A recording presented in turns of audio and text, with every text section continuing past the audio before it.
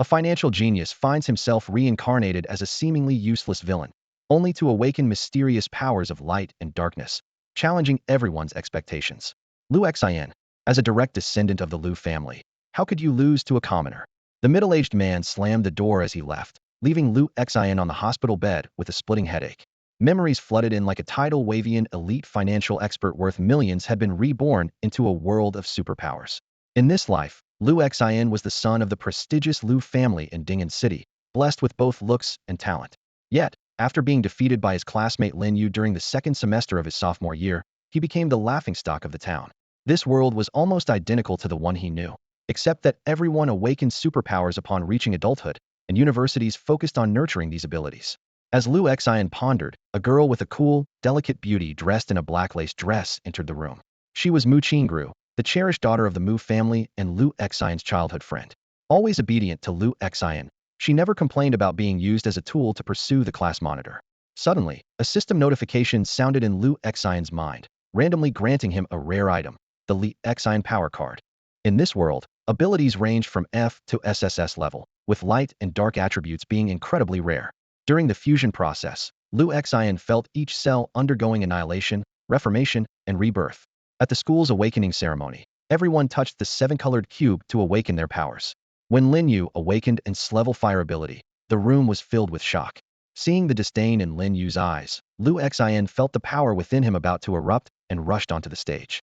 In an instant, the seven-colored cube shattered, its core bursting with brilliant light, transforming into black and white beams shooting toward the sky. The forces of light and darkness tore through the clouds like furious dragons, the deafening sound leaving everyone breathless. One thought can reach the heavens, unafraid of gods or demons. With a will forged 100 times over, I shall ascend. A mysterious voice echoed in everyone's mind. This aura was so overwhelming that even the level prodigy Lin Yu felt an involuntary urge to submit. Liu Xian, SS level dual light and dark abilities. The female teacher exclaimed in shock as Liu Xian turned to face Lin Yu. Show off and get humbled? Sorry, maybe next time. Ding. A system notification sounded clearly in Liu Xian's mind. Blocked Lin Yu, the child of fortune, from showing off successfully. Lin Yu's fortune decreased by 30 points. Host Liu Xian's points increased by 100. Fortune increased by 30 points. Immediately, a series of detailed attribute panel information appeared. Host, Liu Xian. Race, human. Level, Tier 1 beginner esper. Points, 100. Fortune, 130. Basic attributes. Strength, 18. Constitution, 16. Agility, 15. Spirit, 17. Baseline for ordinary humans is 5. Spirit value, 170170 linked to spirit attribute, consumed by using abilities. The system continued explaining the rules in detail. Suppressing, killing, or gaining the followers and admiration of a child of fortune can earn points in fortune value. Points can be exchanged for items in the system store, while fortune value determines the quality of items that can be exchanged. Liu Xian's abilities were particularly impressive. Dual SS level abilities, light and dark. Skill list. Innate passive, dim blade growth enhancement 15. Light sense passive, radiant blade light damage 50, consumption 20. Light sense active 1. Leap of hope displacement true damage. Light sense active 2. Swift bloom sword energy spirit recovery. Light sense active 3. Light wing / 3 powerful sword energies. The system reminded him that his current strength was still weak and that he needed to advance to Tier 2 to fully master the dual abilities. As Liu Xian pondered over this information, a middle-aged man with black-framed glasses and a crimson vertical mark on his forehead approached. Liu Xian, I'm Feng Wuqian, the director of the senior year, the man said with a warm smile. Although you lost to Lin Yu in the second-year assessment and missed out on a spot in the elite class, I would like to appoint you as the class leader of the elite class. Feng Wuqian detailed the many advantageous resources of the elite class. After weighing the pros and cons, Liu Xian nodded in agreement. Accessing high-quality resources was indeed essential for quickly enhancing his strength. I refuse, Lin Yu suddenly shouted from below the platform. As the top scorer in the second-year assessment, the class leader position should have been his by tradition. For him, coming from an ordinary family, the resources of the elite class leader were crucial for advancing his level abilities. For Lin Yu, the position of class president in the elite group was not just a title, it was the key to a bright future.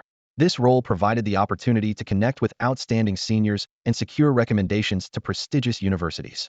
However, at this moment, this chance had been snatched away from him.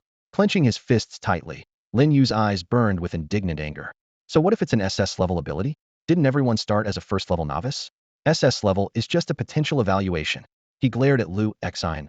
Liu Xian, do you have the guts to compete with me again? Liu Xian looked at the angry young man before him and thought to himself.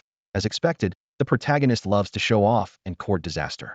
He shook his head and calmly replied, are you misunderstanding something? If you win, you can be the class president. But if I win, what do you have to offer? I. Lin Yu was at a loss for words, clearly not considering the possibility of his defeat. Seeing the tension, Feng Wuqian quickly intervened. All right, let's continue with the awakening ceremony. Next student, please come up. He was eager to avoid any incidents involving Liu Xian. After all, it had been a decade since an SS level ability user appeared at Ding'an First High School, let alone a dual SS level with mutually opposing attributes, which was unheard of. It's important to note that while abilities could be companion or derivative, they all originated from the core ability, much like how water and fire naturally clash. Just as the next student was about to step onto the stage, Lin Yu suddenly shouted, wait. He quickly removed the dragon pattern jade pendant from around his neck. I can use this family heirloom as a wager. The pendant carried the honor of the Lin family according to his grandfather.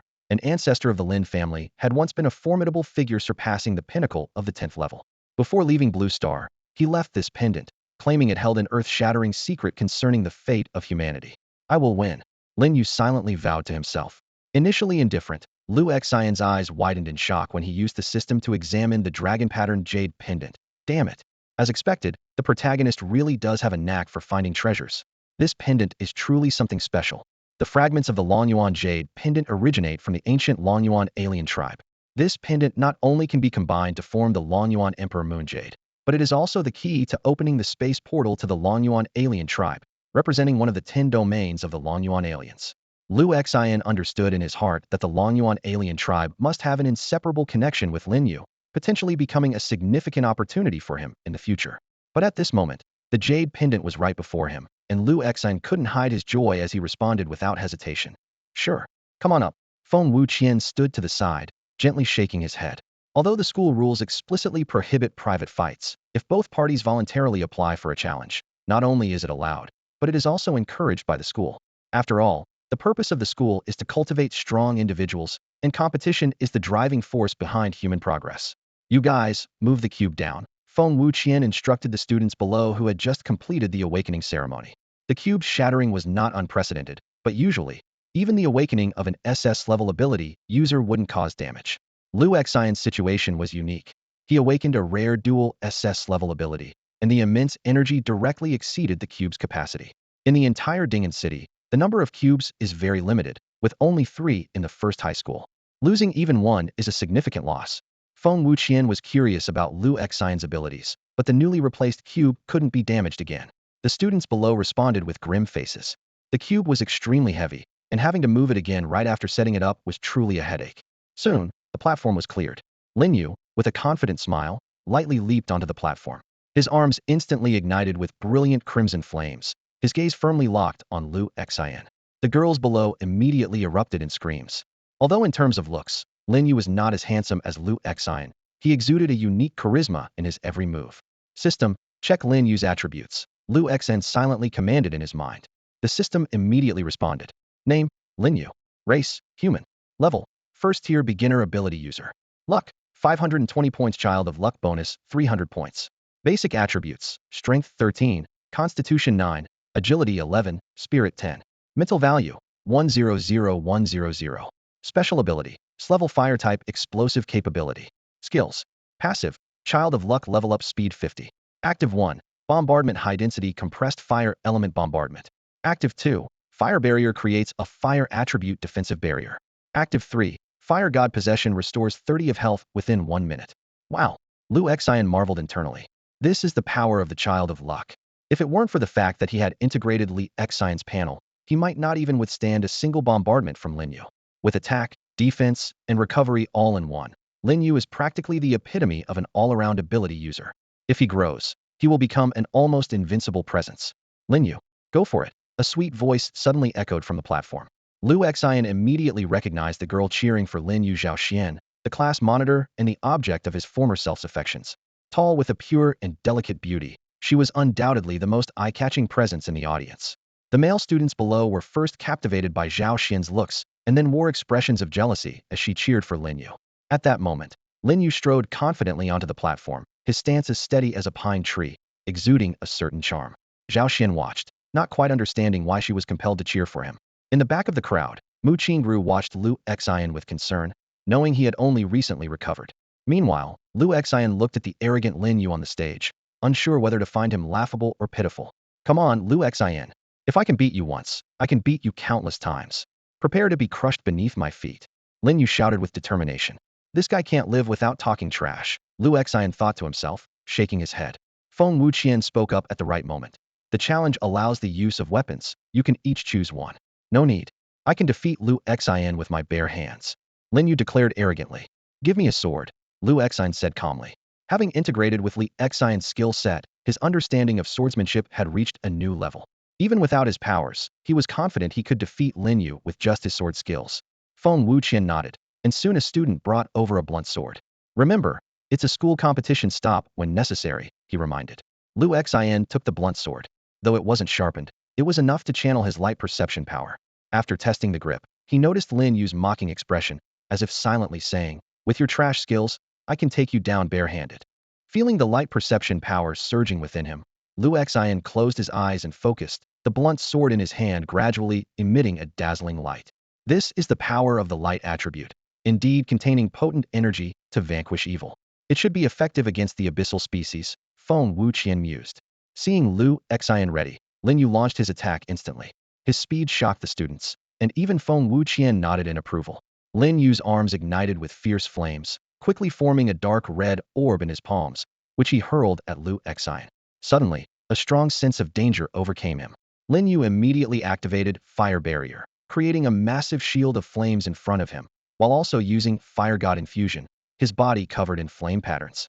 These two skills drained 80 points of his mental energy, leaving him slightly fatigued, but confident that no one could breach this defense. However, in the next moment, Lu Xian's cold voice rang out. Light perception, light wing slash. 3 breathtaking sword energies surged forth. With a loud crash, the fire barrier shattered. Lin Yu's body was sent flying like a broken kite, landing heavily off the platform, lying on the ground like a heap of mud, his fate uncertain. Lu Xian carried his bladeless sword and slowly walked to the edge of the platform before jumping down. His gaze focused on the figure not far away, who had been blasted away. Lin Yu, the child of destiny, was in a shocking state. Blood vessels had burst all over his body, his skin was covered in winding blood trails, and only broken fire patterns were struggling to mend the wounds. If Lin Yu hadn't activated his Fire God possession skill in time, that sword strike might have taken his life. However, Lu Xian knew well that Lin Yu, as the child of destiny, wouldn't die so easily. Some mysterious force seemed to protect him, not only ensuring his survival, but also making him stronger after every ordeal. Unless his fortune could be completely seized, Lin Yu would always be a ticking time bomb.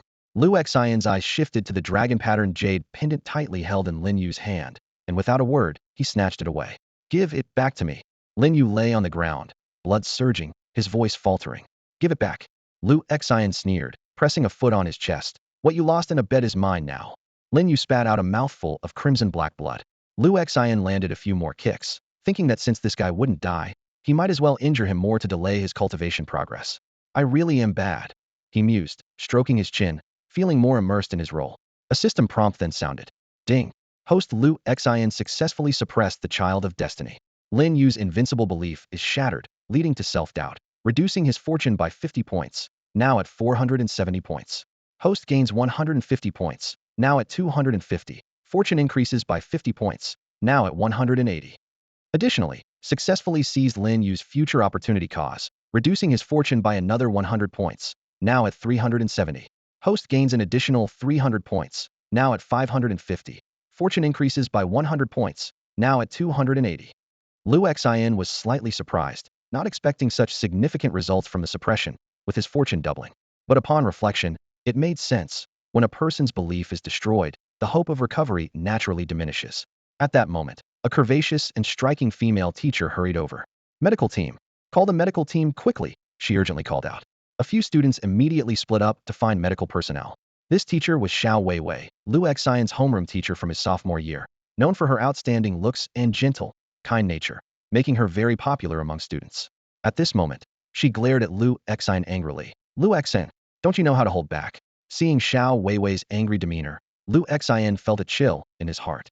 He still remembered how, before crossing over, his previous self had been beaten by Lin Yu, breaking several bones, and spending a full 3 months in the hospital. Where was Xiao Weiwei then? Now she was in a hurry to speak up for Lin Yu. However, he couldn't be bothered to say much. Awakened individuals had recovery abilities far exceeding ordinary people, and even though Lin Yu looked miserable now, he would fully recover in no more than a month. Ding. The system displayed Xiao Weiwei's detailed information. Name, Xiao Weiwei. Race, half human, half elf. Level, 3rd tier peak ability user. Luck, 300 points. Basic attributes, strength 33 points, constitution 28 points, agility 36 points, spirit 45 points. Spirit value, 450450. Abilities, S-level ice ability, E-level superhuman perception enhancement ability. Lu Xian's eyes lit up when he saw these stats. A luck value of 300 points indicated that Xiao Weiwei was also a main character. Based on his understanding, ordinary humans typically have a luck value between 50 and 200 points, while being considered a child of luck requires at least 500 points. Mu Qingru, whom he had observed earlier, had 240 points, and Zhao Xian had reached 350 points. These were all important female characters around the male lead, Lin Yu. At that moment, Feng Wuqian descended from the platform and patted Lu Xian on the shoulder, signaling him not to worry. Seeing Feng Wuqian, Xiao Weiwei regained some composure, realizing as a teacher, she shouldn't treat students differently. Feng Wuqian glanced at Lin Yu's injuries, his expression calm. As someone who had retired from that place, he had seen too many bloody scenes. These injuries were trivial. However, Lin Yu's previously arrogant attitude significantly lowered Feng Wuqian's opinion of him. You can be proud, even conceited, but you shouldn't underestimate your opponent, Feng Wuqian thought. You didn't even force out Lu Xian's second dark ability and were defeated with one strike. What right do you have to be proud? The system suddenly prompted. Lin Yu's perception of Feng Wuqian changed, reducing his luck value by 10 points, now at 360 points. Lu Xian gained 30 points, totaling 580 points, while his luck value increased by 10 points, reaching 290 points. Medical personnel quickly carried Lin Yu away. As he left, he glared resentfully at Lu Xian, who didn't even glance at him. His luck value has decreased. I should let him recover first, then seize the opportunity to reap later, Lu Xian thought. The awakening ceremony continued, and Lu Xian's reputation had spread far and wide, with people respectfully calling him Young Master Lu wherever he went. At this moment, a stunningly beautiful young woman gracefully ascended the platform. She was Murong Lioli, the second daughter of the Murong family. It was said that she ranked just below Lin Yu in the second-year assessment, and had she not forfeited the final match, she might have taken the top spot. Lu Xian observed this girl, who was even more breathtaking than Xiao Weiwei and Zhao Xian. Sensing something was amiss, he checked the system again, and the result astonished him. Luck value 1260 points. This is like the true heroine from a female protagonist novel, Lu Xian exclaimed. That luck value is just outrageous. Murong Lioli moved with a grace and elegance, as if every step she took was on clouds. The moment she stepped onto the stage, she captured the attention of all the students in the room. Her aura of fortune was distinctly different from Lin Yu's, and her poised demeanor made everyone present feel a sense of inadequacy. Standing below the stage, Lu Xian contemplated whether to suppress or win over this child of fortune. Just then, the system prompt chimed in. Ding! The fortune store is now open. You need 500 fortune points. Currently, you need 210 more fortune points. Keep going. This reminder solidified Lu Xian's resolve as a villain opposing the protagonist was the quickest way to grow stronger. As Murong Lioli touched the test cube, an unexpected change occurred. The cube trembled violently, nearly convincing Feng Wuqian that an explosion was imminent. But in the next moment, the cube stabilized, emitting a dazzling ice-blue light. An intense chill enveloped the entire stage, causing the unawakened students to shiver. Murong Lioli, S-grade ice ability.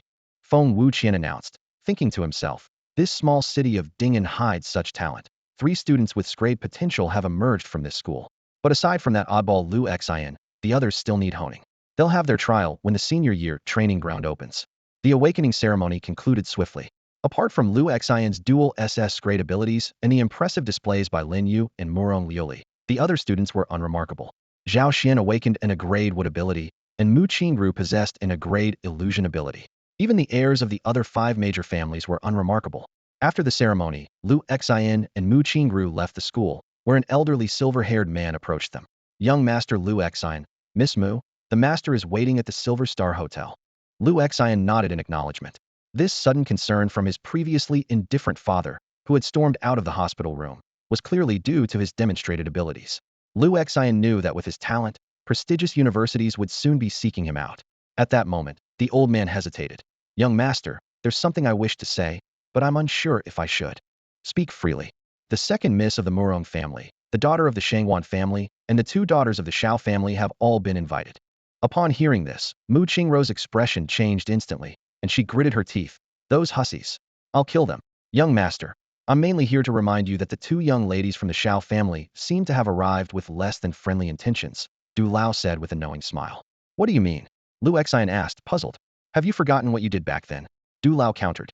Lu Xian frowned, searching his memory, and his expression quickly changed. It was a disgraceful part of his past. The Shao family's twin daughters, one as gentle as water, the other fiery and passionate, both stunningly beautiful and the epitome of the perfect sister duo.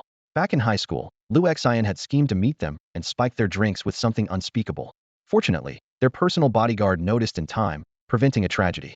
Although apologies were made and the matter was dropped, the sisters bore a deep grudge against Lu Xian and even transferred to a different school in Ding'an City to avoid him. Young master, take care. Du Lao advised gravely. It's been so long, it shouldn't be a big deal anymore. Lu Xian murmured, though he couldn't hide his unease. The luxury sedan smoothly headed towards the Silver Star Hotel, the driver wearing white gloves and sunglasses skillfully steering the wheel. Du Lao sat in the front passenger seat, while Lu Xian and Mu Qingru were in the back. Mu Qingru was polishing a dagger with a white handkerchief, a chilling smile on her face. Lu Xian shivered involuntarily, wondering if this seemingly gentle woman had a dangerously obsessive side. 20 minutes later, the group arrived at the hotel's top-floor luxury suite. Mu Qingru deftly concealed the dagger in her sleeve, offering Lu Xian a sweet, yet unsettling smile when she caught his questioning gaze. Inside the suite, members of the 5 prominent families of Ding'an City were already gathered: the Lu family, the Mu family, the Shao family, the Murong family, and the Shangwan family. Apart from the Shao sisters and the icily aloof Murong Liuli, everyone else greeted them warmly. Clearly, they were there because of Lu Xian's awakening of the SS level ability. News must have traveled fast, as they had all convened before the ceremony's excitement had even faded. The heads of the families had already gathered. The head of the Lu family, Lu Hengji, motioned for Lu Xian to reluctantly take a seat to his left. Hengji, what do you think of the suggestion just now? The head of the Murong family eagerly spoke, his eyes gleaming with anticipation. My daughter Liuli is not only stunning, but has also awakened with an S-level ability. She and your nephew Lu Xian would be a perfect match. Lu Xian was overwhelmed with emotions, secretly thinking, isn't this just a blatant matchmaking session? What a cliché scenario. No, that's not right. The head of the Shao family slammed the table, looking distressed. Murong, you can't break up a couple. My 2 daughters and Lu Xian have mutual feelings for each other. Rubbish. The Murong family head glared furiously. Your family nearly beat Lu Xian to death back in the day. My daughter Liuli was heartbroken and cried for 3 days and nights. Dad, Murong Liuli frowned, her expression a mix of embarrassment and displeasure. Okay, I got carried away. The Murong family head quickly calmed down. Just as the Shao family head was about to retort, the eldest Shao daughter, Shao Mingxiu, interrupted coldly. I refuse to marry. If sister won't marry, neither will I. The second daughter, Shao Mingxin, timidly echoed, earning a nod of approval from her sister. Seeing the situation, the head of the Shangwan family tentatively spoke. Hengji, though my family only has sons, there is a collateral line with S-level ability. Uncle, it's better not to mention it. A plain-looking girl beside him interrupted, clearly unwilling to be humiliated in Murong Liuli's presence. As the 4 families remained in deadlock, the head of the Mu family chimed in. In that case, Hengji, what do you think of my daughter Qingru? Lu Hengji was about to ask for Lu Xian's opinion when Mu Qingru eagerly shouted, I agree. Suddenly, a cold voice sliced through the air. I do not agree. Everyone turned to see Murong Liuli as the one who spoke. Mu Qingru's gaze turned icy as a dagger silently slipped into her palm, her eyes fixed intently on Murong Liuli. Dad, can I not go to school? A little girl with a bun hairstyle and thick black-rimmed glasses asked dejectedly, her head hanging low. Murong Chun, the head of the Murong family, reached out his strong hand to gently stroke his daughter's hair. Dear Liuli, haven't you always wanted to go to school? It's only been a few days since it started. Why don't you want to go now? Standing beside him, the mother, a gentle and elegant woman, pretended to be angry. If you don't go to school, mommy will be upset. Okay, I understand. Little Liuli replied reluctantly, following her father to the car. Her small hands tightly clenched the hem of her clothes, revealing a subtle fear. In the classroom, when little Liuli returned to her seat, she found her desk covered with chalk drawings of little ghosts. A few boys pointed and laughed. Murong Liuli's desk got doodled on again. It's because she's so ugly. Morong Lioli is a freak, a freak. With tears in her eyes, little Lioli quietly wiped the desk with a handkerchief. Lioli didn't do anything wrong. She sobbed softly. At that moment, a clear boy's voice interrupted the mocking. Hey, you're blocking my air. Looking up, it was the famous Liu family young master, Liu Xin, with a disdainful expression. The boys bullying Lioli immediately panicked. Liu young master, we're not blocking your air. Still have the nerve to talk back? Liu Xin waved his hand, and his followers rushed forward, delivering a round of punches and kicks to the boys. Dare to wear the same school uniform as me? Even your red scarf is tied like mine. Liu Xin found all sorts of ridiculous reasons until the boys cried and begged for mercy. Thank you, Liu Xin. Little Lioli timidly expressed her gratitude. Huh. Liu Xin turned impatiently. What are you thanking me for? Get lost, I don't hit girls. Ugly girls bring bad luck, how unlucky. With that, he swaggered back to his seat, crossing his legs and humming Two Tigers. In reality, Liu Xin hit those boys simply because he found them annoying, with no intention of being a hero.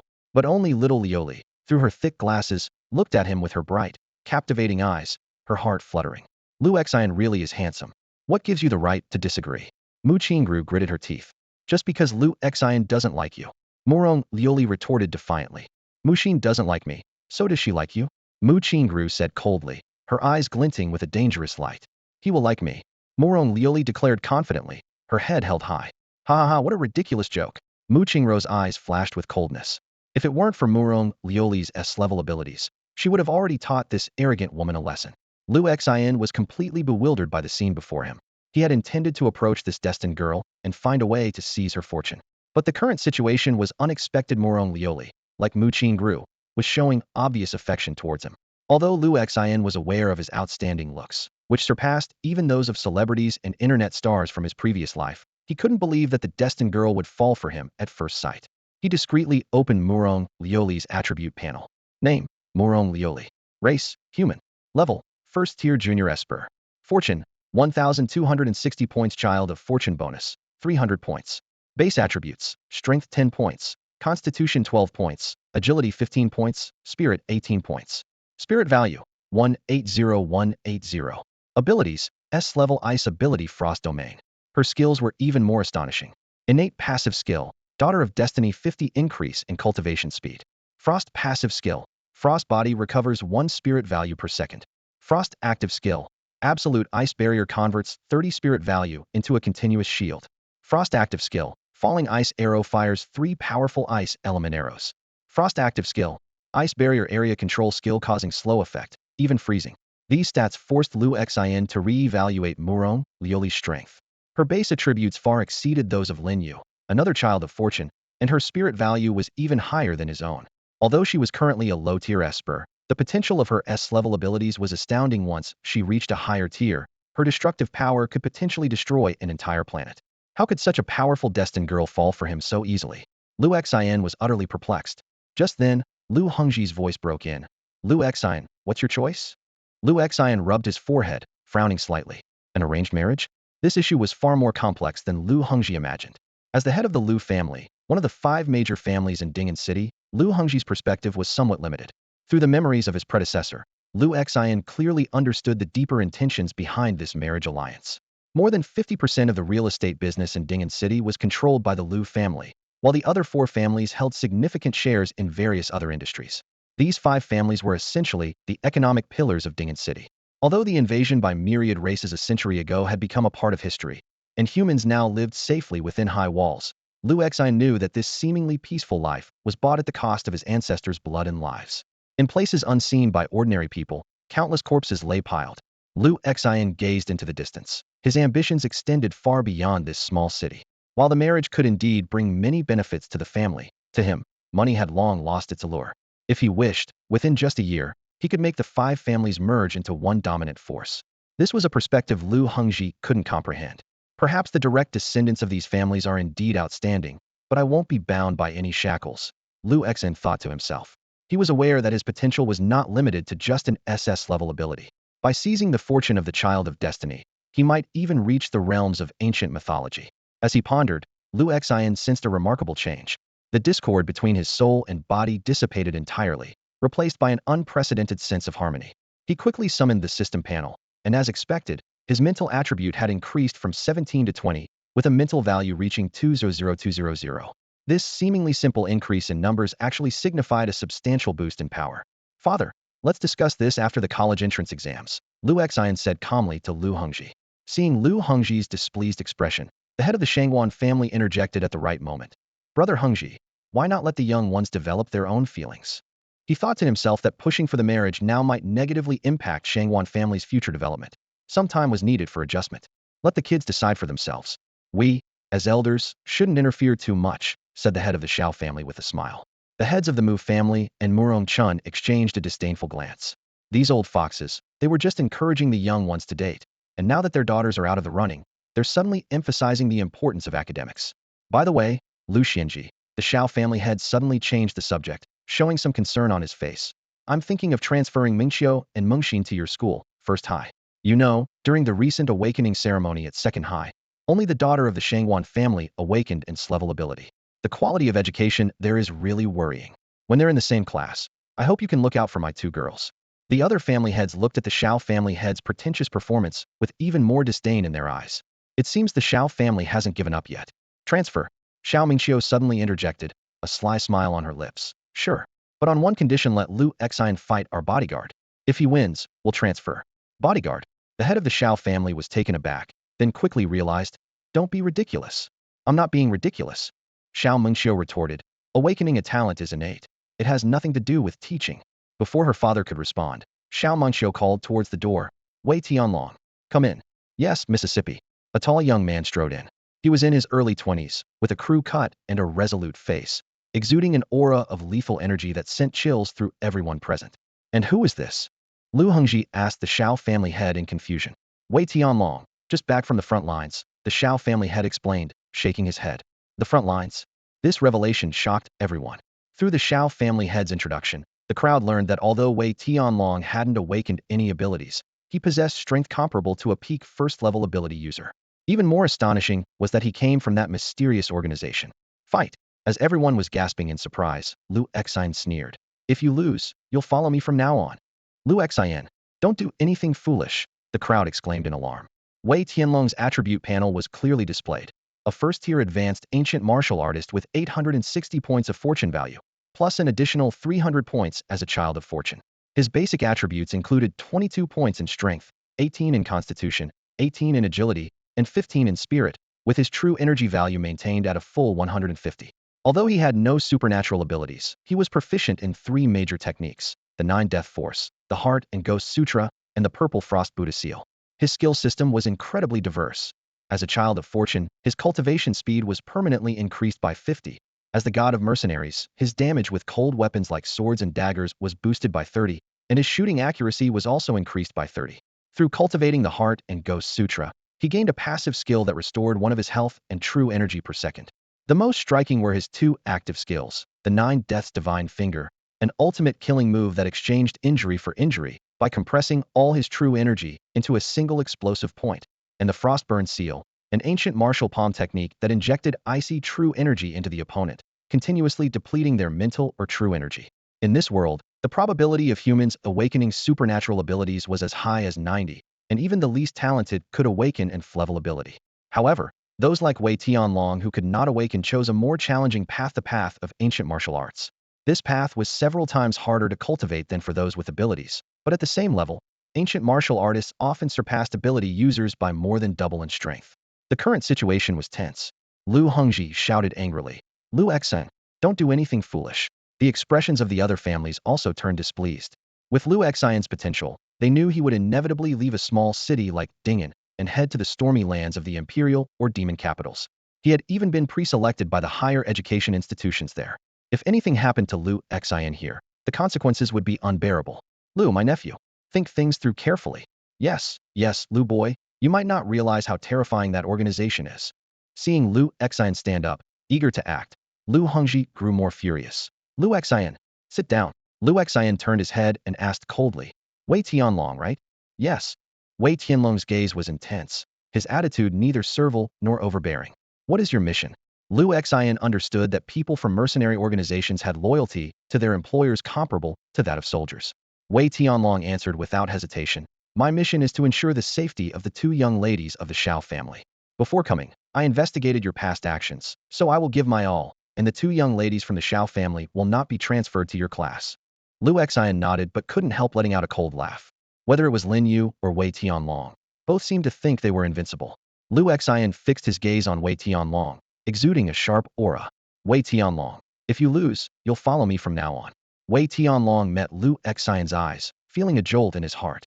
Those eyes carried an overwhelming pressure, like a predator lurking in the shadows. He had only felt this kind of presence from people in high positions of power, yet this young man who had just come of age possessed such an astonishing aura. Xiao Mingxiu suddenly spoke up from the side. All right, Wei Tianlong, if you lose, you're not worthy of protecting us sisters. Mingxiu, don't be reckless. The head of the Xiao family frowned and admonished her. Wei Tianlong softly reassured. Uncle Xiao, don't worry, I'll be careful. The heads of the families present showed interest. They had lived for decades, but had never witnessed the true power of an SS-level ability user. However, using his daughter's happiness as a wager made the Xiao family head hesitate. He calculated that even if Lu Xian lost, he could always spend a fortune to transfer Mingxiu and her sister to Lu Xian's class. Lu Xian said coldly, Wei Tianlong, your task isn't complete yet, and I won't make it hard for you. If you lose, you'll remain their protector until the college entrance exam ends. But a year later, when I leave Ding'an City, you must follow my orders unconditionally. There's no need. If he can't even defeat you, what use is he? Xiao Mingxiu shook her head. Her words brought a bitter smile to Wei Tianlong's face, but soon his eyes became resolute. I agree. The two of them moved to the rooftop stage of the Silver Star Hotel. As the top hotel in Ding'an City, it held ability user exhibitions every night. At this moment, the entire top floor had been reserved by the 5 families, and the staff cleared a spacious area. Lu Hongji looked at his son with a stern expression. The other family heads, however, eagerly encouraged. Brother Lu, let us witness the prowess of an SS-level ability user. Wei Tianlong took his stance, crossing his arms and swiftly executing the Black Tiger heart thrust punch. The sound of the air being torn apart roared in, and Lu Xian felt a gust of wind rushing towards him. So fast, Lu Xian thought, surprised, as the fierce battle began. If Lin Yu was a sick cat, then at this moment, Wei Tianlong was a true lion unleashed. Lu Xian held a small katana borrowed from Feng Wuqian, approximately 1.2 meters long and not yet sharpened. While a heavy sword was Li Xian's signature weapon, in the real world, a light and sharp weapon was clearly more suitable for combat. When imbued with the power of the light blade, the sword energy could burst forth continuously, creating an impenetrable offensive. More importantly, Lu Xian in reality had not only fully integrated Li Xian's abilities, but could also freely control and develop the powers of both light and darkness. This potential far surpassed a simple combination of abilities. Sensing Wei Tianlong's astonishing attributes, Lu Xian immediately used the leap of hope to create distance. This decision earned a flicker of admiration in Wei Tianlong's eyes. In his experience, even seasoned mercenaries struggled to evade his attacks in time. But the look of admiration quickly vanished as Lu Xian's counterattack commenced. 8 strands of sword energy intertwined, sweeping forward with an unyielding force. Wei Tianlong dodged the onslaught with a nearly ground-level lean, drawing twin daggers from his boot heels. The sound of metal clashing resonated as Wei Tianlong took 3 steps back to steady himself. Yet, a fresh cut marked his forehead, his first injury at the hands of a peer since becoming the king of mercenaries. This sight left the 5 family heads, along with Murong Liuli and Mu Qingru, in disbelief. Xiao Mingxiu even berated Wei Tianlong for breaking his promise, only to be calmed by her sister Xiao Mingxin. It seems I underestimated you, Wei Tianlong said, cracking his neck with a sound of grinding joints. Lu Xian remained silent. He knew that his advantage lay not just in Li Xian's abilities, but in the fully inherited combat skills and muscle memory. These experiences in real combat were far more valuable than mere ability statistics, and were his confidence in accepting this high-stakes duel. As long as he kept his distance, he was confident he could hold his own with Wei Tianlong. With this thought, Lu Xian launched his attack without hesitation, sending 3 beams of light attribute, sword energy surging upwards, enveloping Wei Tianlong in an unprecedented sense of pressure. The 3 sword energies were several times stronger than the previous 8. As they passed through the air, the very atmosphere seemed to tremble. Wei Tianlong's pupils contracted sharply, and his heart was in turmoil. A first-level beginner with powers comparable to his own as a high-level ancient martial artist. The sense of danger left him no room for carelessness. The true energy from the Danshin Ghost scripture circulated rapidly within him, and with a powerful push of his legs, he dodged like a gust of wind.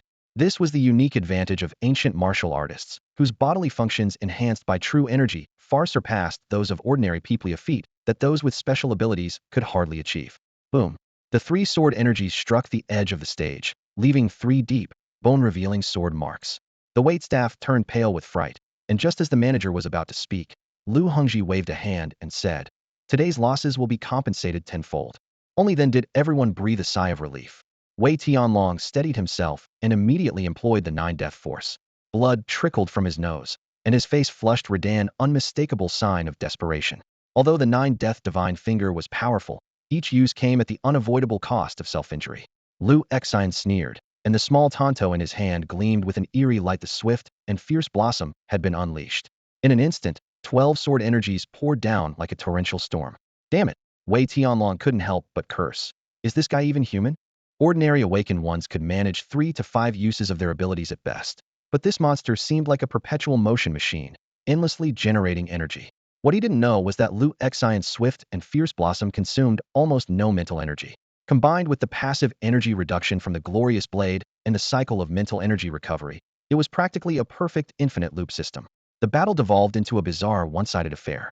Lu Xian stood with poise, casually swinging his sword to unleash sharp energies, while Wei Tianlong scurried around like a toy with mouse, desperately dodging and darting.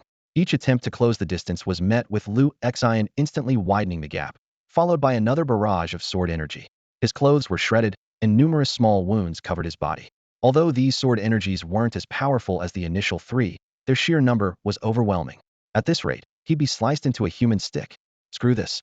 I'm done. Wei Tianlong finally broke down and shouted, completely giving up on this hopeless battle. Wei Tianlong, what did you say? Xiao Mingqiu's eyes widened in disbelief. I'm not fighting anymore. I concede. Wei Tianlong, expressionless, ignored Xiao Mingqiu's shock, turned around, and respectfully cupped his fists towards Lu Xian before silently stepping off the stage. You. Xiao Mingqiu trembled with anger, momentarily at a loss for words. Sister, let it go. Xiao Mingxin gently tugged at her sister's sleeve, her gaze involuntarily drawn to Wei Tianlong. His clothes were tattered, crisscrossed with dozens of fresh red wounds. Though they were only superficial, they were still shocking to see. Miss Xiao, I really did my best, Wei Tianlong said with a bitter smile. Seeing him in such a pitiful state, Xiao Mingqiu couldn't bring herself to say more, though she couldn't help but mutter, "Didn't you say no one your age could defeat you?" Wei Tianlong felt a pang of frustration, but quickly reconsidered. If Lu Xian were also at the advanced first level, he might have lost even faster. Realizing this, he accepted that there is always someone better and more powerful out there. Wei Tianlong, remember to keep your promise in a year, Lu Xian said, standing confidently atop the stage. At that moment, he exuded an extraordinary aura, like a peerless prodigy, captivating everyone present. Mu Qingru looked mesmerized, and even the usually cold Murong, Liuli showed a rare smile. The Xiao sisters were equally entranced. Wei Tianlong nodded silently, acknowledging his promise. Just then, a cold, mechanical voice echoed in Lu Xian's mind. Ding!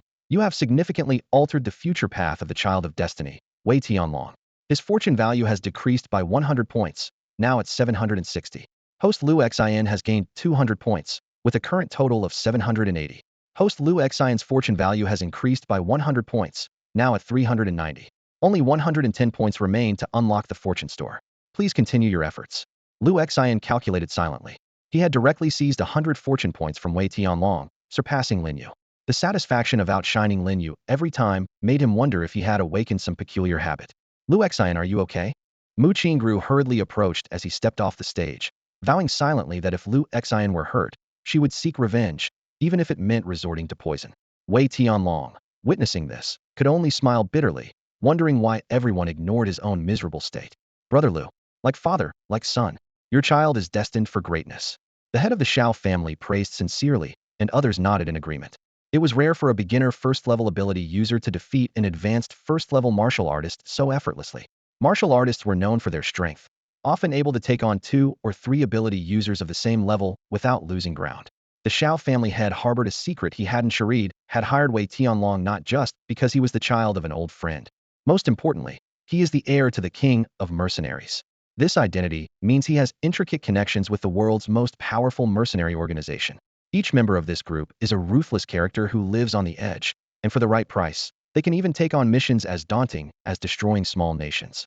Their network of influence spans every corner of the globe, making them a force that not only China fears, but also one that foreign powers dare not provoke lightly.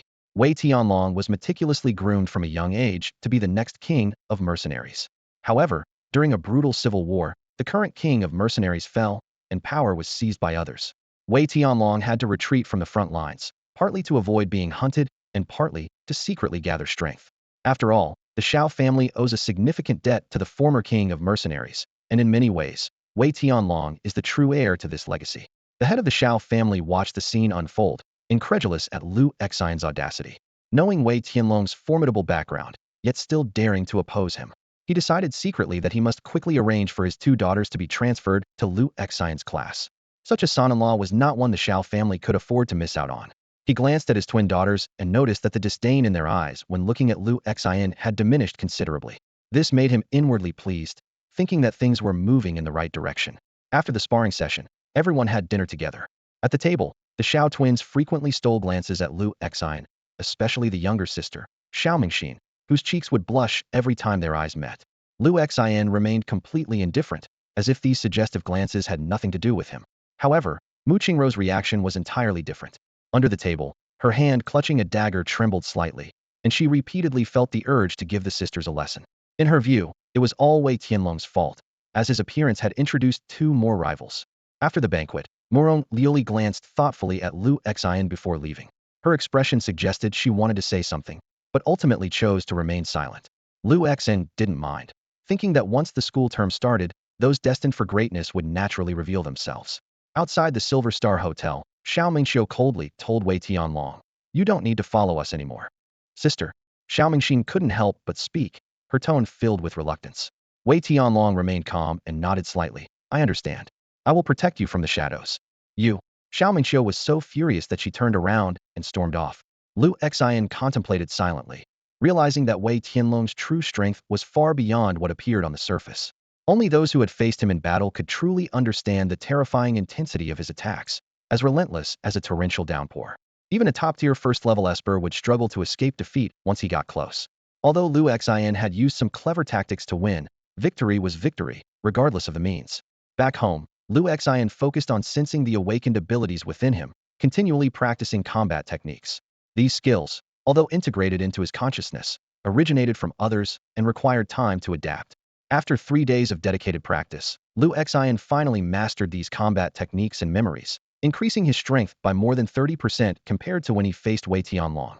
The opening ceremony for the third year of high school was held in the gymnasium of First High School. On stage, Principal Du Yuan, dressed in a professional suit, was delivering a speech. This woman in her 40s was said to be a retired military officer from the front lines, usually keeping a low profile, with most school affairs handled by the third-year director, Feng Wuqian. This year, the number of students with outstanding awakened abilities has reached a new high. Du Yuan's voice echoed in the gymnasium. Therefore, our school is expanding the top class from 1 to 3, with equal treatment for each class. At these words, the students erupted in cheers. "That's great. We have a chance to." "Thank you, Principal." Excited voices rose one after another. Amidst the excitement, Lu Xian sensed something amiss. The sudden increase in top classes seemed to provide more opportunities for students. But from another perspective, could it be due to urgent demand for combat personnel at the front lines? As a retired frontline officer, Principal Du Yuan likely knew secrets beyond the reach of ordinary people. However, these speculations were premature for him at this stage. Only after getting into college will there be opportunities to engage with the front lines. For now, focus on improving your skills diligently. At the opening ceremony for the senior year, Feng Wuqian stood on the podium, his booming voice echoing throughout the hall. Class leader of the first honors class, Lu Xian. Class leader of the second honors class, Lin Yu. Class leader of the third honors class, Morong Liuli. Upon hearing the appointments, Lu Xian clenched his fists and cursed inwardly. Lin Yu was indeed lucky. Although he had lost his position as class leader, the expansion of classes had allowed him to regain it.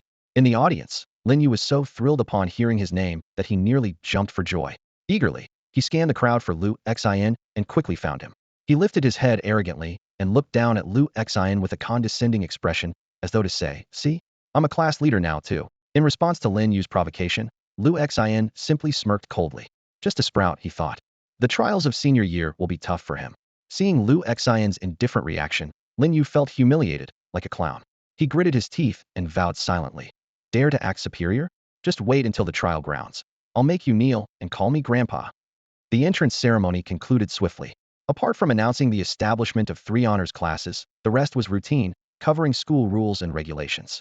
After the meeting, Morong Liuli approached Lu Xian with a smile and said, Congratulations, Liu Xin, on becoming the class leader of the first class.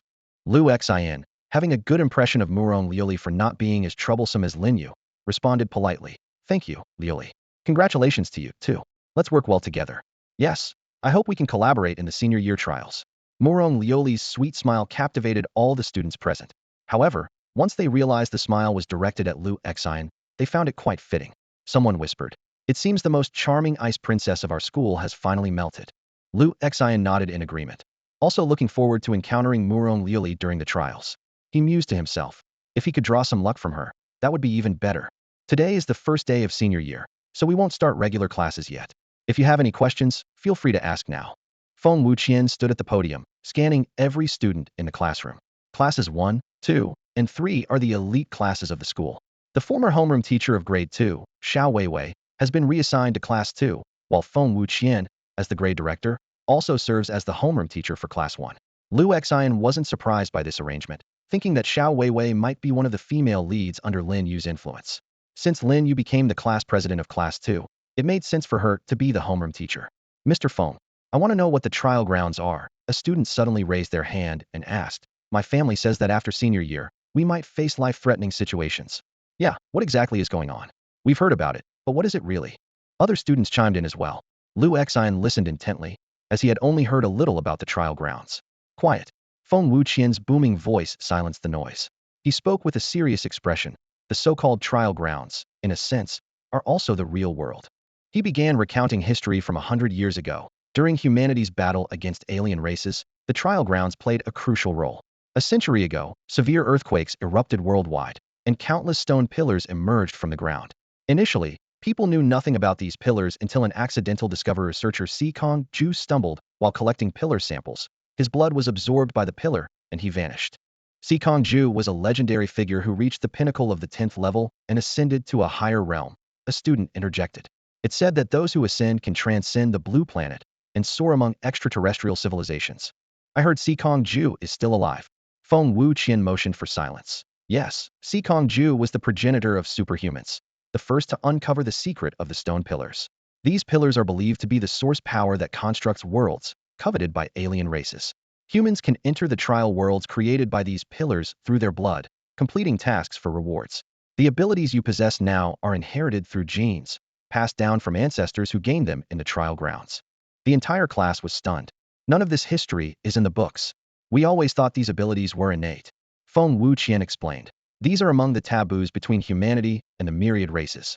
On the front line of space-time rifts, the war between humans and alien races never ceases. As long as the myriad races aren't expelled, these taboos will persist. Human history cannot be written. That's the first great decree. Saying this, the robust man trembled slightly, tears glistening in his eyes. The students were moved by his emotion. Some quietly wept, others clenched their fists. Even the usually composed Mu Qingru had tears in her eyes. Liu Xian pondered. Stone pillars, trial grounds. This plot is so similar to the Infinite Flow novels from his previous life, only set a century later.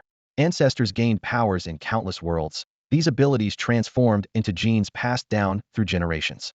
This world is more intriguing than he imagined, with not only the threat of myriad races, but also these mysterious trial spaces. The myriad races stand tall, destiny descends, the dawn of a grand era. In this world, everyone is truly like a dragon. Mr. Feng, what's the deal with these ancient martial artists? This unexpected question made Feng Wuqian pause for a moment.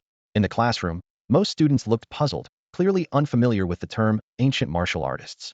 After a brief moment of thought, Feng Wuqian scanned the room and calmly explained, ancient martial artists are individuals who specialize in mastering the ultimate forms of ancient martial arts. They enhance their abilities by practicing techniques acquired from the trial grounds. But there are two unique aspects. They neither inject enhancement serums nor incorporate the bloodlines of other species. Their goal is to fight against the calamity of the myriad races as pure humans.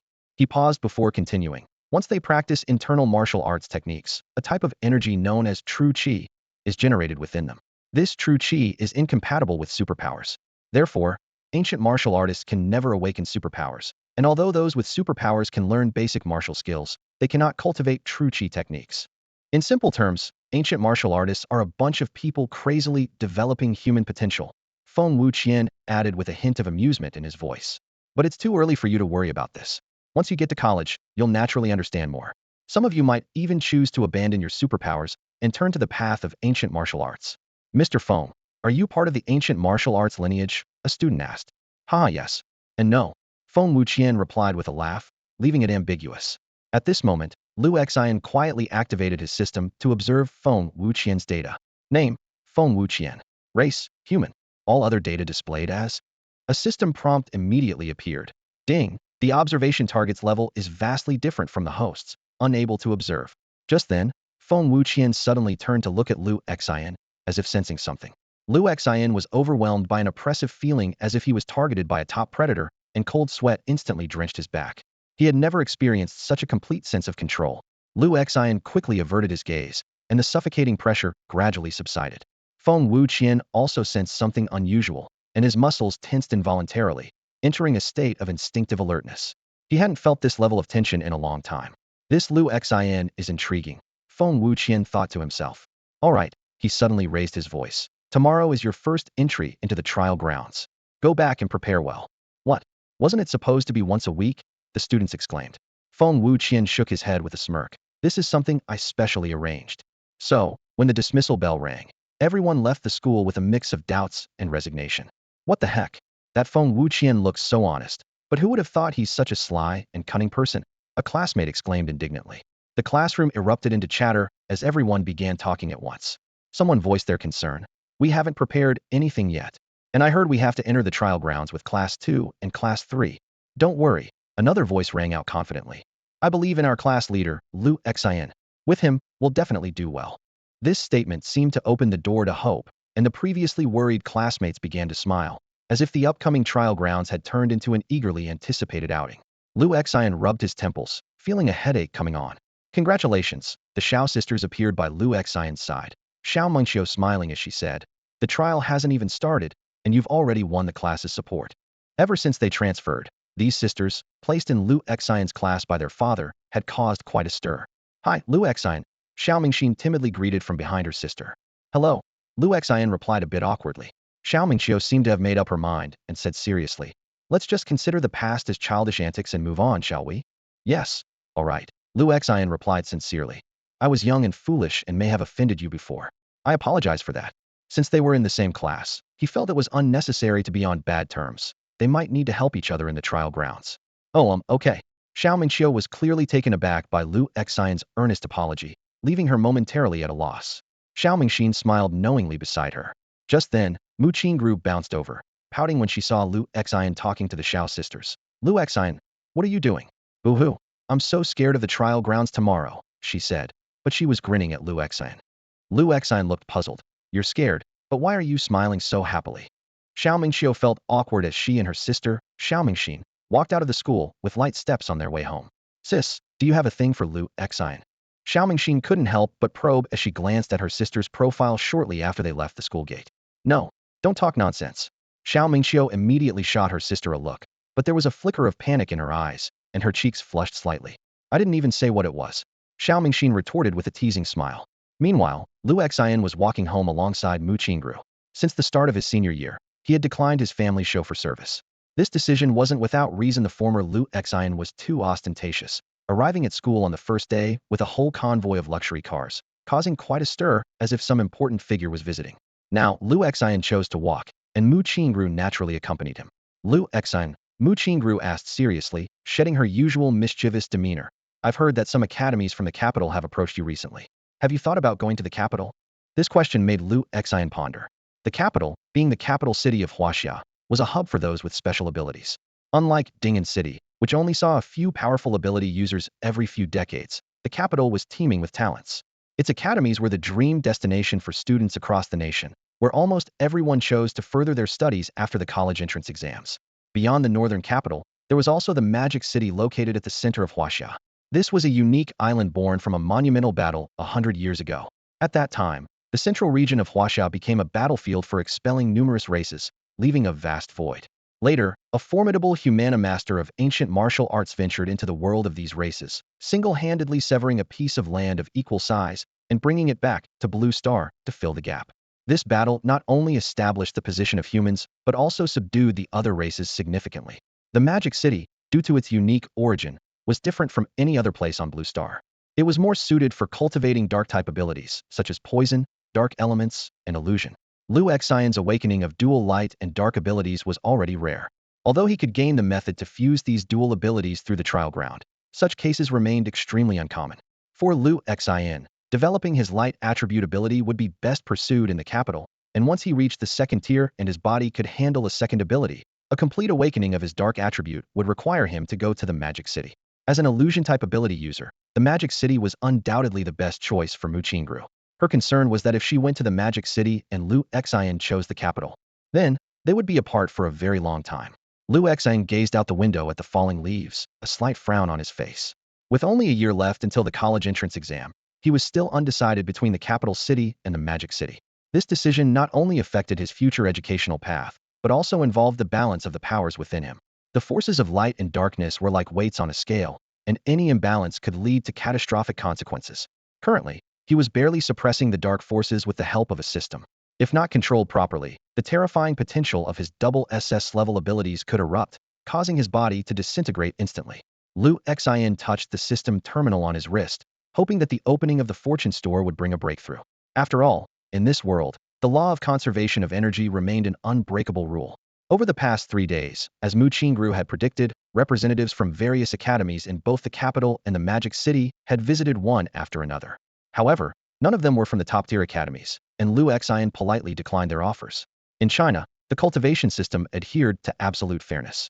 Feng Wuqian had once told him that final scores were composed of 50% from accumulated points in the trial grounds and 50% from the college entrance exam. Even ordinary ability users had the opportunity to enter top academies if they performed well in the trial grounds and accumulated enough points. The most prestigious academies never made exceptions for special talents. Even for someone like Liu Xian, who had awakened a unique ability, they would at most send someone to conduct a preliminary assessment. Oh, I see, Mu Qingru said softly, her eyes downcast, a hint of disappointment in her voice. But I will come to find you, Liu Xian suddenly said, his gaze firm. The evening sun's glow shone through the window lattice onto Mu Qingru's face, illuminating her blossoming smile. Okay, I'll wait for you. The next day, the classroom of Class 1 was bustling with noise. Teacher Feng, my stomach hurts. Can I skip this? Teacher Feng, my Qilin arm is acting up uncontrollably. Quiet down, Teacher Feng commanded. Standing at the podium, Feng Wuqian looked at the noisy students, feeling both amused and exasperated. As a seasoned soldier who had fought on the front lines for years, he never expected to be so helpless with this bunch of kids. On the battlefield, disagreements were settled with a fight until submission. But now, for someone's sake, he had to endure. I mentioned yesterday that completing the trial grounds task will be recorded as achievement points. Feng Wuqian raised his voice. If you want to score well in the college entrance exams, you must enter the trial grounds. Sighs filled the classroom, but many students were excitedly whispering and eager to try. Soon, several uniformed staff entered the classroom to collect blood samples from the students. These were the workers responsible for maintaining the energy of the stone pillars within the Huaxia system. I heard it's a good job. Many girls like guys who work in the system, one boy whispered enviously. After the blood collection was done, Feng Wuqian continued. In 3 hours, you'll feel a slight soul-pulling pain, but it only happens the first time. The world origin released in this trial grounds is minimal, and the world you enter has no higher life forms, only students from the 3 classes. Class 1. Make me proud and don't embarrass me. Feng Wuqian. While you won't actually die inside, the pain of being transported back is something you won't want to experience a second time. Qingro, stay with me once we enter the trial grounds. Liu Xian turned to Mu Qingro. This childhood friend, overlooked in his previous life, was now someone he recognized as important due to his memories of this life. Though there was no romantic feeling yet, he regarded her as a cherished sister. Okay, Mu Qingro responded obediently. Nearby, Xiao Meng Xian watched the scene and turned to her sister Xiao Mengqiu, teasing softly. Sister, it looks like you don't stand a chance, huh? Well, what? I don't know what you're talking about. Xiao Mengqiu denied hurriedly. With her sister's suggestion and encouragement, Xiao Mengqiu seemed to make up her mind. 3 hours passed quickly. Time's up. As soon as Feng Wuqian finished speaking, a strange energy enveloped all the students. In the next instant, he was left alone in the classroom, quietly lighting a cigarette and blowing out a ring of smoke. The intense, soul-pulling sensation brought unprecedented pain to everyone, but it didn't last long. A flash of white light later, they found themselves in a dense, chaotic forest. What the heck was that feeling just now? My head's still buzzing. Where is this? Looks like a forest. As everyone was talking, a blue transparent panel suddenly appeared before each of them. World coordinate transmission complete, current coordinate, Lost Island. World resources, 0.0073. 472 years ago, humans discovered an unknown island in the center of the Blue Sea. According to the human calendar conversion, every 13 years, a secret entrance to the lost island appears. 6 expedition teams have entered the island to explore, but ultimately went missing. Task 1, Slaughter. On a blue transparent panel, 3 tasks popped up, clearly displayed for everyone to see. Task 1, Massacre, appeared at the top in bold red letters. It was rated level difficulty, requiring the 3 classes to engage in a battle for territory across 3 divided regions of the Lost Island. The task's objective was straightforward and brutal: collect enough sacrifices, and only the survivors could return to reality. Completing this task would earn a fixed 100 points, plus additional personal contribution rewards. Task 2, Exploration, followed, with a difficulty rating of F. It required killing the class leaders of the 3 classes to obtain the lost crystals. Once the red, blue, and yellow crystals were collected, they needed to be brought to the island's highest peak. This task conflicted with Task 1 once the required number of sacrifices was met. Task 2 could not be triggered. Completion would yield 150 fixed points, along with random rewards for unlocking the island's secrets. Finally, Task 3, Survival, required the entire class to survive on the island for 7 days. This seemingly simplest task offered no fixed points, only personal contribution rewards. Are they expecting us to kill each other? A student asked incredulously. Mr. Fong mentioned that deaths in the trial grounds don't affect reality, although there might be some side effects, another voice explained. Lu Xian stood aside, his expression grave. He knew all too well that someone like Lin Yu, the class leader of Class 2, who was of ordinary background but arrogant by nature, would stop at nothing for those points. When death loses its deterrent power, the wild side of human nature is bound to emerge. For Lu Xian, who aspired to enter a top-tier university, the 100 points from Task 1 were clearly insufficient. Task 2 became his preferred choice, while the 0-point Task 3 was immediately dismissed. Peaceful coexistence was impossible on an island with 3 opposing factions. Fellow classmates, Lu Xian raised his right hand to signal for them to gather. His prestige from defeating Lin Yu made the students of Class 1 quickly rally. This was a good sign, but Lu Xian knew that in such team tasks, even one team member who refused to follow orders could become a ticking time bomb, affecting the final score. He would not hesitate to eliminate such risks. How should we deal with this? Someone started to ask, but Lu Xian decisively interrupted. I'll send you back to reality with one swift cut. The group's think tank members immediately began brainstorming. Xiong Diheo excitedly suggested, why don't we just charge in and catch them off guard? No way. Yen Su quickly opposed, the light reflecting off his glasses showing his intelligence. Have you read The Art of War? Know your enemy and yourself, and you can fight 100 battles with no danger. What if we walk into an ambush? Lu Xian listened quietly to the discussion, not rushing to interrupt. He knew that a good leader should be open to absorbing different viewpoints rather than stubbornly sticking to their own. This was key to reaching the heights he had achieved in his past life. Class monitor, what do you think? The petite Lu Xiaoyu looked at Lu Xian, and the others fell silent, awaiting his decision. Lu Xian surveyed the group, his voice loud and resolute. I agree with Xiong Diheo's cautious approach. Instead of making a reckless attack, we should secure the high ground. Let's head to the highest peak of the Lost Island first, and use the geographical advantage to ensure the safety of the whole class. As soon as he finished speaking, the previously uncertain classmates were suddenly inspired. Great, someone shouted in agreement. No one else deserves to be the class monitor but Lu Xian. This sentiment was quickly echoed by others. At that moment, someone noticed another option on the blue transparent panel. Claim initial equipment. Everyone eagerly clicked, and a dazzling array of equipment appeared, ranging from cold weapons to staffs and various firearms. Lu Xian's gaze swept over the options and finally settled on a small katana over a meter long. As the cold handle touched his palm, he felt a sense of security. Looking at the sharp blade in his hand, a bold idea flashed through Lu Xian's mind. Should I just take down Lin Yu's class single-handedly? Clearing the level like that might not be a bad idea. Students with earth abilities, follow at the back of the group and erase our tracks as we move. Lu Xian commanded from the front of the line with steady authority. Several students who had awakened earth-based abilities immediately sprang into action. While they hadn't yet mastered advanced skills, erasing footprints was an easy task for them. Lan Pingping, it's your job to keep an eye on our surroundings. Understood, Class Monitor Lu Xian. Lan Pingping responded promptly. As the only student in the class with the mental ability to communicate with all living things, she could control insects and small animals within a few miles, making her the best choice for reconnaissance. The island was exactly as Feng Wuqian had described. Apart from the 3 classes of students, there were no higher life forms, just a scattering of insects and small animals. Not even a trace of large beasts was to be found. The group had been moving forward for about 40 minutes when a shadow suddenly darted toward them like lightning, halting abruptly upon seeing Lu Xin. This was Zhuang Ying, another student with shadow abilities in the class. His awakened skill of shadow stealth made him the fastest scout in the entire school. Report, class monitor. There's a lake 10 kilometers ahead where we can rest.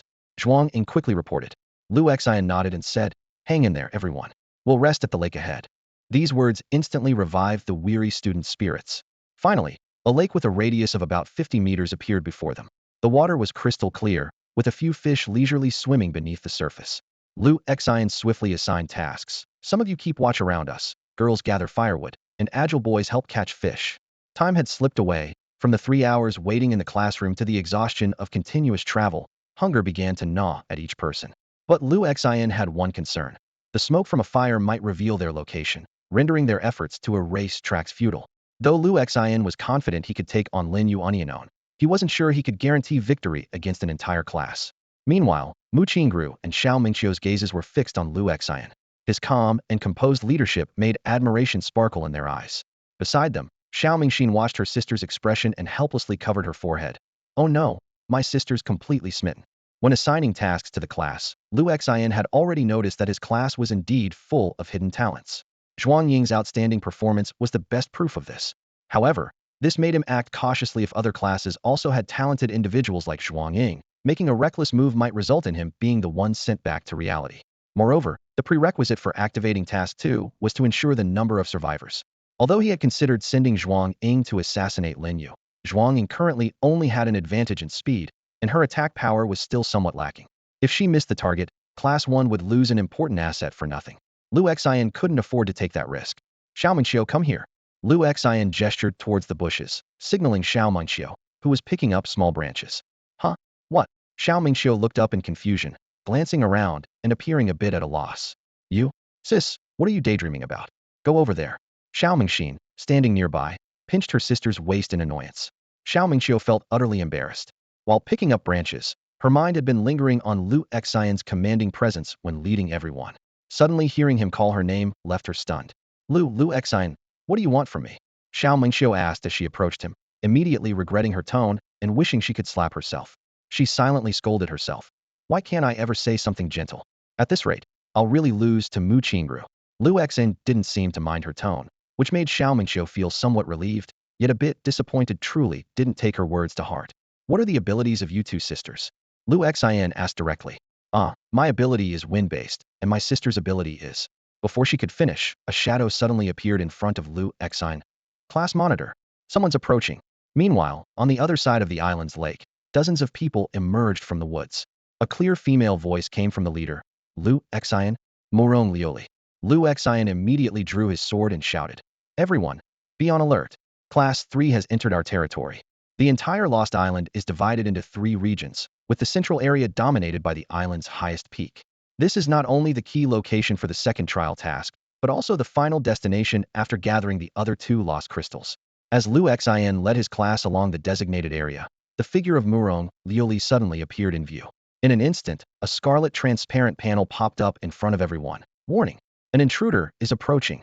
Although Lu Xin always considered Murong Lioli to be a cold and distant person, his limited understanding of her meant he couldn't afford to be careless.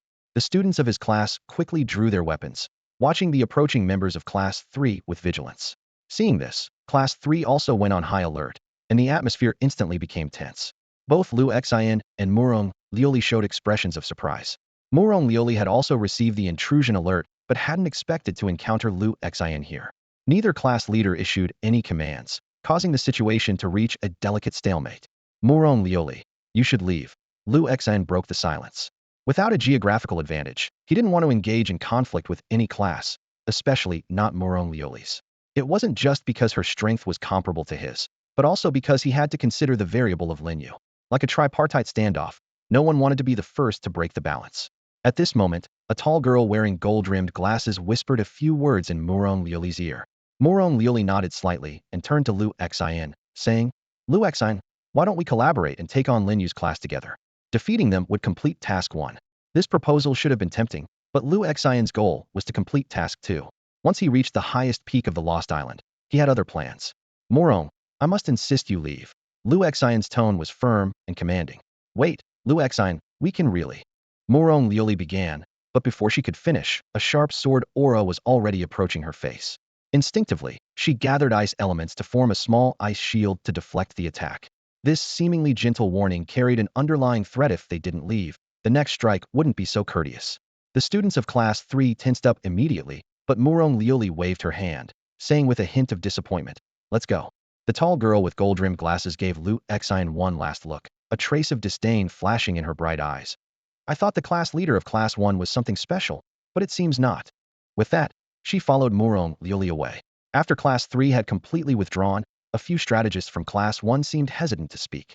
Lu Exine noticed their confusion and slowly began, "I know what you're wondering. Class leader, that was such a great opportunity just now," several members of the think tank eagerly exclaimed. One of them added, "I was in the same class as Lioli before, and I know she's honest and would never betray us." Lu Xian didn't respond immediately, but instead asked, "Do you all want to complete Task 2? This question left everyone stunned. The rules for Task 2 were harsh. If the class leader of any group died, that class would fail the task. Moreover, there was a limit on the number of survivors, and if exceeded, they would be forced to execute Task 1 and return to reality. But the allure of 150 points was just too great, not to mention the additional rewards. Expectation gleamed in their eyes. Lu Exine gestured for everyone to gather in a circle, then began to explain his plan in detail. As the plan unfolded, expressions of confusion turned to delight. "You're amazing, class leader. You're truly our genius. We knew you'd have a brilliant plan." Only Yen Su remained slightly cautious. "Class leader, what's the success rate of this plan?" 70%, Lu Exine replied firmly. "It depends on whether you're willing to take the gamble." "We're in. We trust you, class leader," they all responded in unison. Meanwhile, on the other side, Lin Yu's team was also on the move. A boy with long braids crouched down, dipping his finger in the fresh bloodstain on the ground. "Lin Yu, class leader, look at these footprints and bloodstains. Someone has already made it to the high ground. We can catch them off guard." "Shut up," Lin Yu interrupted with a frown. If it weren't for this guy's quick thinking, which made him a good strategist, Lin Yu would have been tempted to blast him away with fire. "Did they keep up?" Lu Exine asked, standing halfway up the mountain and looking back. Lan Pingping nodded in confirmation. "Yes, they say they can sense a strong presence of fire element energy." Here, they referred to the insects and animals she could perceive. Just then, a shadow formed by Zhuang Ying appeared in front of Lu Exine. "Squad leader, Lin Yu's group is closing in. They'll be here in about 3 minutes. Everyone get ready." Lu Exine ordered swiftly. Meanwhile, down the mountain, in Lin Yu's group, the braided man was panting heavily as he cautioned, "Lin Yu, let's not rush. This could be an ambush." Zhao Xian, the former class leader of sophomore year, was already sweating and her face was flushed. "Lin Yu, can we slow down a bit? What a bunch of useless people." Lin Yu sneered. "Do you have any idea how important Task 2 is? Every single point in the college entrance exams can separate thousands of people. And this time, there are 50 extra points at stake." Spotting signs of an injured team ahead, Lin Yu felt a surge of excitement. He recalled the saying, "The mantis stalks the cicada," unaware of the oriole behind, and was convinced that a heavily injured class was recuperating on the mountain. This was their chance. Despite his eagerness, Lin Yu knew he still needed his classmates, so he reluctantly slowed his pace. Just then, the braided man pointed ahead and shouted, "Lin Yu, look! It's Class 1. Sure enough, there were about 20 staggering figures ahead, among them Lu Exine. Even more thrilling for Lin Yu was that Lu Exine appeared to be missing an arm. Upon seeing Lin Yu's group, Lu Exine immediately feigned panic. "Everyone run. If we reach the top of the mountain, we'll be safe." Class 1's remaining members struggled to move toward the summit. Seeing this, Lin Yu was even more convinced that the hidden secret of Task 2 lay there. But just as Class 2 was about to catch up, the braided man sensed something was wrong. It was too late. The ground beneath them turned to quicksand, and a mist enveloped the area. Electricity surged through the mist, knocking the exhausted Class 2 members to the ground. It turned out Class 1 had set a trap. 12 Earth element manipulators had collaborated to create a massive pit nearly 7 meters deep, capturing Lin Yu's entire class. And Lu Exine's missing arm was nothing more than an illusion. "That was an illusion. I knew it all along. We've been duped," the braided man shouted in frustration. Lin Yu stood frozen, realizing he'd been deceived as he saw the unscathed Lu Exine and Class 1 gathered around the pit. Lu Exine reached out and gently patted Mu Qingrou's head, making her smile contentedly like a well-behaved kitten. TCH, Xiao Mingqiu bit her thumbnail, watching the two with envy. "I contributed to the wind control of the mist, and Xiao Mingxin played a big role in the paralysis from the lightning. Why don't we get any praise?" "Sister," Xiao Mingxin shook her head and sighed. "The revolution has not yet succeeded. We must keep working hard." Lu Exine clapped his hands and looked down at the students from Class 2 in the pit below. Do you understand your current situation? The students from Class 1 erupted in excitement, cheering and shouting. Amazing! Class leader Lu Xian, forever a legend. He's like Zhuge Liang reborn. Nonsense. Even Zhuge Liang wasn't as brilliant as our class leader. They chatted enthusiastically, their faces beaming with the joy of victory. Lu Xian, get down here and face me Onion. Lin Yu roared from the pit, only to be met with even louder laughter from Class 1. He looked around to see his classmates glaring at him with disdain, blaming him for his poor leadership. Chen Wei, you're the smartest. Tell us what we should do. Lin Yu grabbed the collar of the boy with braids. Chen Wei sighed. Class leader, look at our feet. Only then did Lin Yu notice the strange, faintly glowing symbols etched into the ground. A psychic ability manifestation, an imprint seal. It's a power seal, Lin Yu muttered as he collapsed to the ground, completely losing his will to fight. The owner of this psychic ability was an unassuming student with a small stature, thick black-framed glasses, and a face covered in freckles. Although his ability level wasn't high, and setting up the array took a considerable amount of time with a duration of only 20 minutes, it was more than enough. Chen Wei looked up at Lu Xian with awe. From the bloodstain inducement to the illusions, and finally the division of labor utilizing the entire class's abilities, every step was meticulously calculated. Even Lin Yu's personality had been factored in, leaving Class 2 with no chance of a comeback. Is this really a plan devised by a high school student? Chen Wei thought bitterly to himself. This person is terrifying. Why am I not a student in Class 1? Chen Wei muttered through gritted teeth as he stood at the bottom of the pit. I'm stuck in Class 2 with that idiot Lin Yu. He's got nothing but strength, and even then, he got knocked down by Lu Xian with a single sword strike during the awakening ceremony. What a stroke of bad luck. Just then, Lu Xian's voice, tinged with amusement, came from above. Don't be too tense. After all, we're all students of the same school. This remark made the Class 2 students in the pit raise their heads in unison, eyes glimmering with a spark of hope. As you all probably know, this trial is just a small test. Lu Xian continued. There will be more extensive tests, even joint exams with students from other cities entering the trial grounds. He paused briefly. I don't want things to get too awkward between us, so how about this? Let your class leader, Lin Yu, come up and duel with me. Really? Lin Yu's eyes lit up instantly. His classmates around him were equally invigorated, cheering him on with cries of go, class leader. Amidst his classmates' encouragement, Lin Yu clenched his fists and declared with confidence, leave it to me. This time, I'll definitely redeem myself. Xiong Diheo, pull him up. Lu Xian instructed. As a member of the think tank, Xiong Diheo was not only intelligent, but also impressively strong.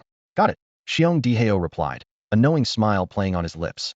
This smile set off alarm bells in Chen Wei's mind, hinting that things might not be as simple as they seemed. Eagerly, Lin Yu leapt up to grab the edge of the pit, and Xiong Diheo reached out to pull him up. But just as Lin Yu steadied himself, Xiong Diheo suddenly twisted his arm and slammed his face into the ground with his other hand. At the same time, a flash of steel pierced through Lin Yu's heart with ruthless precision. Hey, damn you, Lu. Lin Yu's words were cut short as his life force faded away. His body dissolved into specks of light, leaving behind only a yellow lost crystal. Lu Xian bent down to pick up the crystal, a radiant smile spreading across his face. But to the students of Class 2, that smile was more terrifying than a demon's.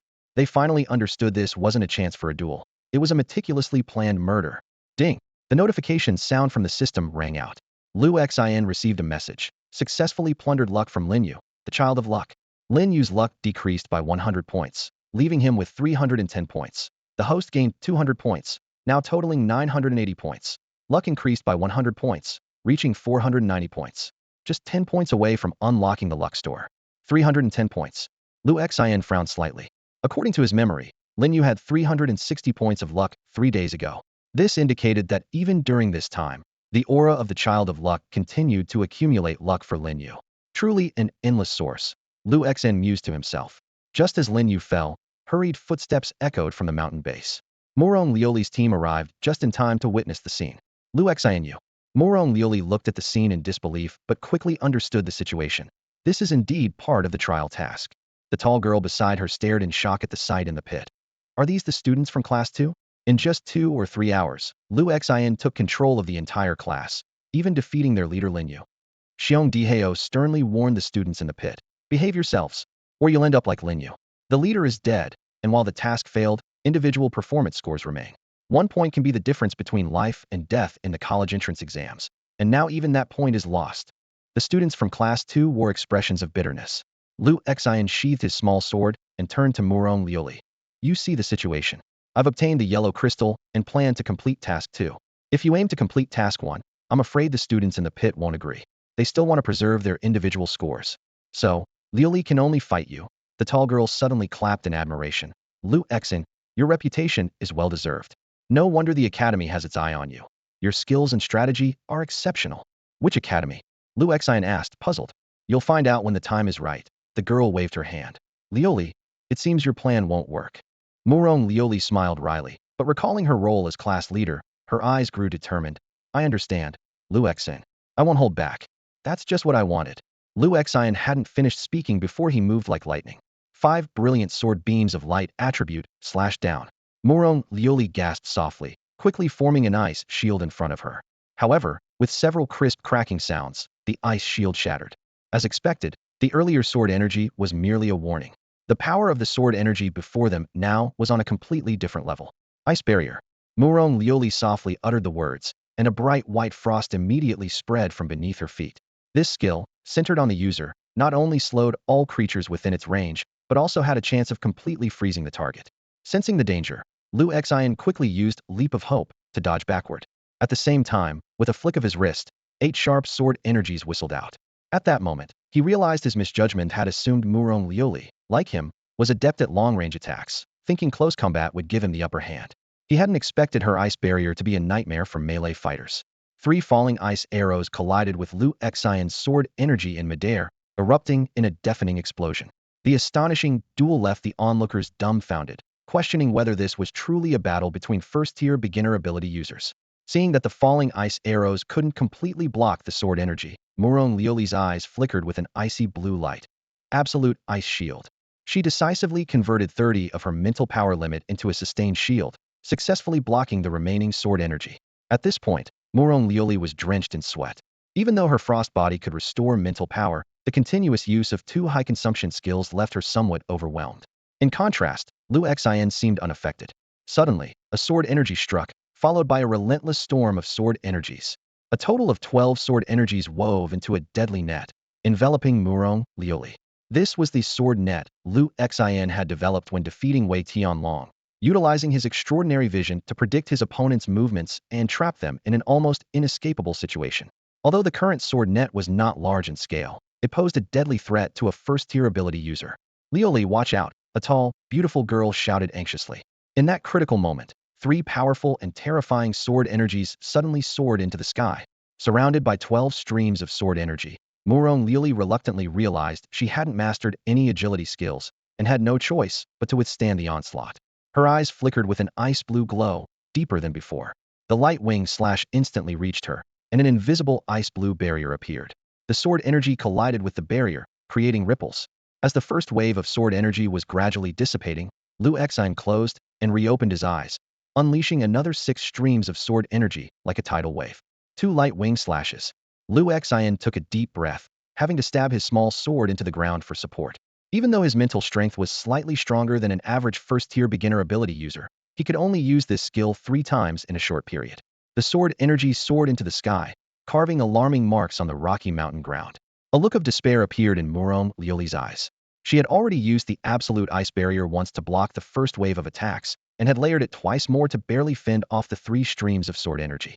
But against these 6 towering streams, she was out of options. At this critical moment, a figure flashed in front of Murong Liuli. It was the tall and slender girl, Lu Shuxian. Her hands glowed with a holy light before her chest, and green patterns rapidly spread and condensed, forming a half-height holy shield. The first wave of light wing slash struck the shield heavily, with an explosion that was deafening, causing the onlookers to cover their ears. However, the shield shattered instantly, and the subsequent wave of sword energy hit the 2 girls, sending them flying several meters like kites with broken strings. Such cruelty. The students from Class 1 and Class 3 watched this scene and labeled Liu Xian as such. Though Class 2 students couldn't see the specifics from the pit, the explosion and 2 gasps that followed sparked their imaginations. Class 3 students hurried to help their fallen classmates as their class leader had been defeated. Murong, you lost, Liu Xian said calmly. He wasn't concerned about Lu Shushuan's sudden intervention. The transfer student with a level wood and light abilities posed no threat to him with just her support skills. Despite her defeat, Murong Liuli's eyes shone with a strange excitement. Liu Xian, you're really strong. It hurts so much, but, why do I like this feeling so much?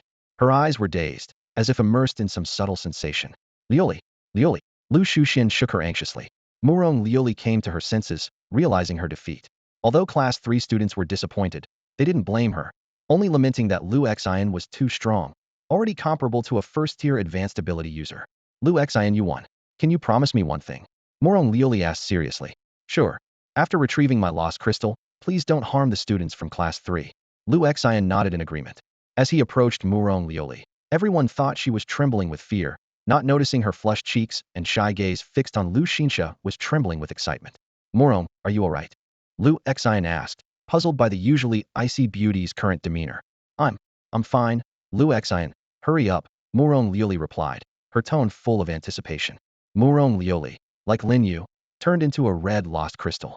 In her final moment before dissipating, she looked at Lu Xian with an indescribable and peculiar gaze, as if hiding some unknown trait. That look made Lu Xian wonder if this seemingly aloof daughter of destiny harbored some special inclination. A system prompt then echoed in his mind. Ding! The daughter of destiny has developed admiration for you. Fortune value unchanged. Host Lu Xian has gained 100 points. Current total is 1,080 points. Host Lu Xian's fortune value has increased by 50 points. Current total is 540 points. Congratulations, host. Your fortune value has reached 500 points, unlocking the fortune store. Lu Xian, holding 2 lost crystals, temporarily set aside the system prompt and led his class towards the mountain peak. Behind him, Lu Shuxian removed her usual glasses, revealing a beauty comparable to Murong Lioli, and looked at Lu Xian's back with determination. Just wait for the next class test. Her action immediately drew amazed looks from the boys of Class 3. The students of Class 1 followed closely behind Lu Xian, excited about the 150 points they were about to earn. They felt only a tinge of sympathy for the fate of Classes 2 and 3 after all. In this trial linked to college entrance exams, competition inherently means stepping over others to climb higher. Soon, the group arrived at a suspicious location. Lu Xian, holding 3 complete lost crystals, sensed a vague anomaly around him. With the cooperation of an earth element user, the stone wall before them turned to quicksand, revealing a human-sized entrance. In front of the dark entrance, the classmates hesitated. Lu Xian formed a light orb at his fingertips and stepped in first. Other fire element users followed suit, lighting fireballs for illumination. They ventured through the tunnel into the mountain's depths, eventually discovering an oval-shaped deep blue lake. The lake bed shimmered with mysterious blue phosphorescence. Lu Xian threw the red and yellow lost crystals into the lake, and seeing no reaction, he decisively dove in. This action startled Mu Qingru and Xiao Mingxiu into gasps, but they quickly remembered that this was a trial site and should not pose any life-threatening danger. Diving to the lake's bottom, Lu Xian found a hidden world. Above was the lake, below was a chamber-like space. The 2 crystals suddenly flew to his chest, and after a burst of pain, 3 intertwined snake-like patterns in blue, red, and yellow appeared on his chest. At that moment, a hoarse, aged voice spoke. Not bad. After 30 years, someone has found this place again. Lu Xian looked around, seeing only crystals emitting blue light, with no sign of anyone. The voice continued. Don't bother looking. I've been dead for a long time. Are you from the survey team? Lu Xian recalled the mission background mentioning 6 missing survey teams. You know about us? The voice sounded surprised. Not much. What is this place exactly? This place? This is the resting place of the dead. The voice grew agitated. Do you see these crystals glowing blue? They were once members of the survey team. Lu Xian observed the crystals closely and indeed saw faint outlines of human faces. Just as he was about to question what had happened here, the voice asked, You're not from this world, are you? I sense a familiar aura around you. In the vast emptiness, a calm voice suddenly echoed. Despite its tranquility, the voice sent a shiver down Lu Xian's spine. 30 years ago, one of our expedition team members claimed to be from another world. Initially, we dismissed it as a joke until that event occurred were assimilated by it. Only that member's soul escaped, while the rest of us became nourishment for it. The voice continued, maintaining a tone as if recounting an ordinary story. These words sent a jolt through Lu Xian's heart. He suddenly recalled what Feng Wuqian had once said. In a sense, the trial grounds are also a real world. Confronted with the voice's questioning, Lu Xian simply nodded silently, knowing that denial was pointless in this situation. What exactly is this it you speak of? Lu Xian asked. No one knows its true identity. However, I can share some secrets about the Lost Island with you. The voice replied, sounding slightly weary. In exchange, you must promise me one thing: deliver this notebook to someone outside named Shi. I can't do that. Lu Xian shook his head without hesitation. After completing task 2, he would leave this world, and finding someone off the island seemed impossible. You've already merged with 3 snake hearts. You're connected to it. You can't escape. As the voice finished, a familiar blue transparent panel suddenly appeared before Lu Xan. Candidate Lu Xin has acquired a special hidden task, Blood Serpent. Note, this task spans multiple worlds, involving over 5 dimensions. Preliminary difficulty assessment. Extremely challenging, grade A. Reward. Unlock tasks sequentially. Settle upon completion of the final task. Accept task, yes, no. Lu Xian hadn't expected a special task to appear in such a low-level world. After a brief consideration, he chose yes. An old, dark brown notebook immediately appeared in his hand. Considering that an level task could earn around 100 performance points, and a level task's reward must be much more substantial. Just as Lu Xian was about to open the notebook, a red transparent panel suddenly popped up. Warning. Insufficient privileges. Current item is a task item. Cannot be used. What the heck? Lu Xian muttered under his breath, suppressing his curiosity. It seems you've made your decision, the voice said. Lu Xian nodded in response. Tell me everything you know. Although not being able to view the notebook's contents frustrated him, he focused intently on the voice's words. The tricolor snake pattern on you can enhance your various physical abilities. Upon hearing this, Lu Xian immediately activated the system to check his status. Host, Lu Xian. Race, human. Level, primary level 1 Esper. Points, 1080. Luck, 540. Strength, 183. Constitution, 163. Agility, 153. Spirit, 203. Mental value, 230230. The blessing of the Blood Serpent's Kiss is currently active, increasing all attributes by 3 points. As you are blessed, you are also cursed by the abyss. Can you feel the subtle enhancement of your powers? Haha, many sacrificed for this power. But in the end, you know what? This isn't a gift. It's a curse. Our organization has made countless sacrifices for this, only to end up like this. Those with the serpent mark gain power, but their life force diminishes faster. You already have 3 serpent marks parasitizing you, establishing a preliminary connection with it. That creature will eventually consume you. Those crystallized here are your fate. Wait, you said someone from the same place as me escaped 30 years ago? Lu Xian caught the slip in his words and asked. Yes, he escaped, but are you sure his soul is intact? The voice retorted. According to Feng Wuqian's warnings, although there is no death in the trial grounds, severe pain is felt upon returning to reality, sometimes leaving after effects. In special cases, some students become mentally impaired after returning.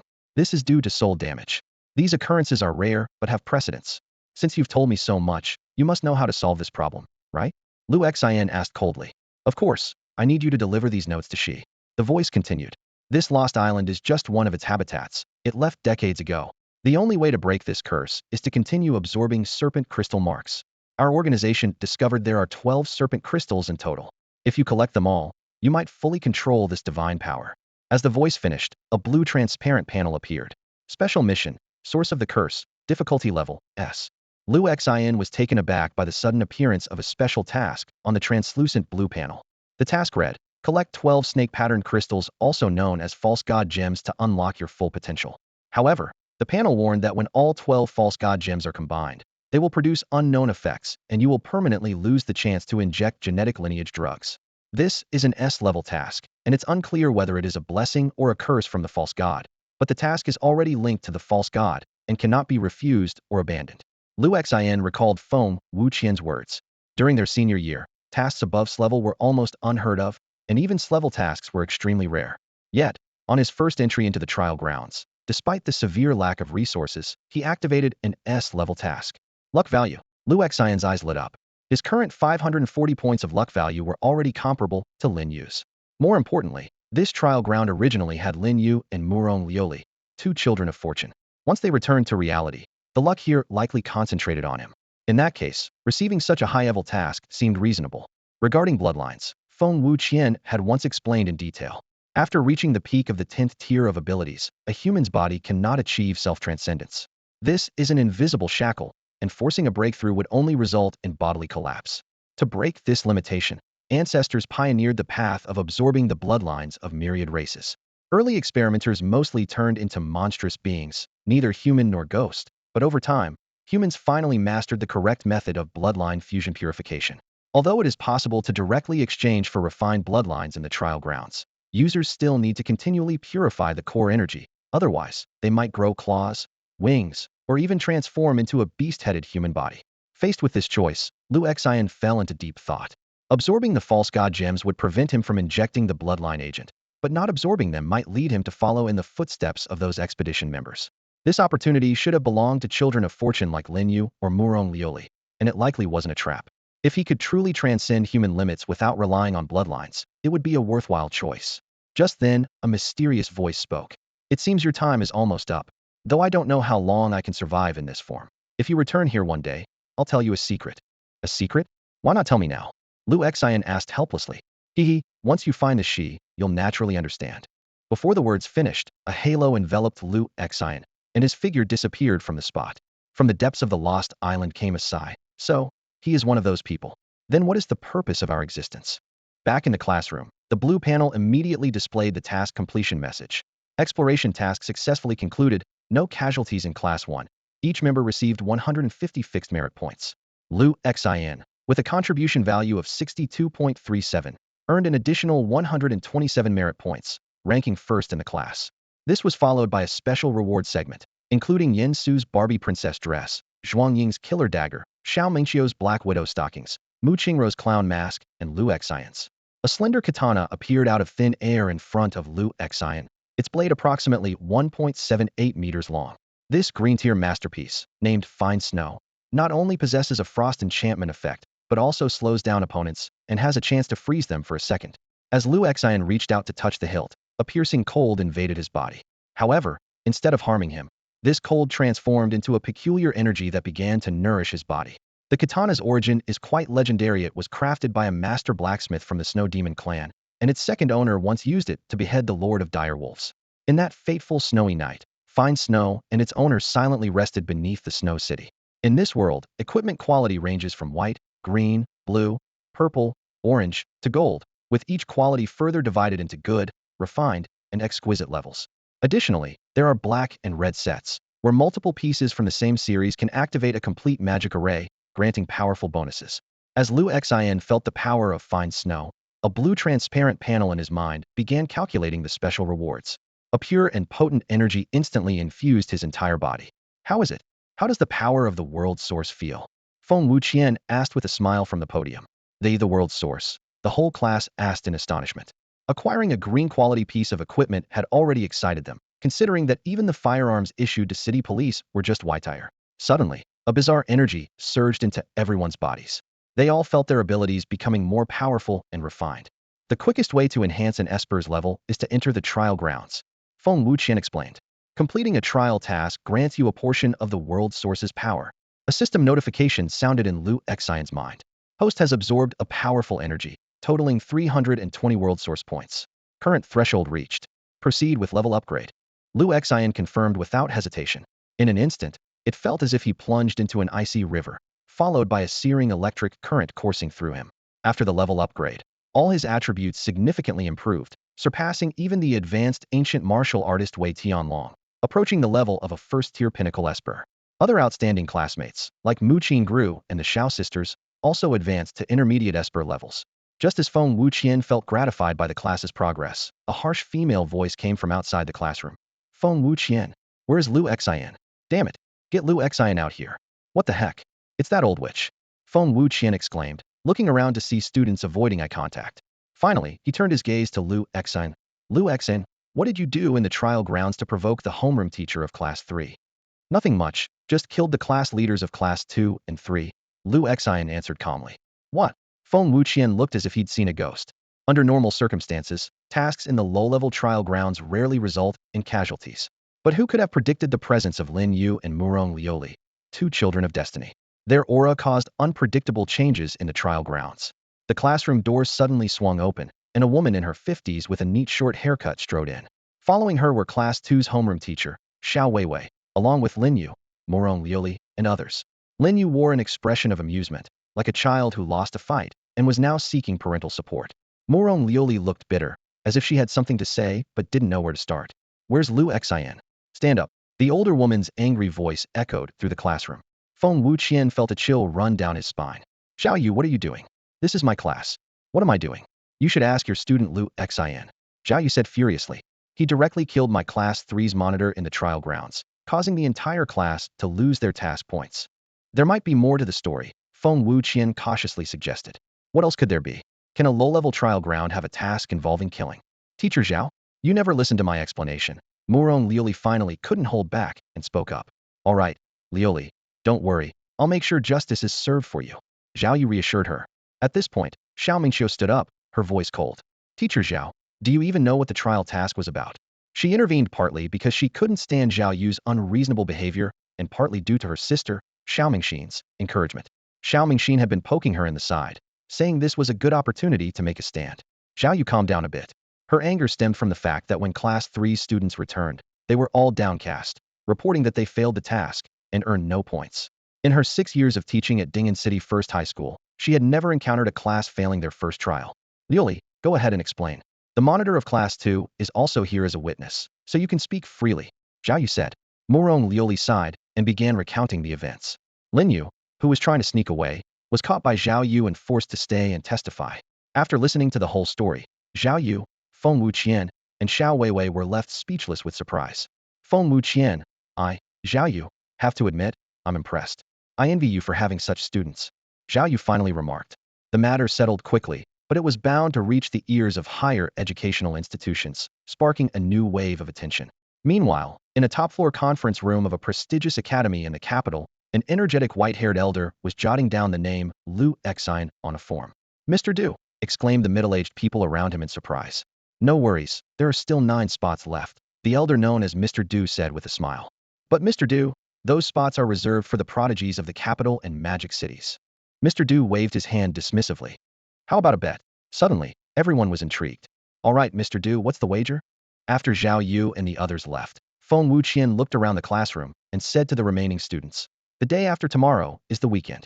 Take these 3 days to rest well. But don't forget to review your theoretical knowledge. This announcement immediately excited the whole class. As high school seniors, their schedule differed from the lower grades. They attended classes from Monday to Wednesday, and on Thursday and Friday, they entered the trial grounds. If they completed their trial tasks on Thursday, they could enjoy a 3-day break starting Friday. And today was Thursday. As the school bell rang, classmates gathered around Lu Xin to express their gratitude. Class monitor, thank you so much. With these green-grade weapons, our success rate in the next trial will definitely increase. Each student held their newly acquired equipment, their faces beaming with joy. Class monitor. Yen Su looked distressed, holding up a Barbie Princess series dress. Can I exchange this for something else? Seeing everyone else receive practical equipment while he got a dress, this boy was nearly in tears. The dress wasn't without merit. It was named the Barbie Princess Series 7th Gown, of green premium quality, capable of increasing physique by 2 points, agility by 1 point, and boosting maximum health by 10 and mental value by 5. It was said to be crafted by the famous tailor Lorian Wei 200 years ago.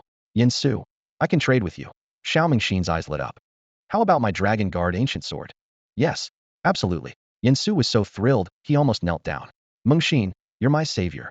Xiao Mingxin was startled by his sudden enthusiasm and hid behind her sister Xiao Mingxiu.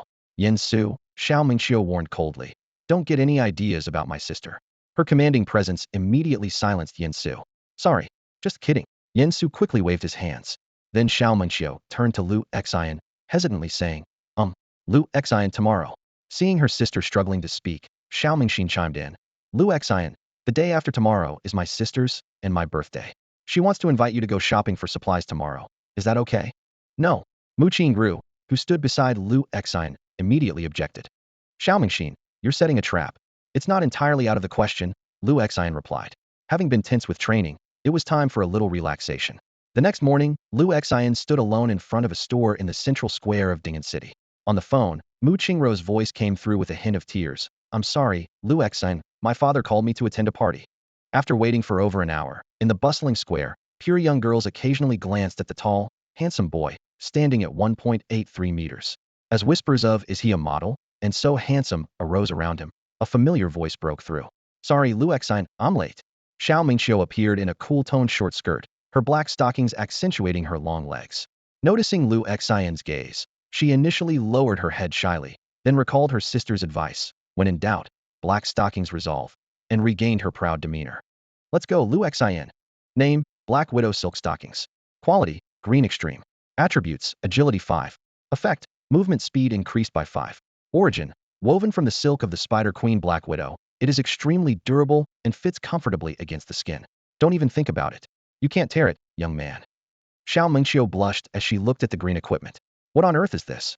she muttered to herself. Sister, this is the ultimate tool to win over Lu Xin. You've struck gold. Xiao Mingxin, her sister, remarked with a wink. Encouraged by her sister, Xiao Mingxiu finally put on the green-grayed black stockings. Where are we heading next? Lu Xin asked, his gaze inadvertently drifting downward. He was surprised at his own lack of composure. In fact, it was because the Black Widow itself had a mesmerizing ability, and items woven from its silk carried a subtle charm effect. Xiao Mingxiu keenly noticed every glance from Lu Xin. Each time his eyes wandered downward, her heart felt sweet and light. Humph. Mu Qingru, you've lost, she thought triumphantly. Let's go to the dress shop first.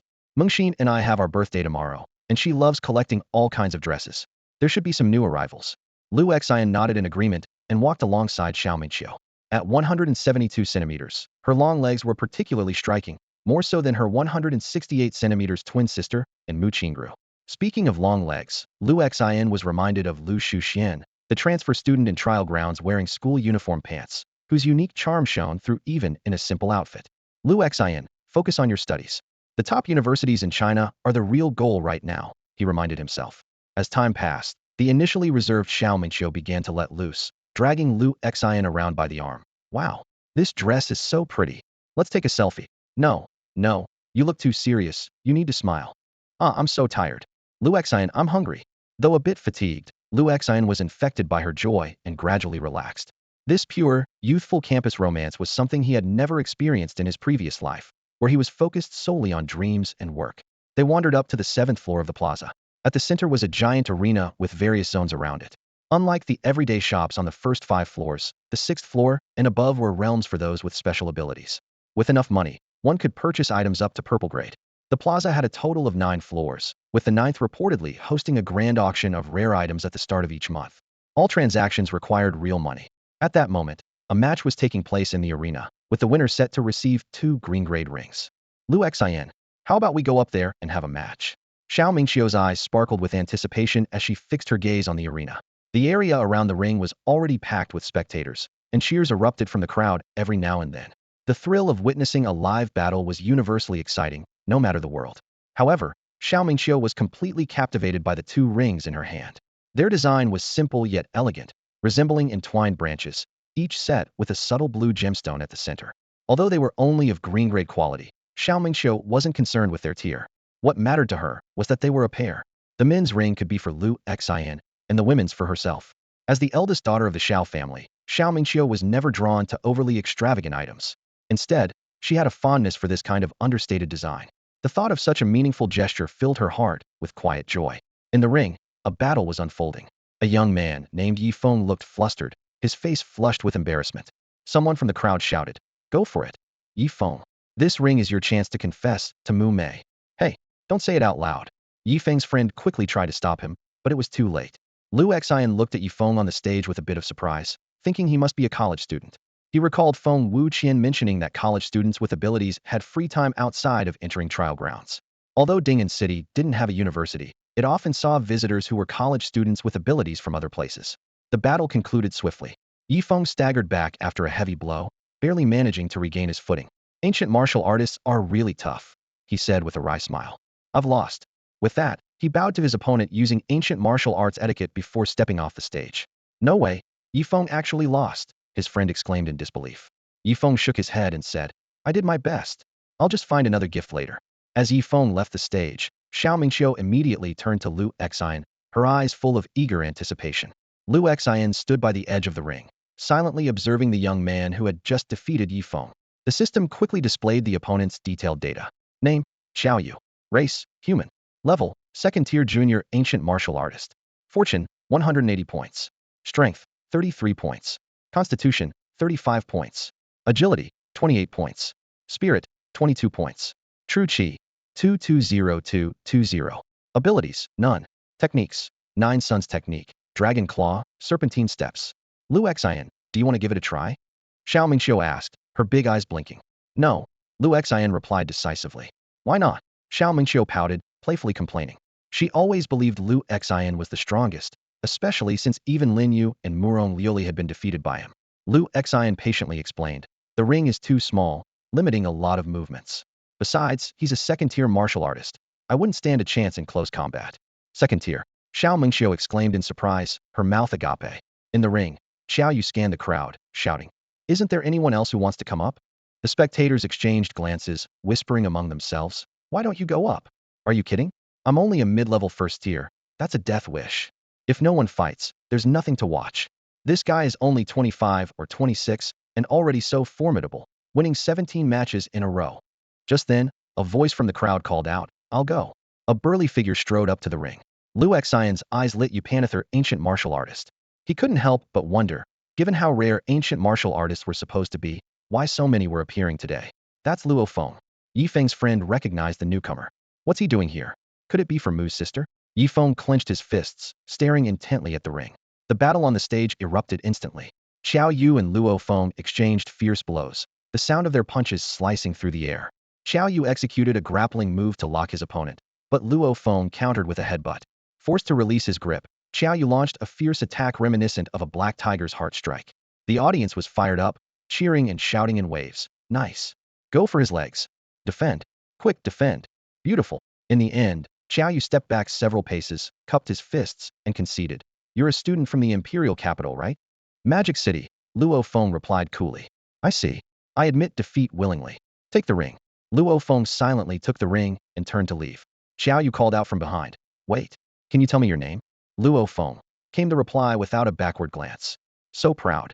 Xiao Yu chuckled, shaking his head, then announced to the audience. Today's event is over. See you next week at the same time. Those who want to pre-register can pay a deposit now.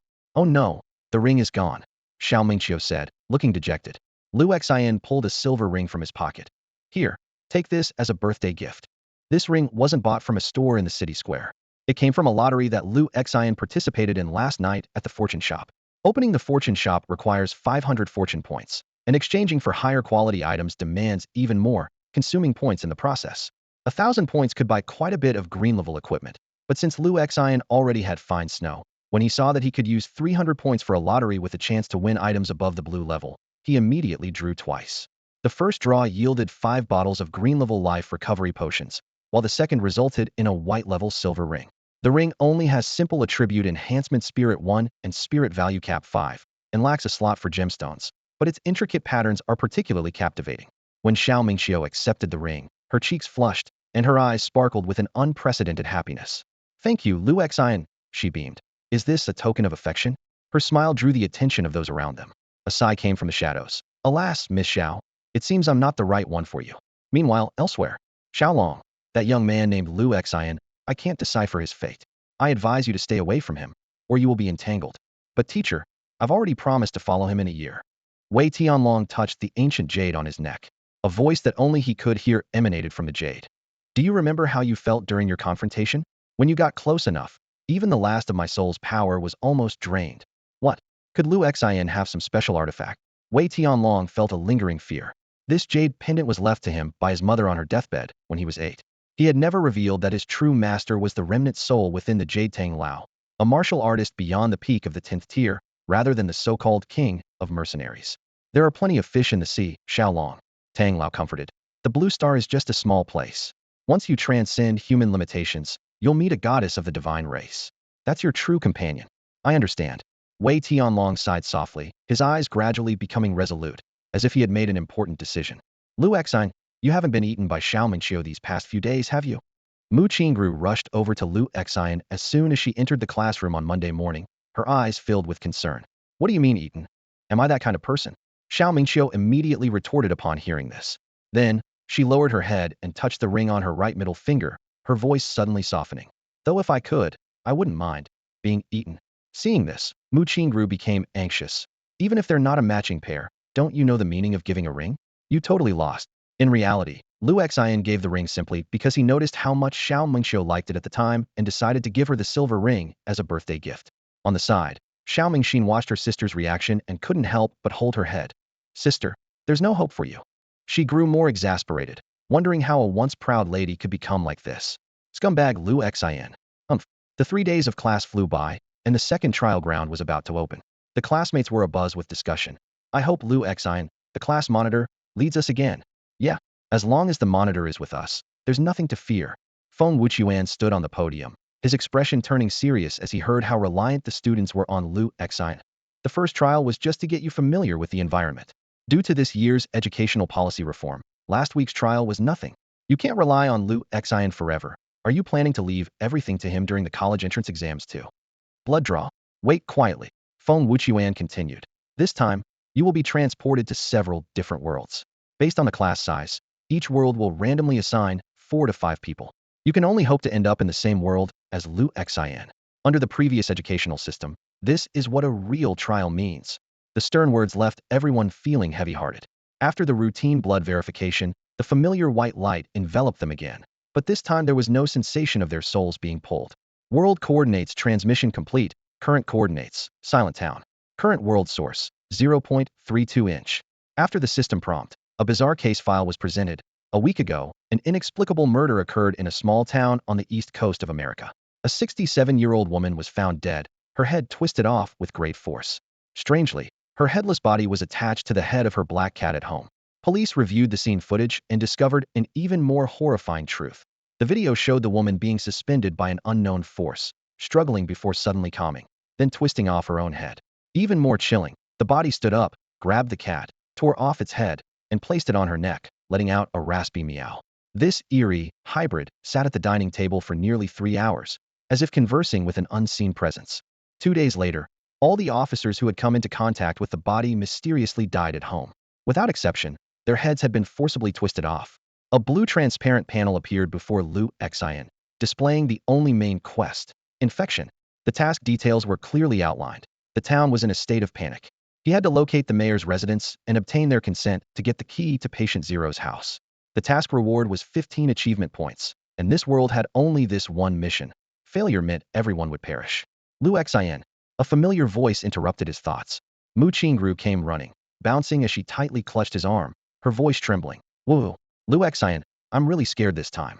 Class monitor, Lu Xian, Zhuang Ying and Xiao Mingxin appeared not far away. Lu Xian looked around. The desolate street had only the 4 of them. Zhuang Ying closed his eyes to sense for a moment a new ability he gained after advancing to an intermediate psychic. It seems there are indeed only the 4 of us. Xiao Mingxin shivered and her face turned pale. She recalled Mr. Feng Wuqian's lectures about horror trial worlds, and the cases of students who committed suicide due to excessive psychological pressure made her shudder. But she also understood that this trial was not only a test of strength, but also a tempering of the mind. Patient Zero is likely the old lady mentioned in the background, Lu Xian analyzed. We need to find the mayor's residence first. This place always feels unsafe. Everyone nodded in agreement. Despite the blazing sun, the street, which should have been bustling, was eerily silent, an unsettling stillness enveloping the entire town. Zhuang Ying sighed. I didn't expect this to be a horror trial world. Class monitor, we'll have to rely on you this time. No problem. Lu Xian replied briefly, leading the way deeper into the town. As they anxiously searched for any clue, a clear female voice suddenly rang out. Are you outsiders? Everyone turned warily toward the Sauersay tall, blonde woman stood on the right, dressed simply in a t-shirt and shorts, her pale skin highlighting her distinctly European features. She looked weary, and her tone was full of warning. You'd better leave here. This place has been infected. If you don't want to die, leave before nightfall. The mysterious energy of the trial grounds seemed to break down language barriers, allowing Lu Xian and his companions to communicate smoothly with the blonde woman. We are travelers passing through, and our car broke down in the mountains, Lu Xian said, seizing the chance to speak with a living person. Could you tell us what's going on here? The blonde woman frowned and reluctantly stepped aside to let them in. Come in. Inside the small bar, which was empty, the blonde woman skillfully mixed a few cocktails and handed them to Lu Xian and the others. This place used to be packed every night, she sighed. I'm Barry Gruss, but you can call me Ruth. Rest here for the night, and the police should be able to take you back to the city tomorrow morning. Miss Ruth, my name is White Lu, Lu Xian said, noting her mention of infection, which didn't match the ghostly possession scenario he expected. Could you tell us more about what's happening here? Ruth shook her head. Mr. Lu, I can only advise you to stay away from the town center. Could you at least tell us where the mayor's residence is? The mayor. Ruth's expression darkened. He passed away a few days ago. This news left Lu Xian and the others exchanging worried glances. Xiao Mingxin immediately sensed something was amiss. If the mayor is really dead, the trial mission couldn't have been issued. Miss Ruth, please tell us where the mayor lived. It's very important to us. Ruth eyed them suspiciously. You're not ordinary tourists, are you? Lu Xian decisively drew the thin snow blade from his waist, showcasing the long oriental sword that was taller than him. We are exorcists. We've heard there are supernatural occurrences here, possibly caused by evil spirits. This declaration rekindled hope in Ruth's eyes. Really? That's wonderful. The mayor lived near the town center. I'll take you there. Wait, Lu Xian stopped her. First, tell us why there's no one in town. Ruth's expression turned to fear. No, they're not human anymore. Those creatures can't be called people, she explained, trembling. A week ago, the only doctor in our town, Miss Beth Juliet, mysteriously died at home. Everyone says it's related to that little girl from 10 years ago. A little girl? Lu Xian pressed on. Juliet must be the 60-something patient Zero mentioned in their mission. Yes, 10 years ago, a Jewish couple moved here. The wife soon became pregnant, and at first, they lived harmoniously and were very friendly. Ruth continued to recount the past events. But for some reason, after his wife became pregnant, the man underwent a drastic change in temperament. On the night of the childbirth, he shockingly decapitated his wife. Fortunately, the unborn child was near birth, and Miss Juliet overcame her fear to rescue a living baby from the headless body. Witnesses recalled that the man was muttering obscure incantations, his expression dazed as if possessed. The town's church priest came quickly, but left the next day, leaving behind a chilling remark. The demon has been born. A demon. Lu Xian frowned deeply. Ruth, with a complex expression, nodded and shook her head, continuing her story. The man was sent to a mental institution, and Miss Juliet adopted the baby girl, naming her Melissa. The child grew to be as beautiful as her mother, charming everyone, becoming the town's little angel. But just a year ago, a series of strange events occurred in the town. Ruth's voice began to tremble. Pet cats started disappearing. After investigation, the police found the cats' bodies in Miss Juliet's basement. But the most terrifying part was, her eyes reflected an indelible fear. The cats' heads were severed and sewn onto a doll. Was it Melissa? Mu Qingru asked urgently. Ruth nodded, her voice trembling even more. That doll was alive. What? Impossible, Xiao Mingxin exclaimed. I was there at the scene. I saw the doll smiling at me. Ruth's words were cut short as the deafening roar of engines suddenly came from outside the bar. Xiao Mingxin was so frightened that she jumped into Lu Xian's arms. Not wanting to be outdone, Mu Qingru also leaned sweetly towards Lu Xian. Zhuangying awkwardly turned her head away, silently grumbling to herself. Bullying a single person? No way. I'm an assassin. With no woman in my heart, my blade is naturally divine. At that moment, four burly men and a provocatively dressed woman strode into the bar. The leading man, with a menacing scar running from his forehead to his cheek, arrogantly declared, starting at 50,000 gold coins, no upper limit. If you can pay, we'll even take out Satan for you. Who do you think you are? Get out of here, the scarred man barked aggressively. A shirtless man behind him leered at Mu Qingru. This one is quite pretty, he said, reaching out to touch her. Lu Xian frowned and moved swiftly. With precision, the sheath of his fine snow blade struck the man's wrist, followed by a swift kick that sent him flying 5 meters, crashing heavily onto a table. Ugh, it hurts. I think my hand's broken, the man wailed in agony. The scarred man quickly stopped his men from advancing, warily eyeing Lu Xian. Lu Xian coldly stated, keep your hands to yourself. Lu Xian activated the system and carefully observed the man in front of him with a scarred face. Constantine, or perhaps Constantin. The information displayed by the system left him utterly shocked. This man possessed an astounding 1880 luck points, with an additional 500-point bonus as the child of destiny, making him the person with the highest luck Lu Xian had ever encountered. Even more surprising was that, as an unawakened ordinary human, his attributes were comparable to those of a first-tier advanced ability user. As the system continued to reveal information, the mystery began to unravel. Constantine had simultaneously signed contracts with both the third princess of the Gate of Hell, Copifer Lilith, and the Archangel Michael, allowing him to wield both light and dark powers at will. Although this power came from external sources rather than himself, combined with his dozen or so skills, he could potentially defeat an ordinary second-tier ability user in an instant. I apologize for my friend's rashness, young man, Constantine said, extending his right hand to break the tension. As they shook hands, a subtle contest ensued, with Constantine breaking out in a cold sweat while Lu Xian remained unfazed. This scene left Constantine deeply astonished. Tell your friend, if it happens again, my blade will be drawn, Lu Xian said calmly. The man being helped up was immediately infuriated. I'm right here in front of you, and you're threatening me through someone else? Are you ignoring me? Lu Xian frowned slightly and slowly drew out fine snow. In an instant, a chilling cold spread, causing the temperature around them to plummet. Wait! Constantine hastily called out. Young man, we're not here to pick a fight. There's been a demonic possession incident here, and our main task is exorcism. I'll keep my people in check. Then let's collaborate, Lu Xian suddenly proposed. He realized that Constantine might very well be the protagonist of this world, and following such a child of destiny would undoubtedly enhance his own safety. After some negotiation, both parties reached an agreement. with Liu Xian's group receiving 30% of the reward. Although the bare-chested man objected, Constantine had already made his decision. During their subsequent discussion, they learned that the source of the incident was related to a little girl named Melissa. When Ruth mentioned that they would encounter them tonight, her face showed evident fear. Constantine suggested they immediately head to the mayor's house to search for clues. Standing by, Xiao Mingxin clung tightly to Liu Xian's sleeve, secretly complaining in her heart. Oh no, why did I end up in this horror-type trial? After listening to Ruth's story about Silent Town and Melissa, Xiao Mingxin was engulfed in deep fear.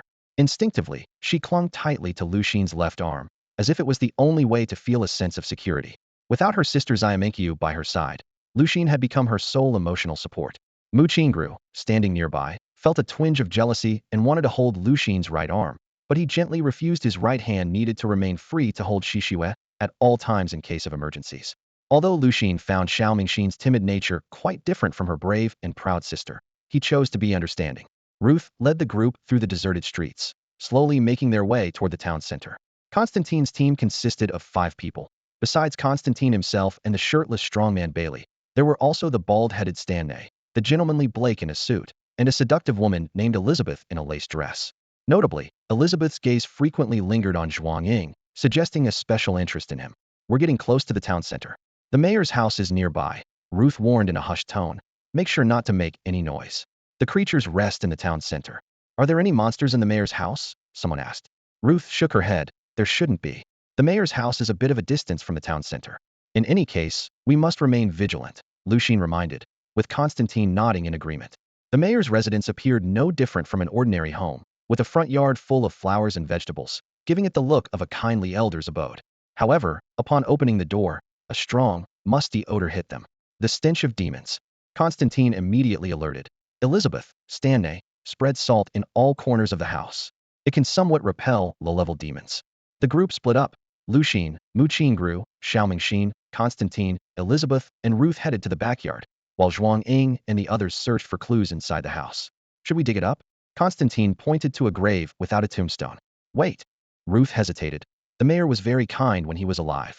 I suspect the mayor isn't really dead, Lu Xin interrupted. Ruth was incredulous. How is that possible? Just a few days ago, we saw him pass away peacefully at home. Without a word, Constantine took a shovel and began digging. Soon, they uncovered a simple coffin. When they pried open the lid, it was empty. At that moment, Zhuang Ying and the others rushed over with an old notebook.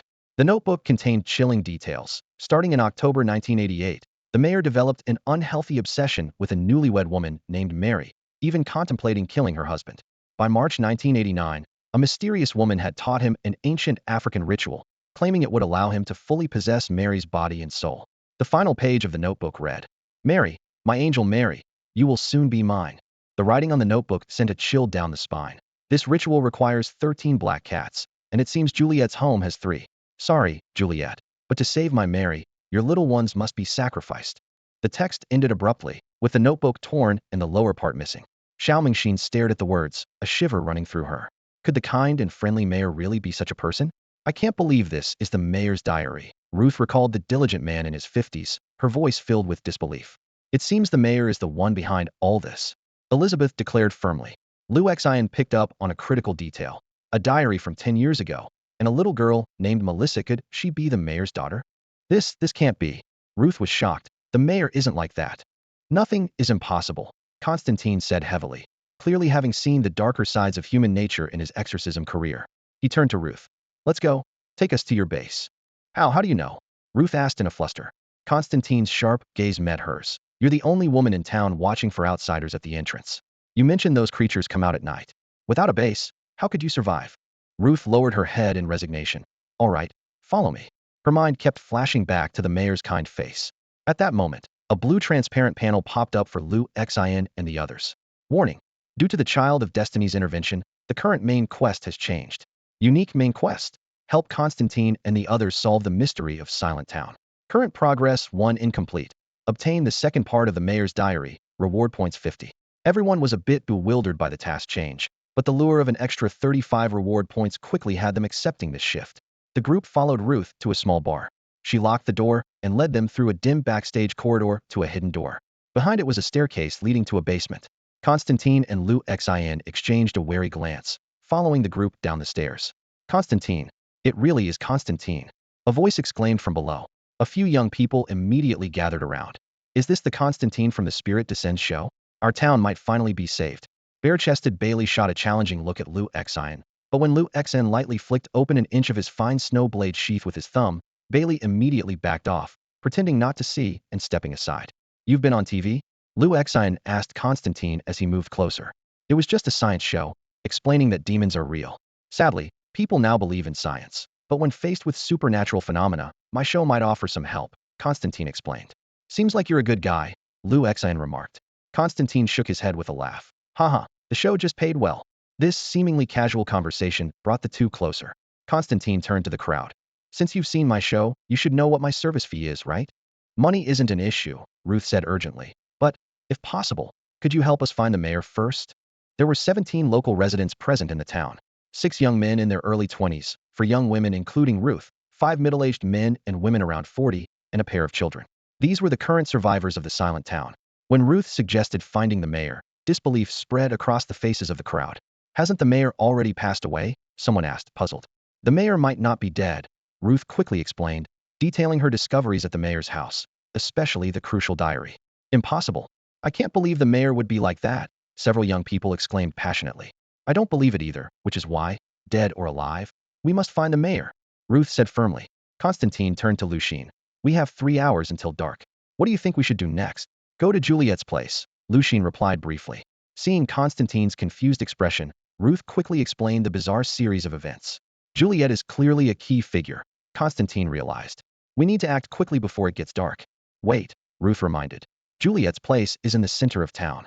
Lucian turned to Zhuang Ying and the others. You stay here with Mu Qingru and Xiao Mingxin.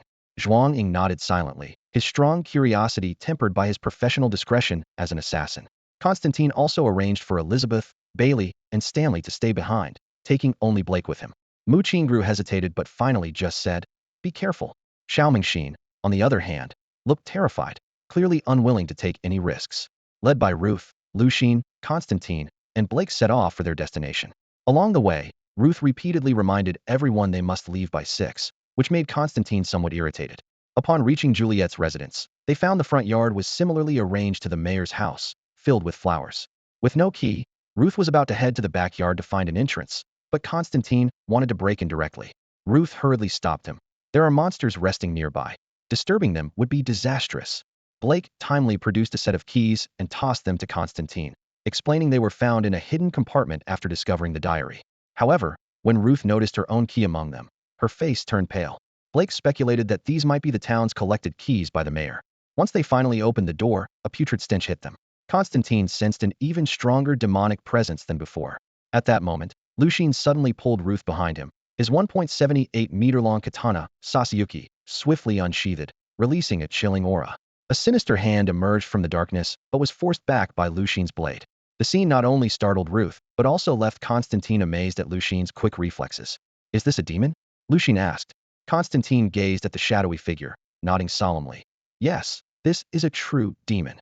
The air grew increasingly thick with a chilling, decaying scent. A figure slowly emerged from the darkness. It was the mayor, but he was no longer among the living. He hunched over, his hollow eyes weeping black blood, his face a grotesque mess of flesh and bone, exuding a nauseating stench. Mayor, Ruth gasped, stepping back in disbelief. Get back. He's no longer alive. Constantine pulled Ruth behind Blake. Impossible. He was just. Ruth started, but Liu Xian interrupted. Possessed by a demon. Constantine nodded in agreement. This demon is unusual, unlike any I've encountered before. Blake, you protect Ruth. We'll handle this. Constantine quickly opened his briefcase. Blake patted Ruth's shoulder, signaling her to retreat. Although conflicted, Ruth followed Blake away. Liu, buy me 10 minutes. I need time to draw the magic circle and send it back to hell, Constantine said, mixing various strange potions. At that moment, the mayor let out a beast-like roar and lunged forward. Liu Xian swiftly dodged, wielding his sword, Fine Snow, to unleash 5 slashes of sword energy. The instant they hit, the mayor's movements froze. The freezing effect of Fine Snow had activated. Seizing the opportunity, Liu Xian performed 2 light wing slashes, followed by a dozen light attribute sword energies. The sword energy swept through the room, shattering walls, furniture, and appliances. Damn it, Liu, what are you doing? Constantine ducked to avoid the flying sword energy. As the dust settled, everyone saw a shocking sight. The mayor's body had been cut to pieces, the cuts covered in frost. A wisp of shadow tried to escape from the corpse, but Lu Xen leaped in close with a hopeful leap, slicing it apart.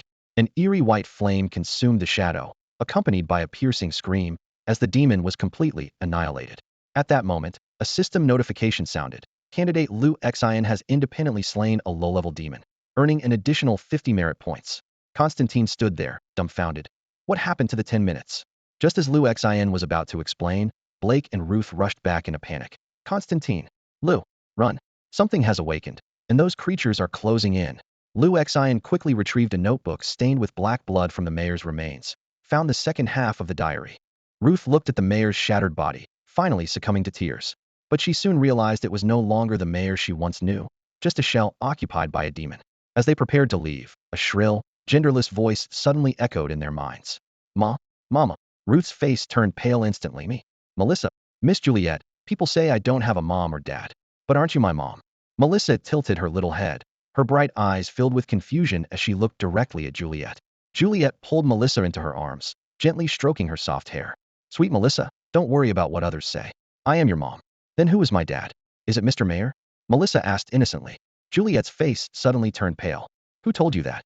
Her voice trembled slightly. No one told me. Melissa blinked and explained. The teacher said only parents would treat a child so well. Miss Juliet and Mr. Mayor are the nicest to me, so I thought. Don't say such things. Juliet suddenly raised her voice. That man is definitely not your father. Startled by the sudden anger, Melissa's tears welled up. I'm sorry. Juliet immediately regretted it, holding the sobbing girl tightly. I'm sorry, Melissa.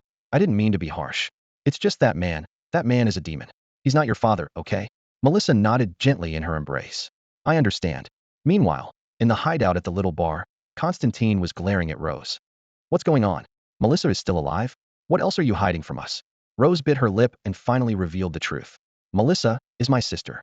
We have the same father, the mayor. What? Lu Xen, Constantine, and Blake exclaimed simultaneously. Rose continued. I'm the illegitimate daughter of him and a dancer, but he treated me well. He was a beloved mayor during his life, and I don't want his reputation tarnished after his death. What a drama, Lu Xen said coldly. Damn, Constantine couldn't help but curse. Rose hurriedly added. But you don't have to worry. Melissa will only harm the local residents. As long as we get through tonight, tomorrow you can leave with the police. 10 kilometers out of town, you'll forget everything that happened here. Constantine sneered. You think we'll just walk away? If we don't solve the problem, once the townsfolk are gone, the demon's power will grow. It won't just be your town. The surrounding cities will suffer too. How is that possible?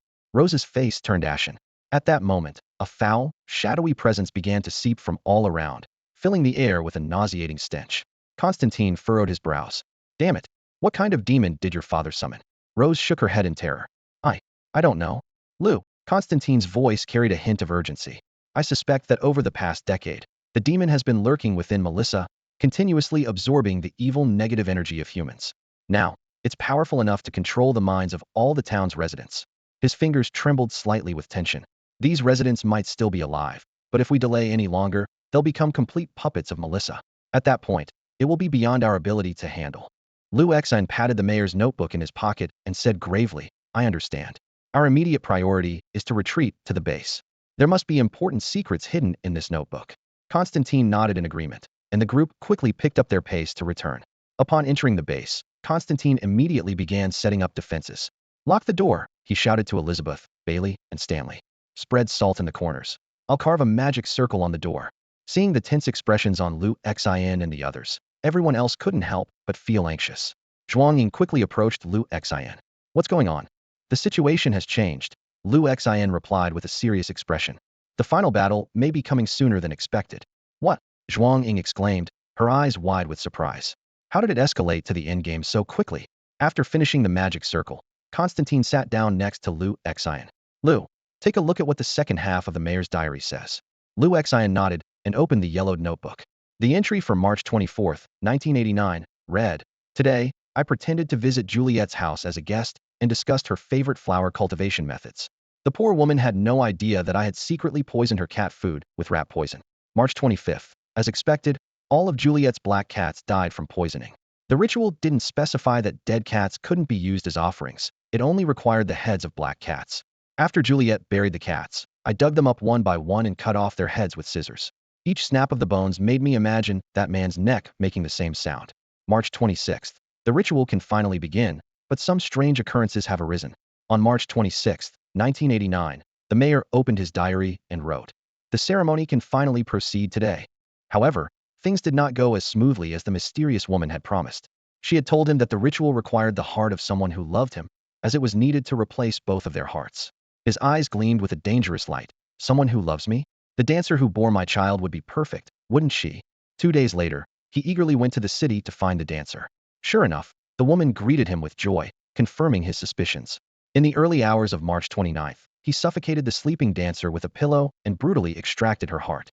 Just a dancer. In this day and age, no one will investigate her death. He didn't even bother to tidy up the scene and return to the town overnight.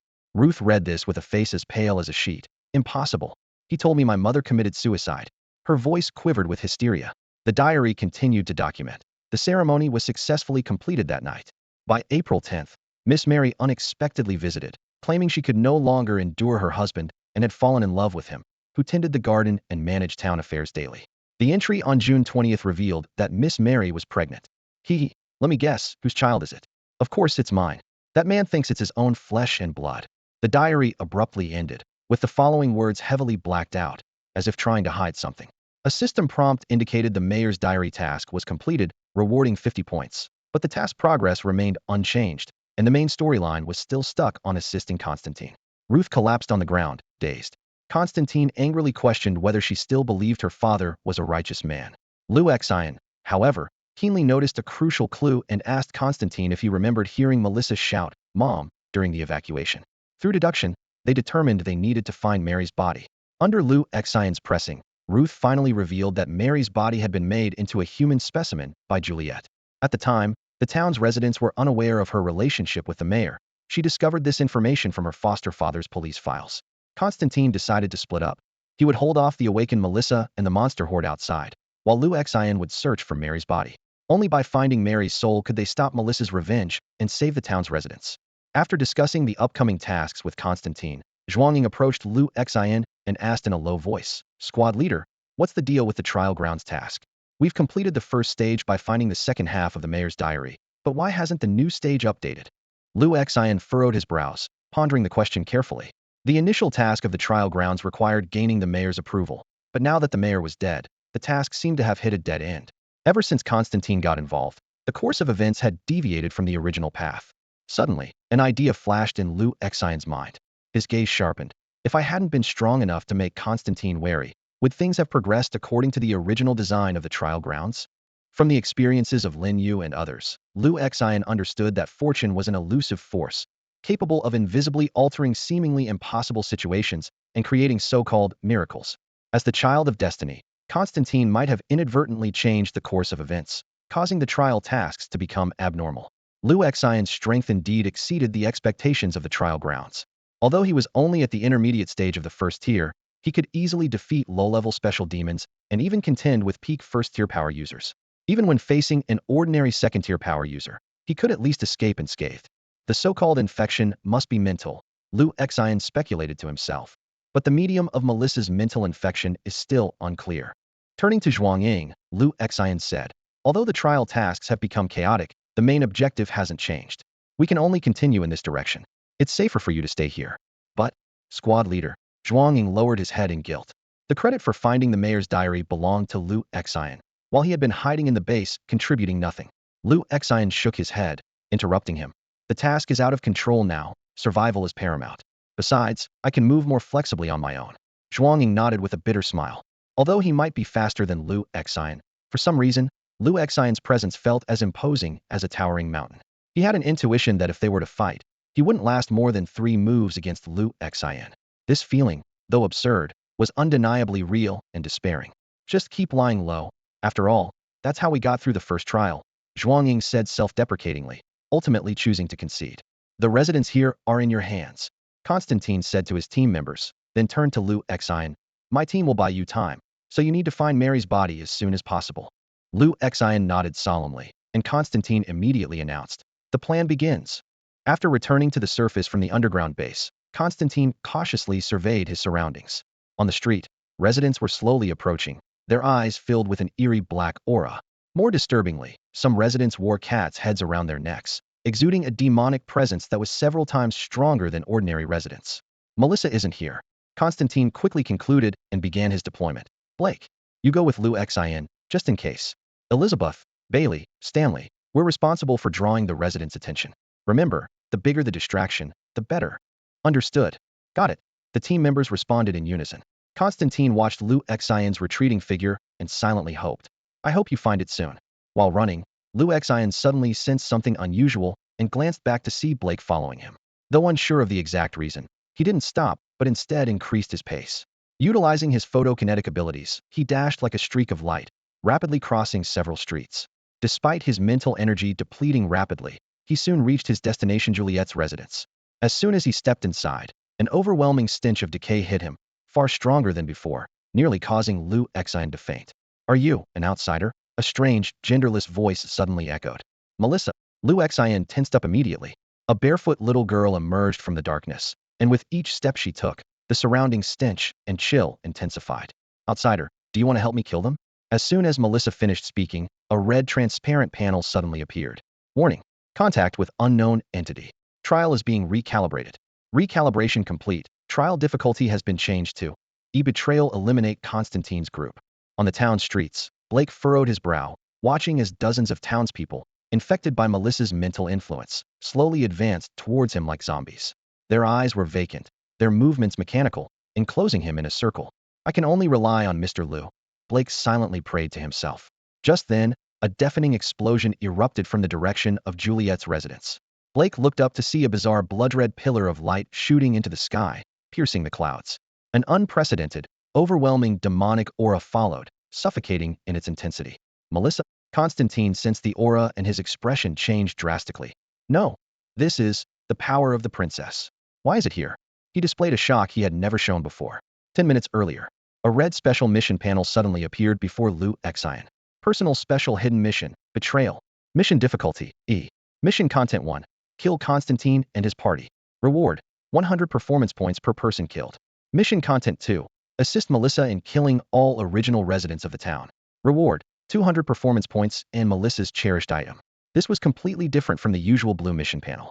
Lou Xion's heart stirred, knowing that the system's nature of seizing fortune meant he was destined to confront the children of fortune. Subduing these proud children of fortune required a disproportionate effort to reward ratio. What if I help you unleash the other power within you? A seductive voice sounded. Melissa's petite body suddenly froze, her eyes turning a deep ruby hue. Lou Xion was drawn to the beautiful red glow but quickly regained his composure. You're not the original demon in Melissa, are you? Lou Xion asked, frowning. This demonic aura far exceeded his expectations, impossible for a trial-level boss. Oh, Melissa expressed surprise, then let out a clear, enchanting laugh. You really are from the other world. I am Copperfield Elise, the first princess of the Gate of Hell. Lou Xion suddenly recalled the mention of the third princess Copperfield Lilith in Constantine's demon contract. We come from the same place, Elise suddenly stated. What? Lou Xion was greatly shocked. Demons have adhered to the ritual of equivalent exchange since their inception. I am merely one of many fragmented consciousnesses.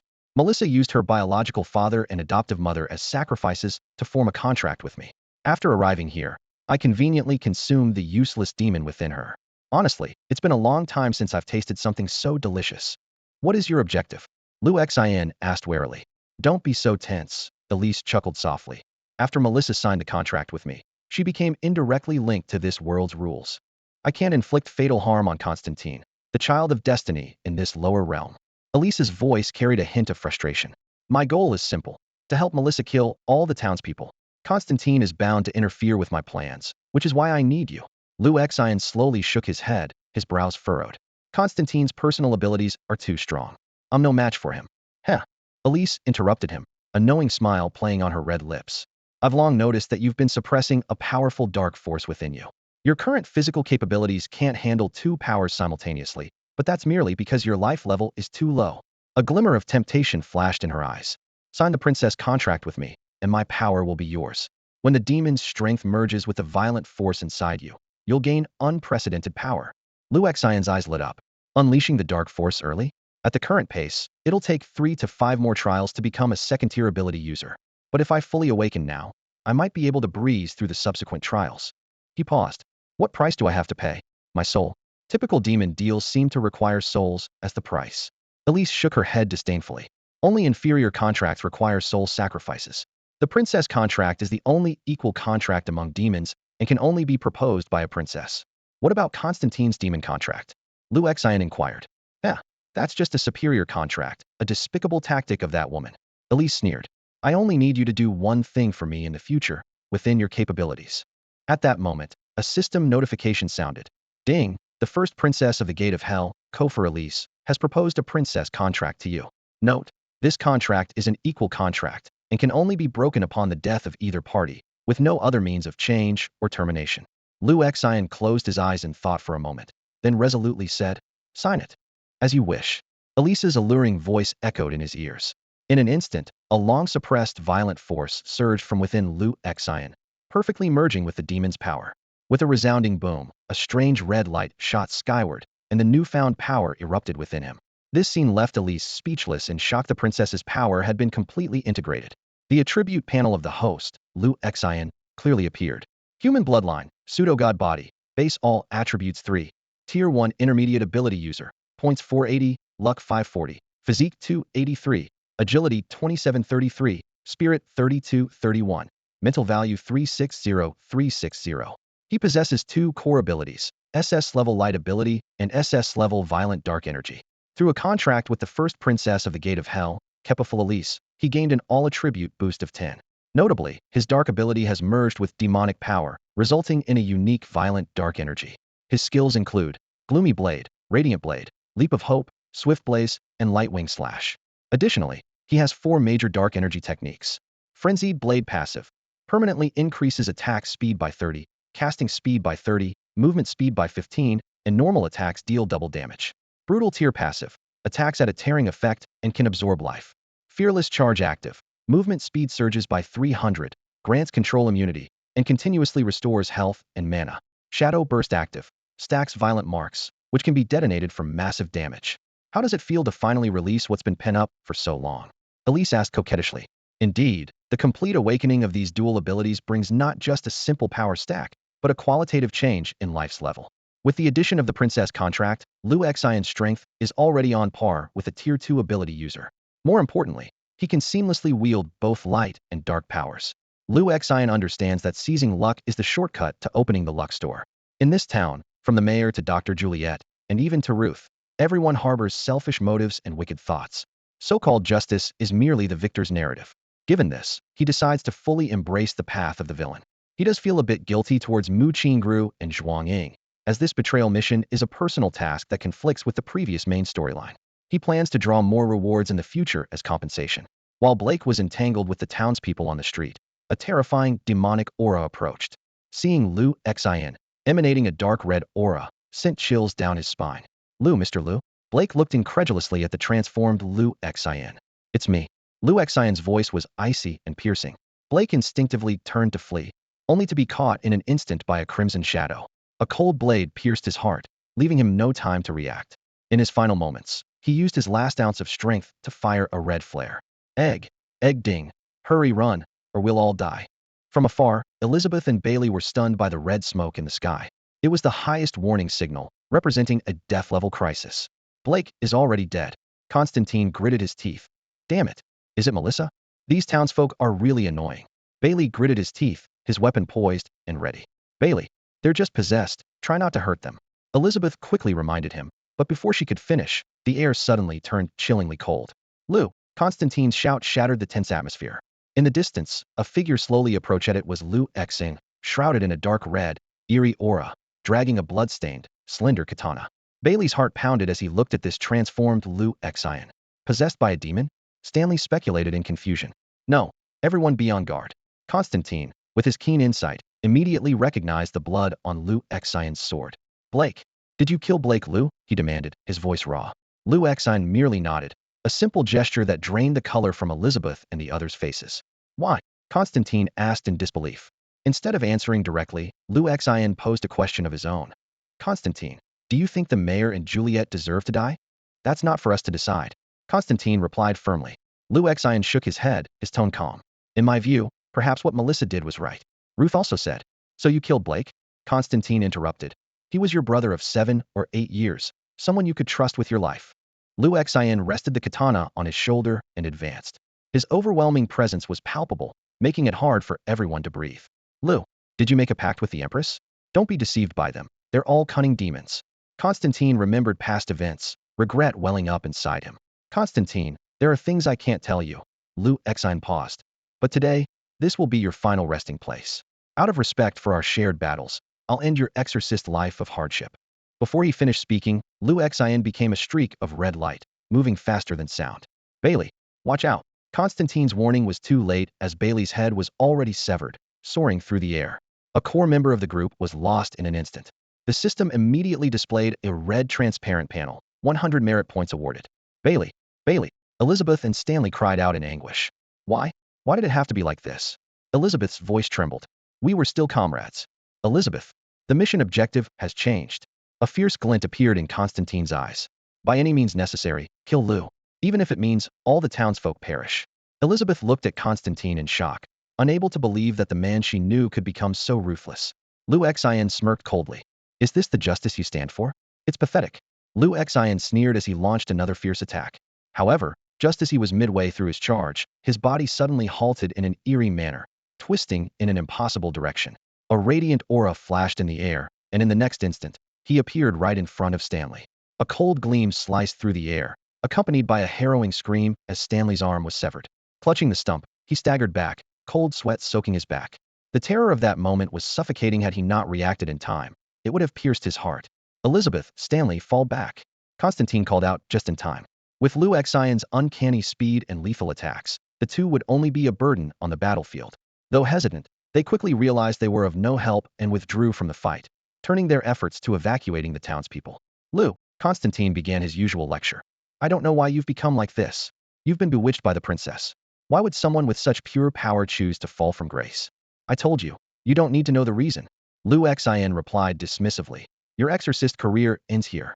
Before the words were fully spoken, he activated Dark Energy, Frenzied Blade, gaining significant attribute boosts. Attack speed increased by 30, casting speed increased by 30, movement speed increased by 15, and normal slashes dealt double damage. A barrage of attacks rained down, but each strike was blocked by ripples of holy energy surrounding Constantine. Lu, won't you wake up? TCH. Lu Xian spat, retreating to summon dozens of radiant sword auras that slashed down, then closed in for a frenzied melee attack. Repeating this cycle 7 or 8 times, the relentless assault finally wore down Constantine. Lu, farewell. Constantine bit his fingertip, smearing the blood on the cross on his chest. Instantly, a holy blaze erupted around him. At that moment, Lu Xian noticed hundreds of dark marks surfacing on Constantine's body. A slight smirk appeared on his lips as he prepared for Shadow Burst. Dark Energy, Shadow Burst. As Lu Xian unleashed this active skill, countless violent marks flickered in the air. He sacrificed 30 of his maximum health to detonate all the marks. Hundreds of violent marks swirled around Constantine, each carrying lethal force. Both were waiting for the right moment. Constantine aimed to unleash his ultimate move, while Lu Xian's sword energy had already left numerous wounds on his opponent. These sword marks began to slowly expand, inch by inch, spreading like a spider web towards Constantine's head. Ow! How is this possible?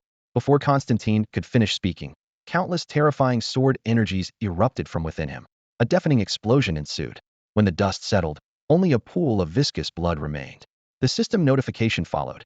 Candidate Lu Xian has killed the protagonist Constantine, earning 100 points. Ding! Elizabeth rushed frantically towards where Constantine had vanished, only to be restrained by Stanley. At that moment, a familiar seductive voice sounded from behind Lu Xian, accompanied by a warm breath. I didn't expect you could actually kill Constantine, the child of destiny. Lu Xian reacted swiftly, his blade already at Melissa's throat. Don't get so close to me. Hey, I told you not to be so harsh. Princess Elise teased.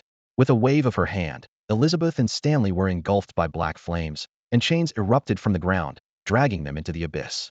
The system notified again. Protagonist team members Elizabeth and Stanley are dead. Candidate Lu Xian earns a total of 200 points.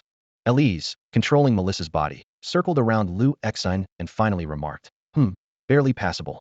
Looking forward to seeing you become even more exceptional. I hope we don't meet again, Lu Xian replied coolly. He was well aware of the cunning nature of demons and, despite having a contract, wanted no further entanglements. He quietly considered using the system to break the contract in the future. What? Elise exclaimed. Do you think I'm just a little girl? My true form is nothing like this. Doesn't matter. The townspeople are yours to deal with. Goodbye forever. Lu Xian turned and walked away. Lu Xian. Wait a minute. Elise emerged from Melissa's body, revealing her true form, a young girl in a dark red, gold thread gown. She appeared to be about 17 or 18, with porcelain-like skin and a flawlessly delicate appearance. Hey! Elise stood still, watching as Lucian walked away without looking back, stomping her foot in frustration. Unbelievable. I gave you my only contract, and this is how you treat me, she muttered through gritted teeth. Humph. When you realize the status of the 13th princess of the gates of hell, even if you crawl to lick my feet, I won't care. Class monitor. You're back. Zhuang Ying was the first to sense Lucian's presence and quickly approached him. Lucian, are you okay? Mu Qingru asked with concern as she looked him over. Lucian, as usual, reached out to ruffle her hair. I'm fine. Mu Qingru immediately let out a laugh of enjoyment. At that moment, Ruth and the townspeople hurriedly gathered around. Lucian, is the issue resolved? Is our town saved? Lucian's gaze passed over them and landed on the two children in the crowd. Just then, Elise's charming voice echoed in his mind. Don't worry, Melissa's vengeance doesn't include children. Damn contract. Lucian cursed inwardly, which elicited an amused giggle from Elise. It's over, Lucian told everyone. The police will come tomorrow to handle the aftermath, and these two children will be taken care of. That's great. Ruth and the townspeople cheered. That Melissa deserved it. If they hadn't come to our town back then, none of this would have happened. By the way, where are Mr. Constantine and the others? Ruth suddenly asked. They're dead, Lucian said calmly. May they find peace in hell. What do you mean? Before Ruth could finish, hellfire erupted from beneath them, chains instantly binding them and dragging them into the abyss. The terrified screams were abruptly silenced. Zhuang Ying and the others stared in shock at the scene. Lucian reassured them. I'll explain everything when we get back. Melissa, as per the contract, your soul belongs to me now, Elise declared. I understand, Melissa asked timidly.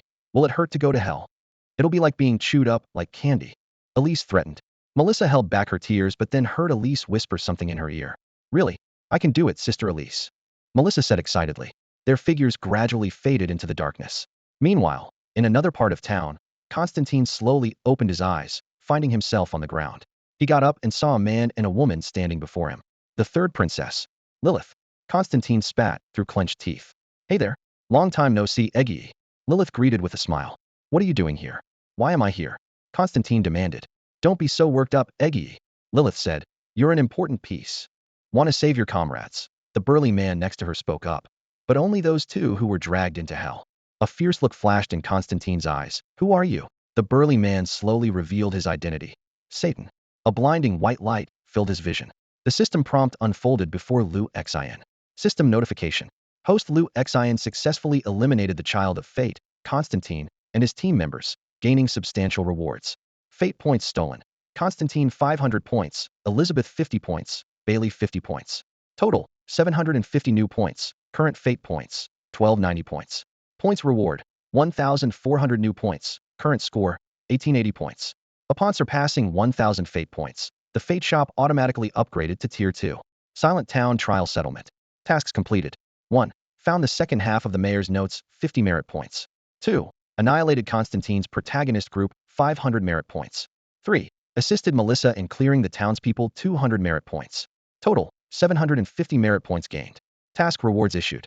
1. Completed Betrayal 2. Received Melissa's cherished pendant. 2. Perfect completion of Betrayal 1. Choose one of the following items. Constantine's cross pendant. Elizabeth's lace gloves. Bailey's cloak. Stanley's revolver. Blake's ring. A mystery box, really. Lu Xian thought with a wry smile. He recalled the terrifying aura when Constantine's blood activated the cross at the moment of his death, sending chills down his spine. If he hadn't acted first, he might have been the one lying there. Being a child of fate, Constantine's equipment was bound to be extraordinary. Without hesitation, Lu Xian chose the cross pendant. Michael's judgment. Quality, purple, good. Attributes, strength 2, spirit 5. Special effects. 1. Divine protection. Attacks dealing less than 5 of maximum health are nullified. 2. Judgment. Consumes 50 of maximum health to summon the flames of divine wrath, dealing true damage that ignores defense. Cooldown, 48 hours. Origin. Blessed by Archangel Michael, originally a relic of Constantine's beloved. As the attribute panel unfolded, an image appeared in Lu Xian's mind. A golden-haired, golden-eyed youth wielding a crimson cross sword, fiercely battling a dragon. It was the image of the angel of mercy and justice, the Prince of God. Lu Xian's eyes sparkled with excitement. a piece of purple-grade equipment. The attributes of this divine protector's blessing were simply top-notch. He quickly analyzed the equipment's effects. For a tank with high health points, any attack below 5 of their maximum health would be completely negated, making it a perfect defensive attribute. Although his balanced base stats, due to merging with Li Xian's panel, made this effect somewhat redundant, the judgment skill that came with the cross was very appealing. The damage output of this skill was comparable to his shadow burst, with the major advantage of not needing to stack Dark Mark to unleash it. After carefully storing the purple cross, Liu Xian took out Melissa's cherished Itima delicate silver cat pendant. This green-grade equipment had relatively ordinary attributes, a 3 to spirit value, with no special effects. Although it couldn't compare to the cross, it seemed like a good compensation for Mu Qingru or Xiao Mingxin. This time, the teleportation process was unusually slow. Normally, it took about 10 seconds to return to the real world, but this time, 10 minutes had passed, and Liu Xian was still trapped in the dimension bathed in white light. Given the situation, he decided to open the system and browse the upgraded Tier 2 Fortune store. Compared to the standard items in the Tier 1 store, the options in the Tier 2 store were enticing. Child of Fortune Aura, 1,000 points. Child of Demon Aura, 1,000 points. Martial Arts Prodigy Aura, 1,000 points. With nearly 2,000 points in hand after deducting the 600 points spent on the previous lottery, Liu Xian carefully weighed these choices. Liu Xian browsed through the list of auras in the Fortune store, astonished by the information before him. The Duelist's Aura required 1,000 points, the Child of Destiny Aura demanded 5,000 points, and the Heaven-Blessed Aura went as high as 10,000 points. These legendary auras, supposedly granted only by the heavens to chosen protagonists, were all available for purchase with points. His eyes quickly scanned the other items in the store. Blue-tier equipment started at 1,500 points, yet their effects couldn't surpass his existing Constantine Cross. Weighing his options, purchasing an aura seemed to be the best choice at the moment. After careful consideration, Liu Xian ultimately chose the Swordsmanship Genius aura, which cost only 1,000 points and provided a 30 boost to sword damage. As the aura merged with his body, a flood of swordsmanship insights surged into his mind, elevating his understanding of the art of the sword to a new level. 20 minutes later, as the white light faded, Liu Xian and his companions returned to the classroom. To his surprise, all his classmates were staring at him with eyes filled with disbelief, awe, and envy. Liu Xian, Feng Wuqian, standing at the podium, spoke with a trembling voice. Do you know what just happened? What's going on? Liu Xian was puzzled. You spent an entire day and night in the trial grounds. What's more, Feng Wuqian was so excited he nearly jumped. You've reached the top of the national trial rankings. You've completely outshone the prodigies of the imperial and magical capitals. The class erupted into excitement, with classmates eagerly showing Liu Xian the news on various social media platforms. Shocking. The divine child emerges in Ding'an City. The rise of Emperor Liu. 30 years east, 30 years west. Emperor Liu finally appears. The comment sections were buzzing with frenzy, from Liu Xin's childhood photos to his latest snapshots, attracting countless fervent admirers. You might have to leave Ding'an City, Feng Wuqian said with a complex expression. What? Liu Xian was stunned. This sudden turn of events left him momentarily unable to process everything happening around him. In the capital city, within the top-floor conference room of Beihai University, one of the most prestigious institutions in Huaxia, the atmosphere was both tense and lively. At the head of the large conference table sat an elderly man with a full head of silver hair, yet brimming with vigor, known as Old Du. He let out a hearty laugh. Unbelievable. This is outrageous, exclaimed several middle-aged individuals seated around the table, their faces showing signs of shock. Liu Xian, that young man, managed to. All right, a bet is a bet, interrupted a charming woman sitting next to Old Du. The middle-aged individuals sighed, with one suggesting, Old Du, why not transfer Liu Xian to Beihai's affiliated high school? Yes, let him handle those privileged kids from the capital. Recently, another teacher was driven away by the honors class at the high school. Others chimed in agreement. Old Du nodded thoughtfully. I was thinking the same. Once he's in college, I plan to take him as my last disciple. This statement left everyone present speechless with astonishment. The charming woman cautiously asked, Mr. Du, are you sure about this? I've never misjudged anyone, but... Old Du suddenly remembered something, his anger flaring up. Forget it. I won't take him. Let's see where fate leads him. Everyone fell silent, fully aware of why Old Du was upset. The student who nearly triggered a major disaster 15 years ago still haunted him. Meanwhile, atop a tower in the city of Modu, exuding a strange and dark aura. Have you received the command from the Mansion Lord? Ensure Liu Xian stays in Modu, came a cold voice from the upper echelons. Deploy the grievance dragon. Make it grand so the capital doesn't underestimate Modu's institutions. An hour later, a fierce dark dragon soared into the sky, its black wings spread wide, with sharp spikes covering its back and limbs. Elsewhere, Lu Xin was with Yen Su, Xi Jinping, and others, reviewing the national trial rankings displayed on a tablet. First place, Lu Xin from Ding'an No. 1 High School, Tinglong Province, 1527 points. Second place, Gu Lingxian from Beha Affiliated High School, Imperial Capital, 989 points. Third place, Dong Bai from Tuliang Academy Affiliated High School, Modu, 985 points. Such a staggering point gap was unprecedented in nearly a century. At that moment, Mu Qingru approached Lu Xin, tears in her eyes. She sensed his imminent departure, feeling an overwhelming sense of reluctance. Lu Xin instinctively patted her head, but unexpectedly, Mu Qingru threw herself into his arms, pressing her soft lips against his. Watching this scene, Xiao Mingqiu's face turned bright red. She covered her face with her fingers but couldn't resist peeking through them, too embarrassed to speak. Feng Wuqi coughed lightly from the podium. Mu Qingru immediately released Lu Xin and looked down at her white shoes, her feet nervously coming together and apart. Her ears and cheeks flushed, making her appear especially shy and charming. This way you'll always remember me. Mu Qingru's voice grew softer, almost like a whisper. Despite usually having a scheming demeanor, at this moment she was just like an innocent young girl, having used all her courage to kiss him in front of the entire class. Lu Xin stood still, his expression unchanged. This made Mu Qingru, who was sneaking glances at him, even more annoyed. Was he really that experienced? In truth, the Lu Xin from his past life had been through a lot, but in this life, except for a close call in his first year of high school, he had been very restrained, and had just preserved his first kiss until now. Lu Xin, you know? Mu Qingru silently spoke in her heart. Long ago, I made up my mind when the fog rises, I will love you where no one else can see. When the fog clears, I will only have eyes for you. As she was lost in her inner monologue, a warm hand gently patted her head. Don't worry, no matter where you are, I'll find you. Lu Xion's determined voice reached her ears. Tears finally slipped quietly from Mu Qingru's eyes. Ahem ahem. Feng Wuqi started coughing again, his loud voice amplified by the microphone, making the whole classroom buzz. Tell us what you did in the trial grounds this time. The entire class perked up their ears. Compared to the earlier emotional scene, they were clearly more interested in Lu Xion's trial experience. Lu Xian gave a concise account of the process, omitting the part about his contract with Princess Elise. You mean, you took out the entire protagonist team by yourself?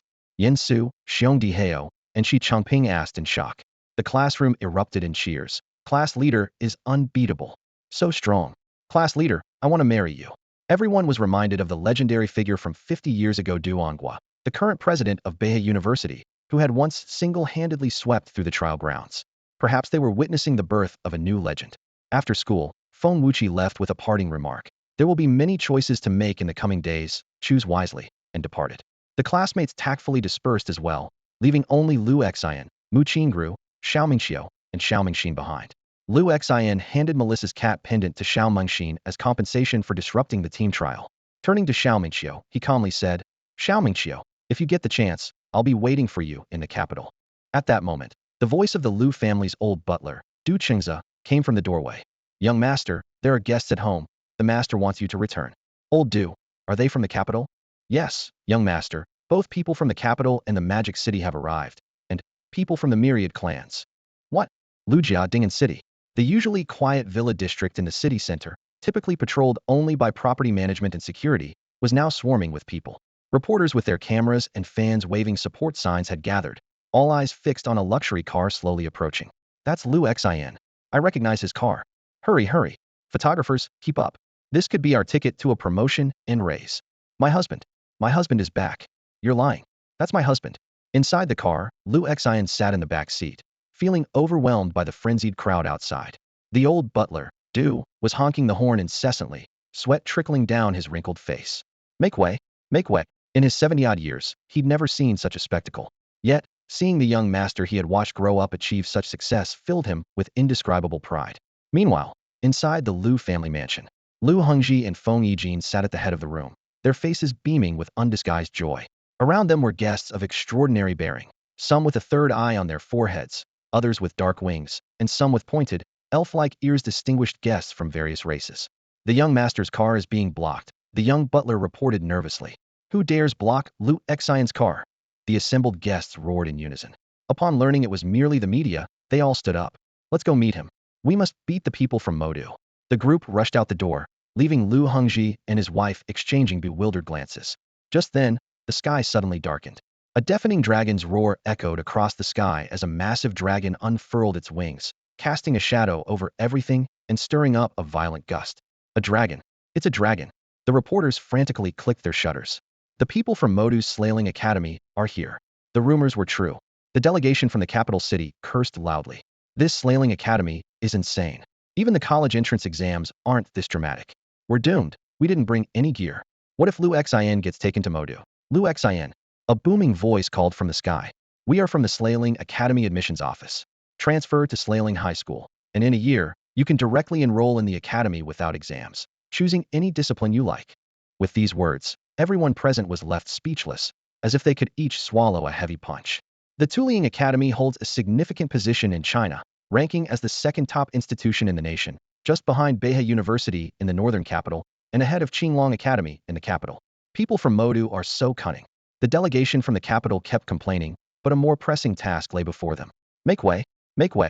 Voices from various university admissions offices echoed through the crowd. We're from Zhuan Academy. He2 Academy is here. You stepped on me. Move aside. Lu Xin is the person we're here for. Even before Lu Xin himself appeared, representatives from the capital's universities were already engaged in heated disputes on site. Amid this chaos, the admissions staff from Beihai University stood calmly at the back of the crowd, exuding a quiet confidence befitting the top university in China. At that moment, a voice, neither too loud nor too soft, cut through the noise. Make way. We are from the Wanzhou Academy. The scene fell silent instantly, and everyone, including the fearless media reporters, held their breath. The name, Wanzhou Academy, evoked historical memories for all present. It was a reminder of the alien alliance that had enslaved humanity for decades before being driven off Blue Star by human ancestors. However, some of these alien races had reached peace agreements with humans, engaging in trade. Wanzhou Academy in the capital is such a unique institution.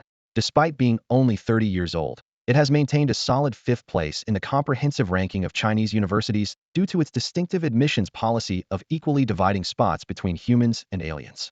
In the face of this scene, Lu Xin, just returning from the trial grounds, appeared unusually exhausted, yearning only for a good sleep. What academy? All of you, wait your turn. I'm tired, Lu Xin said nonchalantly. This statement caused another uproar at the scene, prompting even the admissions staff from Beihai University to remark, this Lu Xin is even bolder than people from Modu, just like those troublemakers in the advanced class. Is such talent a blessing or a curse? Subsequently, various media outlets reported the incident with sensational headlines. Shocking. Emperor Lu defies the Wanzhou. Raises China's prestige. Shocking. Lu Xin challenges the Wanzhou. Undaunted by death. Under the watchful eyes of many, Lu Xin returned to the Lu family home with a calm demeanor, went straight to his room, and fell asleep immediately. We were being presumptuous, representatives from various academies acknowledged. Returning from the trial grounds requires significant mental and physical recovery, an age-old truth. Lu Hongji, as the host, promptly replied, no matter, if you don't mind, feel free to rest here for a few days. You're too kind, the guests responded happily. For the next 2 days, the Lu family estate was bustling with activity, yet everyone tacitly avoided the area around Lu Xion's room. Only Feng Yijin and a few maids took turns checking on him. Lu Xian slept for 2 full days. When he awoke in the dead of night, around 2 or 3 o'clock, he gazed out at the dense darkness outside the window, feeling a sudden wave of uncertainty. Though his former self grew up in this city with a prominent family background, such advantages were limited to the small city of Ding'an. Beyond its borders, his status as a young master of the Lu family among the 5 great families would mean nothing. Compared to the colossal entities in the imperial capital, Ding'an was insignificant. To become stronger, leaving Ding'an was inevitable. But should he choose the imperial capital or the magical city? Lu Xian pondered deeply. Never mind, I won't think about it now. He glanced at the remaining 880 points. Can't buy anything worthwhile. Might as well try my luck and prepare some farewell gifts for Mu Qingru and Zhuang Ying. Although Zhuang Ying's ability was rated only A, in actual combat, even some ordinary level ability users were no match for him. Heading to the imperial capital would be no problem, and he would undoubtedly become a core figure in Lu Xian's faction. The system notification sounded, indicating that the fortune store had upgraded with 2 new lottery options, 300 points for blue quality and 500 points for purple quality. In the first draw, Lu Xian received a pair of green quality phantom boots, perfectly suited to Zhuang Ying's abilities.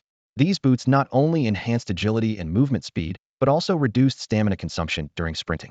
During the second draw, a dazzling blue light appeared, and a heavy, mighty sword, The Overlord's sword materialized in Lu Xian's hand. This sword seemed tailor-made for him. It not only increased his strength by 7 points, but also had damage stacking and extra sword aura effects. With the 700 world source points acquired from the trial, Lu Xian immediately decided to advance to a high-level first-tier ability user. After the promotion, all 4 of his basic attributes were enhanced, and with the Blood Serpent blessing and equipment bonuses, his overall strength surpassed that of an ordinary second-tier ability user.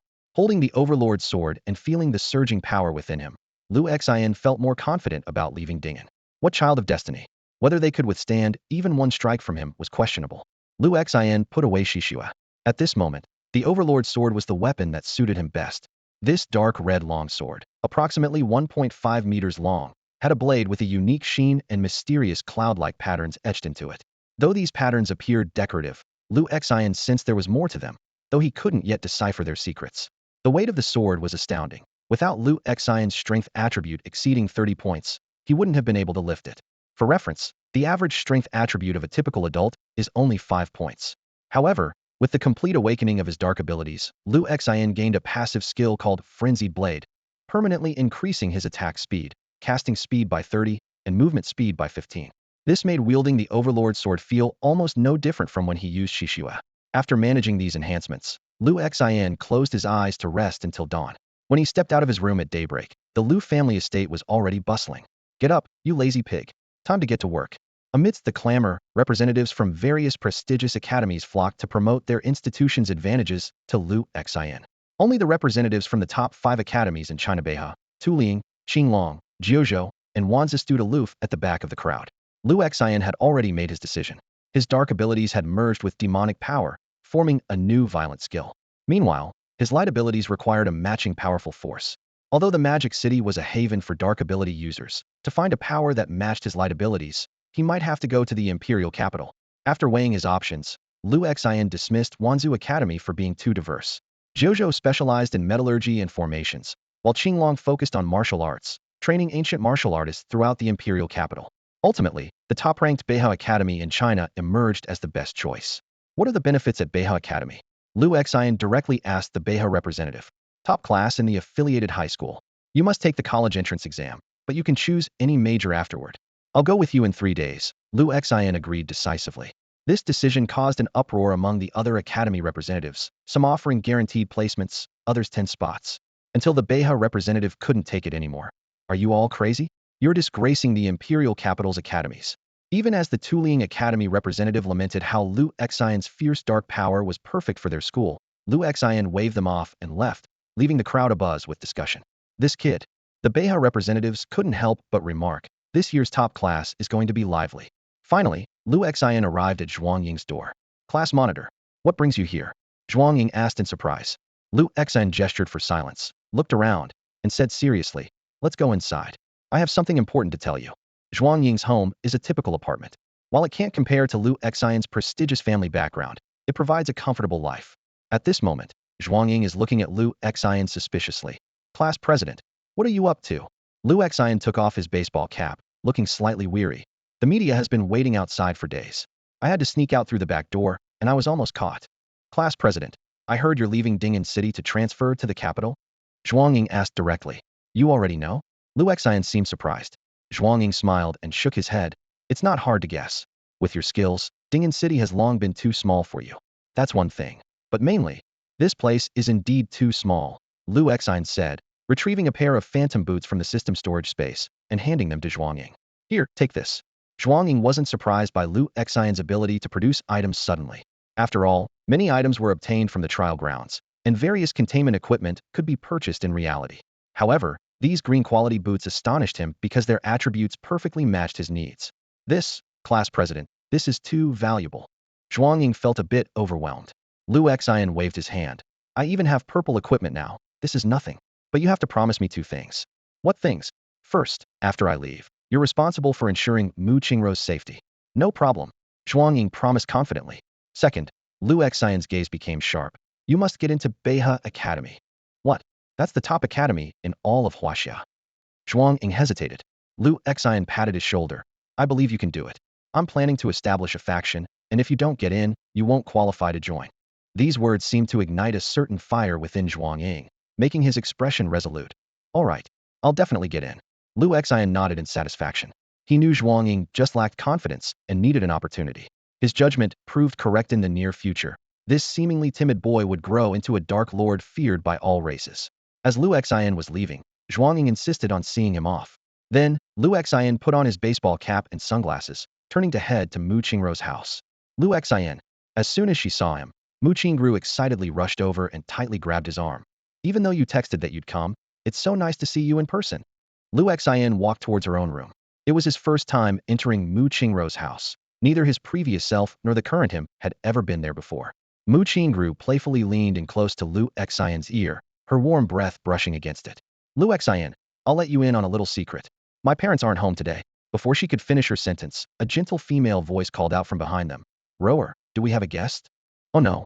Mom, don't say anything. Mu Qingru panicked, her face turning bright red. Boo-hoo. Lu Xian stifled a laugh and shifted to the main topic. Qingru, I know you're leaving Ding'an City. Mu Qingrou's expression dimmed instantly, interrupting him. How did you find out? Then she quickly lifted her head again, flashing a radiant smile. But don't worry, even if you didn't come to find me, I would have come to find you. Lu Xian shook his head and took out the thin blade, which had accompanied him through many battles. At this moment, it was emanating an indescribable aura. Though he couldn't quite articulate what it was, the presence was undeniably there. I'm giving you this knife, Lu Xian said.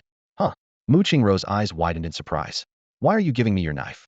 What if you can't defeat those prodigies in the capital without it? Her voice rose sharply before she realized her outburst and lowered her head like a child caught doing something wrong.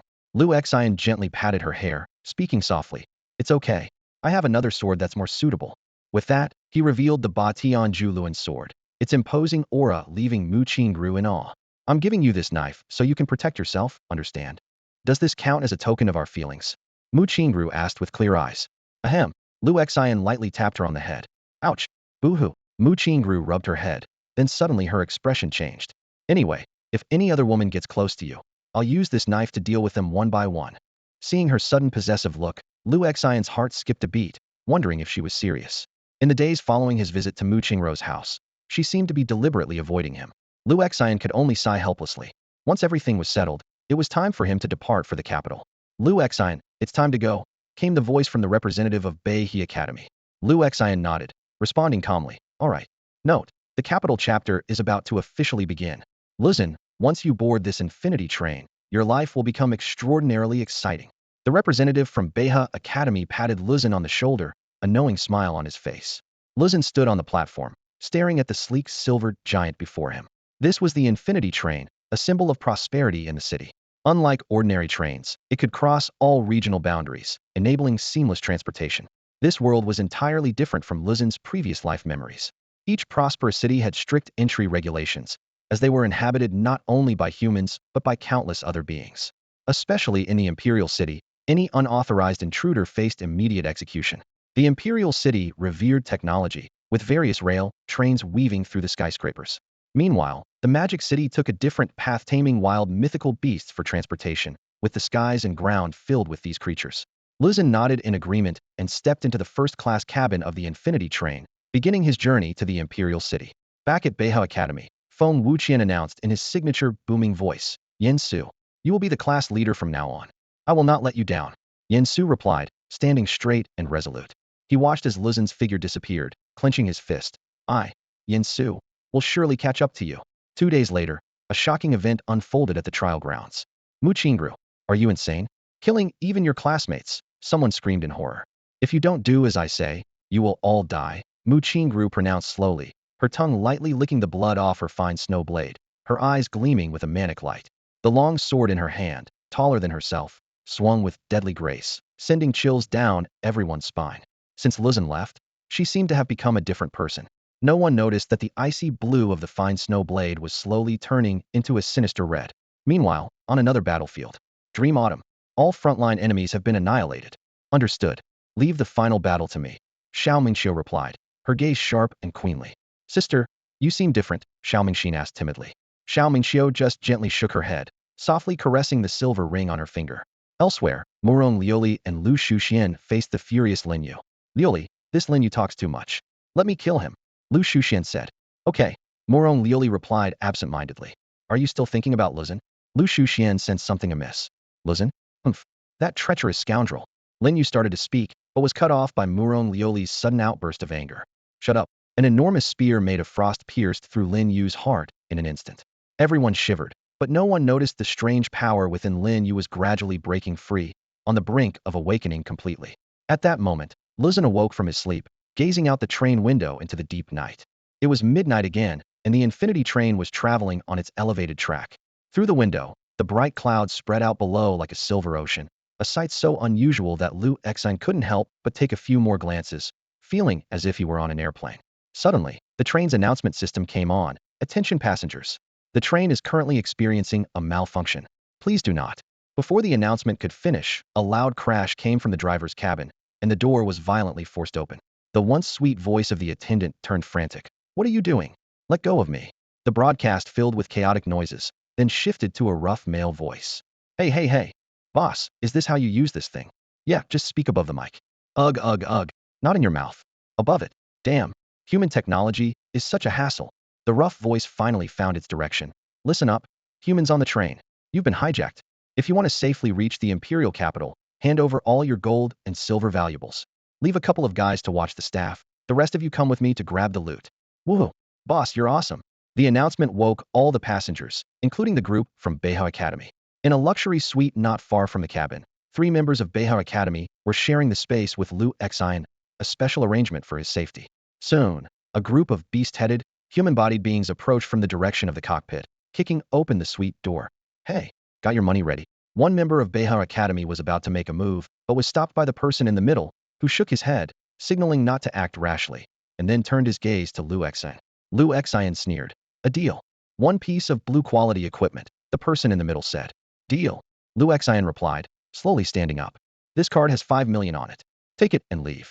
Lu Exine drew a silver card from his wallet and tossed it casually to the group of beast-headed creatures. The leader, with a raven's head, immediately showed a greedy glint in his eyes. Really? Is there truly 5 million on this? Beha affiliated high school, Lu Exine. Lu Exine replied calmly. If it's a lie, you can always come find me. This statement caused a stir among the creatures. Boss, that's the affiliated high school of the top academy in Huaxia. Yes, that academy's reputation is enormous, they chattered amongst themselves. The Ravenhead leader nodded in satisfaction and made an unexpected decision. Who knew there were such chivalrous humans? Let's go, everyone. With that, he leaped out the window of the private room, spreading his wings. I am Wuya, the hall master of the myriad races. Lu Xian, your name will be remembered by us, he declared loudly in the air. The other creatures followed suit, those with wings flying and those without grabbing onto their winged companions. The 3 from Beha were dumbfounded by this sudden turn of events. What? Weren't we about to fight? What just happened? Lu Xian sat down gracefully, raising an eyebrow. Remember, don't forget my blue gear. This isn't right. It doesn't follow the rules. One person on the left quickly objected. Did you ever mention any rules? Lu Xian coldly retorted. If money can solve the problem, why waste the effort? The person in the middle scrutinized Lu Xian. This young man had a cool demeanor, with a gaze that showed no respect, only a hint of contempt. Fine, we initially wanted to test your strength, but you outsmarted us, he conceded. Rest assured, once we reach Beha, I'll apply for it for you. You'll have the gear within 3 days. Lu Xian simply nodded and continued resting his eyes. The person pondered silently. A piece of blue-quality gear is worth at least 10 million. To handle matters with such composure at this age, Du Lao's choice is indeed exceptional. More concerning is that the myriad races seem to be on the move. This needs to be reported quickly. The next afternoon, the Infinity train slowly pulled into the capital. Passengers, the train has arrived at the station. Please disembark in an orderly fashion. Regarding the previous night's incident, the staff had reported it to the capital's police, but neither the people from Beha nor Lu Xian revealed why the myriad races suddenly left. They were even exempt from giving the usual statements. Walking through the streets of the capital, Lu Xian observed the myriad of shops, bustling crowds, towering buildings, and intersecting aerial tracks. It was his first time in the capital, and he couldn't help but feel awed. The level of technology and individual prowess here far surpassed the previous world. 10 minutes later, he arrived at the rear entrance of Beha Affiliated High School, which stood before him as an expansive academy covering nearly 3,000 acres. The high school felt like a university in its scale and grandeur. The size and prestige of Beha High School were incomparable to the smaller schools in Ding'an City. Let's take you to the dormitory first. The 3 from Beha led Lu Xian through the main avenue of the campus. On either side of the path, students in white uniforms with blue trim passed by, each with an elegant crane embroidered on their backs. Lu Xian's appearance caused an immediate stir. He was already strikingly handsome, and since merging with Li Xian's power, his presence was even more extraordinary. A unique charm emanated from him, blending sunshine and gloom in perfect harmony. Wow, that guy is so handsome. Wait, why does he look so familiar? Oh my god, it's Lu Xian. He's really transferred to our school. Quick, get your friends to see this. The chatter grew louder, and more eyes turned to Lu Xian. Soon, a high-end apartment building came into view. This is the premium student dormitory. Everyone has their own suite, the three introduced. Lu Xian frowned and pointed to an area in the distance. What's that community? That's the elite student residence, where each person gets a villa, but you need to reach second-tier strength to live there. So, you can live there even if you're not second-tier? Lu Xian asked calmly. After receiving a confirmation, Lu Xian said directly, "Take me to the elite student community. There are only 12 villas in the elite community, and this year, it's special there are too many talented people, and it's already full," the three quickly explained. "Then I'll just take one," Lu Xian said coldly. He had already decided to establish his authority here. In dealing with these prodigies in the capital, being low-key wouldn't work. Only by instilling fear would they truly submit. Moreover, this would help him gain fortune points and credits. In this talent-rich capital, it was like his playground. "You can't. That's against the rules," the three exclaimed. "Which rule says you can't take a dorm?" The three were left speechless, exchanging glances. While there was no such rule, who would do such a thing just after transferring? They had thought Lu Xian was a stable person, but he turned out to be quite the rebel. Oh no, this year's Beha High School is really in trouble.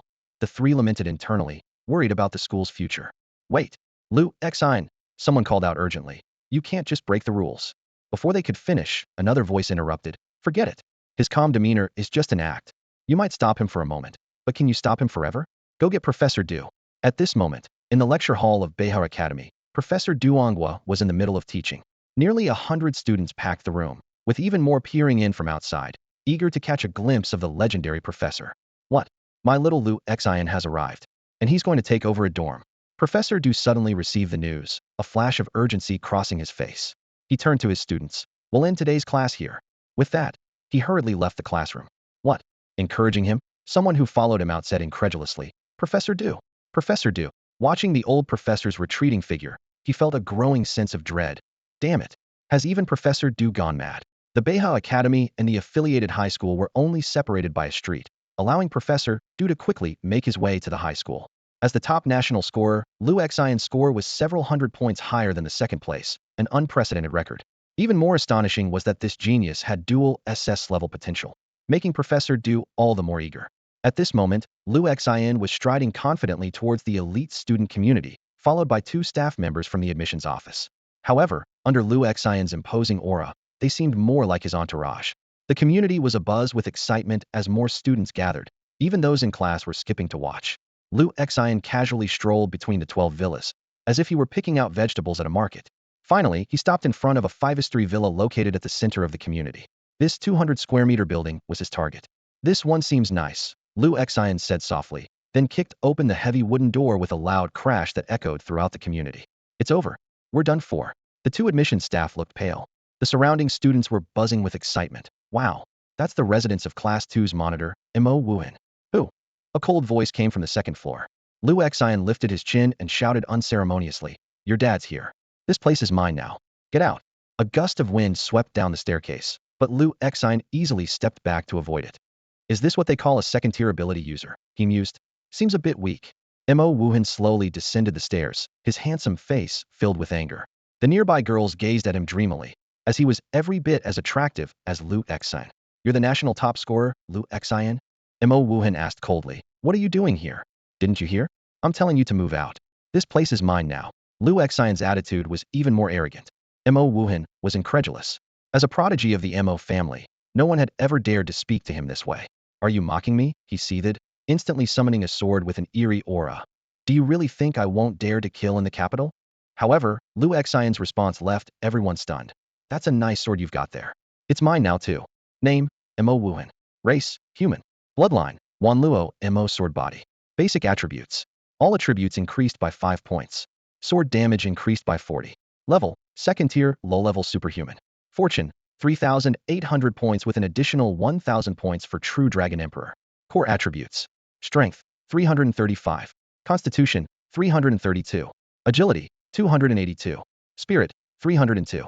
Spirit value, 320320. Abilities. SS grade resentful thunder, a fusion of pure dark and thunder elements, characterized by its eerie speed and explosive power.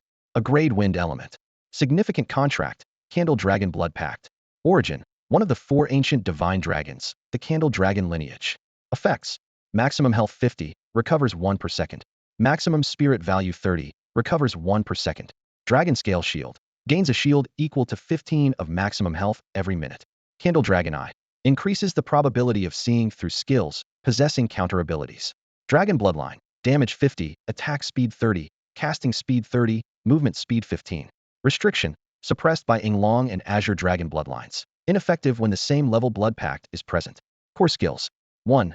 Aura of the True Dragon Emperor. Reduces damage by 30 within 5 meters. Reduces the accuracy of projectiles by 30 beyond 5 meters. 2. Resentful Thunder Series. Malevolent Thunder Movement passive. Health 15, damage 15. Traverse active. Releases 5 dark attribute lightning bolts. Mighty Strike active. Releases hundreds of lightning bolts within a 30-meter range. Condemnation active. Dark lightning fusion, delivering an undetectable destructive strike. 3. MO Sword Series. 17 Cloud Strikes. Rapid combo with a high chance of breaking defenses. Stabilize the universe. Reduces defense by 50 for 5 seconds. Increases damage by 50. Overwhelming Waves. Continuous sword strikes, releasing a sword energy wave every 3 strikes. Lu Xin looked at Mo Wuhan in front of him, feeling a sense of awe. This was the power of the prodigy from the imperial capital. If not for the royal princess contract that boosted all his attributes by 10 points, he wouldn't stand a chance against him. You want this Mo sword? Mo Wuhan sneered dismissively.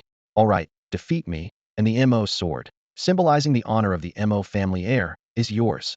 Without another word, Lu Xian drew his unparalleled sword and charged forward. Yet, Mo Wuhan's once arrogant eyes turned as calm as still water in that moment. A menacing aura swept through the air. Yet, amidst this chaos, Lu Xian's gaze remained unervingly calm, like a still pond. This stark contrast set off alarm bells in Mo Wuhan's mind, giving him a daunting sense of invincibility in the presence of his opponent. Before he could gather his thoughts, a terrifying force struck him heated. It was no illusion but a palpable sense of oppression. Hastily, Mo Wuhan raised his sword to block, only for his grip to give way as blood spurted from his hand. The immense force pushed him back several steps, struggling to find his footing after retreating 7 or 8 paces. The scene fell into a stunned silence. Everyone watched in disbelief. Could a first-tier ability user really push back a second-tier one with just a single swing? You seem strong, but honestly, you're quite weak. Lu Xian's voice rang out, calm and matter-of-fact, as if stating the obvious. With 42 points of formidable strength, wielding the mighty sword of Overlord, and the frenzied boost of dark energy, this overwhelming strike shattered Mo Wuhan's pride. As the sole heir of the Mo family, a prodigy among prodigies, Mo Wuhan had never faced such humiliation. Burning with rage, he began to channel the power of resentful thunder, a terrifying aura forming before him. Let me show you my. Mo Wuhan's roar was cut short as Lu Xian appeared before him like a specter. Cloaked in a dark red, violent aura, his long sword turned into a storm. 1 strike, 2 strikes, 3 strikes. The passive effect of the berserk blade activated, each swing growing faster and more ferocious. Mo Wuhan's ultimate move was forcibly interrupted, his vaunted true dragon aura and Candle Dragon Blood Pact rendered useless against Lu Xian. Every strike was infused with violent dark energy, each blow carrying incredible force. Under this relentless onslaught, Mo Wuhan's hands twisted and deformed, unable to hold his sword any longer. He staggered back, leaving a trail of blood on the ground.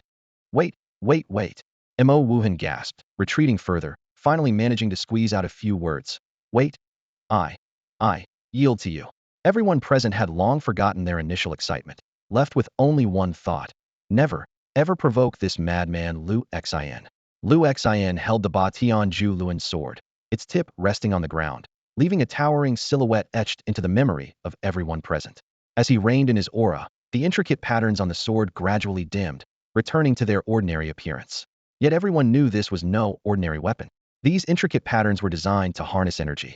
Whenever Lu Xian infused the sword with violent dark energy, the Ba Tianju Luan sword grew increasingly heavy. He had tried infusing it with light energy, but it paled in comparison to the violent dark energy. This energy, fused with demonic power, was not only extremely ferocious, but even more destructive than lightning by a margin.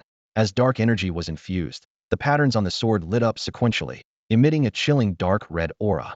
The sword, originally weighing 1,000 pounds, soared to nearly 10,000 pounds. Yet Lu Xian wielded it effortlessly. This was his strength.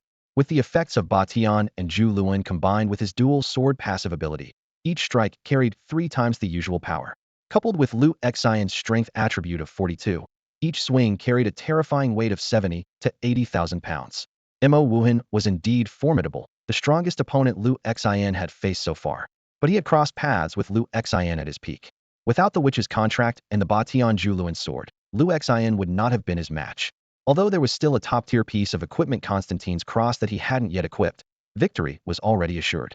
"I'll move out tomorrow," Mo Wuhan said, fear evident on his face. "I'm not afraid of fools, not afraid of geniuses, but crazy people? Where did this mad dog come from?"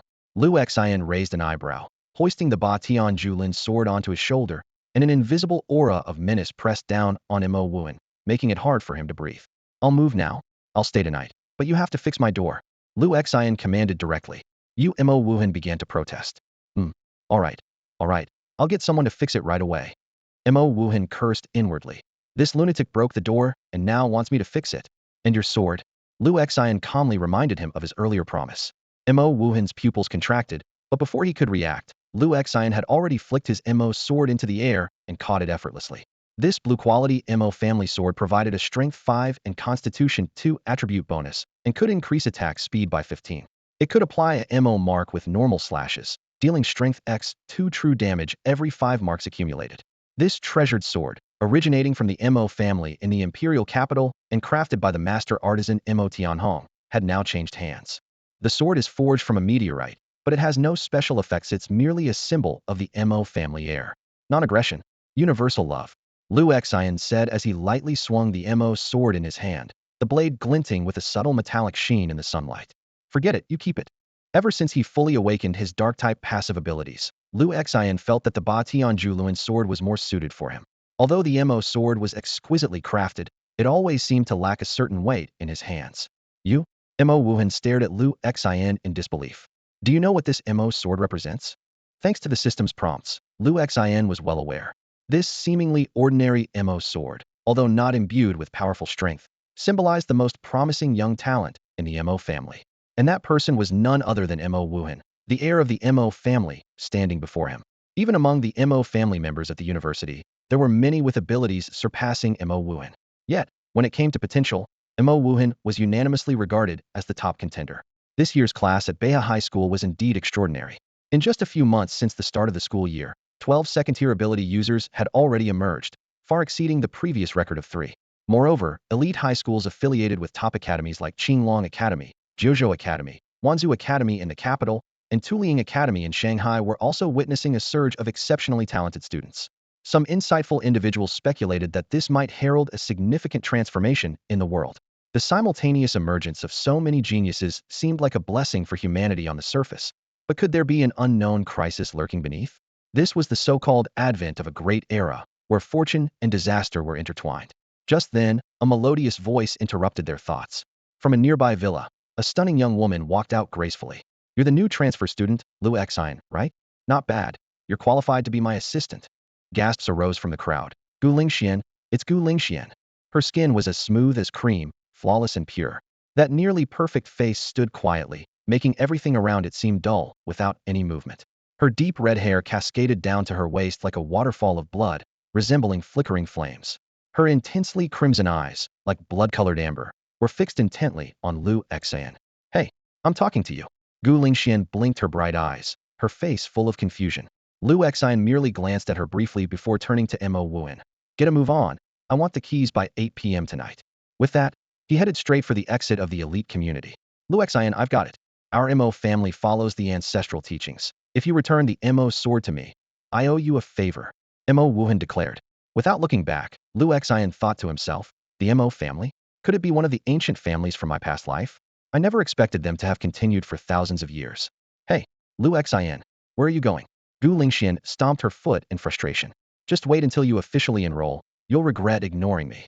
As Lu Xian walked into the crowd, the students instinctively parted to make way for him, watching his cold, distant figure. This transfer student seemed to have a dual personality, one side calm and composed, the other wild and violent. "Do you think Lu Xian is just pretending to be arrogant?" Maybe the one who tricked us out of our blue gear was the real him. Two people from the Beha admissions office whispered as they followed behind. If Lu Xian heard this, he would surely nod in silent approval of their insight. From afar, old Du pondered, this kid has the same spirit I did back in the day. It's time to put those conceited talents in their place. Lu Xian, don't let me down. Before he finished speaking, his figure had already vanished. A system notification chimed in. Host Lu Xian has successfully plundered fortune, gaining 300 fortune points. Current fortune, 1590. Acquired 600 points, current points, 880. Only then did Lu Xian remember the red-haired girl. Gu Lingxuan ranked second on the national trial list. She's got presence, but I wonder about her actual strength, he mused. First, let's find something to eat and get familiar with the school. How about grabbing a meal together? He asked the two whispering behind him. Us? Yes. Let's go? We'll show you the local delicacies of the imperial capital. The two admissions teachers, seeing that although Lu Xian seemed reckless, he knew his limits, felt somewhat reassured. In truth, Lu Xian wasn't interested in the Mo sword. If it truly had special powers, he might have kept it for himself after all. Mo Wuhan had already promised a favor, and he saw no harm in accepting it. So, the education system in the imperial capital is different from other cities? Lu Xian asked, somewhat surprised at the dining table. Yes, exactly, the slightly chubby teacher replied, wiping grease from his mouth. The group from Beha was led by a portly teacher named Lu Yulin, with another teacher wearing black-framed glasses, Luo Feiyu, standing beside him. While enjoying the food on the table, Lu Yulin explained the rules of the capital city to Lu Xian in detail. In your small cities, trials are conducted weekly, Lu Yulin said after swallowing a mouthful of food. But in the capital, we only conduct them monthly. The reason is simple: after returning from the trial grounds, people feel mentally exhausted, as if all their energy has been drained. The higher the difficulty, the more pronounced this state becomes. He paused, looking directly at Lu Xian. With your abilities, you can indeed dominate in Flevel and A-level worlds. But in the capital, the minimum starts at level difficulty. This might not be pleasant to hear, but other than you, there's really no comparison with the students here. Lu Yulin spoke with a hint of pride. Flevel and A-level trials are meaningless to the students in the capital. And for trials above level, it takes about a month to recover after each one. This is the educational system of the capital and the magic city. It appears fair on the surface, but in reality, it reflects the differences in strength at every turn. So, Lu Xian pondered. Students like Gu Lingxian can earn over 900 points from just one trial? That's right, Lu Yulin answered, munching on a piece of chicken. I heard she took down a secondary antagonist in that world. Suddenly curious, he asked, by the way, what exactly did you do in those trials, which were mostly A-level in your small cities? Simple. I took out all the protagonists, Lu Xian replied calmly. What? Lu Yulin was so shocked that he dropped his chicken leg on the ground, staring at Lu Xian in disbelief. Lu Xian didn't bother to explain to them. He had already informed Feng Wuqian of the details, and he was confident that this information would soon reach the top levels of Beha. Eventually, Lu Yulin and the others would find out. Throughout the afternoon, Lu Xian familiarized himself with the surroundings of Beha-affiliated school. Beha Academy was just across the street, and the news that he had knocked down Mo Wuhan on his first day of transferring had spread like wildfire across both schools. This Lu Xian is something else. Did you see the video on the Beha campus social media? He pinned Mo Wuhan to the ground. That sword move was amazing. Hey, I've got a high-definition version here, Blu-ray quality, selling for $5. As Lu Xian was strolling through the Imperial Plaza, a pure-looking girl in a blue and white Beha-affiliated school uniform suddenly stopped him. Hey there, do you have a girlfriend?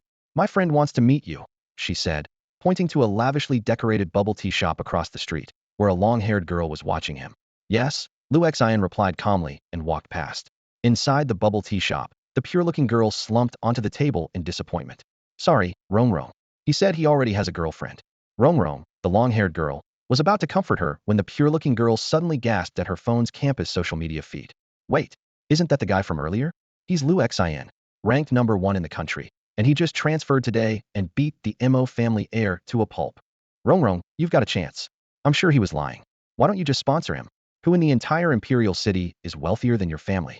Rong helplessly smiled at her friend's wild imagination. Later, around 7 in the evening, Lu Xian returned to the elite student community after shopping for daily necessities. On his way, more than 7 or 8 girls had asked for his contact information, leaving him a bit exasperated. Ever since he fully awakened his dual abilities, his demeanor had changed dramatically. However, he maintained a casual approach towards relationships, planning to consider them after the college entrance trials. As he reached the villa's entrance, Mo Wuhan was waiting there with a cheerful smile. His previously deformed hand had completely healed. He warmly put an arm around Lu Xian's shoulder. Brother Lu, come on in for a chat. Lu Xian cautiously drew his formidable sword, and Mo Wuhan quickly waved his hands in explanation. You must have heard that my Mo family is the best in China at forging equipment and mechanical skills, right? You saw today that the neighbor in this little villa is our classmate, Gu Lingxian. Why do I live here? It's because. Why am I living here? Well, it's because I have a crush on Gu Lingxian, Mo Wuhan admitted, blushing like a shy schoolgirl. He quickly walked to the window and eagerly began describing the structure of the five-story villa. Although there are only 12 villas here, they're quite populated. The first floor is the reception area, the second floor is the dining room, and the third floor was originally a recreational space, but I converted it into a workshop, he said, his eyes lighting up. I'm quite skilled at crafting equipment and enchanting weapons. The fourth floor has 2 secondary bedrooms. The fifth floor features a large master bedroom, and the rooftop has an open-air dining area. Mo Wuhan rubbed his hands together, looking at Lu Xian with anticipation. I'll give you the master bedroom on the 5th floor, and I'll just stay on the 4th. Please don't make me leave, Gu Lingxian. In exchange, I'll give you a blue piece of equipment and offer free enchantments for all your gear. He paused, lowering his voice mysteriously. By the way, Yi Xiaomao, who lives with Gu Lingxian, is also quite pretty. Once I win over Gu Lingxian, Yi Xiaomao could be yours.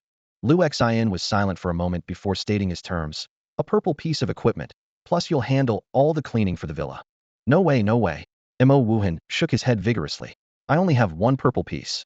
The best I can do is give you a top-tier blue one. But I'll take care of the cleaning, he promised, patting his chest. Lu Xian nodded in agreement. A top-tier blue piece and a cleaner seemed like a good deal. Mo Wuhan beamed with joy. Great. You know, I'm the class leader of Class 2, and Gu Lingxian is in Class 1, so we don't get to see each other often. I even spent a lot to trade this house with someone from Class 5. Do as you please. I'm tired. Lu Xian yawned. Is the 5th floor ready? Of course, of course. Mo Wuhan replied eagerly. Would you like a massage? I'm quite skilled. No thanks. Lu Xian shivered slightly. Just get your tasks done. I'm going to rest. Mission accomplished. Mo Wuhan stood at attention, saluting. After Lu Xian went upstairs, Mo Wuhan jumped with excitement. Woohoo! Brother Lu is so easygoing. I thought he'd chop me down with how tough he was during the day. Lu Xian entered the master bedroom on the 5th floor and pulled back the curtains, revealing a large floor-to-ceiling window that offered a stunning night view. He looked around, admiring the luxurious decor. He thought to himself, if a high school student can live this well, what kind of mansion will they have in college? Just then, a sweet voice called out from the 5th floor of the villa across the way. Hey, it really is you. Standing on the windowsill was a captivating girl with red hair and red eyes. Without a doubt, it must be that Gu Lingxian, a girl's voice echoed from the hallway. Gu Lingxian stood outside the classroom, hands on her hips, confidently introducing herself to the new transfer student. I'm Gu Lingxian, the class leader of Class 1. The principal has informed me that you'll be joining our class. The position of vice class leader is vacant, and I think you'd be perfect for it. Before she could finish, Lu Xian walked into the classroom with a blank expression, swiftly pulling the curtains closed. He meticulously checked every potential gap to ensure complete coverage. Lingxian, what's going on? A pretty, gentle-looking girl named Yi Xiaomao approached with concern. Nothing major. Gu Lingxian huffed. That transfer student is just so annoying. Mao, I think we should give him a hard time tomorrow, don't you agree? Yi Xiaomao chuckled and shook her head. Let it be, someone else in the class will handle him. Oh, Gu Lingxian suddenly realized. You're talking about that guy? Yeah, even I find him tough to deal with. Meanwhile, inside the classroom, Lu Xian lay back in his seat, completely uninterested in the vice class leader position. Such a thankless job, better left to someone else, he thought, quickly drifting off to sleep. The next morning, in the dining room on the 2nd floor of a small villa, Brother Lu, try my cooking. Mo Wuhan eagerly placed a nicely presented plate of pasta in front of Lu Xian. Lu Xian took a bite and nodded. Not bad. This simple compliment made Mo Wuhan beam with joy. After breakfast, Lu Xian wiped his mouth. Time for class, let's go. Mo Wuhan immediately followed, like a loyal little sidekick. As they appeared on campus, they drew the curious glances of Beha High School students. What's going on? Wasn't the young master of the Mo family beaten up? Why do they seem so close? Whispered voices surrounded them. Under the curious gazes, Mo Wuhan entered Class 2 of the 3rd year, while Lu Xian headed into Class 1 next door. The beautiful teacher on the podium smiled and said, Come, Lu Xian, introduce yourself. Lu Xian stepped up to the podium, his tone calm. Transfer student, Lu Xian. The transfer student, Lu Xian. The boy standing at the podium introduced himself in a calm tone. The classroom immediately erupted into a commotion. The girls were exclaiming one after another. Wow, Lu Xian really transferred to our class. He's even more handsome than in the videos.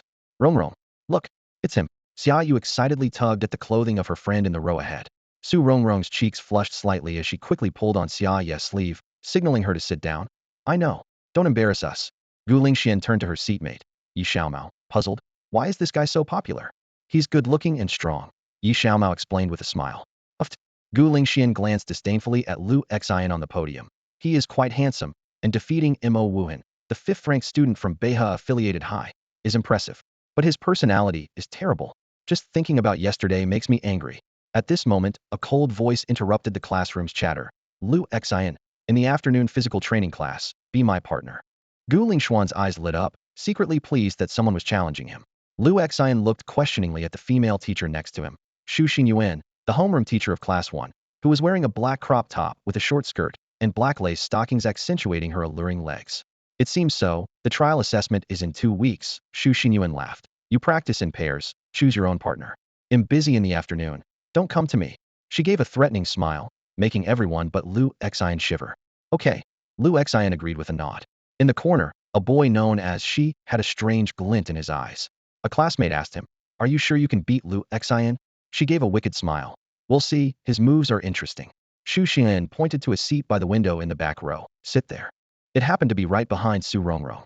When Lu Xian sat down, Su Rongrong trembled slightly, too nervous to move. Xiaoyu kept giving her meaningful looks, making Su Rongrong's ears turn red. Miss Xu, Gu Lingxian suddenly stood up. I propose we make Lu Xian the vice class president. Xu Xinyuan was intrigued. Oh. Lu Xian has already proven his strength, and the next trial is a class-wide exam. The vice president position is still open. What do you think? Xu Xinyuan asked Lu Xian. No. Lu Xian refused bluntly. Then never mind. Xu Xian turned to Gu Lingxian. We'll have to rely on you for this trial. Gu Lingxian gave Lu Xian a resentful look, but he was already engrossed in his textbook, The Structure of Mental Power. At lunchtime, Xiaoyu warmly invited. Lu Xian, would you like to have lunch with us? She pulled Su Rongrong along. Su Rongrong turned mechanically. Hello, I'm Su Rongrong. Even Lu Xian couldn't help but be moved by her gentle and delicate face. Unlike Mu Qingru, Morong Liuli, Xiao Mingxiu, and Gu Lingxian, who had a beauty that kept others at a distance, Su Rongrong had cascading black hair, soft features, and gentle eyes that felt comforting. Just as the three left the classroom's back door, Gu Lingxian, who was carrying her lunchbox and about to continue persuading Lu Xian to become vice president, happened to walk by. Seeing this scene, she was shocked and her eyes widened. Rongrong, the perfect lady. Could it be that these two? Su Rongrong sat gracefully and quietly beside Lu Xian, resembling a poised and elegant classical beauty. The dining hall at Beha High School was lavishly decorated, with nearly all private 6-person booths, and operated on an order-based system, with students from less affluent backgrounds serving as waitstaff. At this moment, only Lu Xian and Su Rongrong remained in the booth. Xiaoyu had left with the excuse. I think it's that time of the month. Sorry, I need to go back to the dorm. Enjoy your meal. She winked and gave Su Rongrong a knowing smile before dashing out. Xiaoyu, don't run. Didn't you just finish that? How can you have it twice in 1 month? Su Rongrong stomped her foot in frustration, but Xiaoyu had already disappeared through the door. Lu Xian pushed the menu towards Su Rongrong. You can order first. As he glanced at the menu, he couldn't help but be amazed. It featured a wide array of dishes from all over China and even international specialties, a level of variety far beyond what was available in Ding'an City, showcasing the depth of the capital's culinary offerings. Lu Xian, look. This mango dessert is buy one, get the second half off. Su Rongrong exclaimed excitedly, leaning slightly towards Lu Xian, her smooth black hair cascading over his left arm. A unique fragrance accompanied her movement. Sure, as long as you like it, Lu Xian replied calmly. When she looked up, Su Rongrong unexpectedly met Lu Xian's gaze.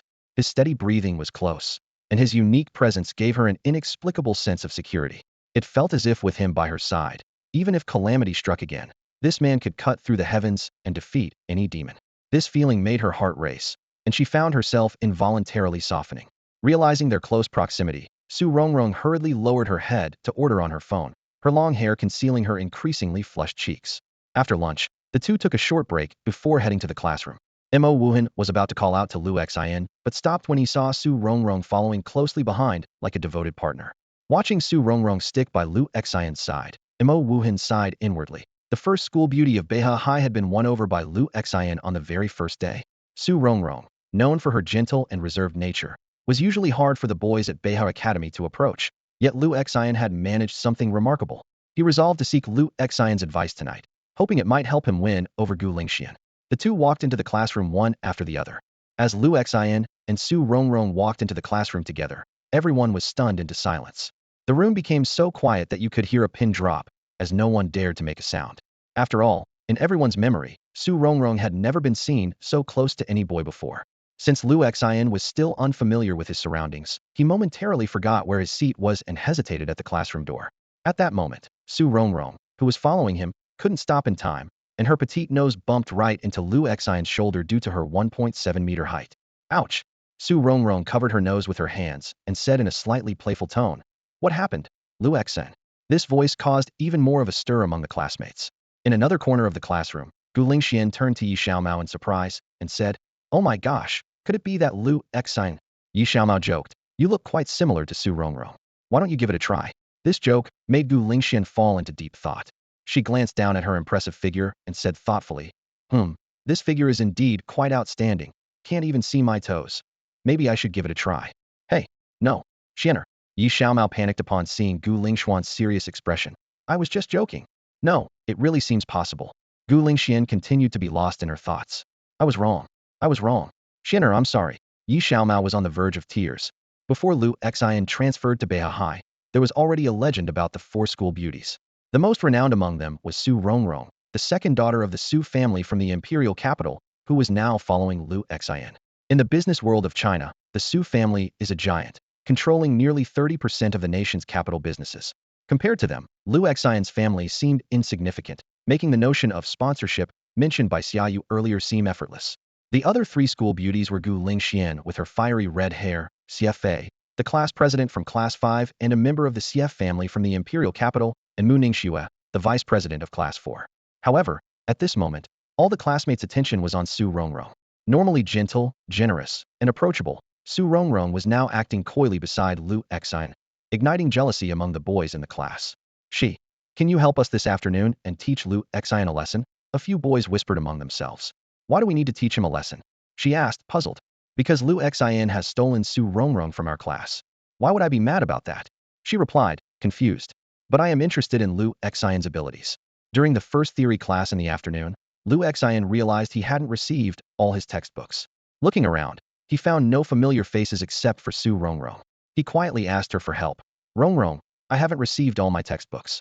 Can I look at yours?" Su Rongrong blushed immediately and nodded shyly.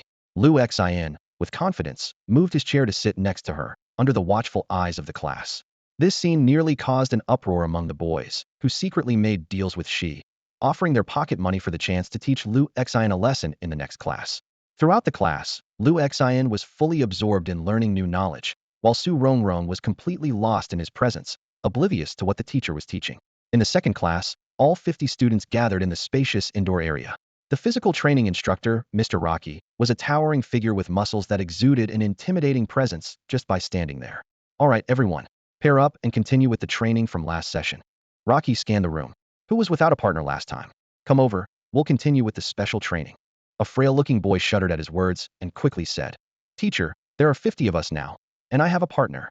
"What a pity, I wanted to teach you some special techniques myself," Rocky said regretfully, noticing she had already picked up a wooden sword, while Lu Xian was heading towards the weapon box in the center of the field. She picked up a wooden long sword, his eyes glinting with an unusual light. Lu Xian noticed the look in his eyes and couldn't help but frown. "What's up?" She's lips curled into a mysterious smile. Before the words were fully spoken, he had already reversed his grip on the sword, with the tip pointing to the ground, and charged at Lu Xian like an arrow released from a bow. Lu Xian's eyes turned a shade of red, and a violent dark energy immediately enveloped the wooden sword. With a sharp crack, the wooden sword shattered. "Switch to iron," Lu Xian said in a calm tone. "Sure." She maintained his enigmatic smile. The two switched to iron swords and resumed their fierce duel. In the blink of an eye, Lu Xian was surrounded by dazzling light element sword energy, with each sword beam slashing toward Shi like a meteor. "Wow, that move is so cool." The students on the training grounds all stopped their actions, watching the duel intently. "So that's a sword immortal? No wonder he got specially recruited to Beihai. Damn, he's actually kind of impressive." The boys couldn't help but express their envious admiration. After all, who hasn't dreamed of being a sword immortal? "I see now." She suddenly had a look of realization. "I'll gladly take that, Lu Xian." She's pupils rapidly expanded, transforming into eerie dual pupils, twitching as they captured something. In the next instant, identical sword energy to Lu Xian's erupted from Shi, surging toward Lu Xian. Wow, it's Shi's move again. His dual pupils are unbeatable. Exclamations erupted from the sidelines. Lu Xian, holding his iron sword, flashed a red light in his eyes, and with a casual wave, shattered dozens of sword energies. Not bad, but a copy is still a copy, he said coldly.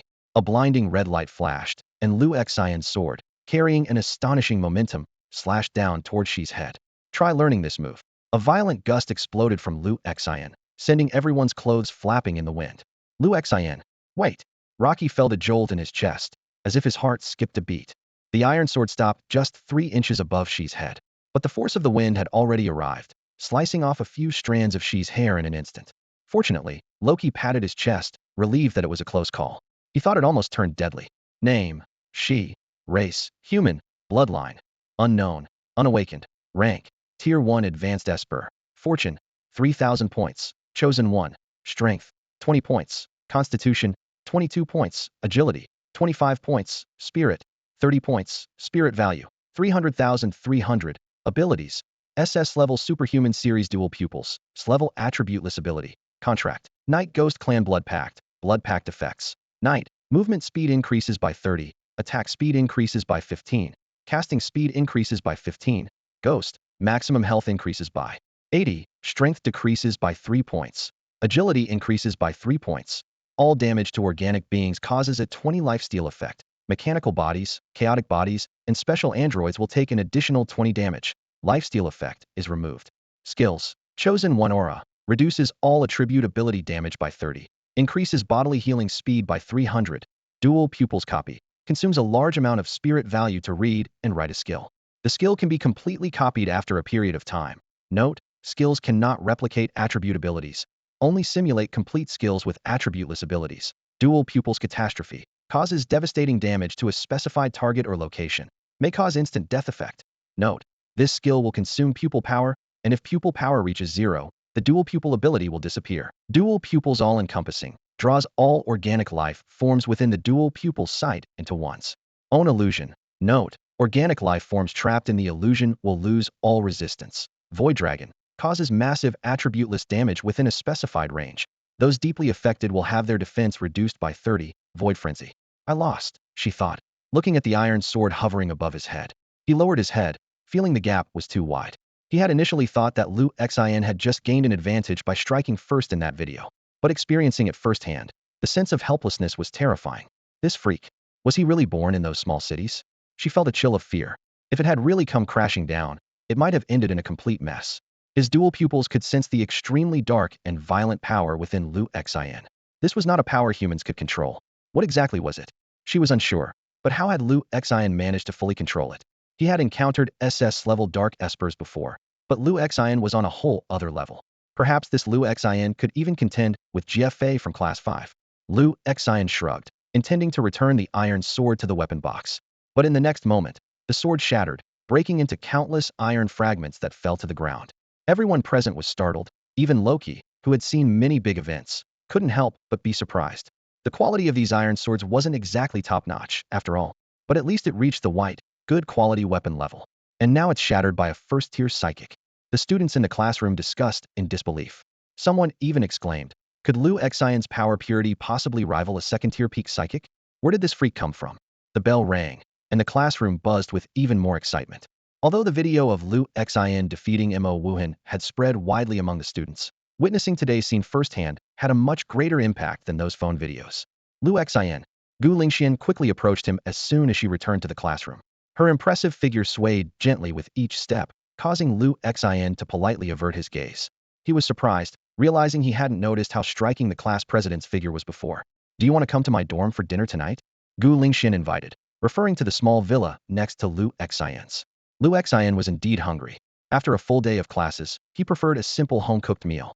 Thinking of Mo Wuhan's culinary skills, he couldn't help but admire that Mo was not just a janitor, but also quite a talented chef. Before Lu Xian could respond, Gu Lingxian suddenly leaned in, her soft body brushing against his right arm. Then she hooked her arm around his and led him out of the classroom. This scene was witnessed by Su Rongrong, who was about to look for Lu Xian. She recalled Xia Yu's earlier comment about Lu Xian having a girlfriend and immediately imagined a touching story. Could it be that Lu Xian and the class president were in a long-distance relationship? and he had worked hard to complete the trial assessment to come to the capital to be with Gu Lingxian. I'm sorry, Lu Exine, Su Rongrong whispered to herself, her eyes slightly reddened. I won't disturb you anymore.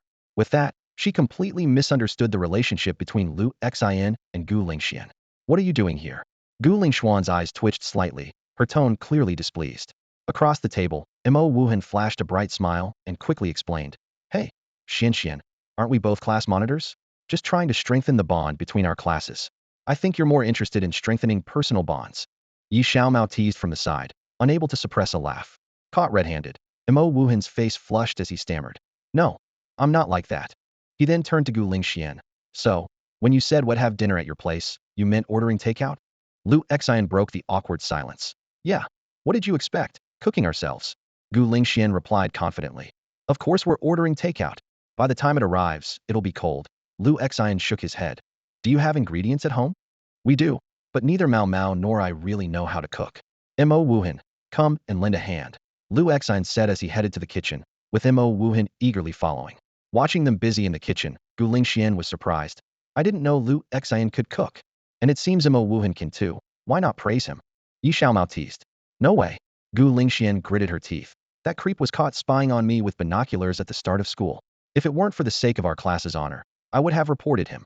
Yi Xiaomao glanced at Gu Lingxuan's impressive figure and muttered to herself, at least an E. Soon, Lu Xian and Mo Wuhan brought a table full of homemade dishes. The girl's eyes lit up.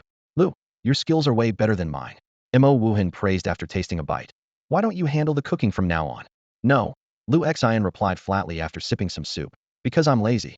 Mo Wuhan was speechless. Who knew you were so talented? Gu Lingxian exclaimed with shining eyes. This is delicious. Used to takeout, she was experiencing authentic homemade food for the first time, and even Yi Xiaomao couldn't help but look at Lu Xian with newfound respect. Xian, I'm talented too. Mo Wuhan exclaimed eagerly from the side. Get lost. Gu Lingxuan's temple throbbed as she struggled to contain her anger. Lu Xian watched Mo Wuhan, secretly amused. Do you even know what being talented means? After dinner, the two returned to the small villa. Mo Wuhan was overflowing with gratitude. Lu, thank you so much. I finally got to visit Gu Lingxuan's house because of you. Your skills are amazing. It's just a meal. Lu Xian replied calmly, though he kept the thought to himself. Lu Xian couldn't help but shake his head in sympathy for his friend's hopeless romantic situation as he noticed Gu Lingxuan's obvious dislike for Mo Wuhan.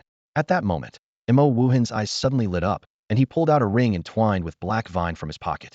Lu, this is the blue-level equipment I promised you. The ring's attributes immediately appeared before Lu Xian. Name Ancient God, Black Vine Ring. Quality Blue Extreme. Effects. Black Vine Curse. Consumes 60 of maximum health. Black vines wrap around the arm to gain 10 strength for 30 minutes, with a 24-hour cooldown. Ancient God's Blessing. Permanently restores 1 health per second when worn. The ring's origin was described. At the edge of the world, there grows an ancient vine tree that never withers. It gradually gained divine qualities after receiving prayers from human tribes, and was revered as an ancient god. The ring was forged from its branches. Lu Xian quickly calculated the benefits, sacrificing 60 of his health to gain 10 points of strength, adding to his existing 8 points, for a total increase of 18 points. Considering his current base strength of over 40 points, using the Black Vine Curse would directly push him past the 60-point threshold. This was already at the level of a mid-tier third-level ability user, surpassing many third-tier individuals in single attributes. And yet, he was merely a high-level first-tier ability user. As soon as he put on the ring, a surge of life-giving energy flowed through his body. Although this was just the healing effect of the ancient god's blessing, Lu Xian could already imagine the immense power when activating the Black Vine Curse. Over the next 2 weeks, Su Rongrong, who sat in front of him, started behaving increasingly strangely. Every time Lu Xian tried to greet her, she found an excuse to avoid him, as if he were a terrifying monster.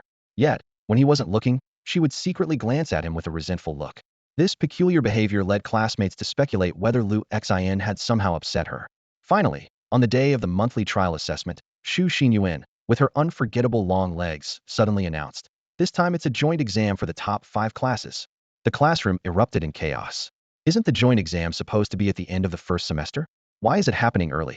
In the Imperial Capital's trial system, class joint exams were typically scheduled for midterms or finals. It's almost unheard of for the second assessment to be a joint class exam. A wave of surprised chatter filled the classroom. Xu Xinyan stood at the podium, casually ruffling her hair and leaning lazily against the desk. This movement immediately caught the attention of all the boys in the class, who involuntarily swallowed and leaned forward slightly. This year's cohort is indeed quite special, Xu Xinyuan stated bluntly. From now on, joint class exams will be more frequent. Midterms and finals will be upgraded to joint exams with the 5 major affiliated high schools. The 5 major affiliated high schools include Beihai Affiliated High School, Tuliang Affiliated High School, Qinglong Affiliated High School, Zhuzhou Affiliated High School, and Wanzhou Affiliated High School, she added. Why does it have to be our class that faces these reforms? The classroom erupted with complaints. These joint exams are typically competitive and often more challenging than regular trials. In trials, students with weaker abilities can still rely on strategy to bridge the gap. Take Gu Lingxian, for example. Although she ranks third in strength at Beihai Affiliated High School, her trial performance scores are the highest. Speaking of strength rankings, the top student at Beihai is GFA from Class 5, who hails from the Imperial GF family. This mysterious young lady from the GF family has barely attended any classes since the start of the term, only appearing during the first assessment, and even then, she wore a dark purple mask. The GF family, along with the MO family, is one of the 1,000-year-old noble family Sloki, but formidable. They have a unique tradition. All direct female descendants must wear a specially made mask after the age of 12. It's said that they can only remove it when they meet their destined partner, or it serves to seal the powerful family legacy. Of course, these are just rumors, as the GF family is so enigmatic. In this generation, GFA is the only direct descendant. Alright, Xu Xinyuan impatiently interrupted the chatter. This is the arrangement from the higher-ups. If you have any complaints, take them to the principal. Now hurry up and get your blood drawn. I don't have classes this afternoon, so don't delay my break. Lu Xen looked at Xu Xinyuan, who lacked any airs of a typical teacher, and couldn't help but think of the loudmouth Feng Wuqian. However, he was more concerned about the message Xu Xinyuan had sent him privately last night. In the Imperial City, the school can monitor everything in the trial grounds in real time. Although he defeated Mo Wuhan, some higher-ups still harbored prejudice against him as a transfer student. This assessment would be his chance to prove himself. The content of this assessment is modeled after strategic assessments from the Warring States period, Xu Xinyuan continued. Warring States strategy? Does that mean we have to conquer and seize territory? A student quickly grasped the key point. Hearing this, Lu Xian murmured thoughtfully, defend the family? A flash of white light filled the room, and a long-forgotten sensation spread throughout her body. The next moment, the students in the classroom vanished into thin air, leaving Xu Xinyuan standing alone on the podium. Darn it, I'm going to be late again, Xu Xinyuan muttered to herself as she hurriedly dashed out of the classroom. I hope this time it's a handsome guy. The white light flashed again, and the entire class appeared on a vast grassland. Under the azure sky, white clouds drifted leisurely, and behind them stood a small city occupying about 1,000 square meters. Lu Xian's gaze inadvertently landed on Su Rongrong. She stood not far away, her eyes filled with a sorrowful look as if she might burst into tears at any moment, making Lu Xian feel a pang of guilt. Did I do something wrong? However, as he looked directly at her, Su Rongrong quickly turned her head away and silently followed Xiaoyu, taking a few steps further away. Just then, a blue transparent panel suddenly unfolded before everyone. World coordinate transfer complete. Current coordinate. Boundless battlefield. World origin, 1.72. Note: this trial is a competitive assessment for classes 1 to 5. All unregistered personnel will be immediately eliminated. This assessment features 5 main cities. Class 1, White Tiger City Physical Damage 15. Class 2, Azure Dragon City Magic Damage 15. Class 3, Phoenix City Health 15. Class 4, Black Tortoise City Defense 15. Class 5, Chelan City Status Resistance 30. Special instructions. 1. Totem auras can be plundered. Losing a totem results in losing all bonus attributes. 2. The area contains 15 additional small cities available for capture. 3. Capturing each small city increases the class's totem aura effect by 5. 4. If all small cities are captured. White Tiger Azure Dragon Phoenix Black Tortoise Effect 157590. Chelan Effect 3075105. This design will compel each class to actively strive forward, preventing complacency. Once a class captures enough small cities, their combat power will reach a formidable level, enough to disrupt the balance between classes that were previously evenly matched. In the blue light screen, the trial mission was clearly displayed. Conquer cities, plunder totems, and gain beneficial effects. The criteria for success or failure were also clearly defined. Losing 5 main cities, but still having small cities was not considered a failure. True failure occurred only when all cities were lost or the entire team was wiped out. Isn't this just forcing us to go to war? Someone exclaimed. We have to capture 15 small cities and defend them too. The difficulty is too high. Exactly, if we lose all the small cities, hiding won't help. Gu Lingxian furrowed her brows and quickly proposed a strategic plan. Our 5 classes each have 50 people. We must act immediately. We'll leave 20 people to guard the main city, and the remaining 30 will be split into 3 teams of 10 to capture other small cities. I'll lead one team. Lu Xian and Su Rongrong will each lead another, and she will be responsible for leading the remaining 19 to defend the main city. No one in the class objected, as Gu Lingxian had clearly established her authority in the previous trial. Soon, the class completed personnel distribution according to the plan. Before the teams dispersed, Su Rongrong gave Lu Xian that unique, wistful look once again. This time, Lu Xian couldn't take it any longer and silently vowed that after the trial, he would make sure this silent person finally spoke. Lu Xian's team conveniently consisted of 5 boys and 5 girls. He casually appointed a boy named Qin Shou as vice-captain. Qin Shou immediately showed excessive enthusiasm. Lu, are you tired? Do you want me to carry you? If you're hungry, I can cook noodles for you. I brought a pot. Get lost. Even the usually composed Lu Xian couldn't help but scold. About 10 minutes later, they finally arrived at a small city marked on the map. This so-called city was more like an outpost, covering an area of only about 500 square meters, with nothing but a stone totem pillar. As Lu Xian led the team into the city area, blue-white gaseous forms of white tigers suddenly emerged around them. 10 minutes later, these gases were fully absorbed by the stone pillar, which then emitted a dazzling blue-white light, accompanied by a thunderous roar of a white tiger. At that moment, a new prompt appeared on the blue transparent panel. The aura enhancement effect of Class 1's white tiger totem quickly increased, soaring from 20 to 30. The blue notifications on the system panel kept flashing, indicating that Gu Lingxian and Su Rongrong's teams had completed their respective occupation tasks. Move forward, Lu Xian ordered decisively. Wait, Brother Lu. Qin Shou and a few classmates hurriedly spoke up. Aren't we supposed to guard this place? Lu Xian, with a sharp gaze, quickly analyzed. 15 cities are evenly distributed among 5 classes, with each class having only 3.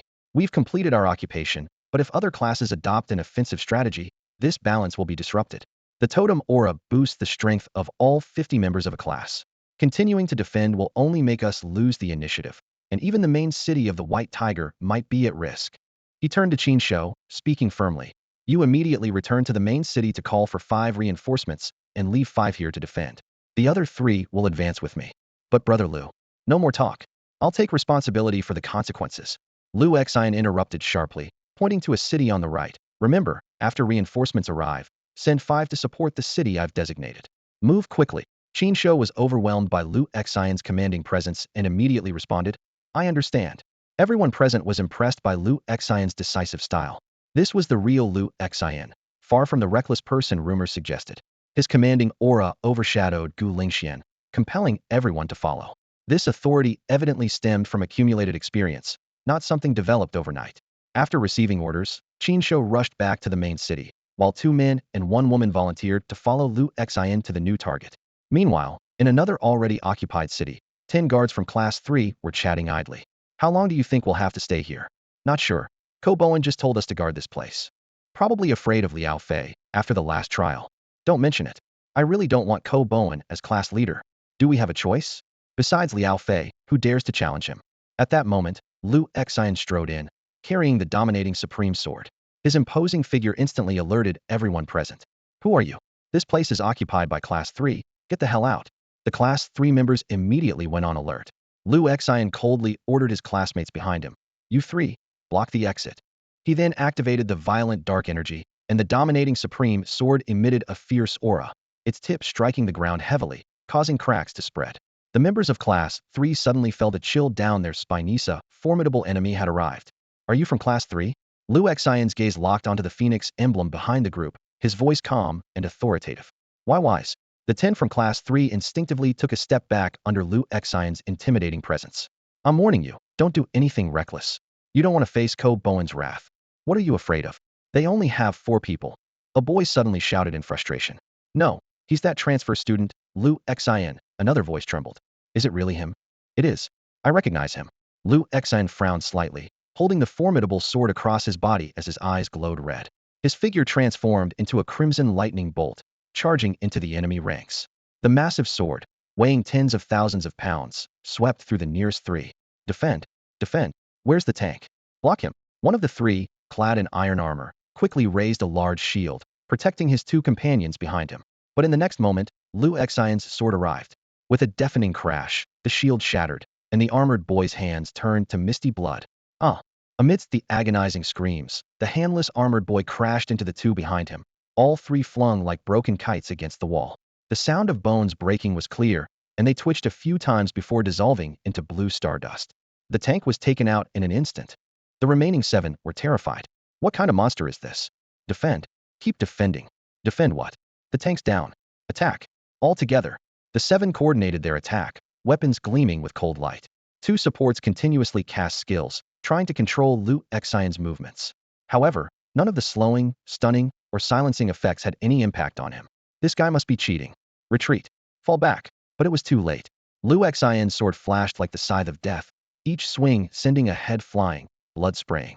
Before their bodies turned into blue stardust, all 7 had their life force absorbed by Liu Xian, healing his wounds instantly. In less than a minute, all 10 from Class 3 were annihilated. The 3 from Class 1 blocking the exit were terrified, yet one girl watched with a peculiar glint in her eyes. Liu Xian, so strong. 10 minutes later, a blue translucent panel displayed. Class 1, White Tiger Totem Aura, buff increased to 35. Elsewhere, in a small city, Gu Lingxian stared at the notification in shock. What's going on? Su Rongrong? No, it can't be her. Then it must be Liu Xian.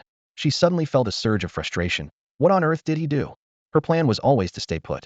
Even if other teams gained power boosts, they would inevitably deplete their strength while battling each other. With this give and take, the odds of winning were still there. Mao Mao, head to the city where Liu Xian is and have him return to defend. Got it. Yi Xiaomao nodded firmly. Just then, a crimson transparent panel appeared before everyone. Attention! Class 1 has successfully captured the Phoenix Totem. All members gain a 35 health boost. Class 3's power boost is lost. If all secondary cities fall, this trial will be declared a failure. What? Gu Lingxuan's pupils shrank, staring at the panel in disbelief. Class 1 again. There were 20 people guarding the main city. How could it fall? Meanwhile, in a small city. What happened? Ko Bowen slapped the face of a soldier who had fled back. The man kneeled on the ground, trembling all over, eyes filled with terror. It was Liu Xian. Just him, with a giant sword. He defeated all 20 of us. No one could withstand a single strike from him. I was the only one to escape, the others, all dead. Bullshit. Ko Bowen roared in anger, kicking him again. The man spat out a mouthful of blood but still shouted hoarsely. I'm not lying. He came alone, carrying a giant sword, telling us to run if we didn't want to die.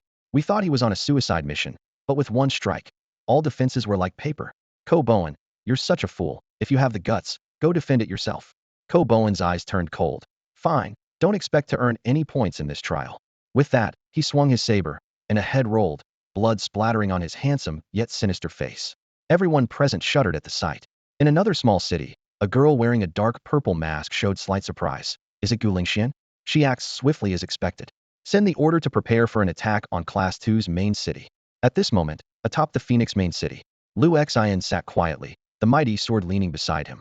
He gazed at the vast grassland, his exterior calm as still water, yet exuding a faintly violent aura. He had come alone to ambush the main city, leaving 3 followers in the previous small city. Liu Xian had a plan in mind. If he encountered Ko Bowen, he would retreat quickly.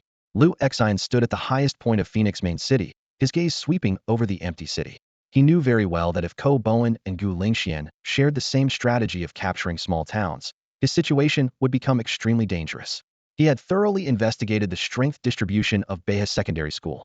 Out of the 5 elite classes, there were only 12 second-tier ability users, and Class 3 had just 3, including class leader Ko Bowen. Aside from Ko Bowen, who ranked second in combat strength in the entire school, the other 2 second-tier users posed no threat. Even someone as fortunate as Mo Wuhan couldn't withstand a single strike from him, let alone ordinary students with low defenses. At this moment, the defense of Phoenix main city was weak, with only 1 second-tier ability user present.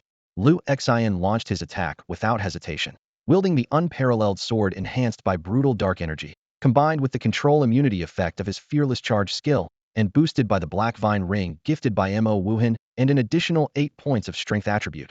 His individual attributes were nearing the high level of second tier. The battle erupted instantly, and Liu Xian moved through the students of Class 3 as if there were no obstacles, unstoppable. Blood quickly stained the ground of Phoenix main city, and although one person managed to escape, it didn't matter. Once the news spread, Ko Bowen would inevitably learn of the situation here. Liu Xian leisurely sat atop the city, waiting for Gu Lingxuan's reinforcements. If she was smart enough, she would understand that the only way to win in the current situation was to take the initiative. However, half an hour passed, and no reinforcements arrived. Stupid woman, he couldn't help but curse. Meanwhile, back at Gu Lingxuan's base, Qin Shou was nearly on his knees, pleading, "Class leader, I believe in Lu Xan. Please send reinforcements to him." On his way back, he encountered Yi Xiaomao, who informed him that Gu Lingxian was still sticking to a defensive strategy, prompting him to rush back to plead. Gu Lingxuan's gaze was sharp. "I've already said we're focusing on defense. Do you know the consequences of disobeying orders on the battlefield of all races? It's a dead end." After a heated argument, Qin Shou made up his mind. "Class leader, I'll go support Lu Xian myself. I'll bear the responsibility for disobeying orders." With that, he dashed towards Phoenix main city, leaving Gu Lingxian fuming with rage. As Qin Shou rushed to provide support, a team was steadily approaching Phoenix main city, led by a tall, handsome young man. Lu Xian slowly stood up. He had finally met the opponent he wanted, not Gu Lingxian, but Ko Bowen. "That foolish woman, Gu Lingxian." Lu Xian sighed, shaking his head with a trace of complexity flickering in his eyes. He knew he had been abandoned. From a tactical standpoint, Gu Lingxuan's decision was understandable. Trusting a transfer student who had only demonstrated the power of a second-tier ability user, even if he had once defeated Mo Wuhan, seemed unreasonable when facing Ko Bowen, ranked second at Beha-affiliated school. Xu Xingyuan was right. In this imperial capital, power is everything. Without showing true strength, not only would it be hard to win over those in higher positions, but even peers would find it difficult to be convinced, let alone establishing his own influence in the capital. In that case, Lu Xian tightened his grip on the unparalleled sword in his hand, a cold glint flashing in his eyes. He leaped from the top of Phoenix main city. Boom. With a thunderous crash, Lu Xian descended like a divine sword from the heavens, striking the ground heavily. Cracks spread out like a spiderweb from the impact point, reaching as far as 10 meters. As the dust settled, a massive crater was revealed. What just happened? Ko Bowen and his group were stunned by the sudden tremor. This isn't right. This aura. Ko Bowen's expression changed abruptly. "It's the power of the Gate of Hell, the 13th princess." "Oh, you know of the 13th princess?" An icy voice suddenly emerged. Ko Bowen's heart skipped a beat, instinctively swinging his massive sword to block to the left. The clash of metal sent sparks flying, and the terrifying force numbed his hand, forcing him to retreat repeatedly. "No wonder 20 people from Class 3 were no match for you," Ko Bowen said, shaking his aching wrist, his golden short hair tousled by the wind.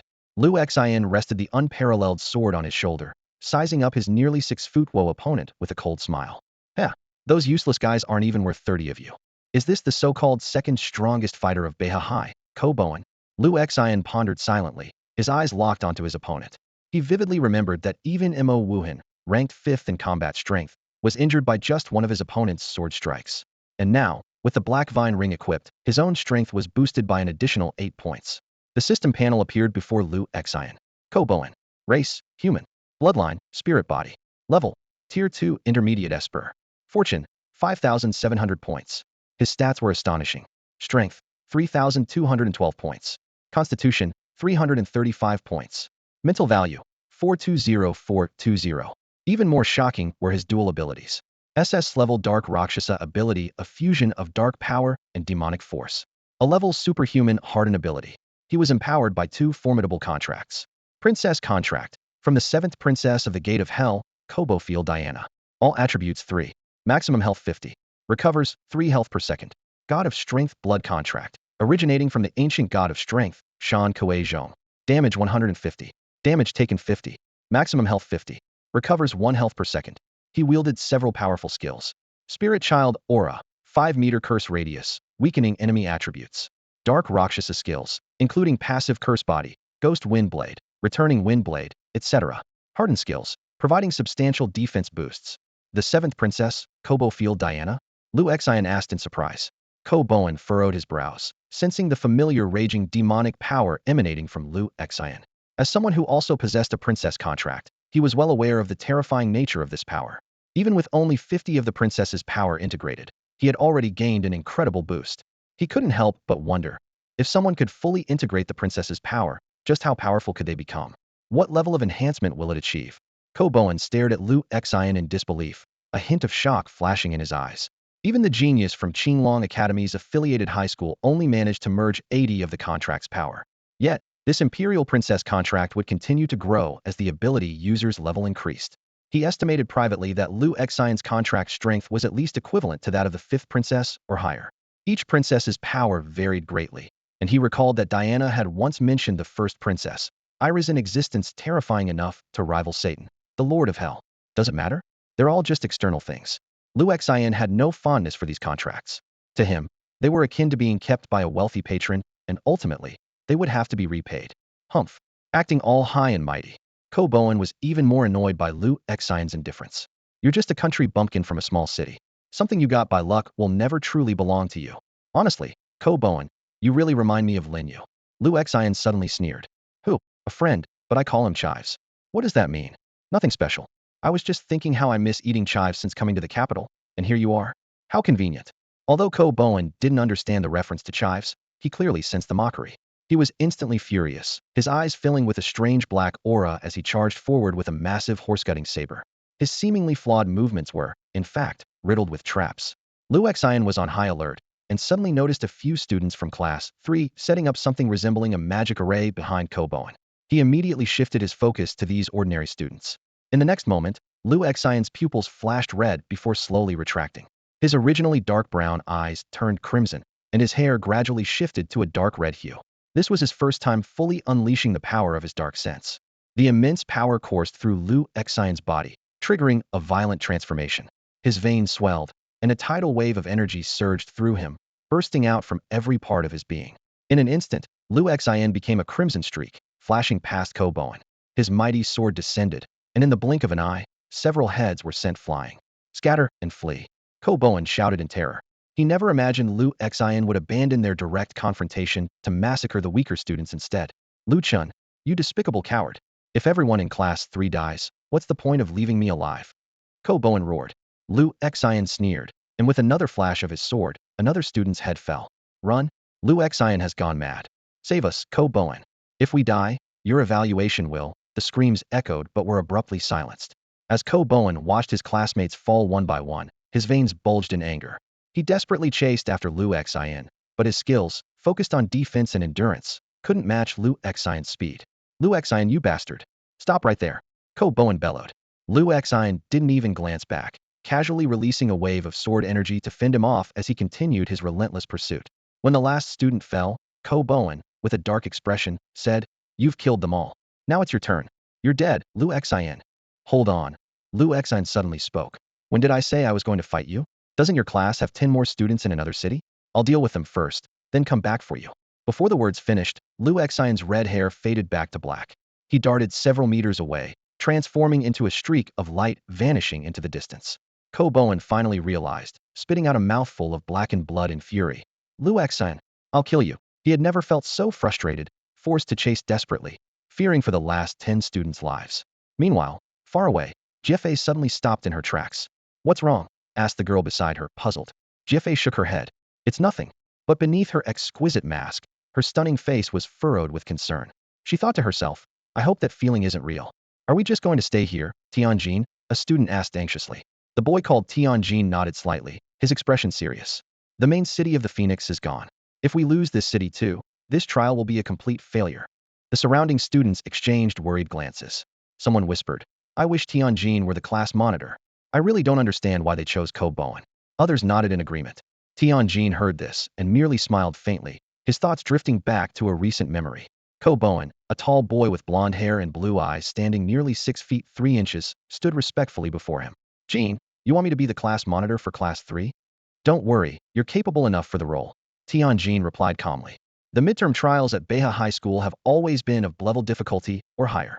When the time comes, you can hand over the monitor position to me. I understand. Ko Bowen replied, bowing his head, shaken but not daring to oppose. He knew very well that the true top fighter at Beha High wasn't GFA, but this quietly powerful Tianjin.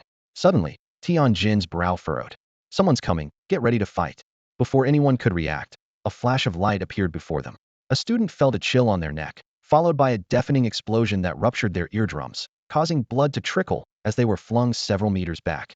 It was Lu Xian, his hair now a dark red, eyes glowing with a crimson hue. Seeing his surprise attack thwarted, he took a few steps back. Tianjin stood firm, holding a massive black-brown bow etched with fiery patterns. So you're the one who took over Phoenix main city, Lu Xian?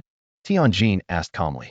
Gu Lingxian couldn't have managed this. Among class 1, you're the most suspicious transfer student. Could it be that you're the real class monitor of class 3? Lu Xian frowned. Since his full awakening, it was the first time he felt such immense pressure. Tianjin didn't answer directly, but instead extended an invitation. Lu Xian, join Class 3. You can replace Ko Bowen as the new class monitor. The students around erupted in surprise. Tianjin looked at them with a mix of pity and disdain, as if gazing at insects. You fools, after all this time, you still haven't realized my strength. I am the sole heir of the Tian family from the imperial capital. Tianjin continued. 3 of the 12 elders at Beihao Academy are from my family, and even Elder Du's wife is a Tian. Follow me, and you will have a place in this vast land of Huaxia and countless other realms. These words left everyone in shock. In the imperial capital, only 4 families could dominate. The Mo family of the 100 schools of thought, the Tian family as descendants of the warring states royalty, the rising Su family, and the sword Immortal Xie family, who reclaimed territories and restored the Huaxia region. In front of Lu Xian, Tianjin's attribute panel gradually unfolded. He is a second-tier intermediate esper, possessing the destiny of a child of fate, with a fortune boost of 8,900 points. His strength is 3,912, constitution is 253, agility is 435, and his mental value is maintained at a full 370.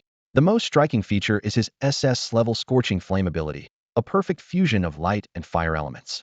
Through a contract with the second lord of the 20 heavens, he gained the powerful support of the causality of Deva. Every 10 points of mental value grants a 1 increase in total damage, currently accumulated to 37. His Thunder Observation trait adds a paralysis effect to his attacks, while his Heaven Slayer greatly enhances both his melee and ranged damage. The Emperor Chakra's Thunder Eye directly doubles the chance of breaking through defenses. The dormant E-God body lineage should not be underestimated either. It increases long-range accuracy 5-fold and can stack damage when hitting the same target consecutively, up to 7 layers for a 105 extra damage.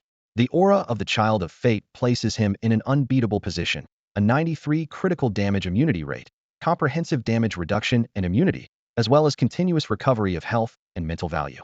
Within his skill system, the Scorching Flame series is particularly formidable, from passive fire immunity to the devastating 9-star volley and the wide-ranging Burning Heaven Sunset, all of which highlight his strength. Even his melee skills like the 6 Divine Blades and Radiant Extinction Blade should not be underestimated. Archers have always been notoriously overpowered, Lu Xian mused, recalling a character from a certain manga. This Tianjin is much more than just an archer. It seems that Ko Bowen was merely a pawn he deployed. Weighing the situation, Lu Xian felt a desire to retreat.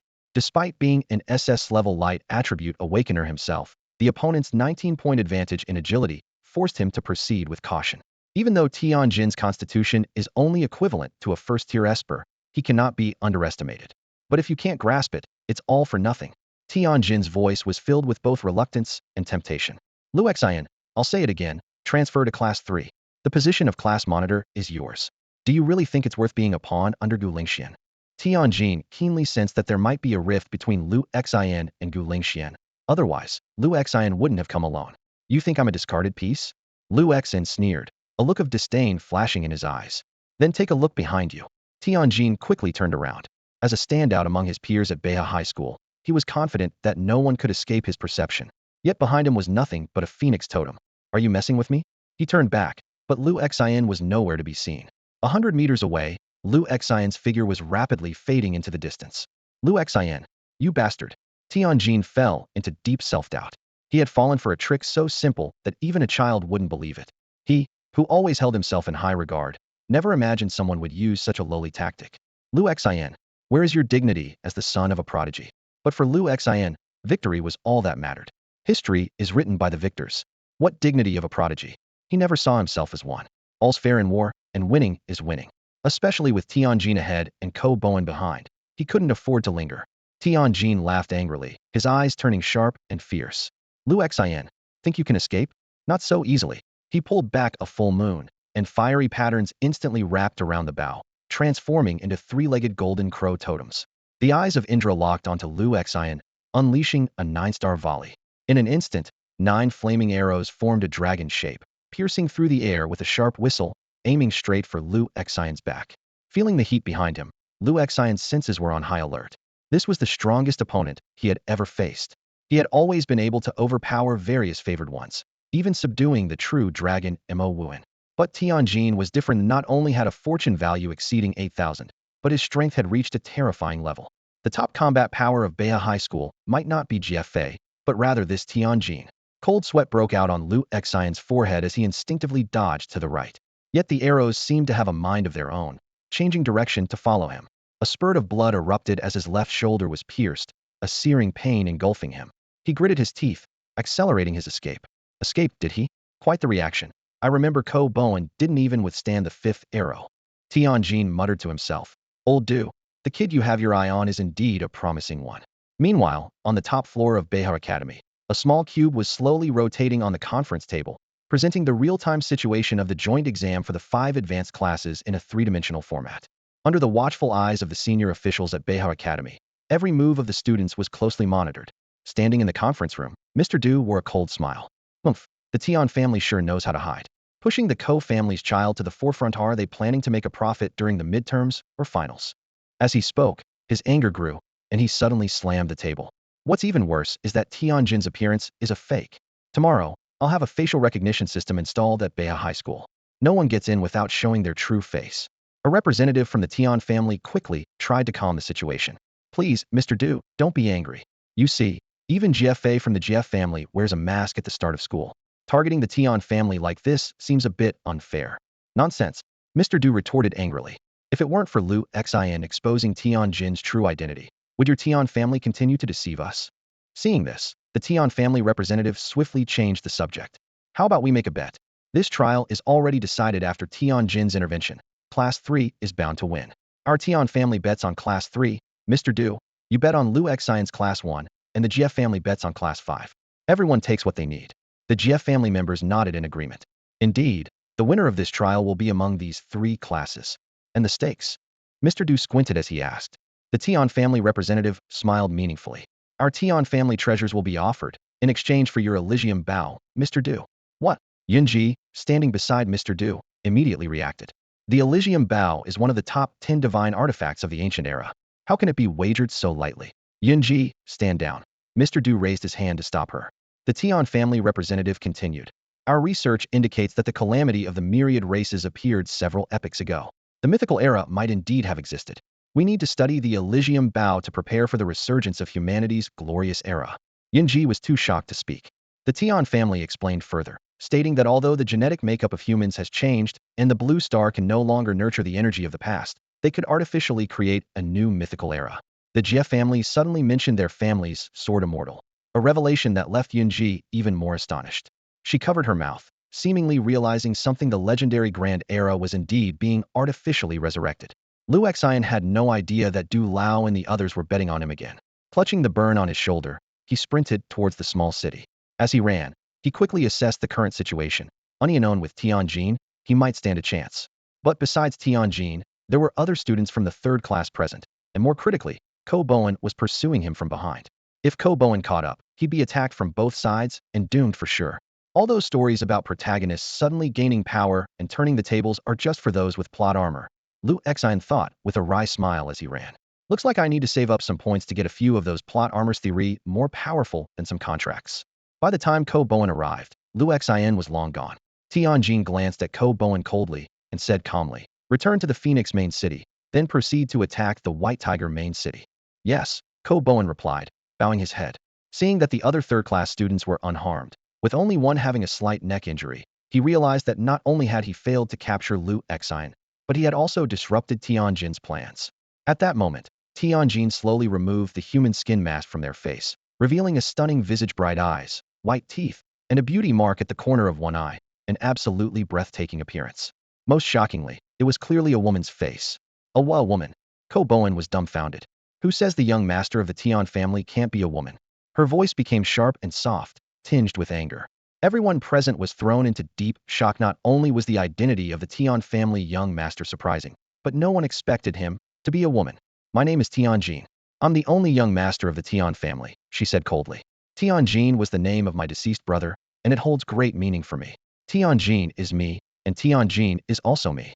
The students of the 3rd class finally realized that their real class leader was Tianjin, and Ko Bowen was merely a stand-in. Seeing everyone still in a daze, Tianjin immediately ordered, leave 4 people here. The other 5 return to the Phoenix main city. Ko Bowen, you come with me to the White Tiger main city. Yes, they responded, unable to resist taking a few more glances at Tianjin's breathtaking beauty as they left, quietly comparing her looks to that of the school beauty, Su Rongrong, though her figure was rather flat. Noticing their gazes, Tianjin angrily drew her flame bow and snapped. What are you looking at? If you don't want to die, get moving. The crowd hurriedly dispersed. Jean Jia. Ko Bowen was still struggling to adjust to the sudden change in identity. Let's go. You'll handle the defense, Tianjin said, paying no heed to his inner turmoil. Understood. Ko Bowen nodded in response. Although speed was his weakness, he prided himself on his strengths in defense, damage, and self-recovery. His defense was nearly unbeatable, relying on a war of attrition to exhaust his opponents while delivering significant damage, leaving them in agony. Ko Bowen followed behind Tianjin, his eyes involuntarily drawn to her figure. Although Tianjin wore just ordinary school uniform pants, knowing she was female made her tall, slender frame over 1.75 meters, and her well-proportioned legs, which clung to her clothing, unsettling to him. Still staring, Tianjin suddenly turned and shouted angrily. A burst of flame shot straight at Ko Bowen's head, instantly turning his blonde hair to charcoal. He frantically patted out the fire on his head, only to find himself completely bald.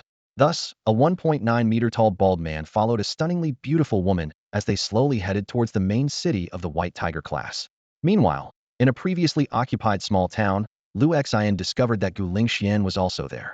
It turned out that when Qin Shou decided to aid Lu Xian, Gu Lingxian, after a brief consideration, chose to follow Qin Shou but only adopted a defensive stance. Lu Xian frowned and suddenly said coldly, "Quickly return to defend the White Tiger main city." "What's going on?" Gu Lingxian asked, bewildered. "The situation has changed. The young master of the Tian family is about to make a move, and their first target will definitely be our White Tiger main city." The Tian family? The Tian family of the four great families in the imperial capital. Gu Lingxian exclaimed in surprise. "This is not the time to discuss this. Immediately retreat." "No way. There are still 20 people guarding the main city. What use are ordinary students?" Lu Xian restrained his anger. "Soldiers who haven't undergone rigorous training are utterly defenseless. As long as the aura bonuses of the 5 main cities remain in the hands of the 5 classes, I alone can wipe out nearly 100 ordinary students. Without the aura boost, the gap between these students and the prodigies is too vast." Gu Lingxian wanted to argue further, but Lu Xian had lost his patience.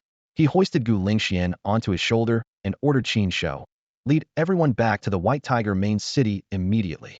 Qin Shou nodded solemnly. "Yes. Put me down. Lu Xian, put me down now." "Ugh, you scoundrel." Gu Lingxian struggled continuously on his right shoulder. Lu Xian unceremoniously slapped her on the rear and sternly commanded, "Shut up. Put me down now." Gu Lingxian shouted angrily, her voice filled with obvious defiance.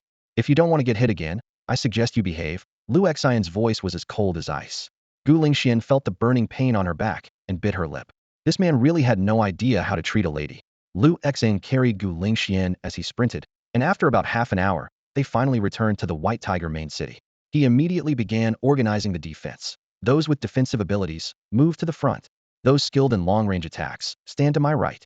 However, the group from Class 1 just looked at each other, completely unresponsive. Seeing this, Lu Xian clicked his tongue in annoyance and turned to Gu Lingxian, speaking coldly. "If you don't want to fail this trial, you'd better get them to prepare for defense." Gu Lingxian frowned, thinking for a moment before asking, "What exactly did you do?" "I told you to hold the city and not act rashly," Lu Xian interrupted her. "People are different. Some can be an army of one, and we're facing such a person now." Gu Lingxian wanted to argue further, but Lu Xian had already turned and was heading towards the White Tiger main city. She could only grit her teeth and give the order. "Follow Lu Xian's instructions. Everyone gather up." Lu Chun climbed to the top of the city and sat down, overseeing the scene. "Two tigers can't share one mountain. Do I really have to move to Class 3? He pondered the importance of the class leader position and its impact on building his own influence. Just then, she suddenly shouted a warning. "Leader! Enemy attack!" "How many?" Gu Lingxian asked. "Two." Before Gu Lingxian could dismiss the threat of just 2 people, a fiery arrow named Burning Heaven Sunset came whistling from afar. Seeing this, Lu Xian immediately shouted, "Gu Lingxian, prepare for defense." The arrow suddenly transformed into hundreds of flaming arrows in midair, raining down from the sky. The group from Class 1 fell into chaos. Although 5 defensive students raised their shields to protect their companions, many couldn't dodge in time. Those struck by the flaming arrows were instantly engulfed in flames, accompanied by their agonizing screams as they fell one by one. After a flash of blue starlight vanished, over 20 students from the White Tiger main city's first defense team were taken down, with 7 or 8 falling instantly, without even glimpsing the enemy. Gu Lingxuan's face was filled with shock. The sudden attack left her at a loss. From the top of the main city, Lu Xian's gaze penetrated hundreds of meters, vaguely locking onto two figures. In the distance, Tianjin frowned slightly. Hmm? There are still survivors. Ko Bowen stepped forward, positioning himself in front of Tianjin. Leave the rest to me. Focus on your task, Tianjin calmly analyzed. There are 3 targets with unusually strong energy fluctuations, likely Lu Xian, Gu Lingxian, and that dual-pupiled individual. Ko Bowen nodded in agreement. Ordinary students are not a threat, but we must approach someone like Lu Xian with caution. The two continued to advance towards the White Tiger main city. As they entered the sensory range, Lu Xian's eyes sharpened instantly. Sensing something, Gu Lingxian immediately ordered the entire class to enter combat readiness. Ko Bowen arrived beneath the main city, surveying the well-prepared students. About 20 people. Can you handle them? Tianjin asked. No problem. Ko Bowen's gaze swept over Lu Xian at the top of the main city. But his position isn't ideal for defense. Remember the crater he left with that strike in the Phoenix main city? If we're engaged and he launches an attack from that height, our defenses might be breached in one blow. Tianjin sighed. Is he hiding up there because he's afraid of dying? Don't worry, I'll keep an eye on Lu Xian. Understood, Jinjia. Gu Lingxian stared intently at the two before her, recognizing the bald Ko Bowen, but the unfamiliar woman puzzled her. Gu Lingxian, sorry to send you off at our first meeting, Tianjin said with a smile. Who are you? Tian family heir, Tianjin. At this moment, from his high vantage point, Lu Xian watched the confrontation below. A thought suddenly crossed his mind. Perhaps he could use Gu Lingxian as bait to crush these two. Young master of the Tian family? Gu Lingxuan's pupils contracted sharply as information about the 7 prodigies of the imperial capital flashed through her mind. Each of these prodigies excelled remarkably in different fields, yet since the start of the school term, there had been no news of any of them enrolling at Beihao Academy. She quickly recalled their distribution, one at the Qinglong Academy, one at the Jiuzhou Academy, and surprisingly, 4 at the Wanzhou Academy, their purpose being to suppress the unruly offspring of various clans. Could the Tianjin before her be one of the 7 who had concealed their identity? This thought caused Gu Lingxuan's heart to tighten. Lu Xian clenched his fists, struggling to restrain his impulse to act. If it weren't for the presence of other Class 1 students, he would have already made his move. The fact that such a formidable presence was actually a woman caught him off guard. Everyone cover me. Target, Tianjin of the Tian family. Gu Lingxian ordered through gritted teeth. She knew the Tian family was renowned for their archery skills. Although she had never seen them in person, she assumed that a long-range expert would be weak in close combat, which was the key to breaking through. At her command, the Class 1 students launched their attack. Various skills rained down like a storm towards Tianjin and Ko Bowen.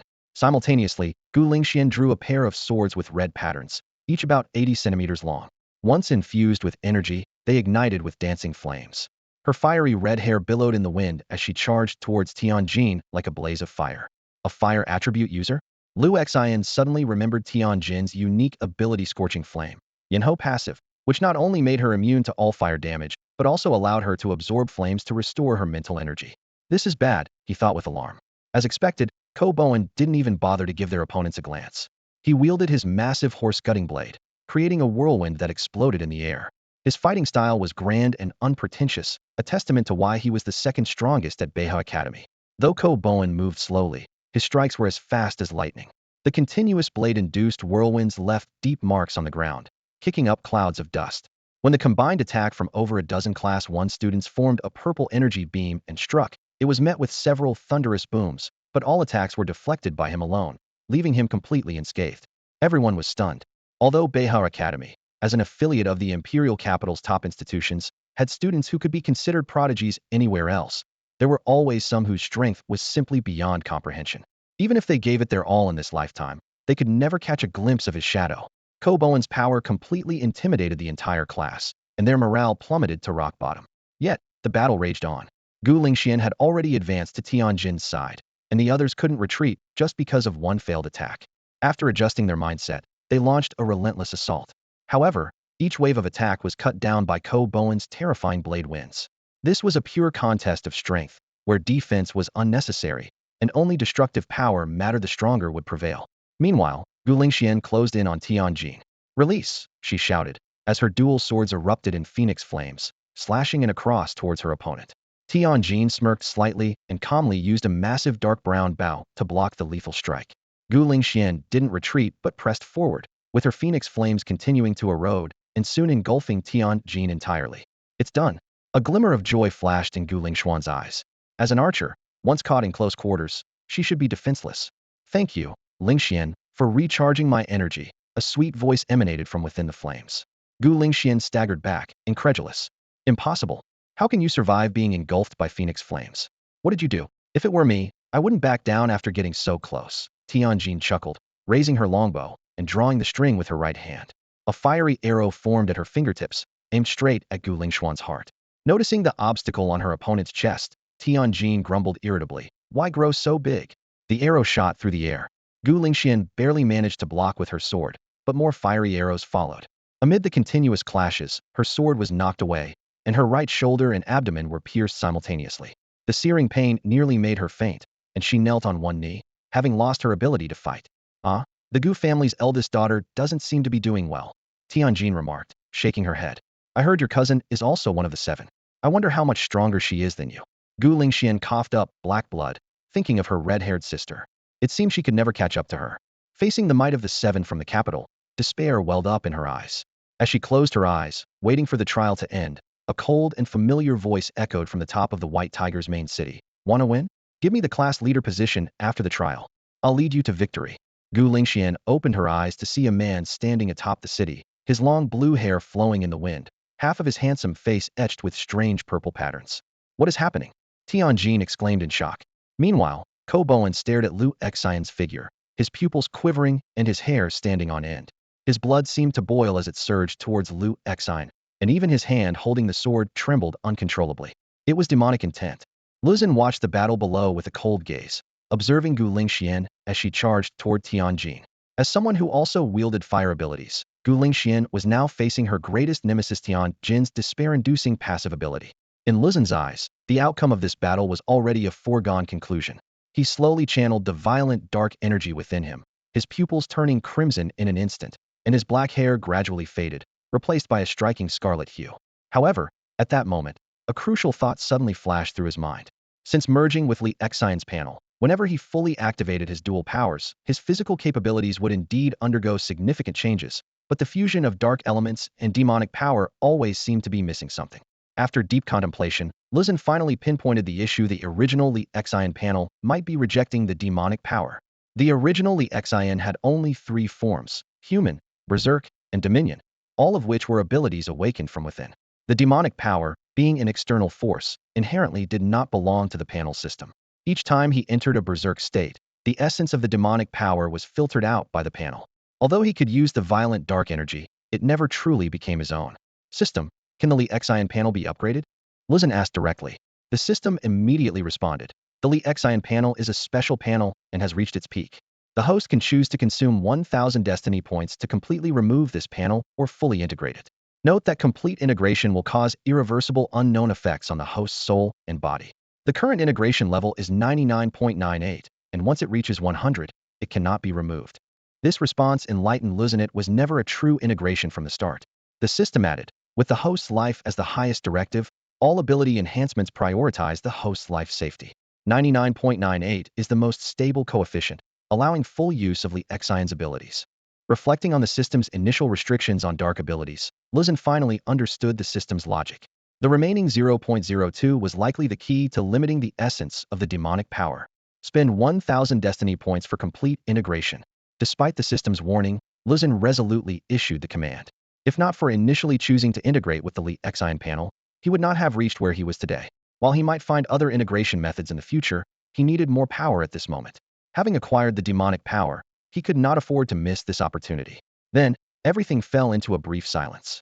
The cold mechanical voice of the system echoed, indicating that Lu Xian had consumed 1,000 luck points for perfect fusion. The progress bar rapidly climbed. 99.98, 99.981, 99.99, until it finally reached 100.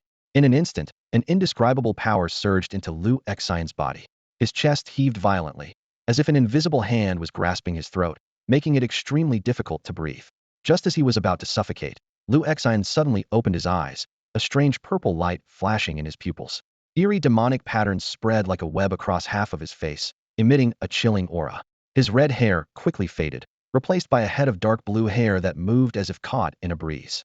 Blue-purple translucent horns sprouted from either side of his forehead, and a mysterious half-moon halo floated behind him, exuding an overwhelming demonic presence. As expected, the demon's power was restrained from the start. Lu Xian murmured to himself, clenching his fists. This is the true power of violent dark energy, the real demonic force. He suddenly realized that this state bore a striking resemblance to the skin of the one thought god and demon. The system's warning immediately followed. Host Lu Xin has entered the Yinma state. A series of skill descriptions were then displayed. Yinma, divine halo, exerts demonic pressure within a 5-meter radius, weakening enemy defenses and prohibiting recovery. Yinma, reverse demon body, enhances combat attributes comprehensively, but consumes 1 of mental value per second. Yinma, ghost wailing prison, attacks carry the ghost wailing mark, accumulating to deal true damage. Yinma, ghost sever, can execute severely wounded targets. Yinma, reverse demon step, transforms into demonic aura for rapid movement. Yinma, demon bloodblade, enhances attack effects at the cost of life. Feeling the surging power within him, Lu Xian experienced an illusion at this rate. He might actually reach a god-slaying level. This power far exceeded the limits of human control. At that moment, his gaze fell below. Gu Lingxian, pierced through by Tianjin, wore a face full of despair. Lu Xian sighed softly, exhaling a demonic breath so cold it seemed to freeze the air. Do you want to win? After the trial, make me the class leader, and I'll lead you to victory. Lu Xian's voice was as cold as ice, echoing in the air. The crowd stared at Lu Xian, whose eerie aura sent chills down their spines, and a single word surfaced in their minds: demon. Gu Lingshuan's gaze was filled with despair as she fixed her eyes on Lu Xian's overwhelming presence. Her voice trembled. Can we win? If we can, I'll do whatever you say. Lu Xian's lips curled slightly, a glint of coldness in his eyes. Don't forget what you just said. Before he finished speaking, a shadow enveloped in deep purple light descended from the sky, targeting Ko Bowen directly. The immense power struck Ko Bowen instantly. Although he instinctively raised his sword to block, his massive blade shattered like paper. His robust body was flung dozens of meters away like a kite with a broken string, spewing a mouthful of dark blood. His chest was caved in, ribs shattered, and internal organs severely damaged, yet he stubbornly clung to life. This incredible resilience left everyone present in shock.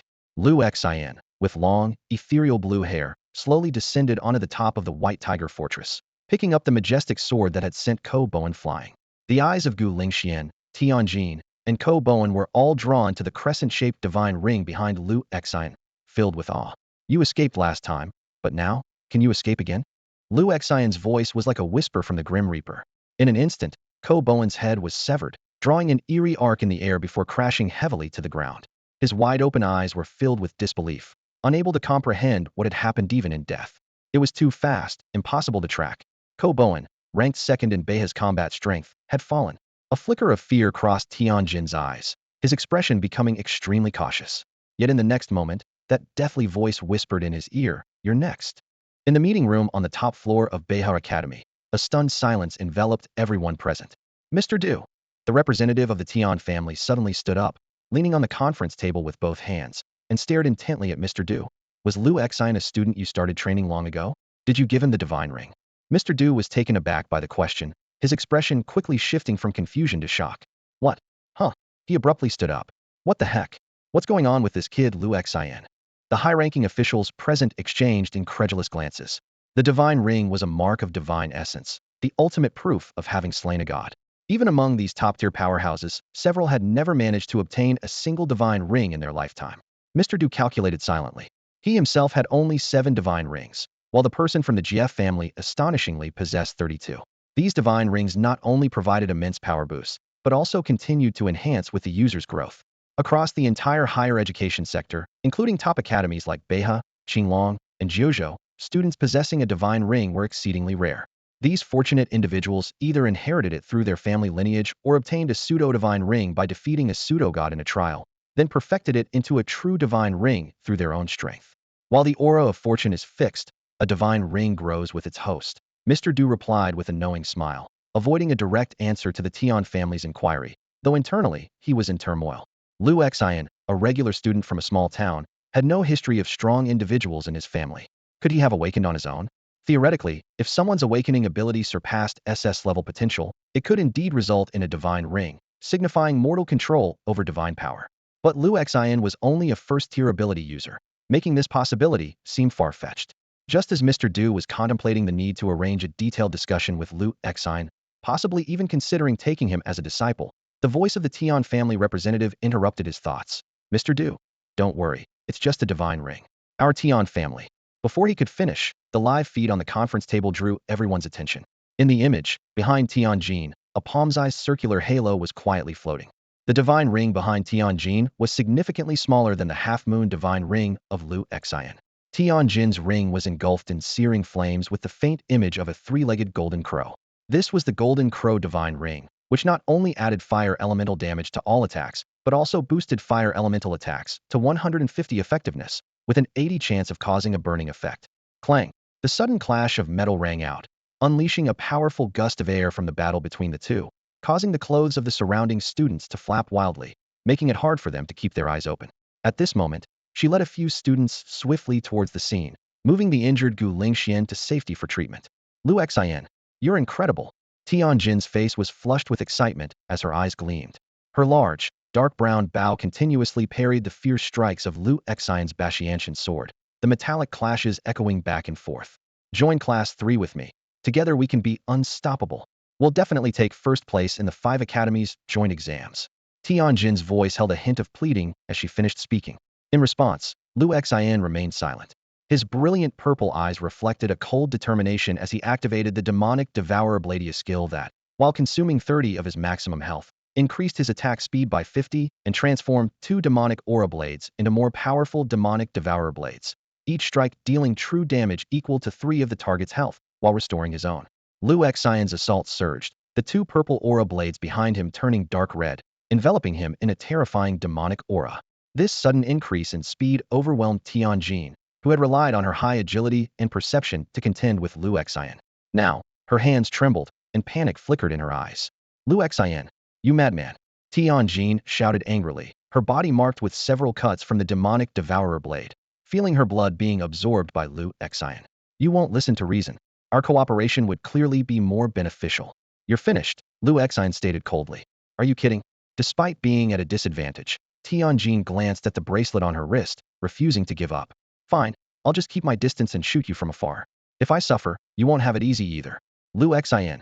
Liu Xian merely shook his head, the purple hue in his eyes fading to a blood red, as he coldly regarded the countless violent marks covering Tianjin's body, over 1,000 of them. Shadow burst. Liu Xian shouted, unleashing this terrifying skill. All attacks would now carry a savage mark, with no limit to the number of marks. Although this skill consumed 30 of his maximum health, it could detonate all savage marks, delivering a lethal blow to the enemy, and the lower their health, the more devastating the damage. In the Yan Mo state, Liu Xian could wield dual blades, and the phantom of the 2 demonic blade shadows behind him could also trigger savage marks. The Ba Tianju Luan sword in his hand further empowered him. Each normal slash came with an additional sword aura, which could activate all passive effects. This meant every ordinary attack by Liu Xian could stack 5 savage marks. As the Shadow Burst skill activated, Tianjin felt the blood in his body suddenly boil, completely out of control. This unprecedented sense of fear made him tremble all over. Boom! With a loud explosion, the blood within Tianjin erupted. Everyone watched in shock at the scene before them. Tianjin, covered in blood, looked miserable yet stood defiantly. He struggled to speak. Ha! Liu Xian, you are my... Before he could finish, the flame of life extinguished, turning into blue stardust that scattered into the air. Ko Boan, the second strongest at Beihai High, was instantly killed, and even Tianjin, one of the 7 sons of the imperial capital, fell to Liu Xian. What seemed like a dire situation for Class 1 was turned around single-handedly by Liu Xian. At this moment, everyone finally realized. This transfer student from a small town was not just here through connections or empty reputation. His strength could crush all peers in the imperial capital. After the battle, Liu Xian knelt on one knee, plunging the Ba Tianju Luan's sword into the ground to support himself, breathing heavily. Cold sweat trickled down his forehead, and his dazzling blue hair gradually faded back to its original black short hair. The Yan Mo state consumed 1 of mental energy per second, and with the life force drained by the demonic blade shadows and shadow burst, he had lost 60 of his health. Although he could recover by absorbing blood energy, the feeling of being instantly drained was still very uncomfortable. Liu Xian, Gu Lingxian, who had awakened the Phoenix power, approached with the help of Yi Xiaomao. This power gave her extraordinary recovery abilities. She bit her lip and said, Liu Xian, from now on, you are the class monitor of Class 1. No one was surprised by this appointment. Liu Xian's overwhelming strength had left an indelible impression on everyone. He was like a towering mountain, casting a shadow that would never be forgotten. At this moment, some etched Liu Xian's figure deeply into their minds, vowing to catch up or even surpass him. Others abandoned all pursuit, choosing to settle for an ordinary life. Even Shi's dual pupils couldn't help but tremble at this moment. He clenched his fists tightly, imprinting Liu Xian's silhouette firmly in his mind. A flicker of a mysterious, almost demonic intent flashed in his dual-colored eyes as every move Liu Xian made in battle replayed in front of him. At this moment, she felt a fierce fire ignite within him, was determined to surpass this man before him, and it would become his everlasting belief. Liu Xian surveyed the surroundings, his voice steady and powerful. Prepare to take over Phoenix City. Gu Lingxian will stay behind at White Tiger City. Shi and Qin Shou lead a group of students to Phoenix City. The rest will follow me into battle. His eyes burned with a sharp intensity. When you encounter students from other classes, no negotiations, eliminate them on sight. Within 6 hours, I want no enemies left on this battlefield. Gu Lingxian looked up at Liu Xian, about to speak, but met his eyes brimming with lethal intent. Instinctively, she lowered her head and softly replied, yes. In that moment, Gu Lingxian felt a strange sensation she had never experienced before. As the cherished daughter of the Gu family, she had always been the one giving orders, her elders' indulgence fostering an arrogant demeanor. Yet now, it felt as if something within her had shattered, but it didn't discomfort her. Her eyes unconsciously followed Liu Xian's figure, her heart racing uncontrollably. Lingxian, what's going on with you? This isn't like you at all, Yi Xiaomao asked curiously from the side. Gu Lingxian watched Liu Xian lead the students away, his figure like an invincible commander. Frustrated, she ruffled her fiery red hair, causing it to flare up. I don't know either. Ugh, it's so annoying. Stupid Liu Xian. Could it be? Yi Xiaomao blinked. You've fallen for Liu Xian? No, that's impossible. Gu Lingxian shook her head vehemently, trying to suppress the flutter in her chest. That is absolutely impossible. Class 3 has been completely eliminated from the trial. GFA from Class 5, known as Beihe's top fighter, made Liu Xian, who had just recovered from the Yan Mo state, proceed with caution. Weighing his options, Liu Xian set his sights on the nearest target, Class 2's Qinglong main city, led by the class monitor Mo Wuhan. Since this is a competitive trial, victory relies solely on strength. Ultimately, there will only be one winning class. Without hesitation, Liu Xian led 10 members from Class 1 straight towards Qinglong main city. In the meeting room, Elder Du watched the scenes projected by the cube. In the footage, Liu Xian moved as if in an uninhabited land, effortlessly defeating Ko Bowen and taking down Tianjin, one of the 7 sons of the imperial capital, showcasing an impressive display of power. Elder Du, tell us honestly, is this one of the disciples you took in early years in Dingon City? The crowd eagerly pressed for answers. Elder Du felt uncomfortable under their intense gaze. If he denied it, they might try to recruit him. If he admitted it, it would be a lie since Liu Xian wasn't his student. On second thought, since Liu Xian was unaware, he decided to go along with it. Feigning an enigmatic demeanor, Elder Du chuckled. Hee, it seems my young disciple couldn't resist making a move. I've always advised him to keep a low profile. The crowd gasped in astonishment. So Liu Xian was Elder Du's disciple. No wonder he topped the national trial rankings, capable of facing the main group in the trial grounds alone. Recalling that Elder Du was also a formidable lone warrior in his youth, able to make the prodigies of the capital yield with a single blade, everything became clear to them. The Tian family members looked at Elder Du with a mix of realization and respect. They thought their family was well hidden, yet this elder surpassed them all. Meanwhile, in front of Qinglong main city, Mo Wuhan was confronting the masked GFA. GFA, attacking Class 2 right away? Aren't you afraid someone might raid your place? Mo Wuhan attempted to negotiate. How about we join forces, eliminate the other classes, and then settle it between us? Honestly, Liu Xian is the one I fear the most. Even Ko Bowen is easier to handle than him. You're not qualified, GFA interrupted coldly. She slowly drew a slender golden sword, its sheath adorned with a lifelike 5-clawed golden dragon, with azure gemstones set in its eyes. As the sword left its sheath, the sky erupted with thunder and lightning, clouds churning like waves. An orange-grade weapon. Mo Wuhan exclaimed in disbelief. This is cheating. Pointing her sword at Mo Wuhan, GFA declared. As fellow swordsman, what difference does the quality of the sword make? A strong enough sword heart can turn anything into a weapon. At this moment, Liu Xian and his class quietly approached. Seeing the stormy sky from a distance, he quietly ordered. It seems someone's already arrived. Let's get closer and wait for them to weaken each other before launching our attack.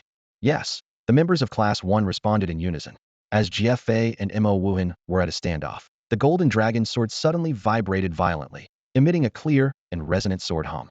Beneath her mask, GFA frowned, knowing full well that equipment of orange quality was beginning to develop a spiritual essence.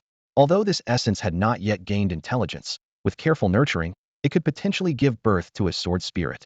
Even though the probability of this happening was extremely low, if successful, the sword would ascend to a golden quality and could autonomously protect its master in times of danger. At that moment, through her resonance with the golden dragon sword, Jeffe keenly sensed an approaching swordsman. The unusual reaction of the sword confirmed that the newcomer was undoubtedly a skilled swordsman. Who's there, hiding and sneaking about like a petty thief? Jeffe's clear voice pierced the air. Lu Xian was taken aback, thinking to himself, how could I be discovered? Even the perceptive Tianjin couldn't detect me at this distance. Yet Jeffe could. Could her abilities surpass Tianjin's? What the heck? Mo Wuhan exclaimed in surprise. Someone's coming? See, Jeffe, if you don't work with me, you'll end up getting ambushed, and we'll both lose. Jeffe stood her ground, her face under the mask showing slight determination. She closed her eyes, raised the golden dragon sword, and a sense swept through her mind. Without hesitation, she swung the sword powerfully in a certain direction, sending a terrifying sword energy entwined with thunderous clouds and lightning dragons straight towards Lu Xian's location. Damn! Lu Xian cursed, instantly entering his Yama state, and swung his formidable overlord sword with force. The two sword energies collided with a great force, sending the group of students following him flying. Fall back, Lu Xian ordered, his brow furrowed as he watched the masked figure in the distance. He wondered, Tianjin is supposed to be the top hidden force at North Crane High. So who is this Jeffe? Could she be one of the 7 prodigies of the imperial capital? Lu Xian, someone's harnessing the energy of heaven and earth, a student shouted, pointing at the thunderclouds in the sky. Someone brought an orange-grade weapon into the trial grounds. Impossible. Orange grade. It takes at least a 5th level ability user to harness such energy. At our age, how could anyone reach that level? Everyone was astonished. Lu Xian felt frustrated, first encountering the formidable Tianjin, and now facing Jeffe with orange-grade equipment. Is the imperial capital truly a place full of hidden talents? Since his presence was already exposed, hiding was pointless. You all stay here. If anything happens, head back immediately without hesitation. Lu Xian instructed the group. They exchanged glances and then nodded firmly. Witnessing such a high-level battle, they knew they were at risk of becoming collateral damage. Lu Xian stepped forward slowly, holding the Overlord's sword on his shoulder, ready to face this unexpected confrontation. At that moment, the golden dragon sword in Jeffe's hand began to tremble violently, an unusual occurrence she had never experienced before. The sword's vibrations grew more intense, as if it was trying to break free from her grip, pointing directly towards Lu Xian, who had suddenly appeared nearby. Lu Xian, have you come to save me? Mo Wuhan exclaimed excitedly upon seeing him. Quick, Lu Xian, let's team up. Jeffe's cheating. She brought an orange-grade weapon into the trial ground. So you're Lu Xian? Jeffe said with displeasure, frowning as she sized up the unexpected visitor. Lu Xian nodded silently, his gaze fixed on the golden dragon sword in Jeffe's hand, his expression growing serious. An orange grade, truly extraordinary. You are a swordsman too. Jeffe noticed the massive sword on Lu Xian's shoulder and challenged. Dare to duel with me? Why not? Lu Xian responded coldly. Before his words had fully settled, the golden dragon sword suddenly erupted with a dazzling golden light, breaking free from Jeffe's control and flying straight towards Lu Xian. Jeffe was shocked she could feel the tenuous connection between herself and the golden dragon sword wavering. The sword seemed to be choosing a master, and it wasn't her. It was Lu Xian standing before her. Come back. I am your master. Jeffe shouted angrily. The golden dragon sword halted in midair, vibrating intensely as if caught in a battle of wills. Lu Xian pondered, recalling scenes from fantasy novels of his past life. Could it be that this sword had gained sentience, capable of choosing its own master? A slight smile appeared on his lips as he spoke firmly. Follow me. I'll lead you to conquer the world. The golden dragon sword hummed, seemingly eager to join Lu Xian. Yet, Jeffe's furious cries held it back. Golden dragon, come back to me. Seeing the sword hesitate again, Lu Xian's eyes gleamed with determination. A noble birthright cannot be easily discarded. Watch how a mere mortal like me vanquishes gods and demons. The golden dragon's sword trembled violently, emitting an earth-shattering sword cry.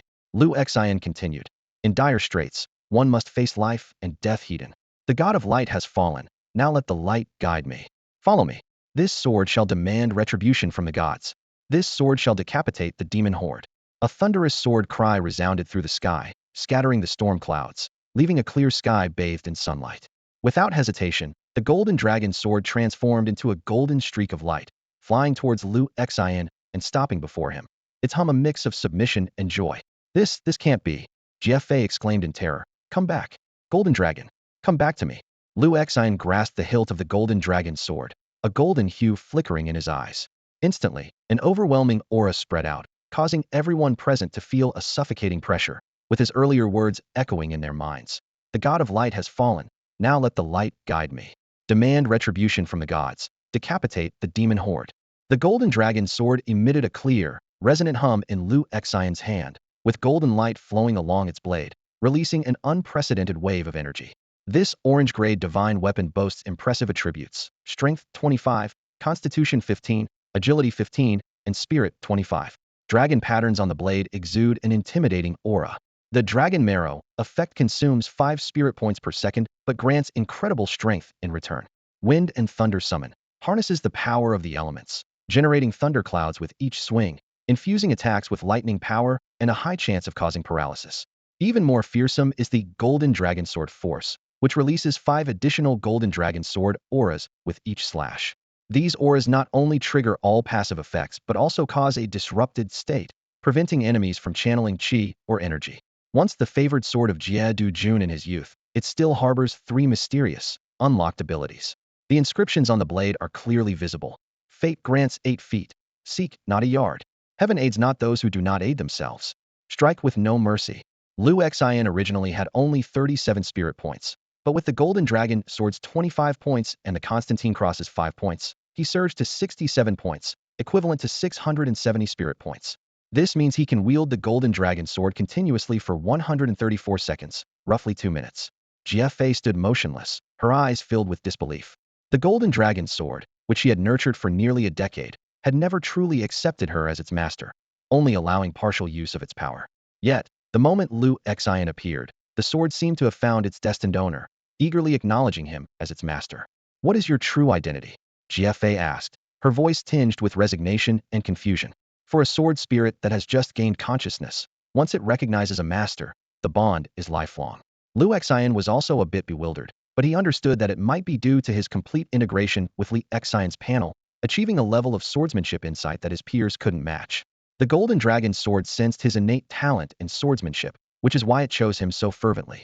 As the dragon marrow continuously absorbed spirit points, Liu Xian could unmistakably feel the immense power being fed back to him by the Golden Dragon Sword, a power seemingly capable of tearing apart this level trial world. Liu Xian stood tall and imposing, his presence commanding attention. He held his long sword horizontally across his chest, his eyes sharp and piercing. Slowly, he raised the sword above his head, then brought it down with a powerful swing. A sharp sword cry pierced the sky, and the world changed in an instant. Heavy, dark clouds gathered at an alarming speed, quickly covering the entire sky. Within the clouds, countless thunderous dragons roared and twisted, lightning flashing and illuminating the faces of the terrified onlookers. This storm was far more terrifying than the one summoned by Jie Fei earlier, as if the apocalypse had arrived. Without pausing, Liu Xian unleashed a second strike. Under this blow, the vast thundercloud shattered, releasing countless bolts of lightning that poured down like a waterfall. The main city of Qinglong crumbled under this devastating force, reduced to ruins. As the third strike was swung, the remaining thunderclouds dispersed completely. In their place, countless sword energies shot into the sky, crisscrossing brilliantly and lighting up the surroundings. Jie Fei, Mo Wuhan, and others were instantly enveloped by the terrifying sword aura. Brother Liu, I was wrong. I surrender. Help! Mo Wuhan cried out in terror. Jie Fei stood frozen, staring at the figure surrounded by sword light. In a daze, she seemed to see the legendary sword immortal of the Jie family. In the next moment, the mask on her face shattered, revealing a stunning beauty that could overshadow all others. She let out a bitter smile and, along with Mo Wuhan and the others, disappeared in a flash of blue starlight. That's Jie Du-jun's technique. The golden dragon cold light of the 19 provinces. The members of the Jie family in the top-floor meeting room of Beha Academy were shocked. This is impossible. That sword has recognized him as its master. Send out the order. We must reclaim Jie Du-jun's golden dragon sword. Before the words were finished, a black blade light suddenly smashed through the conference table. Du Lao, emitting an eerie black aura, stood with 7 divine rings faintly visible behind him. His cold voice echoed through the meeting room. I'd like to see who dares. The sword's light faded, leaving the sky clear and cloudless, as if it had been thoroughly cleansed. Suddenly, a translucent red panel appeared. Warning. Class 2 leader Mo Wuhan has died. Class 5 leader Xie Fei has died. This news left Gu Lingxian, Su Rongrong, Xiaoyu, Yi Xiaomao, Shi, Qin Shou, and others in shock. Then another message appeared. Class 4 leader Wu Baier has surrendered. In the main city of Class 4, Mu Ningxue looked at Wu Baier with a defeated expression. Leader, are we really surrendering? Under the sunlight, Wu Baier's sun-kissed skin glowed with a healthy sheen. She nodded, analyzing. That sword light could instantly kill even a 4th-level ability user. But what if that person can only use it once? Mu Ningxue asked reluctantly. It's useless. Wu Baier shook her head. The system announces the death of a leader, and that sword light clearly wasn't released by Gu Lingxian. This means she's still alive, and I'm no match for her. Besides, we chose a defensive strategy, and it's too late to change now. She must have taken over all the territories. This game is Gu Lingxuan's checkmate. I'm curious about who could unleash such a terrifying sword light, Mu Ningxue mused. Maybe it's that transfer student. Lu Xian. Wu Baier recalled the figure with a heavy sword at the beginning of the school year.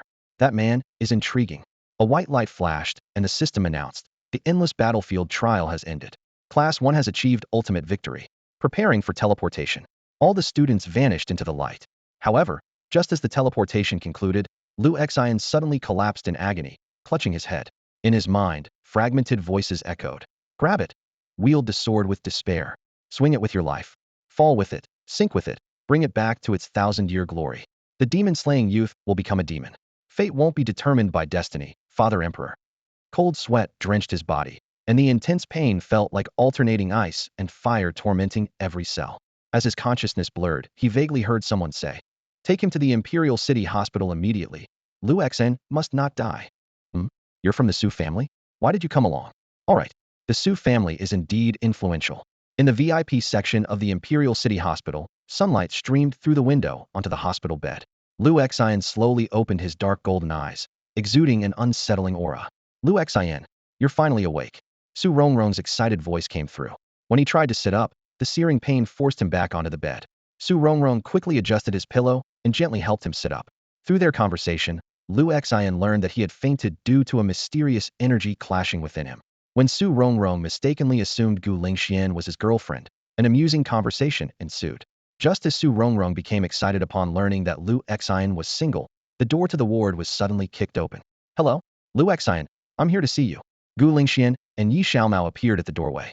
Lu Xian was lying on the hospital bed when Gu Lingxian strode in, unapologetically leaned over, swept aside her fiery red bangs, and pressed her forehead against Lu Xian's. Well, the fever's gone, Gu Lingxian said with a smile, her warm breath brushing against Lu Xian's face. Su Rongrong, standing nearby, watched their intimate interaction with a visibly awkward expression. She took a deep breath, as if mustering some resolve. Gu Lingxian, Lu Xian has just recovered and still needs rest. Don't scare him. Huh? Did I scare you? Gu Lingxian straightened up in surprise, clasping her hands together apologetically. I'm sorry. I'm sorry. Lu Xian was about to say something when a cold system notification sounded in his mind. The current host's biological functions have fully integrated with the Li Xian panel, and the side effects are ongoing. Please ensure adequate rest. This revelation made Lu Xian realize that the strange energy clashing with his body was due to the complete integration with the Li Xian panel. No wonder he had vaguely heard a series of grandiose sounds while unconscious. He lifted his hands to inspect them, noticing the calluses from wielding a sword had vanished, replaced by smooth, almost feminine hands. As he tried to get out of bed, Su Rongrong hurried to support him, a look of concern in her eyes. Didn't you say you needed to rest? I'm fine. Lu Xian shook his head and, with Su Rongrong's help, walked to the mirror in the room. He was stunned by his reflection. His once black short hair had turned a dark golden color with hints of gray, and his eyes had shifted from dark brown to a deep gold with a faint purple sheen at their center. Yi Xiaomao observed the scene, glanced at the indifferent Gu Lingxian, and sighed softly. Xian, you might really lose this time. Lu Xian attempted to channel his energy and managed to restore his hair to its original black, but the golden hue of his eyes remained unchanged. After several tries, he gave up. Well, maintaining this is good enough. Lu Xian, Gu Lingxian suddenly spoke, a hint of shyness on her face. You've made it to the media again, and your childhood photo in shorts is quite cute. Lu Xian's heart skipped a beat, hoping it wasn't the infamous diaper photo. Where did the media even dig these up from? I'd like to see it too, Su Rongrong said timidly. Come on, come on. Gu Lingxian took out her phone, and the two girls giggled as they looked at it together. At this moment, Yi Xiaomao approached Lu Xian, speaking in a low voice. Lu Xian, be wary of the GF family. Is it because of the golden dragon sword? Lu Xian nodded thoughtfully. Mr. Du knows you're awake and should be here soon. Lu Xian, I suggest you heed his advice. Otherwise, the GF family. Yi Xiaomao paused mid-sentence. You're not just an ordinary student, are you? Lu Xian suddenly asked. Yi Xiaomao flashed a bright smile. Nope, I'm just a regular student. Lu Xian nodded, seemingly understanding something, then asked, how long was I asleep? Just under a week, Su Rongrong replied. The news surprised Lu Xian.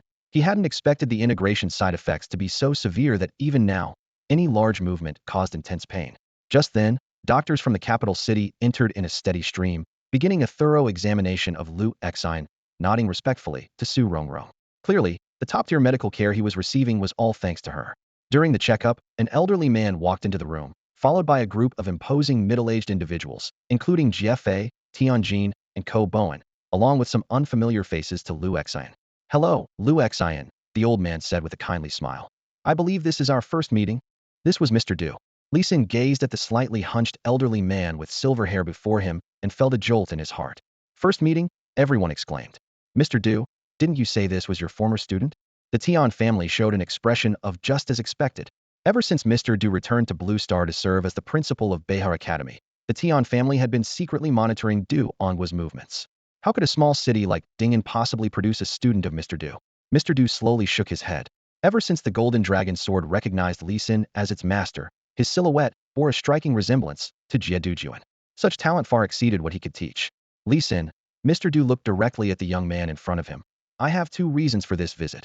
First, to check on your recovery. Second, to assign you a task. Li Xin felt a surge of respect for the legendary principal of Beihai Academy. Standing before him was someone beyond an esper, even a transcendent being. This golden dragon sword, you must nurture it well, Mr. Du said, handing the sword to Li Xin. The GF family members flashed a look of discontent, while GFA gave a bitter smile. The moment the sword's hilt touched Li Xin's palm, the golden dragon sword burst into brilliant golden light, as if rejoicing in a long-awaited reunion. The GF family members, eyes bloodshot, stared intently at Li Xin, but under Mr. Du's imposing presence, they dared not act rashly. After all, in his era, many prodigious talents fell under his command, whether in trials or the real world. By the end of this month, after you recover, head to the front line, Mr. Du suddenly said, his tone turning cold. What? Yunji exclaimed. Mr. Du, isn't that sending him to his death? The GF family secretly rejoiced, while the Tian family watched the situation unfold with keen interest. Li Xin, what do you think? Mr. Du asked. Li Xin recalled Yi Xiaomao mentioning the frontline, the battlefield of myriad races. Even someone as powerful as Wei Tianlong could survive there. And with the golden dragon sword recognizing him as its master, he felt a strange sense of trust in Mr. Du. Since Mr. Du entrusts such an important task to me, I have no reason to refuse, Li Xin replied firmly. Good. Very good. Mr. Du laughed heartily, his satisfaction evident. Then he shifted the topic. You haven't taken anyone else as a master, have you? Someone with the surname Jie, perhaps? Upon hearing this, the Jie family's brows furrowed instantly. If this Lu Xian is the heir of that person, then the golden dragon sword is lost to us forever. A member of the Jie family said through gritted teeth. That traitor Jie Dujun almost severed our family's lineage. No, Lu Xian replied firmly. Good. Old Du's hearty laughter echoed in the room. He looked at Lu Xian with bright eyes. From today on, you are my disciple. This declaration was like a thunderclap, leaving everyone in the room stunned. Old Du had indeed decided to take him as a student. Just as Lu Xian was still processing this, a captivating woman in elegant attire approached gracefully. It was Yunji. Congratulations, junior brother, on becoming Mr. Du's disciple. Yunji said with a meaningful smile, her gaze subtly sweeping over the Jie family members. Remember, being a disciple is different from having a teacher at school. From now on, apart from me, no one will dare bully you. The Jie family was infuriated by her words and left in a huff. GFA, let's go. Before leaving, GFA gave Lu Xian a long look, then shook her head and departed. Huh? What do you mean, apart from you? Lu Xian asked Yunji, puzzled. Enough. Old Du interrupted their conversation. Once you recover, we'll hold an apprenticeship banquet, which will also serve as a farewell party. Then we'll send you directly to the front lines. His tone turned serious. In 3 months, I want you to advance to a 3rd-level ability user. By then, you'll take part in the endophthalm exams of the 5 major academies, especially the exam at the 10,000 Clans Academy. I want you to crush those 10,000 clans. As he spoke, an eerie black aura suddenly surrounded Old Du, causing the room's temperature to plummet. If you can't do it, pack your things and go back to Ding'an City. I don't keep useless people under my tutelage. Of course, Old Du's tone softened. You can bring one person with you. The military school over there isn't like the imperial capital. There are no trial grounds, and all assessments are real battles. The more clans you kill, the higher your score. Although you're going as an exchange student from Beihai High School, you'll need a partner you can trust on the battlefield. At that moment, Su Rongrong, who had been standing quietly to the side, suddenly spoke up. Can I go with Lu Xen? Can I come along? Su Rongrong's voice carried a hint of anticipation. Her uncle, Su Luoan, had been stationed at the front lines for 3 years without returning, which made her especially eager to visit him. Su Luoan was originally the heir of the Su family, but his passion for battle led him down a different path. Although his talent and strength were not as great as his younger brother Su Wanen's, this did not deter his determination to serve the country. In his youth, he often snuck to the front lines, eventually forcing the family to accept his choice. Unlike other prominent families, the Su family was known for its deep bonds. The position of heir naturally fell to Su Wanen, yet there was no conflict. Su Wanen, concerned for his brother's safety, secretly arranged for him to be transferred to a military academy to teach. This well-intentioned act, however, angered Su Luoan, who longed for the battlefield. In his anger, he vanished for 3 whole years. If you don't make a move soon, Lu Xine might be taken away, Yi Xiaomao whispered into Gu Lingxuan's ear. Gu Lingxian shivered, but when she tried to speak, she only stammered. Okay. Lu Xian's straightforward response left everyone present momentarily stunned. You agreed?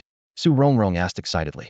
You have healing abilities from the Holy Light class, so you can be in charge of treatment, Lu Xine said calmly.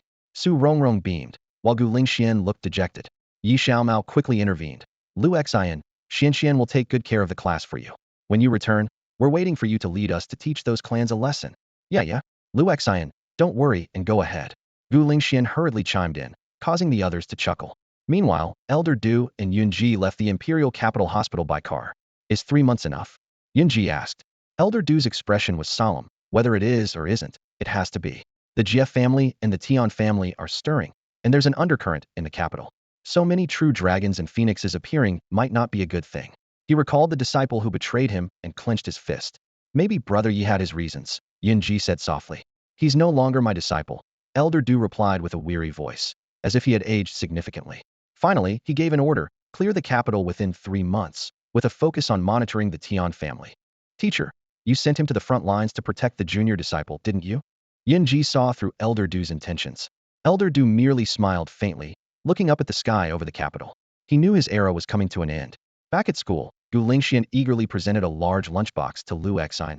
Lu Xine, I specially made this nutritional meal for you. Lu Xine looked at the dark lump in front of him, hesitated, and asked, what is this? Tiger whip and bull whip, it's supposed to be very nutritious. Gu Lingxian said with an innocent smile. Yi Xiaomao held his forehead in despair, as Gu Lingxian animatedly counted the pile of tonic ingredients: tiger whip, bull whip, horse whip, donkey whip, and even special supplements from various beast tribes. Stop. Lu Xine quickly interrupted before Gu Lingxian could continue with another list of potent ingredients. Don't be shy. I spent all my pocket money on these materials. Gu Lingxian said with a heartbroken expression. Once you finish eating, you'll definitely recover right away. I'm afraid if I eat them, I'll ascend to heaven, Lu Xine said, horrified. He realized that the big-breasted girl in front of him was, in fact, a complete simpleton. To avoid hurting her feelings, Lu Chun reluctantly said, just leave them here. I'll eat them later. Of course, he had no intention of touching those things. Make sure you eat them. Gu Lingxuan's eyes sparkled. I'll prepare another batch for you tomorrow. Yi Xiaomao hurriedly pulled Gu Lingxian out of the hospital room. Once outside, Gu Lingxian complained. Why did you drag me out, Mao Mao? I wanted to spend more time with Lu Xine. Yi Xiaomao was dumbfounded. Do you even know what you just did? What could I have done? I just gave Lu Xine the tonics you suggested. Didn't you see how happy he was? Gu Lingxian said innocently, her red hair standing on end. I'll find even stronger ingredients tomorrow. No. Yi Xiaomao quickly stopped her. If Lu Xine actually ate those. She glanced at Gu Lingxuan's impressive figure, leaving her sentence unfinished. Gu Lingxian looked puzzled. In any case, let's not bother him for now. We'll try a different approach, Yi Xiaomao said, hands on her hips. Gu Lingxian felt a bit downcast. She had earnestly watched cooking videos to learn how to prepare meals for Lu Xine herself. Inside the hospital room, only Lu Xine and Su Rongrong remained. How about taking a walk with me? Lu Xine suggested, feeling restless from being cooped up in the room. Okay. Su Rongrong nodded obediently, stepping forward to support Lu Xine. The Imperial Capital People's Hospital spanned over 10,000 acres, fully equipped. As they walked, they passed 3 medium-sized stores. Lu Xine, dressed in a white hospital gown, looked pale, but was in better spirits than in previous days. Rongrong, Lu Xine called her by name. How much do you know about the front lines? Hearing Lu Xine address her so familiarly, Su Rongrong felt a surge of happiness.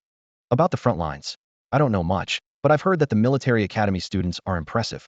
Even though their levels aren't high, they train in deadly techniques.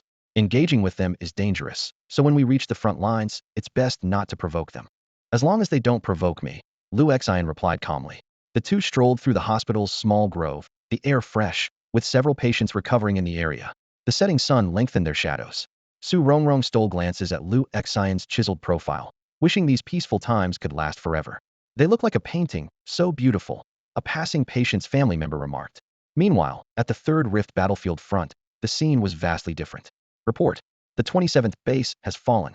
1,633 dead, 667 seriously injured, requesting reinforcements. Report. The 13th base has fallen. Report. Repelled the Ghost Tribe, 3,000 casualties. Report. Fallen.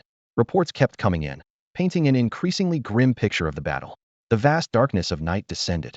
The hospital's night rounds began promptly at 8 p.m., and the medical team conducted a comprehensive examination of Lu Xian. The results showed that his body had recovered quite well, but to be safe, he still needed to stay for observation for another week. Standing by the bedside, Su Rongrong noticeably relaxed her tense shoulders upon hearing the news. She still vividly remembered the horrifying injuries Lu Xian had when he was transported back from the trial space, and even now, thinking about it sent a shiver down her spine. Lu Xian, I'm heading home now, Su Rongrong said, quickly adding, tomorrow. I'll come early tomorrow and bring you something delicious. As she said this, she suddenly remembered the whip that Gu Lingxian had brought in the morning, and a hint of embarrassment flashed across her face as she quickly averted her gaze. All right, Lu Xian responded with a simple nod. Make sure you get a good rest tonight. Su Rongrong raised her small fist, pretending to threaten him. Under the light, Lu Xian noticed the red veins in her eyes and her slightly tired expression. You didn't stay with me the whole time I was unconscious, did you? Lu Xian asked, realizing the situation. This question made Su Rongrong jump as if shocked. Who stayed with you? She lightly tapped Lu Xian's chest, and then quickly turned to leave, her ears and cheeks tinged with a blush. Once the room returned to quiet, Lu Xian began to focus on the surging power of the world source within him. The system prompt appeared. Candidate Lu Xian, boundless battlefield trial, team contribution rate, 98.72 acquired world source, 2,000 points current world source, 247.0500. Upgrade. Lu Xian commanded without hesitation. System prompt. Congratulations to the host for advancing to a first-tier peak extraordinary ability user. Current world source, 197.0800. Upgrade. Lu Xian ordered again. System prompt. Congratulations to the host for advancing to a second-tier low-level extraordinary ability user. Current world source, 11701.200. As the energy circulated within, Lu Xian's attributes improved significantly. Strength, 352,340 points constitution, 332,338 points agility, 322,337 points spirit, 372,342 points. These stats indicated that Lu Xian, now with the Royal Princess contract, was close in strength to an ordinary third-tier extraordinary ability user. Although Mr. Du had set a goal of reaching the third tier within 3 months, Lu Xian, with the Supreme Overlord sword in hand, was already capable of challenging a typical third-tier extraordinary ability user. As for the Golden Dragon Sword, though its use was limited, the system had sensed its presence after Lu Xian gained its recognition in the trial ground. The cold gleam of the Golden Dragon Sword flashed before Lu Xian's eyes, and a system prompt appeared. Would you like to spend 500 luck points to randomly acquire one of the skills of the sword's previous owner? The sword's former owner was no ordinary figure. Jie Dujuan, the legendary warrior who single-handedly ventured into the realms of myriad races and expanded the borders of Huaxia by defeating foreign lands. The chance to gain the abilities of such a formidable figure was not something Lu Xian hesitated to seize. As the 500 luck points vanished, a golden light infused Lu Xian's body. The system promptly displayed. Acquire Jie Dujuan's ultimate move Golden Dragon Cold Light of the 19 provinces. The power of this move was terrifying. By depleting all mental energy, it could unleash a Golden Dragon Sword light that spanned thousands of miles, leaving nothing in its path. Moreover, this move had a frightening characteristic: unlimited damage potential. The higher the mental energy, the greater the destruction. If one's mental energy reached its peak, it might even be capable of turning the entire blue star to dust. However, the aftermath was costly, resulting in a state of incapacitating weakness. This acquisition sent Lu Xian's imagination soaring. If points could be exchanged for weapons and equipment, then, as his level increased, could he obtain more spiritual divine weapons? By then, exchanging luck points for the ultimate skills of these weapons' former owners might allow him to learn the abilities of even more powerful warriors. Particularly intriguing were Jie Dujuan's skills, as the golden dragon sword was just one of his many swords. Although this formidable figure had been missing for nearly a century, his life or death unknown, finding his other swords might just enable him to collect all of Jie Dujuan's ultimate skills. At that point, a new sword master, perhaps even surpassing Jie Dujuan, could emerge in the world. For now, however, enhancing his own strength was the priority. Liu Xian tallied his luck points. Originally at 1590, he spent 1,000 to integrate Li Xian's panel and another 500 to learn the golden dragon sword technique, leaving him with just 90 points. Nevertheless, thinking about the children of luck he had defeated in the trial ground, he was eager to see how much he could recover. Congratulations to Liu Xian for defeating the ghost deity Ko Boan and successfully acquiring 1,500 luck points. The system's notifications echoed in Liu Xian's mind, and the series of victories left him exhilarated.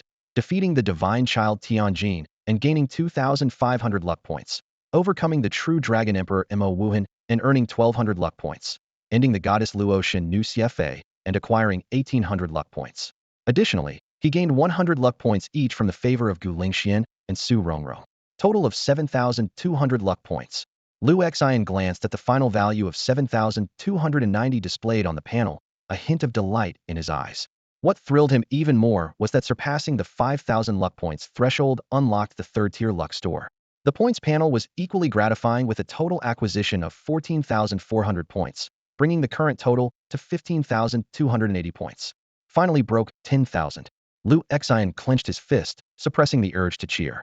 All of this proved that his strategy was correct. Suppressing those with destiny was indeed the fastest way to gain points and luck value.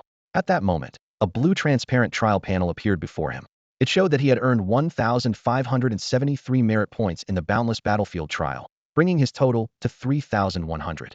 More importantly, he received a special reward, an immortal dragon token. As a purple starlight condensed in his palm, it eventually formed a palm-sized golden dragon token. The token bore ancient characters of the Longyuan clan, exuding a faint golden aura. This purple quality treasure had an astounding effect. When health dropped below 15, it could restore 100 health and 50 mental energy and provide immunity to all damage below the 5th tier for 1 second. Longyuan clan. Liu Xian mused, recalling Lin Yu's incomplete dragon pattern jade. Should I return the jade pendant to Lin Yu and wait for the right moment to take advantage again? He calculated silently, casually storing the immortal dragon token. Although it could only be used once, at this critical time before heading to the front lines, such a life-saving charm was more practical than any equipment.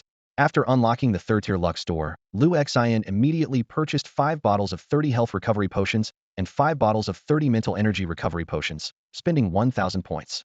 Compared to the potential impurities in external potions, those produced by the system were pure and safe, with no long-term side effects.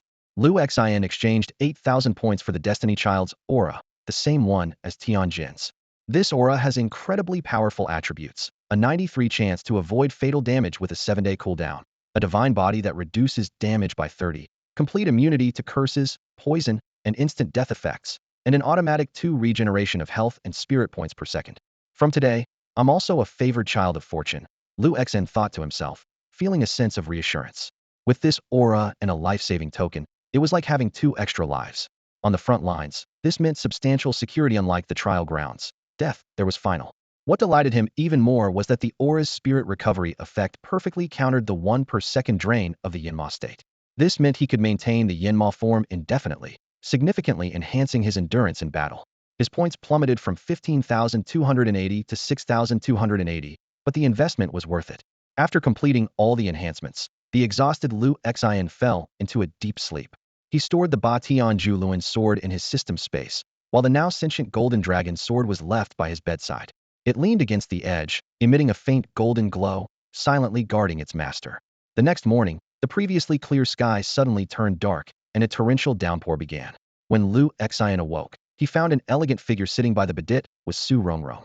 Her black hair was slightly damp, and her clothes were completely soaked, dripping with water. Liu Xian, I brought you breakfast. Su Rongrong beamed, handing over a perfectly dry insulated container. It's porridge. I got up early to make it for you. I hope you like it. Hee hee. Looking at the drenched girl who had kept the breakfast dry, Liu Xian felt a warmth in his heart. Liu Xian looked at the steaming porridge in front of him and gently shook his head. Don't you know how to use an umbrella? Su Rongrong asked with a smile, her gentle eyes fixed on Liu Xian, filled with an indescribable tenderness. That gaze made Liu Xian's heart tighten, as if something had been stirred. Take off your clothes, Liu Xian said directly. Su Rongrong looked up sharply, her cheeks instantly flushed. Lu Exine, isn't this a bit too fast? And I don't have any experience in that area. She lowered her head, her ears and neck turning crimson, her fingers unconsciously tapping her moist lower lip. What are you thinking? Lu Xian's voice came, followed by a piece of clothing falling on Su Rongrong's head.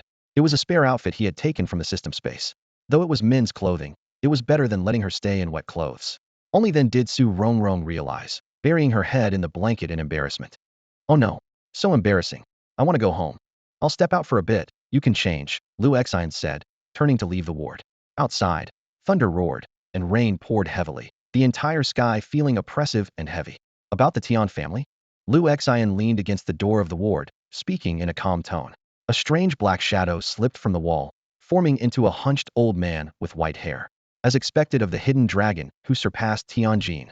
Even at the second stage, you can sense my presence. The old man cackled. Duanghua is nearly at his end, and that guiding light in the dark night will soon extinguish. Lu Xian, join the Tian family. In the future, no one in the imperial capital will dare to touch you. Not even the GF family. Lu Xian frowned. What do you mean? The current imperial capital is not what it used to be. If it weren't for Duanghua keeping those people in check, the sky would have fallen long ago. Young man, do you want to survive? I once heard a saying. The word youth should be incompatible with mediocrity. Old man, weigh your own worth before threatening others. Lu Xine shouted angrily. Golden dragon. The golden dragon sword in the ward instantly emitted a dazzling golden light, transforming into a sword beam that pierced through the iron door, landing in Lu Xian's hand with a resonant hum. The old man with white hair showed a look of caution. Interesting. Lu Xine, one day you'll understand that our Tian family is right. With that, he turned into a shadow and vanished by the window. At that moment, Su Rongrong rushed out of the ward with concern. Lu Xian, what's wrong? Nothing, Lu Xian said, turning to pat her head comfortingly. Su Rongrong's face immediately turned red with embarrassment. Back in the ward, Lu Xian kept pondering the old man's words. Was the guiding light referring to Elder Du? Why did he say he was at his end? Lu Xian, Lu Xian. Su Rongrong waved her hand in front of him. Eat the porridge. It's getting cold. Here, I can eat by myself, Lu Xian said awkwardly. All right then, Su Rongrong said, handing him the porridge. Suddenly, there was a noise outside. Hey, how did this door get a hole in it? And then the door was kicked open as Gu Lingxian strode in. Hello, Lu Xian, I've brought more supplements. Su Rongrong trembled all over and quickly stood up. Lu Xian has already had enough. What? No way. This is good stuff, you have to eat it, Gu Lingxian insisted. As Gu Lingxian arrived, Su Rongrong immediately stood protectively in front of her like a mother tiger guarding her cubs. Yi Xiaomao, with an apologetic look, said to Lu Xian, I'm sorry, Lu Xian, I couldn't stop Xianxian. Lu Xian shook his head slightly and asked, what do you know about the Tian family? The Tian family? Yi Xiaomao frowned, thinking for a moment.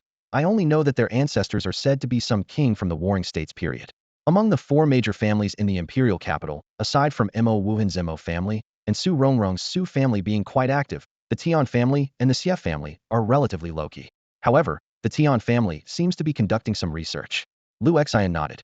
Although he didn't get the information he wanted, he could tell that Yi Xiaomao was no ordinary person. Since he couldn't ascertain the Tian family's intentions, he decided to wait and see. In the following days, Su Rongrong visited regularly, while Gu Lingxian, due to being grounded by Yi Xiaomao, did not appear again. According to the rules of the Imperial Capital High School, there was a week of rest after returning from the trial grounds, followed by theoretical courses. A week later, Lu Xian was discharged from the hospital. Feeling his body had returned to its peak state, he held the mighty sword in his hand, confident he could take on even third-tier opponents and possibly defeat them. The golden dragon's sword hung at his waist, giving him the appearance of an ancient, elegant swordsman from behind. Junior brother, Elder Du is looking for you, Yunji said after finding Lu Xian. He nodded and followed his senior sister to Elder Du's residence by car. Elder Du's villa was located in the central area of the imperial capital, where every resident stood at the pinnacle of power and wealth in China. Elder Du, leaning on a cane, slowly descended from upstairs, his face noticeably more haggard after just a few days. Elder Du, Lu Xian greeted respectfully. No need for formalities, Elder Du waved his hand. These old bones of mine are acting up again. My back is killing me. With Yunji's help, the three of them moved to the dining table on the second floor. The table was laden with over a dozen exquisite homemade dishes, hard to imagine coming from the hands of this elderly man. Junior brother, give it a try? Teacher's cooking is excellent. I used to beg for it, Yunji said enthusiastically. Because it's too much trouble, Elder Du and Lu Xian said in unison, then exchanged a smile. During the meal, Lu Xian asked if there were other senior brothers or sisters. Elder Du's expression suddenly darkened. They're all dead. The simple 3 words carried an immense weight. Yunji added that there was another senior brother, but Elder Du interrupted her sharply. He's dead too. The table fell into silence. After the meal, Elder Du took out a thumb-sized white stone and handed it to Lu Xian. This is a boundary jade, a golden quality item that can store various energies. If you encounter a life-threatening situation on the front lines, crushing it will save your life. Yunji's pupils contracted slightly upon seeing the boundary jade, but she quickly masked her emotions. Lu Xian, taking the golden quality treasure, was deeply shocked. If an orange quality golden dragon sword could greatly enhance his combat power, what kind of level would a golden quality boundary jade represent? Thank you, teacher. Lu Xian expressed his gratitude solemnly. I told you, there's no need for formalities. Elder Du waved his hand and started clearing the dishes. After this meal, you're officially my disciple. Watching Elder Du's slightly hunched back slowly make its way to the kitchen, Lu Xian inexplicably felt that this once mighty figure, capable of holding up the world, seemed as though it could collapse at any moment. Yunji's eyes gradually took on a light blue hue as she gazed at the divine rings behind Elder Du, originally 7, now reduced to 6. Indeed, 7 days later, at Mr. Du's residence. Are you ready, young Lu Xian? Mr. Du patted Lu Xian on the shoulder, his gaze warm and kind. During the past week, Lu Xian had been recuperating at Mr. Du's villa, where Mr. Du often personally cooked exquisite meals for Lu Xian and Yunji. Each dish received their endless praise, showcasing the old man's unexpected culinary talent. Watching all of this, Yunji felt a sense of injustice. Before Lu Xian became his apprentice, she had never received such treatment. Every day, she watched the master and apprentice either discussing life insights in the study or experimenting with culinary arts in the kitchen, making her wonder if Lu Xian was secretly Mr. Du's grandson. Lu Xian nodded in response. Mr. Du's face lit up with a satisfied smile, his eyes filled with an unprecedented affection. Having a disciple like Lu Xian late in his life made him feel content. If it weren't for the turmoil in the imperial city, he would have wanted to keep Lu Xian by his side for further nurturing. Suddenly noticing Su Rongrong standing behind Lu Xian, Mr. Du gave a playful smile. Young Lu Xian, when are you going to have a child with the Su family girl for me to play with? Su Rongrong's face turned crimson, unable to believe that this highly respected principal could say something so embarrassing. Lu Xian simply smiled without saying anything. Huh. Mr. Du laughed heartily, though a subtle tear glistened at the corner of his eye. He quickly regained his serious demeanor. All right, follow me. The group followed Mr. Du to the basement, where a circular platform emitting a blue glow stood, surrounded by 5 stone pillars engraved with crystals. This is the teleportation array to the 9th rift front, Mr. Du joked. Just like in the novels, step on it, and you'll be transported instantly. Lu Xian shook his head helplessly, Su Rongrong chuckled, and Yunji appeared speechless. Their time together had revealed a surprisingly lively side of the otherwise stern principal. Let's go, Mr. Du said, turning serious. Remember, don't come back until you've reached the 3rd stage. Understood. Lu Xian and Su Rongrong stepped onto the teleportation platform together. Mr. Du gazed at Lu Xian's face, as if trying to imprint the youthful features that resembled his own onto his memory. I hope we can meet again, teacher. Take care of yourself. Lu Xian suddenly shouted. This kid, I know. I know. Mr. Du waved his hand dismissively. Don't you dare die before this old man. Lu Xian said firmly. When you come back, it'll be my turn to cook for you. Get lost. With your cooking skills. Don't embarrass me. Old Du waved him off with a dismissive gesture, but his expression suddenly turned serious. Go on. All right. Lu Xian replied briefly. Yunji then activated the teleportation array, and a blue light flooded the underground space. In a flash, Lu Xian and Su Rongrong disappeared from the teleportation platform. Is this really okay? Yunji asked, her voice filled with uncertainty as she looked at the now empty platform. It's fine, Old Du shook his head. As he spoke, a faint black aura began to envelop him, coalescing into a suffocating killing intent. Let's go, the purge begins. During the teleportation, familiar blue streams of light passed before Lu Xian's eyes. However, the expected smooth journey was abruptly interrupted by screams echoing all around. Go. You all need to go. I'll cover the rear, a hoarse voice shouted amidst the chaos. No way. You've got kids at home. Let me cover the rear. Get the hell out of here. The base has fallen. Take the remaining people and run. Run. Run. Before the words had even faded, a massive figure descended from the sky, a spider-like creature nearly 3 meters tall, its grotesque face sending shivers down the spines of everyone present, fear washing over them like a tide. Su Rongrong was clearly frightened by the sudden turn of events. Instinctively, she grabbed Lu Xian's right hand, her palm cold and clammy. Don't worry. I'm here. Lu Xian reassured her, his voice calm and steady.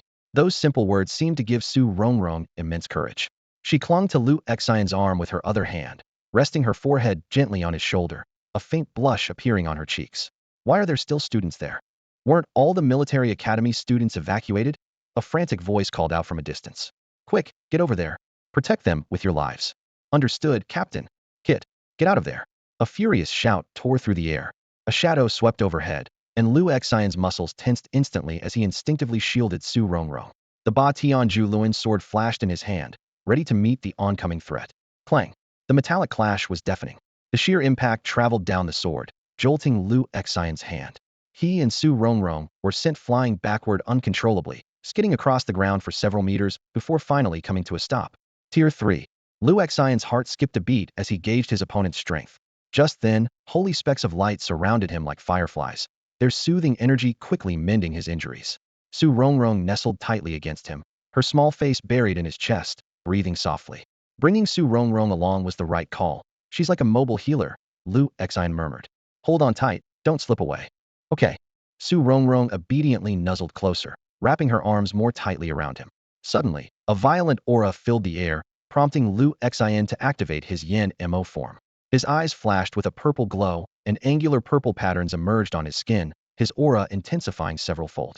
Yet, he carefully concealed the divine ring that signified his identity. Recent teachings from Elder Du had taught him the value of keeping a low profile. Fall back, I'll draw its attention. Once you find an opening, support me immediately. Lu Xian called out to the soldiers who had warned him earlier. Squad leader?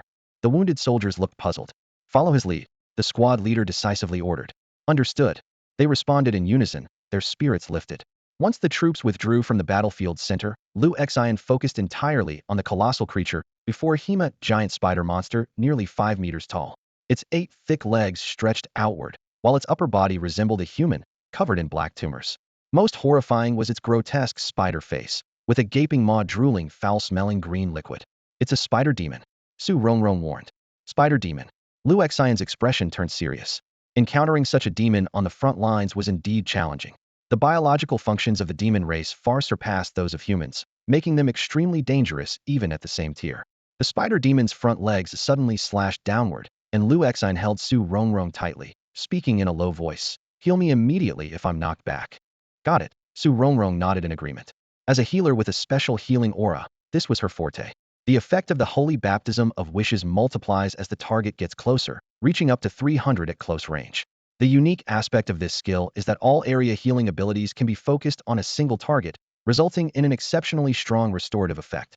Lu Xian quickly grasped the key point. Rather than having Su Rongrong treat from a distance while worrying about her safety, it would be better to hold her close. This not only maximizes the healing effect, but also ensures her safety. Acting on this thought, Lu Xian wrapped one arm around Su Rongrong's slender waist and gripped the unparalleled Batian's sword with the other, fearlessly facing the spider demon. The demon's front limbs sliced through the air, emitting a sharp whistle as they collided heavily with the Batian's sword. The clash of metal and carapace erupted with a deafening roar. The impact forced Lu Xian back several meters, but Su Rongrong's holy light immediately surged forth, instantly restoring his depleted strength. Seizing the opportunity, Lu Xian's eyes scanned the spider demon for weaknesses. As the demon launched its next attack, he struck with precision, targeting the joint of its front limb, the most vulnerable point, where only nerves and tendons connected. Accompanied by a piercing scream, one of the spider demon's front limbs fell off, spraying green slime. The acrid toxins made Lu Xian dizzy. It was clear this poison exceeded what his Yinma state could withstand. But in the next instant, Su Rongrong's starlight enveloped him, purifying the toxins instantly. Looking down at the sweat-drenched Su Rongrong in his arms, Lu Xian sincerely praised. Well done. Su Rongrong nodded firmly in response. Although she couldn't fight directly, her continuous healing kept Lu Xian in an unbeatable position. At that moment, the surrounding soldiers began launching ranged attacks on the spider demon, targeting its joints with precision. The severely injured demon went into a frenzy, its massive tail suddenly spraying a large amount of green venom. Several young soldiers were hit, their bodies partially dissolving as they fell to the ground, screaming. Witnessing this gruesome scene, Su Rongrong trembled and buried her face in Lu Xian's chest. Lu Xian's expression grew heavy. This was the front line. This was the harsh reality of the cataclysm of the races. Lu Xian watched as the young soldier in front of him died a horrific death, his heart trembling violently. In an instant, his pupils gleamed with a dazzling golden light, and his black hair swiftly faded, replaced by sharp, Golden locks his commanding form. Retreat immediately. Do not engage the spider demon in close combat. Lu Xian shouted to the soldiers. The squad leader quickly caught on and ordered, fall back. Continue looking for opportunities to support that student. The soldiers skilled in close combat quickly distanced themselves, and Lu Xian also withdrew to a safe position with Su Rongrong. He noticed that after the spider demon released its venom, there was an extended period of vulnerability, indicating that the skill consumed a significant amount of its energy. Seizing the opportunity, Lu Xian unleashed several scorching golden sword energies, only to find that they had no effect on the spider demon. Damn, it's like scratching an itch. Lu Xian's heart tightened. He sheathed the Overlord's sword and drew the Golden Dragon sword from his waist instead. Golden Dragon, it's up to you now. Although the Golden Dragon sword's dragon marrow effect reduced his mental energy by 5 points per second, Lu Xian had become much stronger after advancing to the second tier. His base mental attribute was 42 points, plus 5 points from the Constantine Cross, and a 25-point boost from the Golden Dragon sword, totaling an impressive 72 points. Such is the power of investing in upgrades. Converted to 720 mental energy points, combined with the Destiny's Child's 2 per second recovery effect, it easily offset the dragon marrow's consumption. The Golden Dragon's sword resonated, seemingly eager to slay the spider demon and thirsting for power. Lu Xian dodged the spider demon's attacks while holding Su Rongrong. Surrounded by a halo of pure white starlight, his condition was fully restored once more. However, Su Rongrong was showing signs of fatigue, as the high-intensity use of recovery skills left her drained. With the cheat, that was the Golden Dragon sword. Even in his commanding form, Lu Xian's attacks became extraordinarily fierce. Thousands of golden sword energies crisscrossed like raging dragons, slashing the spider demon. The beast let out a piercing scream, its lower body covered in terrifying wounds, oozing putrid green venom. This spider demon's blood is poison. Lu Xian's eyes were grim. The soldiers nearby were stunned. Is he a student from the military academy? No way. Look at his sword energy, it's endless. It seems like his mental energy isn't depleting at all. Wait, that uniform. Yunzhong Baihe. Could it be the Northern Crane Academy in the Imperial City? It is. My cousin's wife's brother's friend's sister is also studying there. But why would a student from Northern Crane Academy be on the front line? Stop the chatter. Prepare to support that student. The squad leader interrupted the idle talk. At that moment, the golden-haired figure slowly descended in front of everyone. Make way. With the command from the squad leader, everyone quickly retreated. Lu Xian steadily raised the Golden Dragon sword, the blade vibrating as golden ripples spread outward like waves. His aura intensified with each moment, his long golden hair billowing fiercely in the wind as the surrounding air seemed drawn to him by some mysterious force.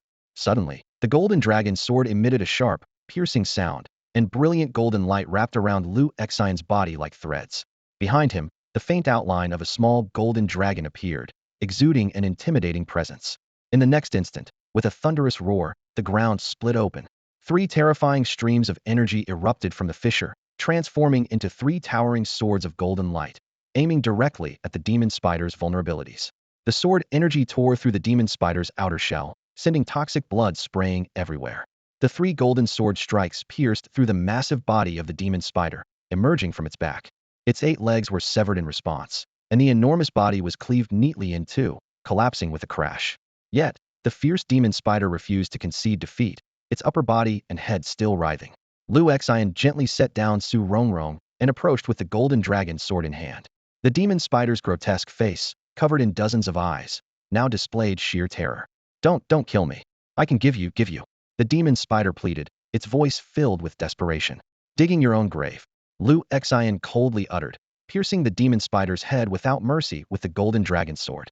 The sword absorbed the abundant energy instantly, its blade glowing faintly with a golden hue. Everyone who witnessed this scene was in shock. Lu Xian turned to look at the young warriors whose faces had been disfigured by the venom, silent and somber. The squad leader approached and firmly patted Lu Xian on the shoulder. Pride runs deep in our bones. Even burned, there's still ashes left. This is the spirit of Huaxia's warriors. We were prepared for this. Lu Xian nodded, his gaze sweeping over the battlefield before him, scarred and desolate. The shattered buildings, cratered ground, and the pervasive scent of gunpowder in the air all testified to the brutality of the front lines. These fearless warriors sacrificed their lives to protect the future of humanity, and it was their efforts that allowed peace to prevail in the rear. Where is this place? Lu Xian asked. A middle-aged sergeant with dark skin approached. He exuded the fierce aura of a seasoned soldier, his eyes wary and scrutinizing. This is the 9th Rift, base 79. Are you students from Baihe of the Imperial capital? Yes, From the affiliated school, Lu Xin replied succinctly. What? High school students. The surrounding soldiers were taken aback, exclaiming, a high schooler's combat ability surpassing that of a university student? That's unbelievable. The sergeant noticed Lu Xion's white crane uniform and continued to inquire. How did you end up here? We're exchange students from Beha affiliated school for a 3-month term, Lu Xion explained, gesturing to Su Rongrong beside him. We were supposed to head to the 9th Military Academy, but something went wrong with the teleportation. It was likely affected by the spider demon's barrier. The sergeant nodded in understanding. Their barrier abilities are renowned among the myriad races. Don't worry, kid, you saved our entire squad, and we'll escort you to the 9th Military Academy. He then called over a few young soldiers and arranged for a military vehicle that was still functional. The 9th Military Academy is about 80 kilometers from here, normally a 3-hour drive. You guys protect. He paused, then changed his mind. Forget it.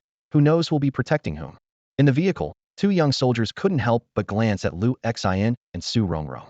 The chubby soldier in the passenger seat kept turning around, stealing glances at Su Rongrong while pretending to chat.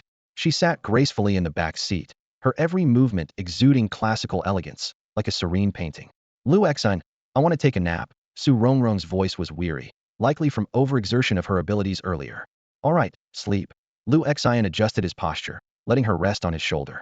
The chubby soldier, seeing this, turned back with a resigned expression. Forget it. Can't match his looks, can't beat his strength, probably not as rich either. What's the point? The burly soldier beside him chuckled quietly. Being an exchange student from Beha alone was remarkable enough. Not to mention the terrifying combat prowess Lu Xian displayed, far beyond the reach of an ordinary student. This exchange program isn't just between Blue Star academies, a voice explained. It's an exchange with the frontline military school. These students are either exceptionally talented or have influential connections. The speaker glanced at the male and female students in the distance and continued in a lowered voice. In my opinion, that guy must be outstanding in combat skills, and as for the girl, she's likely the cherished daughter of some powerful figure. Lu Xian and Su Rongrong were traveling in a military vehicle, bouncing along a rough and uneven road. The terrain was full of potholes, and the surroundings were desolate. This was the Rift Battlefield, a unique place not part of any region on Blue Star. 100 years ago, to protect life on Blue Star, powerful humans created several spatial rifts connected to it. These rifts became humanity's first line of defense, ensuring that as long as human warriors were stationed there, no other race could set foot on Blue Star. We're here. After nearly 3 hours of bumping along, the 2 young soldiers finally led Lu Xian and Su Rongrong to their destination. Su Rongrong groggily woke up, looking at Lu Xian in confusion. He lightly tapped her forehead, making her yelp and finally wake up. She puffed out her cheeks and glared at him with a hint of resentment. We've arrived, stop sleeping, Lu Xian said, ruffling her hair. Su Rongrong nodded and followed him out of the vehicle. Mission accomplished. We're off now. The 2 soldiers saluted them and then turned back. In front of them stood a heavily guarded military fortress, with a tightly knit defense system leaving no room for blind spots. Hey, are you 2 the exchange students from Beha? Came a cold female voice. We've been waiting for you. But you're Latino, more rooms available. You'll have to share a room. Is that all right? This statement sent a shiver down Su Rongrong's spine, as a thought flashed through her mind. Does this mean cohabitation? A young woman, around 27 or 28 years old, wearing a military uniform, approached with confident and purposeful steps. Her sharp gaze assessed the 2 people in front of her. Beha affiliated high school, Lu Xian and Su Rongrong, correct? Lu Xian nodded in confirmation. How should we address you? Mo Xian, I'm your life mentor for this 3-month exchange program. If you have any issues, feel free to talk to me. Mo Xian said, her eyes darting between the 2. Are you a couple? No, Lu Xian denied flatly. Beside him, Su Rongrong bit her lip, a hint of resentment flashing in her eyes. Mo Xian frowned. That makes it tricky. The other exchange students have already arrived, and there's only 1 room left. She squinted her eyes, her tone carrying a warning. I've heard about you, Lu Xian. Don't even think about pulling that dormitory stunt you did when you first enrolled. The front lines are nothing like the imperial capital, even if you're Du Lao's disciple. How do you know I want to take over a dorm? Lu Xian turned his head, his voice icy. So you really do want to take over? Mo Xian exclaimed, eyes wide in shock. Just kidding, Lu Xian smirked. You rascal. Mo Xian stomped her foot in frustration. Take us to the dorm then, Lu Xian continued. If it's too cramped, I might have to check each one. Humph, Mo Xian snorted. Don't worry, the dorms here will definitely amaze you. Su Rongrong leaned in close to Lu Xian's ear, whispering, you're not really going to take one over, are you? Who knows? Lu Xian winked. Then his expression turned serious. He recalled Du Lao's advice. On the front lines, all status and identity mean nothing. only strength matters. Military academy students are proud and particularly disdainful of those from the imperial capital. Du Lao, exuding a chilling black aura, had told him, if someone annoys you, fight them. If someone is an eyesore, fight them. If someone looks at you twice, fight. In a bad mood, fight. If someone defies you, fight. A place where strength is everything. Liu Exine thought, clenching his fists tightly.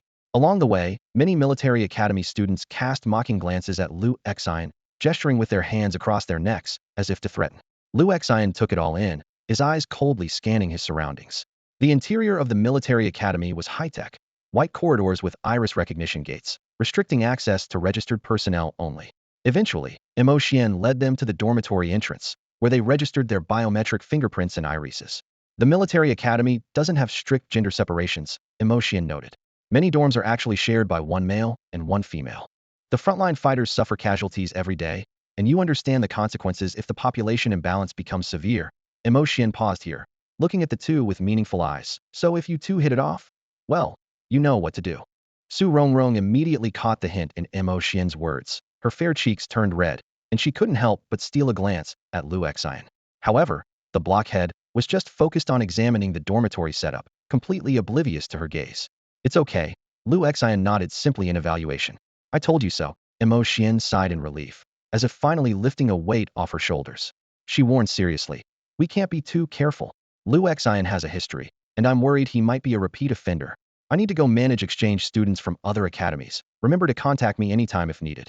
Most importantly, don't cause trouble. Liu Exine waved his hand and walked straight into the dormitory. Su Rongrong quickly bowed to Imo Xian in thanks and followed him inside. Watching their backs, Imo Xian shook her head and sighed helplessly. One is the disciple of old Du, and the other is that person's granddaughter. It's really putting me in a tough spot.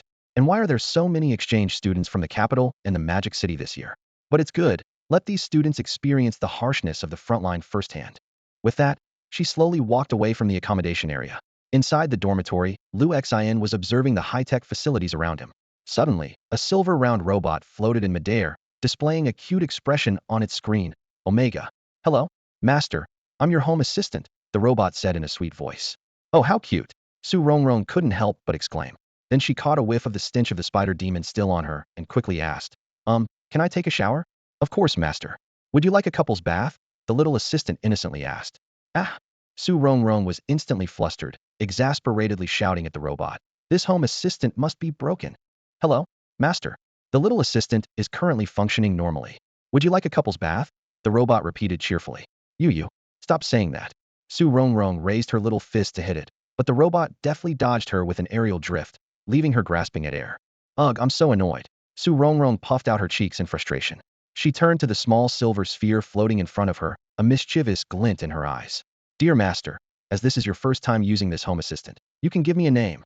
The sphere chimed in with a clear electronic voice. You'll be called Hunxio, Su Rongrong declared with a mischievous grin. The silver sphere immediately sprouted 2 cute little ears. Okay, do you confirm the name Hunxio? Liu Exine watched the scene, speechless. Confirmed, Su Rongrong shouted with a giggle. This home assistant is now officially named Hunxio. Please call upon Hunxio if needed, the sphere confirmed. Liu Exine covered his forehead, unable to suppress his laughter. Oh well, let her have her fun.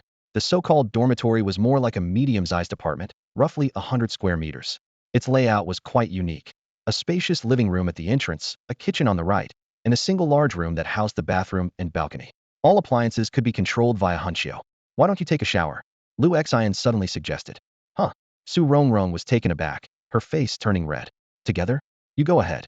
I'll step out and bring back some food. Liu Exine replied, leaving the dormitory. Su Rongrong finally realized his intention, furiously throwing a pillow at Hunxio. It's all your fault, Hunxio. Following the electronic signs, Liu Exine found the cafeteria. As soon as he entered, he was met with a barrage of mocking voices. It's those exchange students from the imperial capital again. Bet they wet themselves before even seeing the battlefield. Probably crying for their mommies. This military academy housed both high school and university students, all dressed in white military uniforms, distinguished only by the lion crest on their chests, silver for high school students and dark red for university students. Most of the mockery came from those wearing silver badges. Suddenly, a red-haired figure bumped into Liu Exine.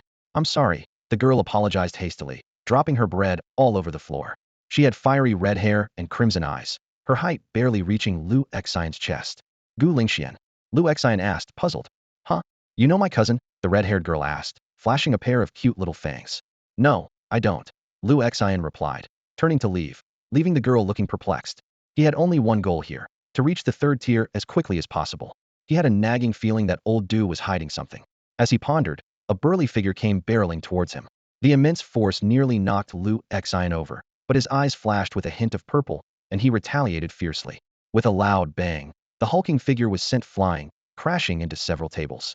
Old Du's words echoed in Lu Xian's mind. Beat him until he gives in. The cold voice echoed through the cafeteria, reaching the ears of every military academy student. Lu Xian stood there, a slight smirk on his lips. Sorry, couldn't hold back. But honestly, I did it on purpose. I didn't expect you to be this pathetic. This remark completely enraged the student on the ground. Bloodshot eyes, he clumsily got back on his feet, ready to fight Lu Xian to the end. Just as tension reached its peak, a young man with a dark red lion badge on his chest suddenly stepped in between them. With a smile, he turned to Lu Xian. Our junior here has quite a temper. You're from Beha, right? Nice, you've got character. What's your name, junior? Lu Xian, he replied coldly. The young man showed a hint of surprise. You're the new disciple of General Du? This statement worked like magic, instantly changing the atmosphere. The burly student on the ground quickly altered his expression. Damn, you're the apprentice of old General Du? Why didn't you say so earlier? Damn, I hit the wrong person.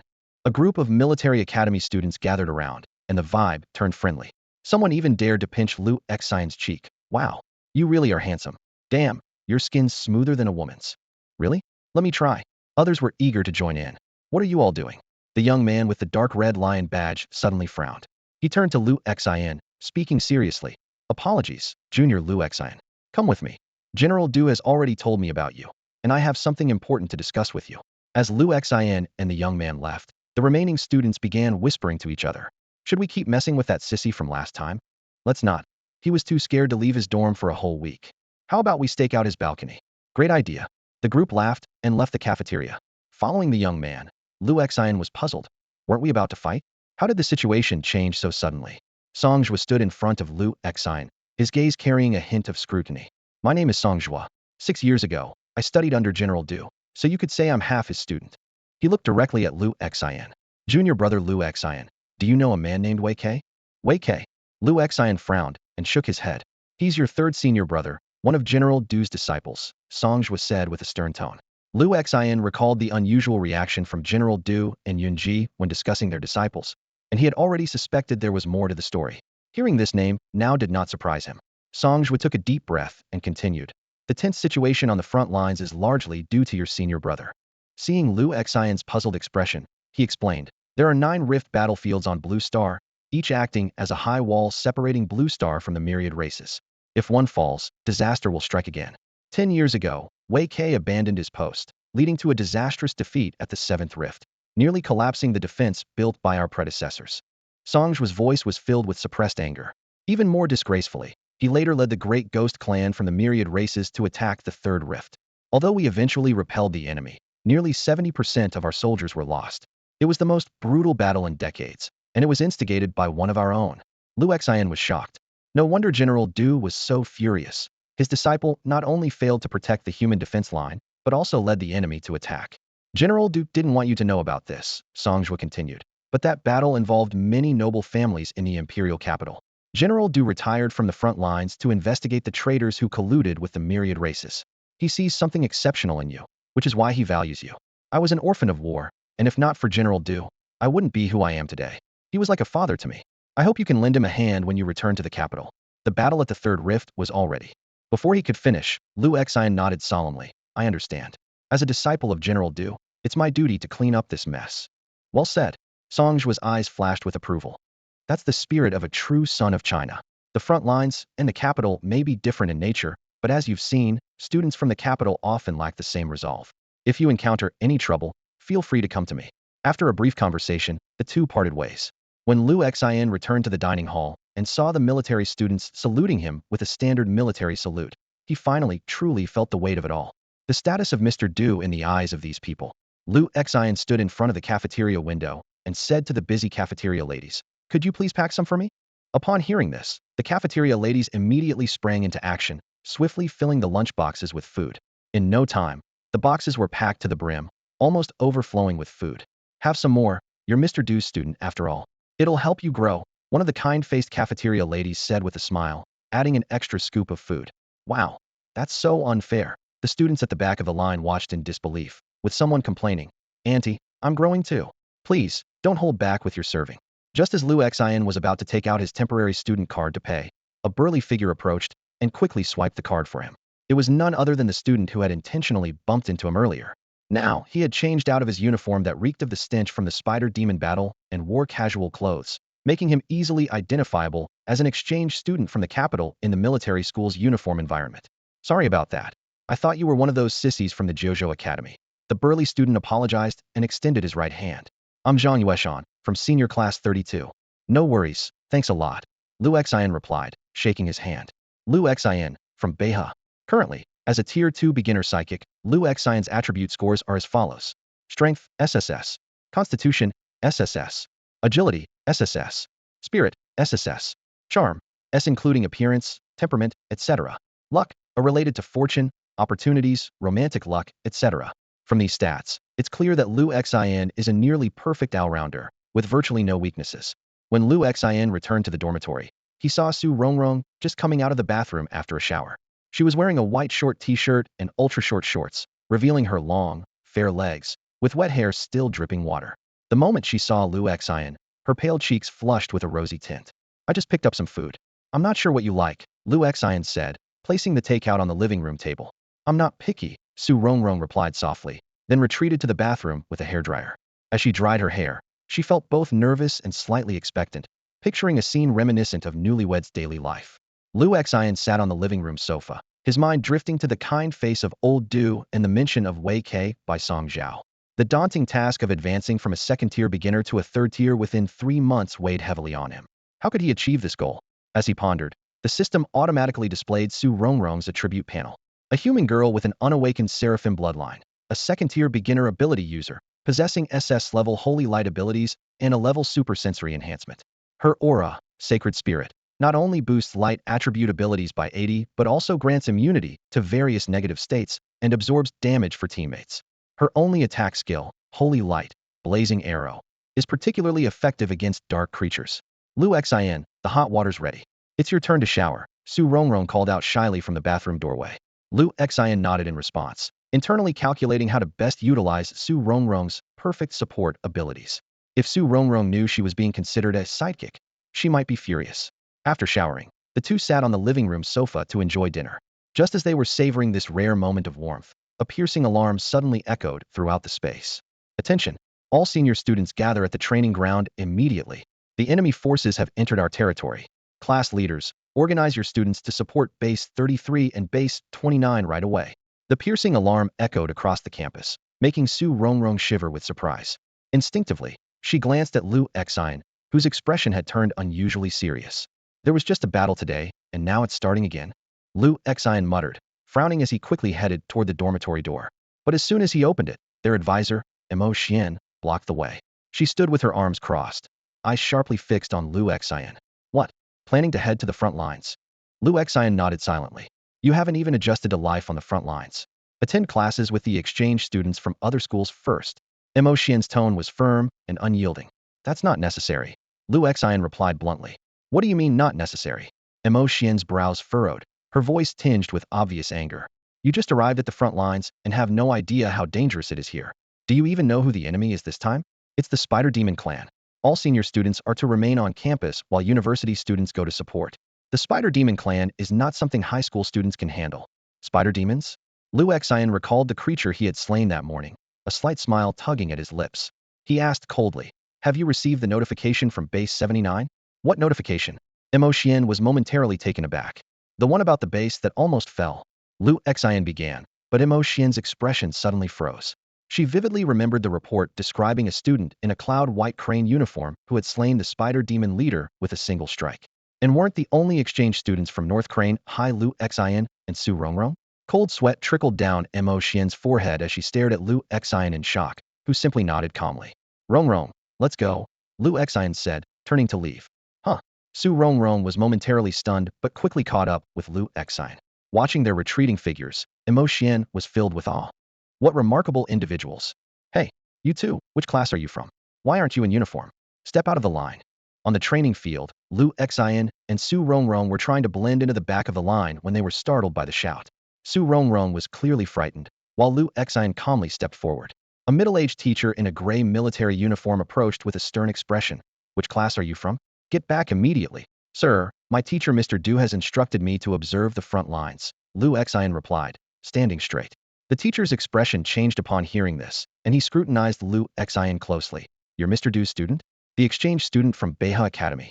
Lu Xian nodded in confirmation, and the teacher's tone softened, although he insisted. "No, this is a battle against the spider demons. You high school students have only just awakened your powers. This is a task for the university students. Go back to your dorm." At that moment, a graceful figure in white approached. "Mr. Dong, let him go. I'll ensure his safety." Dong, puzzled, looked at the newcomer, Songjua. "Mr. Du asked me to look after junior Lu Xian," Songjua explained. Mr. Dong pondered for a moment, considering that a disciple of General Du wouldn't be weak, and finally nodded. "All right then, Songjua.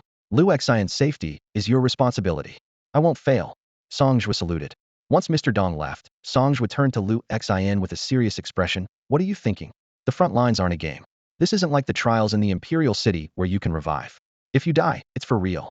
Don't worry, Senior Songjua. I'll just observe from a distance and won't engage," Lu Xian promised. Songjua was about to leave, but turned back to advise. "If there's danger, don't worry about us. Run as far as you can. The spider demons are skilled in creating barriers. I'll buy you time to break through and escape." Lu Xian nodded silently, his fingers lightly brushing the golden dragon sword at his waist. The blade emitted a faint golden glow, urging him to fight and vanquish the enemies. "Rongrong, are you scared?" Lu Xian turned to Su Rongrong. "Not at all." She shook her head, her eyes shining with determination. It was clear she had mentally prepared herself before coming. Lu Xian took out a dragon talisman and handed it to her. "Take this." "What is it?" Su Rongrong asked curiously. "Just wear it. It'll protect you," Lu Xian said, fastening the life-saving talisman on her wrist. He himself had the Destiny Halo, with a 93 death immunity rate, and with Mr. Du's barrier gem, the talisman was more beneficial for Su Rongrong. The middle-aged man standing on the high platform surveyed the neatly lined-up soldiers below with piercing eyes. His voice was loud and firm. "Once on the battlefield, prioritize your safety above all." He paused briefly before continuing. "In the Chinese army, some warriors are indeed stronger than you, but some are not even at your level. This is due to their natural limitations. Their lifetime achievements might only be your starting point."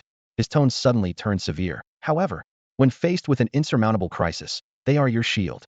Don't think of saving them. Even if they are weaker at that moment, as cannon fodder, as the rear guard, that is their ultimate mission. Your task is to let them sacrifice themselves, then return safely to the military academy, grow stronger, and avenge them." At this moment, his gaze fell on a particular figure in the crowd, Lu Xian. Among the military uniforms, Lu Xian's casual attire stood out. "Who is that kid? How did he get into the ranks?" The middle-aged man asked quietly to the person beside him. "He's General Du's disciple, Lu Xian." "It's him? What is he doing here?" "I heard General Du gave him a task to observe the battlefield." "Nonsense," the middle-aged man exclaimed, though he quickly turned to give instructions. "Call Feng Tianyu over. Have him accompany them to the battlefield. If there's any danger, get that kid back immediately." After everyone dispersed, the middle-aged man's gaze unconsciously returned to Lu Xian, muttering to himself, "His disciple, hopefully, won't end up like Wei Ke." Upon receiving orders to support the base, the troops began to march. Su Rongrong walked beside Lu Xian and suddenly whispered, "Lu Xian, I have a feeling something's off about this mission." "What do you mean?" Lu Xian asked, turning to her. Su Rongrong frowned. "I can't quite explain it. One of my abilities is enhanced perception, which not only allows me to sense energy fluctuations but also strengthens my sixth sense." "It's nothing, probably just a false alarm," Lu Xian reassured her. "All right, I hope so," Su Rongrong replied, her brow still furrowed with concern. The moment they stepped onto the military transport vehicle, all eyes were on Lu Xian and Su Rongrong. When the group learned that this seemingly ordinary high school student was actually the disciple of the esteemed General Du, their gazes filled with respect. Despite Lu Xian's young age and low rank, several university students respectfully said, "During the battle, please stay behind us." Lu Xian nodded silently. As the vehicle headed toward the battlefield, the golden dragon sword at his waist grew increasingly restless, a subtle sensation that only he, as the sword's master, could understand. "Can you calm down?" Lu Xian muttered, gripping the sword's hilt tightly, which gradually steadied the vibrating blade. Su Rongrong sat beside him, her expression solemn and silent since boarding. Lu Xian was well aware that the respect he received was not for him personally, but for the highly revered General Du. This awareness kept him grounded in his position, knowing he was powerless to stop the impending conflict. Base 29 was in ruins, its defensive structures completely destroyed. A soldier was about to inquire about the spider demons when a shadow flashed by, and his head was severed by one of their claws. The remaining soldiers immediately took cover behind the debris. Sergeant, can the communication radar still work? We need to alert the Academy personnel to evacuate. It seems the entire Spider Demon clan is invading. No, the Spider Demon's barrier is blocking all signals. Don't worry, Sergeant. I've already notified the military personnel. Good job. Zhuge stood there, fists clenched. As a descendant of the Zhuge family, he had noticed something unusual through his stargazing. A star in the Eastern Palace Azure Dragon constellation had dimmed significantly, indicating an impending catastrophe for humanity. Ancestors, is the Zhuge legacy destined to end with me? Great-grandfather Kongming, please protect your descendant.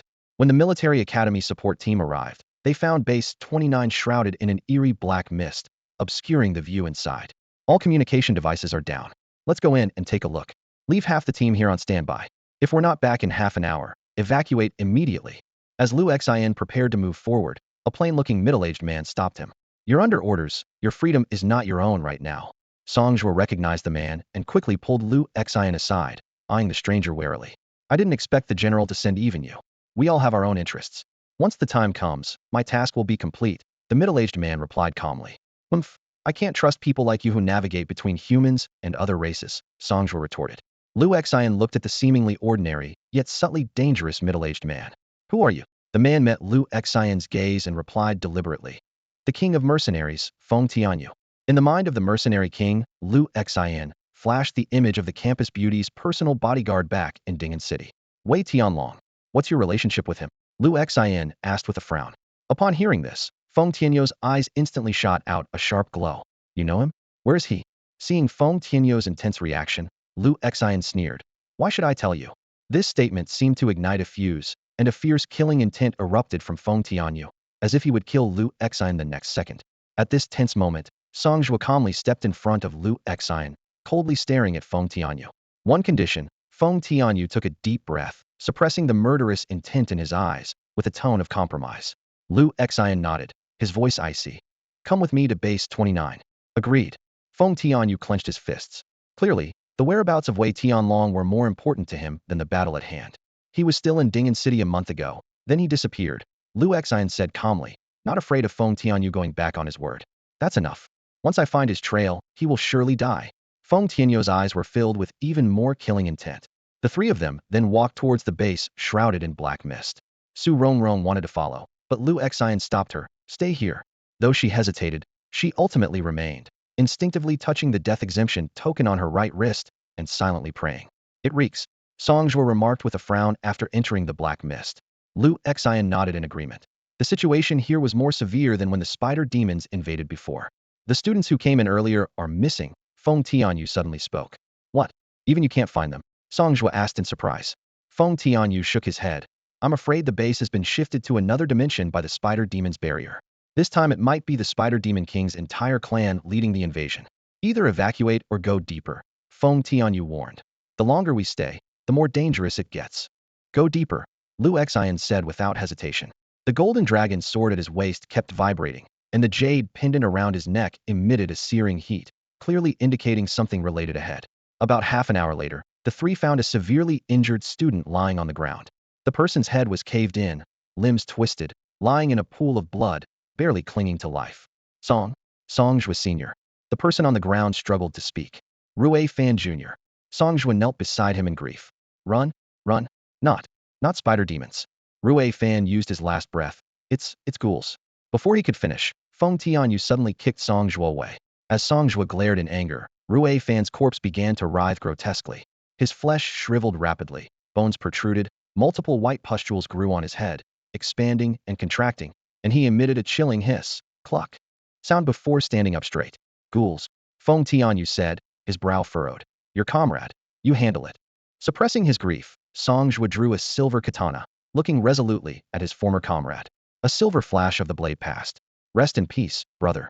The Shirgui clan is one of the lower-ranked species that make up the catastrophe of myriad races. Despite their lower status, they possess a terrifying trait. When they obtain the corpse of a strong individual, their power can threaten higher-ranked species. The source of their contagion remains a mystery, It's more like a curse that even the gods cannot escape rather than a virus. On the battlefield, the Shirgui are notorious for their vast numbers and multiple mothers. Any corpse not promptly dealt with can be controlled by the mother and transformed into a new Shirgui, joining their ranks. This harsh reality left Song Zhuo deeply troubled. That disaster 10 years ago.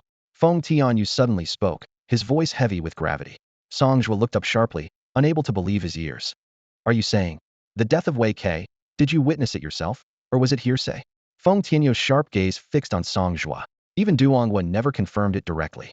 These words sent a shiver through Song Zhuo, cold sweat soaking his back. The horrific scenes of that war repeatedly flashed in his mind, sending chills down his spine. Let's keep moving, Feng Tianyu said sternly. If it really is that person, I won't stand by and do nothing. With that, he took the lead, Lu Xian following closely. Song Zhuo hesitated for a moment before catching up. Along the way, they encountered countless Shirgui, each clad in military uniforms. Some were soldiers, others were military academy students, without exception. Song Zhuo suppressed his grief, repeatedly slashing down his former comrades. As time went on, his hands trembled more and more, seemingly unable to keep wielding the blade. When the heart is unsettled, so is the blade. Feng Tianyu's timely words came. When the blade is unsettled, so is life.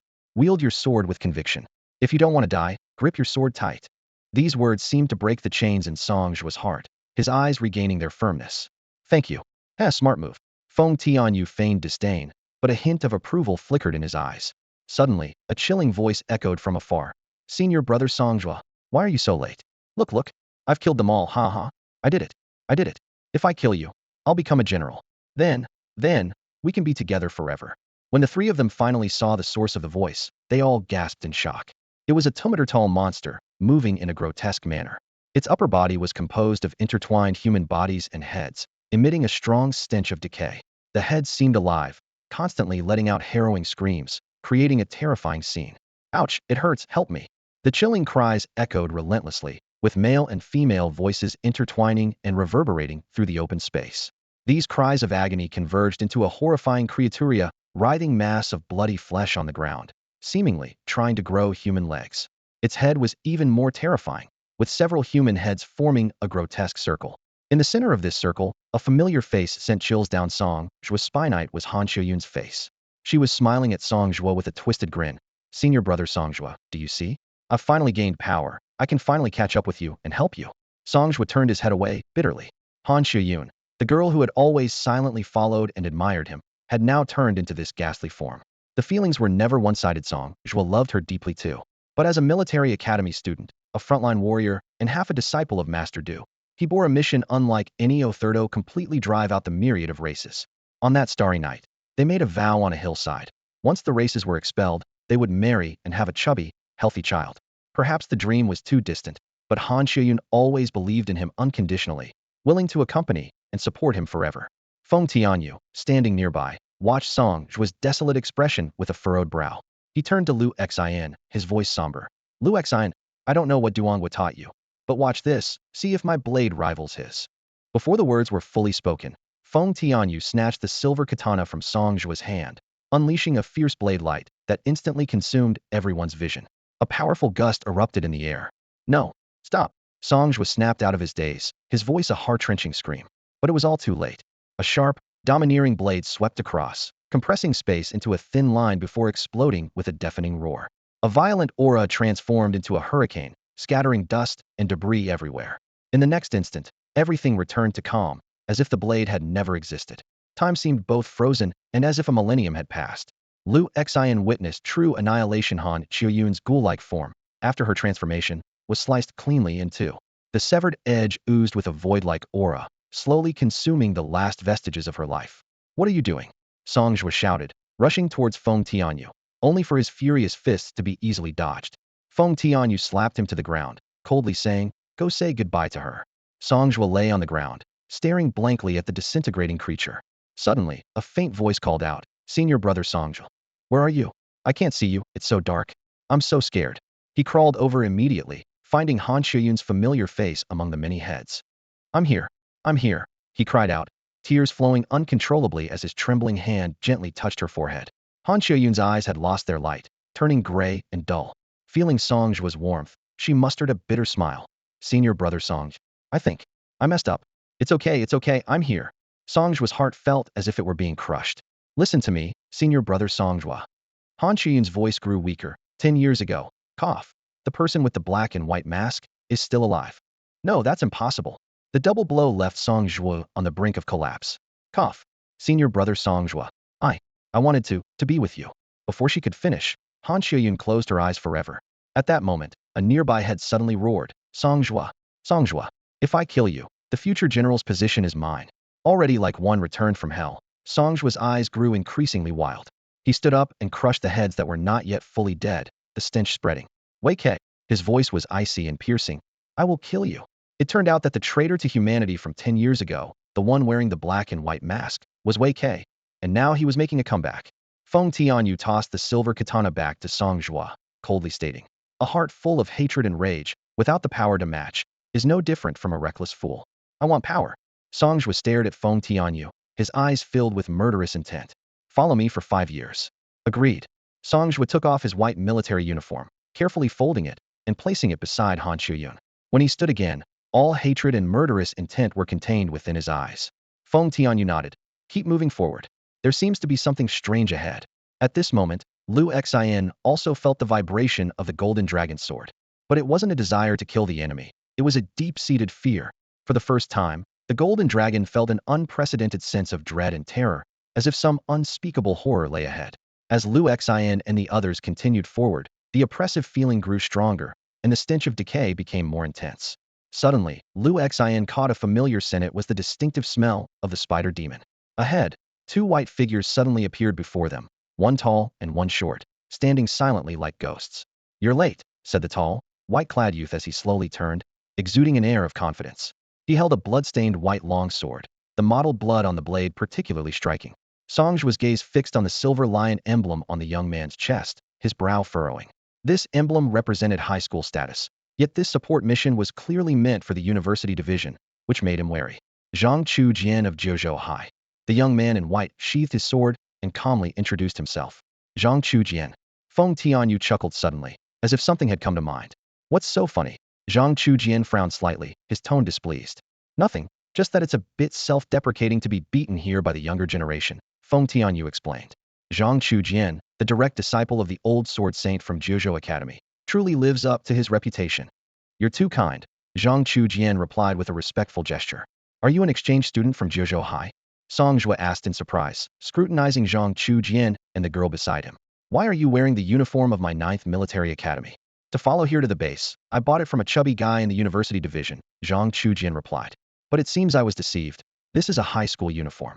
Just as Songjua realized the truth, a cold voice suddenly echoed from the ruins above. Is everyone here?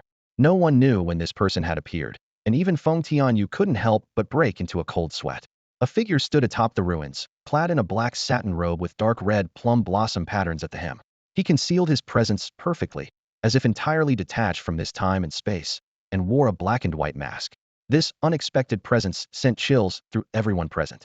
Songjua clenched his fists tightly, gritting his teeth as he spoke each word deliberately. Wei Ke. Under the watchful eyes of the crowd, the figure wearing the black and white mask suddenly vanished from the high ruins, reappearing in the midst of everyone in an instant. This abrupt teleportation made Lu Xin and the others gasp and instinctively step back. Feng Tianyu's expression immediately turned serious, while the others found themselves unable to move. Ascendant. Can't perceive, can't capture. The girl next to Zhang Chujian's voice trembled. Not only her, but Lu Xin, Zhang Chujian, and Songjua were all firmly pinned in place by an invisible force, unable to move even a finger. The masked figure noticed Feng Tianyu, who was the only one resisting the pressure, and a flicker of interest appeared in his eyes beneath the mask. An 8th-level ancient martial artist, not a bad vessel. Let you be the vessel for the Shirgui clan. As he spoke, a mass of writhing black substance appeared in his hand, reaching toward Feng Tianyu's heart. Cold sweat broke out all over Feng Tianyu's body as he swiftly drew a black ruler from his spatial ring to counterattack. However, the masked figure casually grasped it, and the sturdy ruler shattered into pieces. Impressive strength, but your technique needs refinement. Wait. Feng Tianyu suddenly spoke, his eyes fixed on the black substance. I recognize you. You're Wei Ke, Duonghua's disciple. But do you know who that student is? He indicated Lu Xin's direction with his gaze. Lu Xin cursed inwardly. Damn it. Weren't you supposed to protect me? All those righteous words were just a front, and now you're selling me out. Wei Kei turned to look at Liu Exine, a look of recollection passing through his eyes beneath the mask. He stepped toward Liu Exine and suddenly reached out to pull off the boundary jade around Liu Exine's neck. His divine ring given to you? Who are you to him? Wei Kei's voice carried a hint of shock. Master Du is my teacher. Liu Exine met the eyes beneath the mask. I see. Wei Kei seemed to understand, then returned the boundary jade to Liu Exine, whispering, make sure to protect it well. Before the words had fully left his lips, his figure dissipated like smoke. At that moment, a system notification echoed in Liu Exine's mind. Fate's chosen halo activated.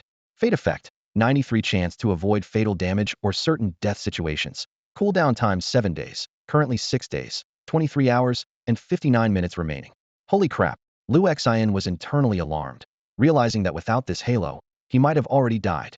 After everyone was saved, Feng Tianyu explained how he recognized Wei Chuaha had seen him fighting with Duong with saber 10 years ago. However, Songjue still harbored a deep hatred for Wei Kei and vowed to take his head. Feng Tianyu, on the other hand, stated he would no longer partake in the pursuit, as even he was at risk against Wei Kei, who had ascended to the realm of ascendance. With Wei Kei's departure, the black mist shrouding the base gradually dissipated. The group managed to rescue some surviving students from the ruins. As Liu Exine looked down at the boundary jade in his hand, he noticed new lines of writing.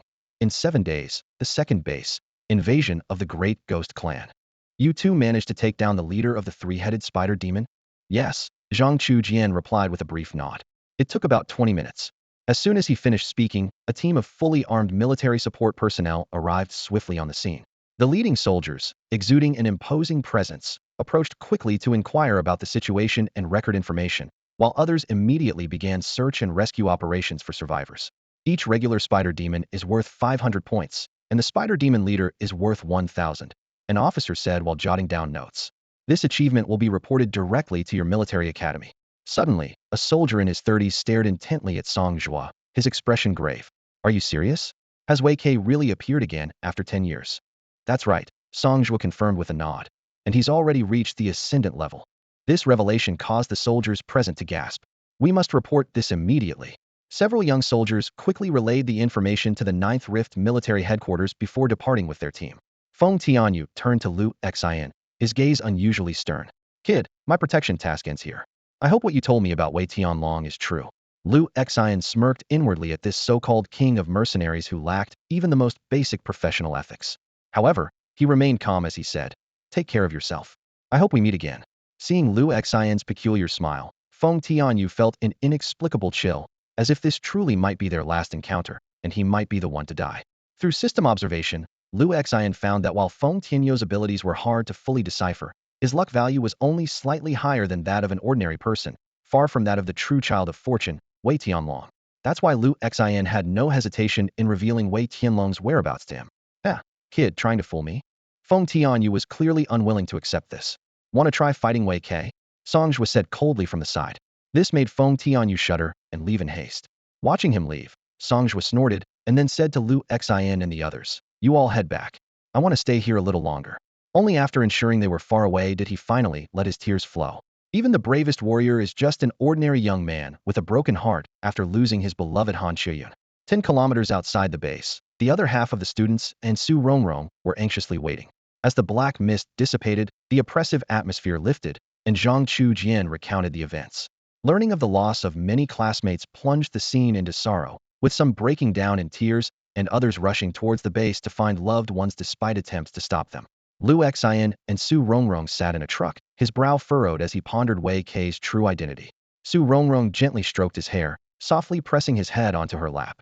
I don't know what's bothering you, but seeing you like this, I want to do something for you, Su Rongrong said tenderly. Don't think about anything. Just rest well. I'll always be by your side. Riding back to the academy in a military vehicle, the atmosphere inside was stiflingly heavy. The initial enthusiasm and fighting spirit on everyone's faces had been replaced by fear, sorrow, and deep depression. For years, the academy had adopted a real combat training model. Students were dispatched for support and rescue during minor battles, while the regular army was only deployed in severe situations. The military dared to implement this training method largely because there hadn't been such devastating casualties in a long time. Suddenly, a hysterical shout came from the back of the military vehicle. I figured it out. I figured it out. The voice continued. Around the southeastern direction of the Imperial Star, at one of the 7 mansions of the Azure Dragon, up.I. It flashes 7 times with each orbit, southeast. southeast towards W. That's the direction of the second base. Listen to me. In 7 days, the second base will face a great disaster. These words made Liu Xian's heart skip a beat. He instinctively pressed the jade amulet on his chest, recalling Wei Kei's warning. In 7 days, the second base would be invaded by the Great Ghost Clan. Who exactly was this prophet? Without hesitation, Liu Xian jumped off the military vehicle, his expression grave. Although Wei Kei was Master Du's disciple and his senior brother, Liu Xian had never trusted him. Past experiences made Liu Xian harbor a deep-seated hostility towards Wei Quebec. However, if Wei Kei's words were true, then he must be hiding some unspeakable secrets. Su Rongrong watched Liu Xian's sudden departure with an inexplicable sense of loss. He was right there, yet seemed forever out of reach. Whenever she tried to get close, Liu Xian would always move away. Am I really that inadequate? She pondered, ultimately shaking her head in resignation.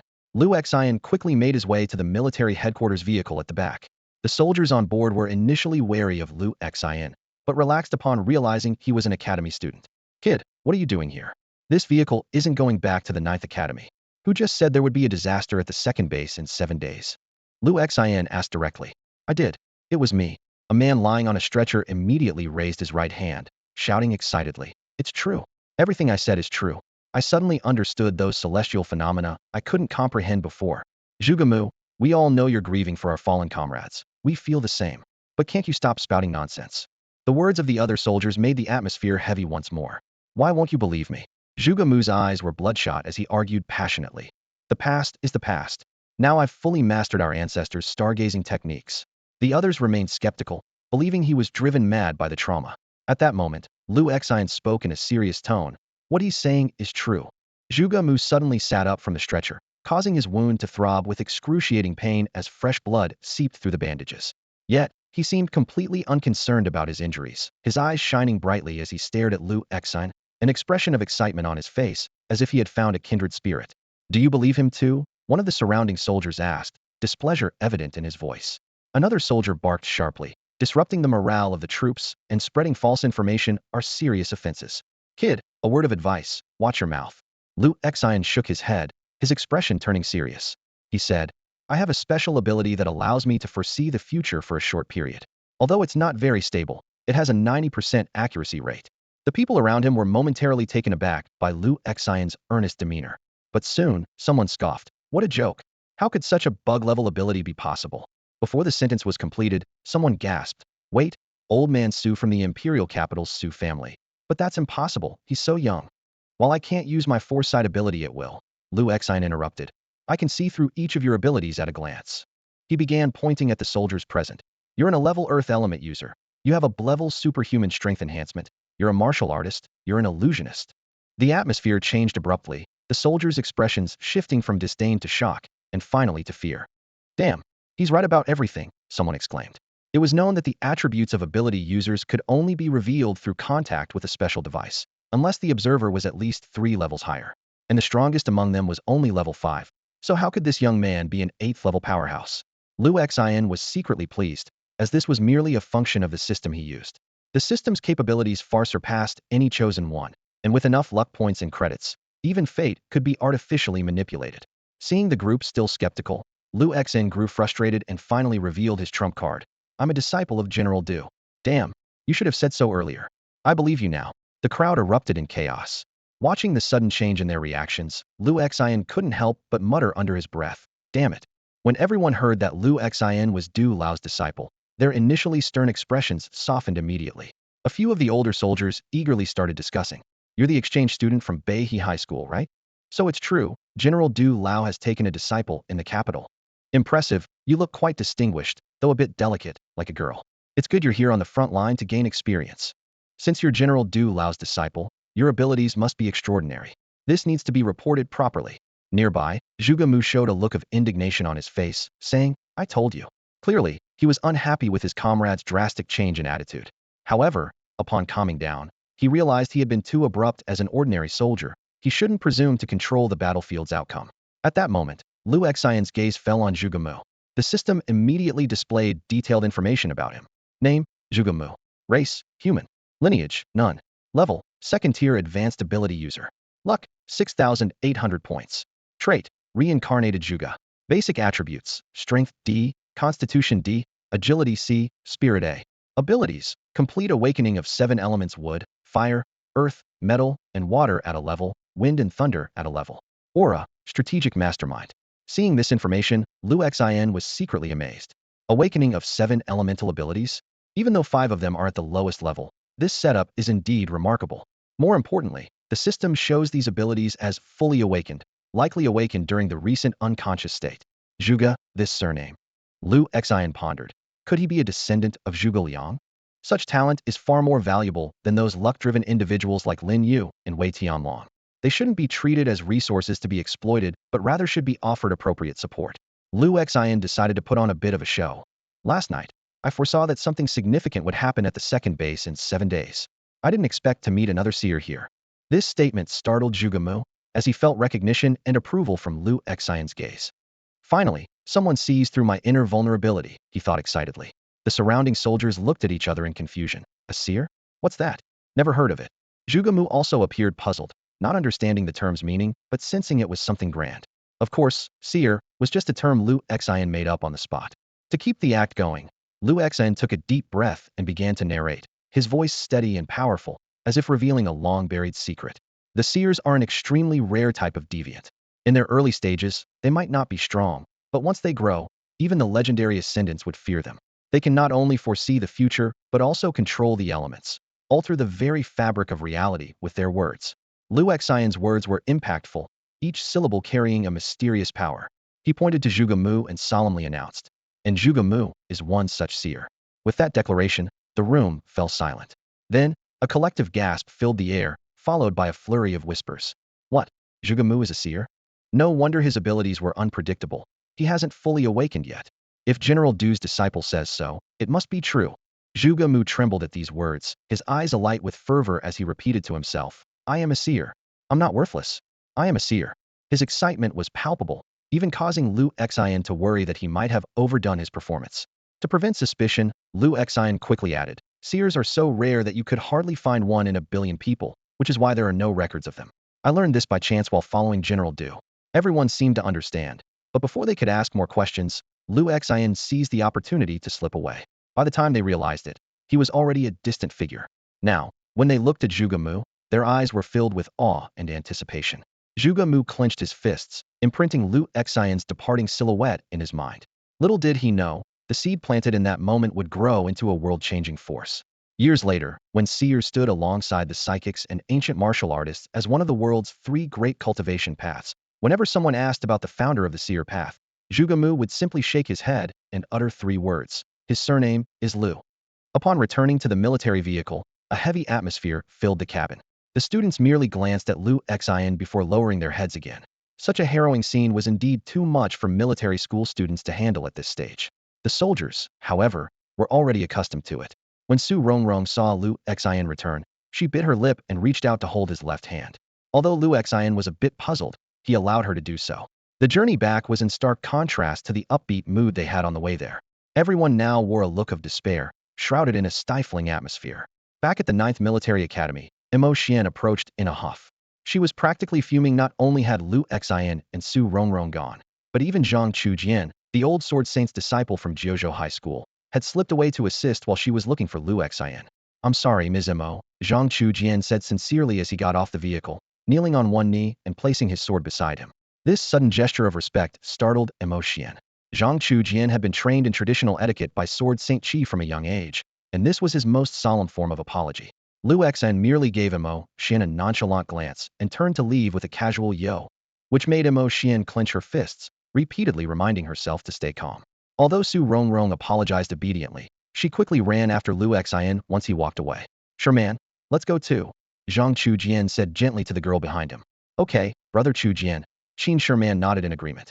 Jiuzhou High School had sent 3 individuals on this trip, Zhang Chujian, Qin Sherman, and Su Yuza, who was too scared of the military school students to leave his dormitory.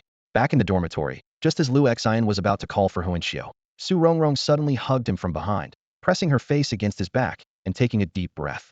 She then stepped back with her hands behind her, flashing a bright smile. Charging complete. Lu Xian shook his head helplessly. He understood Su Rongrong's feelings, but with the impending calamity and the undercurrents in the capital, he could only bury his feelings for both Su Rongrong and Mu Qing grew deep in his heart for now. The most important task was to quickly break through to the third stage and return to the capital to assist old Du. Lu Xian, I forgot my clothes. Can you get them for me? Su Rongrong's slightly embarrassed voice came from the bathroom. Lu Xian found her space ring in the desk drawer, took out a set of black and white lace clothes, and handed them in. A moment later, Su Rongrong opened the bathroom door, and a wave of steam rushed out. Her cheeks were flushed, her eyes filled with warmth. When Lu Xian's gaze inadvertently drifted downward, she quickly closed the door. You rascal. When Su Rongrong came out again, Lu Xian was taken aback. She was wearing a black and white lace mini dress with white rabbit ears on her head, her long legs wrapped in black stockings, looking both cute and sexy. It turned out this outfit was a weapon forced upon her by Xiaoyu, and she had hidden it in the corner of her space ring. No, this is what you gave me. Su Rongrong explained, her face red with embarrassment. Lu Xian could only smile awkwardly. I. The next morning marked the official registration day for Lu Xian and Su Rongrong. Unlike other students at the affiliated middle school who had already been attending for 2 weeks, they were starting late. Lu Xian, having been tense for a long time due to Wei Kei and the base issues, slept deeply. In contrast, Su Rongrong, wearing her special outfit, had spent a sleepless night. When Lu Xian prepared a hearty breakfast, Su Rongrong, with dark circles under her eyes, occasionally cast him a resentful glance. Shall we go? Lu Xian asked after breakfast. Okay. Su Rongrong replied, her head down, holding on to Lu Xian's wrist, looking exhausted. She had spent the night worrying about what Lu Xian might do, and this conflicted mindset kept her awake. At that moment, there was a knock on the dorm door. Opening it, they found Mo Xian standing outside, feigning annoyance. Lu Xian, why are you always so troublesome? Everyone else is already in class, and you two are just getting up? We were just about to head to class. Lu Xian replied calmly. Hurry up. The exchange students from the 5 major affiliated schools are all here, except for you two, Mo Xian said, glancing behind Lu Xian. Su Rongrong had changed back into her Yunzhong by his school uniform, but her tired face revealed her poor sleep. Seeing this, Mo Xian teased, oh wow, didn't expect you to be quite something. Wanna try? Lu Xian immediately retorted. You? Mo Xian blushed, humph. I prefer men who are brave on the battlefield, not kids like you. Lu Xian shifted the topic and asked about the other exchange students. Mo Xian playfully challenged, wanna know? Call me Sister Mo Xian, and I'll tell you. To her surprise, Lu Xian obliged. Reluctantly, Mo Xian explained. Qinglong affiliated school sent 2 boys, Wang Mo and Xiao. From Jiuzhou, there's Zhang Chujian and Qin Sherman, along with Su Yuza. Wanzhou affiliated school's representatives are Gu Lingxi of the Fire Phoenix clan, Nangong Qianyao, and Chiluowan from the Great Ghost clan. Hearing about the Great Ghost clan, Lu Xian recalled Week's warning, pondering over it. As for the Magic Capital's Tuling affiliated school, 3 students arrived. Lu Xian's fan, Mu Yu, Kusanagi Eri from Sakura country, and Dongbai from the Dong family. Alright, you two better get to class. Mo Xian urged. You 13 exchange students have your own class, only joining military school students for large lectures. I'm your life mentor, and you're the most troublesome one. I'll try my best, Lu Xian said, feeling a bit embarrassed by her detailed introduction. Although Mo Xian was only 25 or 26, with a mature and well-proportioned figure, she always liked to act experienced. You know, you look quite nice when you smile, Lu Xian suddenly remarked. Mo Xian was momentarily stunned, then retorted, what does a kid like you know? It took about half an hour to walk from the dormitory area to the classroom. Since Mo Xian hadn't specified the exact class time, Lu Xian wasn't in a rush and strolled leisurely into the classroom. As Lu Xian and Su Rongrong entered, the entire room fell silent. There were 13 students sparsely seated, with most of the 50 or 60 seats empty. Dongbai, ranked 3rd nationally, gazed at Lu Xian with sharp eyes full of challenge. Meanwhile, Mu Yu from the Modu Exorcism Academy watched with shining eyes, restraining the urge to rush over despite the excitement bubbling inside her. The 2 of them casually chose seats in the back row. On the podium, a middle-aged man over 2 meters tall was teaching. His robust physique exuded a fierce aura, and his piercing gaze made him hard to ignore. Now that all the students are here, let's continue, the middle-aged teacher said. As Zhang Chujian passed by the back row, he nodded at Lu Xian. Although he now appeared to be an attentive model student, Lu Xian knew that this opponent, who had faced him just the day before, was not as docile as he seemed. This teacher was clearly not an ordinary person. As I was saying about the vulnerabilities of the Spider Demon clan, the teacher continued, besides the joints, the head is also a critical weak point. Focusing long-range attacks on the head often yields unexpected results. Next, let's discuss the origins and weaknesses of the Great Ghost clan. As soon as he finished, a student in the middle row wearing a gray hood visibly trembled. Mr. Luo, Gu Lingxi, sitting in the front row, turned to glance at the hooded student. maybe we should change the topic? We have a great ghost clan student in our class. The hooded student suddenly spoke up. I'm fine. With that, he removed his hood, revealing brown horns on his forehead and long, deep red hair that resembled flowing blood. The atmosphere in the classroom instantly grew tense. Wang Mo and Xiao from Qinglong High School shot hateful looks, seemingly ready to make a move. Wait! Gu Lingxi suddenly stood up, her petite figure standing tall and resolute, as she called out firmly. Look at Qiluan's hair color. A clear voice pierced through the classroom chatter. He's not from the Tianzhu lineage. The Dian lineage with red hair has always had good relations with us humans. This statement acted like a calming agent, gradually settling the restless crowd. A tribe is a tribe, Xiao said coldly. Wang Mo immediately gave him a look, signaling him to stop talking. On the podium, Teacher Luo's eyes lit up. I see. In that case, why don't you introduce the origins of the Degui tribe, Qiluan? Prove yourself through action. That's the most sincere way to gain acceptance. Understood, teacher. Qiluan stood up from his seat, looking around the classroom with determination. I am Qiluan, the young master of the Dian lineage of the Degui tribe. Qiu glared at Qiluan fiercely, then turned his head away. Qiluan ignored him and continued. The Degui tribe evolved from the mid-level Wan tribe bloodline of ghosts. As a race with upper-level bloodlines, we are not only stronger, but also deeply yearn for peace. His voice suddenly turned somber. But a century ago, the invasion by the Iron Worm tribe changed our fate entirely. That battle cost nearly half of our tribe's lives, forcing us to rethink the meaning of peace. Qiluan's tone grew more passionate. Our tribe's two strongest lineages, the Tianzhu lineage and the Di Yin lineage, after more than a decade of discussion, chose completely different paths. The shadow of the Iron Worm tribe's invasion made the Tianzhu lineage brutal and bloodthirsty, but our Di Yin lineage remained true to our ancestors' beliefs, not to flee, but to fight only for peace. As a member of the Di Yin lineage, I, Qiluan, will also uphold this belief and join hands with the human race. At that moment, a voice suddenly broke in. It was Lu Xin, his eyes sharp. I want to ask, the Degui tribe led by Wei Ke back then, was it your Di Yin lineage or the Tianzhu lineage? It's naturally the Tianzhu lineage, Qiluan said, looking directly at Lu Xin. Lu Xin nodded slightly. So, in 6 days, the second base will face an invasion from the Tianzhu lineage of the Great Oni clan. His eyes were sharp. What are the weaknesses of your Great Oni clan? The abruptness of the question left Qiluan momentarily stunned. What? Do you just ask people about their weaknesses like that? You're not planning to attack me right now, are you? The classroom fell into an awkward silence. Gu Lingxi shifted uncomfortably, trying to find the right words. As the leader of the allied races school, she knew well the mix of goodwill and opposition between the myriad races and humans. Over time, she had formed a sincere friendship with Qiluan, and the current situation left her in a difficult position. It's the horns on our heads, Qiluan unexpectedly volunteered. The Tianzhu lineage's horns grow on either side of the forehead. Cutting off either horn can weaken them by nearly 70%. Our Earthflame clan's horn is at the center of the forehead. Though it's sturdier, once severed, we lose all our power. Though these details were already documented in human records, hearing it directly from the Earthflame clan's young master carried a different weight. Lu Xian nodded silently, already planning how to distinguish himself in the impending invasion. You seem quite self-aware, Wang Mo said, his gaze fixed on the horn on Qiluan's forehead.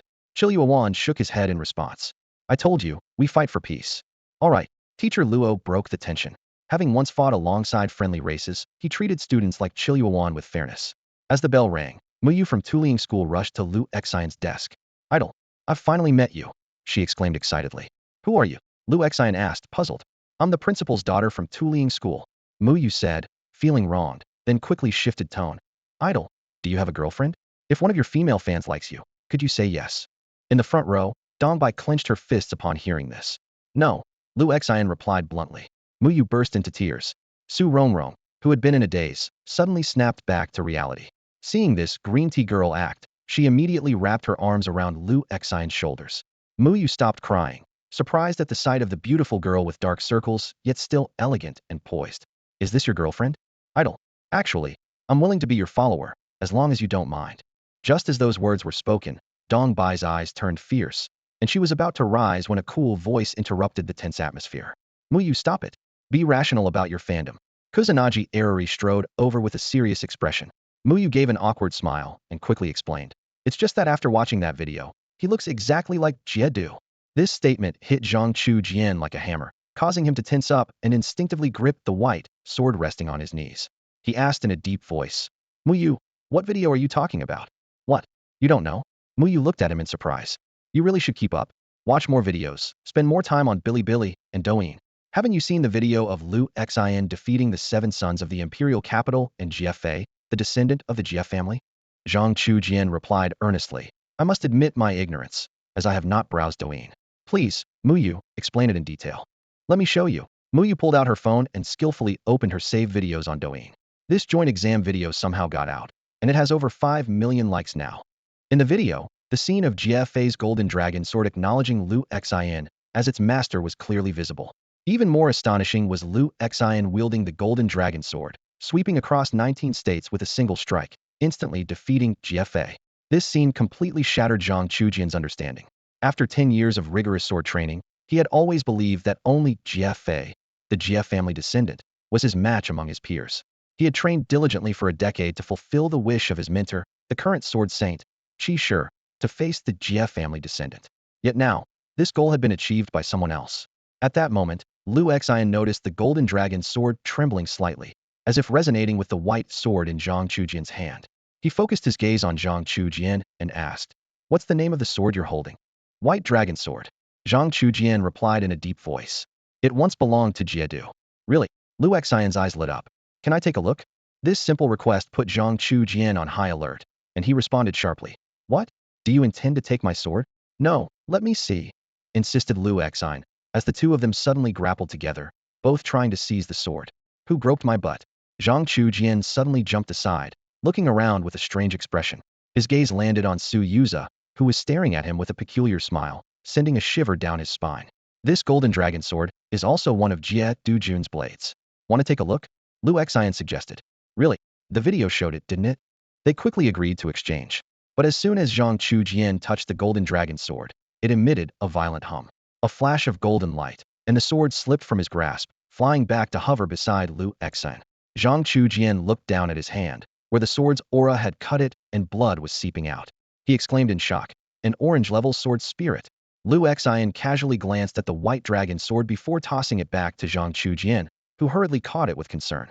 "This is a Putian sword," Lu Xian stated bluntly. "A Putian sword? It means it's a fake," Lu Xian explained, shaking his head. The system had already alerted him when he touched the white dragon sword. Fake white dragon sword. Its quality barely reached purple grade. He had intended to use luck points to learn Jie Dujun's skills, but a replica obviously wouldn't suffice. "Impossible," Zhang Chujian cried in alarm. "My teacher personally gave this to me, saying it was Jie Dujun's sword from his youth." "Brother Chujian, there's something." Qin Sherman hesitated before speaking. "This sword is indeed fake. I've seen the real white dragon sword used by the teacher. White dragon sword chant can stir up the seas, but this one doesn't even have a nascent sword spirit. Moreover," her voice dropped, "I overheard the teacher and his wife saying they were afraid you'd die on the front line and the sword would be captured by the enemy, so they gave you a replica." "Ha!" Muyu laughed unreservedly, slapping Zhang Chujian's shoulder heavily. "Seems like you are indeed the biological disciple of the old sword master, or he wouldn't play such a trick on you." Even Kusanagi Eri couldn't suppress her laughter, but gently tugged Muyu's sleeve, signaling her to tone it down. Zhang Chujian was petrified. He had dared to assist the base largely because of this white dragon sword. Before setting out, Qi Shi had solemnly advised him, "This sword has been with me for decades, cutting down all who stood in my way." The old man's voice carried an unmistakable pride as he solemnly handed the white dragon sword to his disciple. "Now I pass this white dragon sword on to you. You must carry on my legacy. No, my wish. Do not let my intentions be in vain." He paused for a moment before continuing. "Also, the spirit of this white dragon sword has been sealed by me. If you wish to unseal it, you must fight. From death to life. Once you grasp the power of faith that resides between life and death, the white dragon sword spirit will break free and recognize you as its master." "I understand, master. I will not tarnish the reputation of the sword saint." However, at this moment, Zhang Chujian stood in the classroom, recalling this memory, and anger surged within him. He clenched his fists, gritting his teeth. Damn it! That old trickster. Believing his master's words that only by facing death could the sword's spirit recognize its master, he had dared to venture into the stronghold to slay the spider demon. Had he known the white dragon sword was a fake, he would never have acted so recklessly, nearly losing his life. Lu Xian, upon learning the white dragon sword was fake, showed disappointment. He urgently needed to enhance his strength, whether to counter the pressure from Wei Kei or to return to the capital to assist Old Du. Although the techniques of Jie Dujun offered a quick path to power, that option was now closed. "Rong Rong, I won't be attending the afternoon classes," Lu Xian said, having decided to explore the system's fortune store in hopes of strengthening himself before the great ghost clan invasion in 6 days. Su Rongrong rubbed her sleepy eyes and replied sweetly, "Shall I take notes for you?" Lu Xian nodded in gratitude and walked out of the classroom, passing by the still stunned Zhang Chujian. I won't be going to the afternoon classes either." Muyu stepped back a few paces and whispered mysteriously to Kusanagi Eri. "Why?" Kusanagi Eri asked, puzzled. "I'm going to ambush Lu Xian's dorm." "What?" After returning to his dormitory, Lu Xian immediately activated the system's fortune mall. The Tier 3 mall was filled with a dazzling array of items, with the highest quality being purple grade. He carefully browsed through the list and quickly identified 3 items that could significantly boost his power, though each came with serious consequences. The first item was the mechanical heart, a purple grade bloodline item priced at 5,000 points. It could transform the user into a mechanical life form similar to a Cybertronian, granting immunity to toxins and physical pain. However, the cost was the permanent loss of human tactile sensation, becoming a purely mechanical entity. Lu Xian frowned, pondering this choice. Although it was affordable and powerful, the price of losing his biological essence was too steep. The second item was the Vampire's Embrace, also a purple grade bloodline item, priced at 5,000 points. It could turn a human into a vampire, granting a 30 blood absorption effect and potential for progenitor level advancement.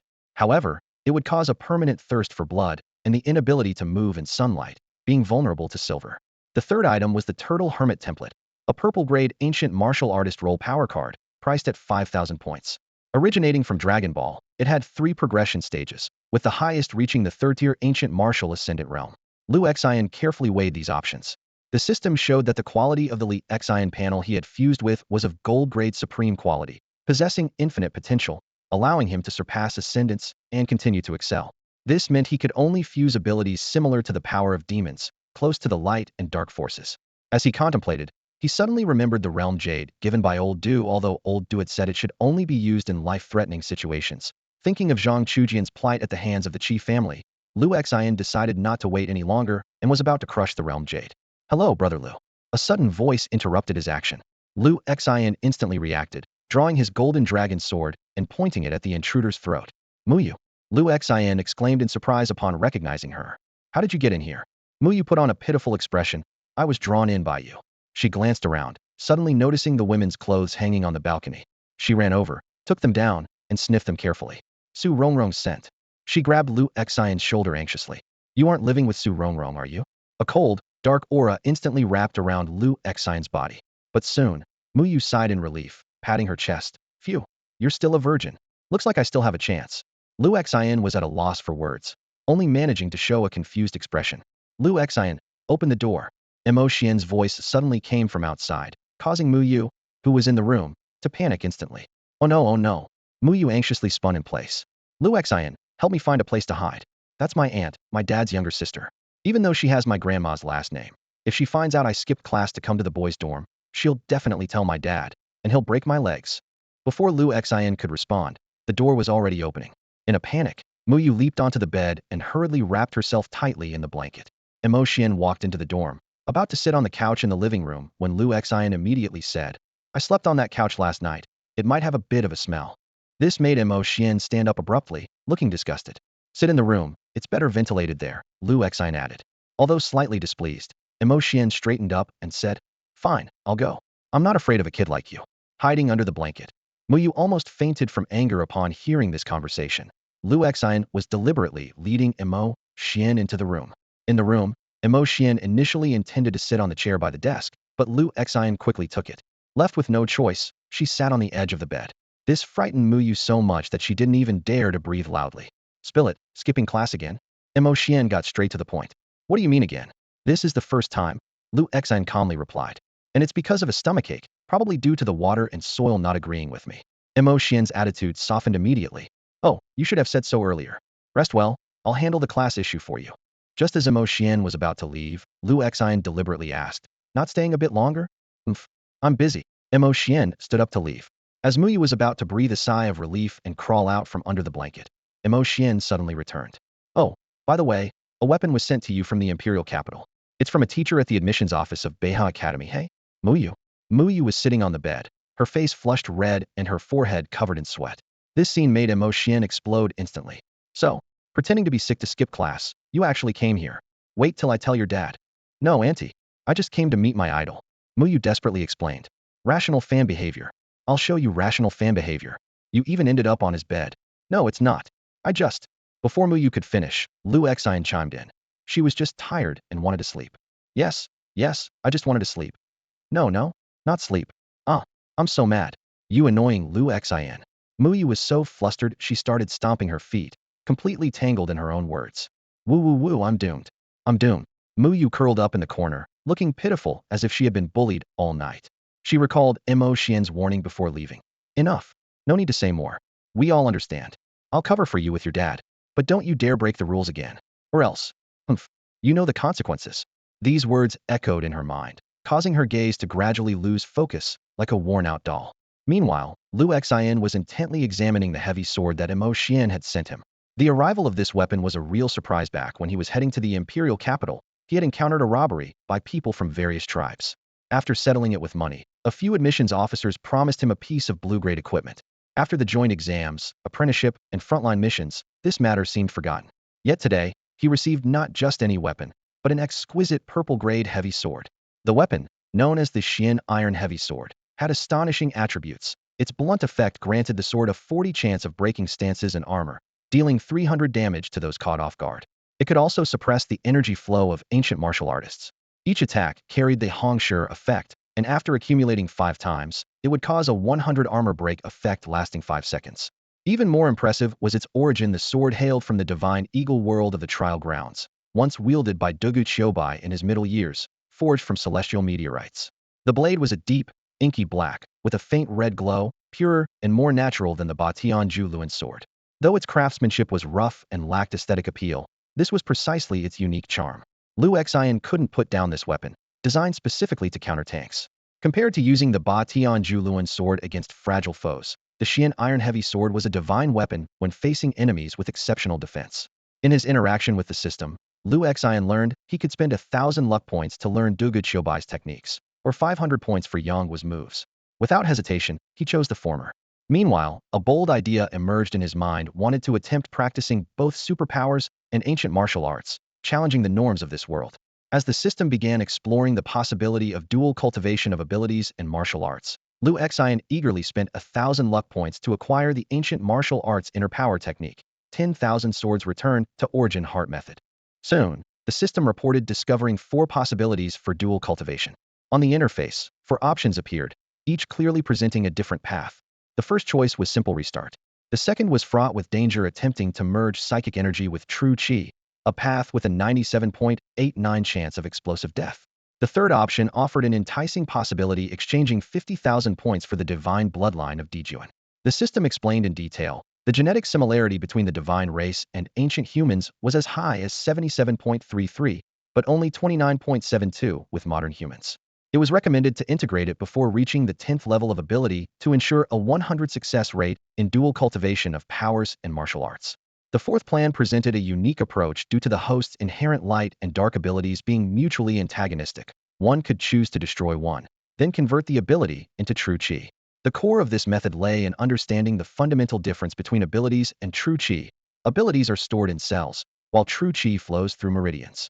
Through special methods, the energy from abilities could replace true qi, achieving an alternative dual cultivation. As Lu Xian pondered, the system added, even if you choose the fourth plan to become an ancient martial artist, you can still use your dark signal ability. What shocked Lu Xian even more was the system revealing that the first person to successfully use this method was Duanghua. The powerful, almost tangible black aura surrounding the impressive Du Lao was derived from this method. The system continued to explain. Duanghua originally possessed only SS-level dark abilities, and at the 3rd level, he pioneered this method. After successfully converting his abilities to become an ancient martial artist, his true qi mutated into a special form called Tong. The system had perfected Duanghua's method, ensuring Lu Xian could achieve a 100 success rate in dual cultivation of powers and martial arts. Faced with these choices, Lu Xian's gaze involuntarily lingered on the third option. Although the divine bloodline was tempting, much like the pseudo-divine bloodline, things might not be as simple as they seemed. Currently on the front line, Lu Xian understands that entering the trial grounds is now impossible. The option to perfect the Dijun bloodline, an extremely rare opportunity, must be temporarily set aside. His gaze shifts to the fourth option, the ability similar to Du Lao's. Recalling Du Lao's advice before his departure to return only after becoming a third-tier psychic, and knowing that Du Lao himself transitioned to ancient martial arts after reaching this level, Lu Xian begins to understand. Could it be that Du Lao intends to pass this path on to him? Typically, this transformation requires reaching the third-tier psychic level to attempt safely, as it could otherwise be life-threatening. However, Lu Xian's current strength is on par with an average third-tier psychic, and with the system's enhancement, his chances of success are significantly increased. Even if I fail, I still have the light faith to rely on. I can always focus solely on that in the future. Lu Xian resolves internally. I choose the fourth method. As the system command is activated, a sequence of numbers begins a countdown. Lu Xian feels intense changes occurring within his cells and genes. The congenital dark attribute ability, brutal dark energy, is gradually removed by the system, leaving only the light attribute ability. The dark energy begins transforming into true energy, flowing like a gentle stream into his meridians. The conversion progress rapidly increases, 50.05, 99.8, finally stabilizing at 100. An eerie, chilling black energy circulates within him, gathering at his dantian before spreading throughout his meridians in a continuous cycle. The purple glint in Lu Xian's golden eyes fades, turning into a pure gold. As he operates his cultivation technique, a dense, tangible black energy envelopes him, identical to the aura Du Lao once displayed. Lu Xian, what's happening to you? Mu Yu, standing nearby, shivers as she watches the boy with black hair and eyes, surrounded by an ominous black aura. As someone who also awakened a dark attribute ability, she finds herself deeply intimidated by this peer. Feeling the flow of energy within his meridians, Lu Xian nodded slightly. This energy, known as Tong, was identical to the aura emitted by Du Lao. In this state, he noticed something unique. While he could use Anshin's skills, passive skills like dual blades and berserk marks couldn't be triggered. However, as compensation, he was able to use Guangxin's skills, though all the sword energy from Guangxin had transformed into an extreme black, significantly boosting its damage. When he attempted to switch to the berserk skills, he surprisingly found no obstacles. His black hair gradually faded, revealing an elegant blue. This was the Yinma state. System, haven't I lost my dark abilities? How can I still enter the Yinma state? Lu Xian asked, puzzled. The system explained. Due to the coexistence of light and dark, and the dual nature of their interaction, Tong energy is essentially a dark element. Therefore, light element abilities can draw out its dark essence, allowing for form transformation. This meant that he now possessed three forms: human, god, and demon. The human form was the ancient warrior state, which, although it lost all passive effects, including Anshin's dual blades, marks, and Guangxin's healing abilities, could simultaneously wield both light and dark skills. Lu Xian recalled the saying, "See how a mere mortal like me can vanquish gods and demons." His current state indeed matched this sentiment. Although he could no longer enter the red-haired berserk state, this was because the berserk dark energy had transformed into true energy, perfectly merging with his meridians. From now on, to use the full Anshin skills, he could only enter the Yinma state. The human form was a simplified version, which Lu Xian decided to name Shura. His pupils also changed, shifting from a brilliant golden with a hint of purple to a deep dark gold, as beautiful as amber. At this point, Lu Chun had mastered three forms: the golden-haired, golden-eyed Dominion form, the blue-haired, purple-eyed Yinma form, and the black-haired, black-eyed Shura form similar to Du Lao. However, the power gap between the Dominion and Yinma forms was too vast, so he decided to focus on enhancing his light attribute power. Mu Yu, watching Lu Xian change hair colors repeatedly, couldn't help but tease. Are you playing with Ultraman transformations? She was astonished that Lu Xian had so many forms. Lu Xian had already mapped out his future development. The Dominion form would use the Golden Dragon Sword for ranged attacks. The Yinma form would wield the Overlord Sword for close range, swift kills on fragile opponents. And the Shura form would be versatile, using the Black Iron Sword's armor-piercing effect to become a tank's nightmare. Just then, Mu Yu suddenly said, "Since I've been discovered, I'll stay here too. This bed is big enough for 3 people." She flashed a mischievous smile. "All right," Lu Xian replied calmly. "What?" Mu Yu was clearly not expecting that answer and became flustered. Lu Xian suddenly moved forward, pinning Mu Yu against the wall. "Didn't you want to be a concubine? Offering yourself like this? Thinking I wouldn't dare?" Facing Lu Xian's intense gaze up close, Mu Yu's heart raced as she blushed and pushed him away. You, you. I thought you were a gentleman like Jiedu Jun. I didn't expect you to be like this." It turned out that Mu Yu had grown up hearing the legends of Jiedu Jun and always admired such a gallant sword immortal. When she saw Lu Xian's one sword, cold light across 19 provinces on Douyin, it was as if she saw Jiedu Jun reincarnate, which deeply attracted her. Compared to the wealthy heirs of the magic city like Dongbai, she appreciated Lu Xian, a self-made striver, even more. However, at this moment, Lu Xian was far from the image she had imagined. Mu Yu walked out the door somewhat dejectedly, feeling empty inside, like someone who had just been through a breakup. She patted her cheeks, trying to pull herself together, and silently told herself that with enough time, she would completely forget about Lu Xian. In the distance, Lu Xian stood on the balcony, his dark golden eyes gazing at the sky. He was thoughtful, as if his luck with romance had been rising along with his fortunes lately. Whenever Lu Xian and Su Rongrong entered the classroom together, Mu Yu couldn't help but steal glances at them. After practicing both martial arts and supernatural abilities, Lu Xian appeared even more handsome, and his dark golden eyes were increasingly captivating. Whenever their eyes met, it was as if she would unintentionally get lost in them, a feeling Su Rongrong knew all too well. How do you forget someone? Mu Yu softly asked her friend, Kusanagi Eriko, who was beside her. Why try to forget deliberately? Eriko replied in confusion. These are your memories. You should accept them, not force yourself to forget. Mu Yu nodded, not fully understanding. So, should I wait a bit longer? Mu Yu, did you fail in confessing your feelings? Eriko asked suspiciously. How could I? Mu Yu, fail to confess? It was me who dumped someone else. Mu Yu retorted angrily. What? You really confessed? Eriko was shocked. Nonsense. I didn't. Mu Yu shook her head vehemently. This conversation was overheard by Dong Bai, who was behind them, and his eyes turned fierce. Lu Xian, how dare you reject Mu Yu, whom I've been pursuing for so long? I'll destroy you. 3 days later, Dong Bai confronted Lu Xian in the cafeteria. You who hurt Mu Yu, do you dare to fight me in the ring? Who are you? Do I know you? Lu Xian asked, perplexed. Other than exceptional exchange students like Zhang, Chu Jian, and Mu Yu, he didn't pay much attention to others. I'm Dong Bai. You don't know me. Dong Bai was so angry his face turned red. Oh, the third on the national ranking. Lu Xian finally remembered. I'm here to seek justice for Mu Yu. You dare hurt her. Don't blame me for being ruthless. Dong Bai shouted angrily. Idiot. Lu Xian snapped back. Who hurt her? Who do you think you are, coming here like a fool to seek justice? Dong Bai was furious and drew a black ruler from his waist, swinging it at Lu Xian.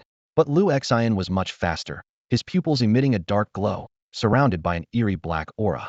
With a swing of his mysterious iron sword, he unleashed a black cross slash.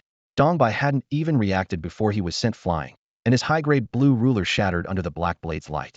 Fortunately, the weapon absorbed most of the damage. Otherwise, the slash would have struck Dong Bai directly. His body might even be cut in half. Dong Bai collapsed onto the ground, his hands trembling violently, cold sweat streaming down his forehead. Just a single encounter, and that eerie black mist seemed to physically erode his spirit, rendering the power within him completely inaccessible, as if suppressed by some overwhelming force. What kind of power is this? Is it some supernatural ability or ancient martial art? Dong Bai was utterly shocked. Lu Xian didn't even spare Dong Bai a glance, merely mocking him internally. As expected, these so-called children of fortune love to play the fool while being cunning. Even the title of third on the national list is so undeserved.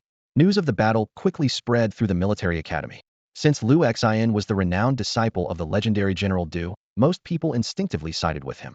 What originally started as a simple case of Dong Bai picking a fight out of jealousy had, through the layers of student gossip, evolved into a dramatic story. Hey, did you hear? Du's disciple was challenged by Dong Bai from Tuling High. I saw it with my own eyes. Dong Bai was jealous that Lu Xian won Mu Yu's affection. Nonsense. That's fake news from those marketing accounts. The truth is Lu Xian is exceptionally handsome, and he charmed the two beauties of Tuling High the moment he arrived. Dong Bai, the petty man, went around slandering Mu Yu and Kusanagi Eri. Lu Xian, with righteous indignation, taught that scoundrel a lesson with just one strike. Meanwhile, the atmosphere in the exchange students' classroom was unusually tense.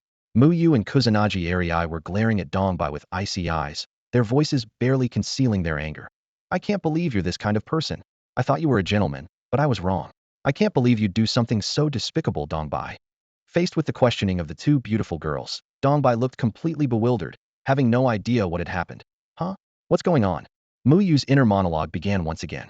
Watching Lu Xian defend her and Yi's honor by reprimanding Dong Bai, she couldn't help but feel a flutter in her heart.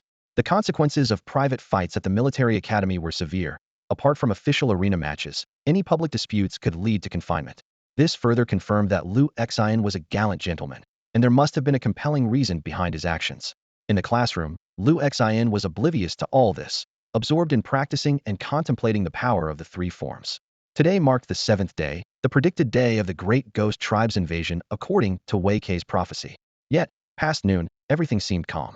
Lu Gij, Mu Yu suddenly sidled up to him. adopting a girlish demeanor. Su Rongrong immediately shot a hostile glance, both of them clinging to Lu Xian's arms.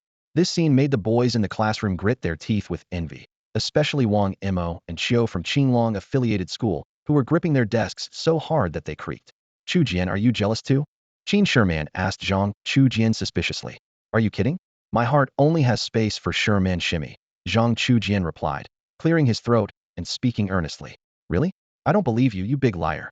Qin Sherman said playfully, making a face, though her heart was filled with sweetness.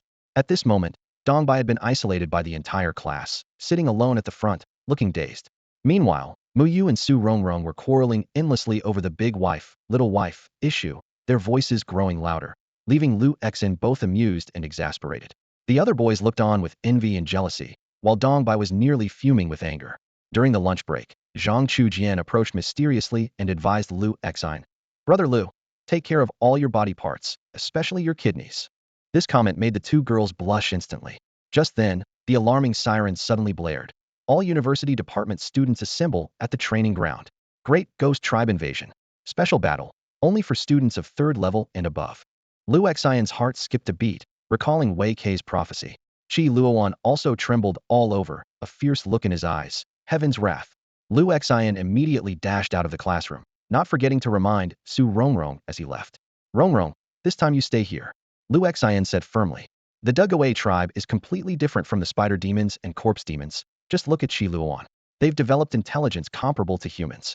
Mu Yu, standing nearby, watched Lu Xian only concerned about Su Rongrong, her face full of displeasure. She couldn't help but mutter, humph. Why didn't he remind me? Su Rongrong initially wanted to follow Lu Xian, but seeing Mu Yu's frustrated expression, she felt a secret delight. Since Lu Xian had made arrangements, she decided to obediently stay put and wait. At the classroom door, Zhang Chujian had been waiting for some time. Lu Xian nodded at him, feeling a bit more confident. This wasn't about underestimating the other exchange students, but after the last battle, he and Zhang Chujian had developed a unique understanding and trust. The two of them quickly headed to the training ground. On the high platform, a middle-aged man in military uniform looked grim, clearly displeased with the situation before him. Those two again. Why are Du Lao's and Qi Jiansheng's disciples always so troublesome? Where's Feng Tianyu? Is he still protecting them? The middle-aged man barked. A young soldier behind him immediately replied. He left the front line a few days ago. TCH. That Feng guy is truly unreliable. The middle-aged man gritted his teeth. Forget it, I'll go myself this time. Wait. General Li. Isn't this overkill? The young soldier exclaimed in surprise. No worries, those two need to be disciplined. I'll handle it this time. Inform the higher-ups that I'll take responsibility for the academy's safety. Yes, General Li. In the military vehicle, Zhang Chujian suddenly spoke up. How much do you know about Wei Kei? Lu Xian shook his head. All I know is that he's also Du Lao's disciple. I see, Zhang Chujian mused. To be honest, something feels off about this battle. Lu Xian looked exasperated. Last time it was Su Rongrong who felt something was wrong, and now it's your turn, Zhang Chujian, to jinx us. Shut up. Don't jinx it. Zhang Chujian quickly interrupted, afraid that his words might come true. Brother Lu, I saw a video on Douyin where you seem skilled in long-range attacks. If we encounter sudden combat, you can stay behind me. I'll take the hits, and you can provide support. Zhang Chujian said confidently. All right. Lu Xian nodded briefly. In reality, his close combat abilities far surpassed his long-range skills, considering the 3 forms he currently mastered. Besides the Golden Dragon Sword, his command form hadn't really been enhanced. But since Zhang Chujian volunteered to be the front line, he might as well accept it. If Zhang Chujian knew what Lu Xian was thinking, he would probably be hopping mad. Not only was he set up by his master, but also by his classmate. As they approached about 10 kilometers from the second base, an overwhelming sense of pressure hit them. This level of intimidation would likely reduce even a 3rd-tier expert to cannon fodder if they rushed in recklessly. Disguised as a young student, General Li mingled with the military academy students, his brow furrowed. He wore a crisp military uniform and watched the front with a serious expression. Brother Lu, Zhang Chujian said, sweat beading on his forehead. This battle is likely beyond what we can handle. Before he finished speaking, a deafening roar erupted. A massive sound came from the direction of the second base, clearly indicating that human experts were fiercely battling the Great Ghost Clan. The clouds above the base were torn apart, forming a huge vacuum area, and all the cloud matter was scattered by the powerful energy impact. Can we even fight at this level? The students on the military vehicle looked shocked. We have to fight, even if we can't, someone said firmly. If you want to be a deserter, leave now. The minor skirmishes we've encountered so far are nothing compared to the real battles our predecessors have fought for us. Why did they do it? So we could stand up when it matters. Hearing this, many on the vehicle bowed their heads in shame. These youngsters have quite the spirit. General Li secretly admired them. The military vehicle finally reached the base, only to be surrounded by a group of Heaven Punisher clan warriors with horns on their heads. Huh, aren't these military academy students? Shino was right to have us guard here. Reinforcements have arrived. Let's quickly take down these human flowers. This will be a great achievement. Dozens of great ghost clan warriors charged forward. Brother Lu, remember to stay behind me. Zhang Chujin shouted. All right, Lu Xian agreed again. General Li observed the group of Heaven Punisher clan members, none of whom exceeded the 5th tier, and thought it wouldn't hurt to let these youngsters have a go first. He quietly moved to the rear. Just as Zhang Chujian was fully focused on the frontal enemies, a figure suddenly appeared from Lu Xian's left side. Who are you looking at, little brat? Damn, Zhang Chujian was shocked. The speed of this great ghost clan member was far beyond expectations. A member of the Thunder Element awakened Tianju Demon Clan suddenly transformed into a bolt of lightning, charging directly at Lu Xian. Hatred burned in the demon's eyes, and its massive machete gleamed with a cold light. To this demon, among all the students present, Lu Xian was the most handsome, and it detested good-looking men, whether human or demon. Too handsome for your own good, the demon roared, swinging the machete toward Lu Xian's head with lightning speed. The attack was so swift that no one had time to react. Dodge! Zhang Chujian shouted urgently. Meanwhile, General Li at the back of the group merely chuckled, ready to assist if needed. As a disciple of General Du, he shouldn't fall so easily, right? Just as the machete was about to strike within 5 centimeters of Lu Xian's head, a cold glint flashed in the young man's black eyes, and he spoke calmly. Your luck's run out. Meeting me first. Next time, be more careful. Before the words had fully left his mouth, a strange black line appeared at the center of the Thunder Element demon's forehead. The line spread rapidly across its body like a living creature, and then a terrifying black aura erupted from within the demon. Boom! With a deafening explosion, the demon's body split in two and then shattered into nothingness. Zhang Chujian scratched his head awkwardly after witnessing the scene. Didn't you say you're better at ranged attacks? But Lu Xian didn't respond. He transformed into a streak of pure black light, wielding a heavy black iron sword, charging straight into the demon horde. The eerie, chilling black aura solidified around him, and dark sword energy surged into the sky. Wherever he went, demons fell, heads flying. Stop him! Stop him! Zhang Chujian finally couldn't contain himself as he saw one third-tier demon after another fall. Damn it! Lu Xian, you tricked me. You're clearly skilled in close combat. Every time Lu Xian killed a great ghost clan member, his golden dragon sword and black iron heavy sword greedily absorbed the invisible energy.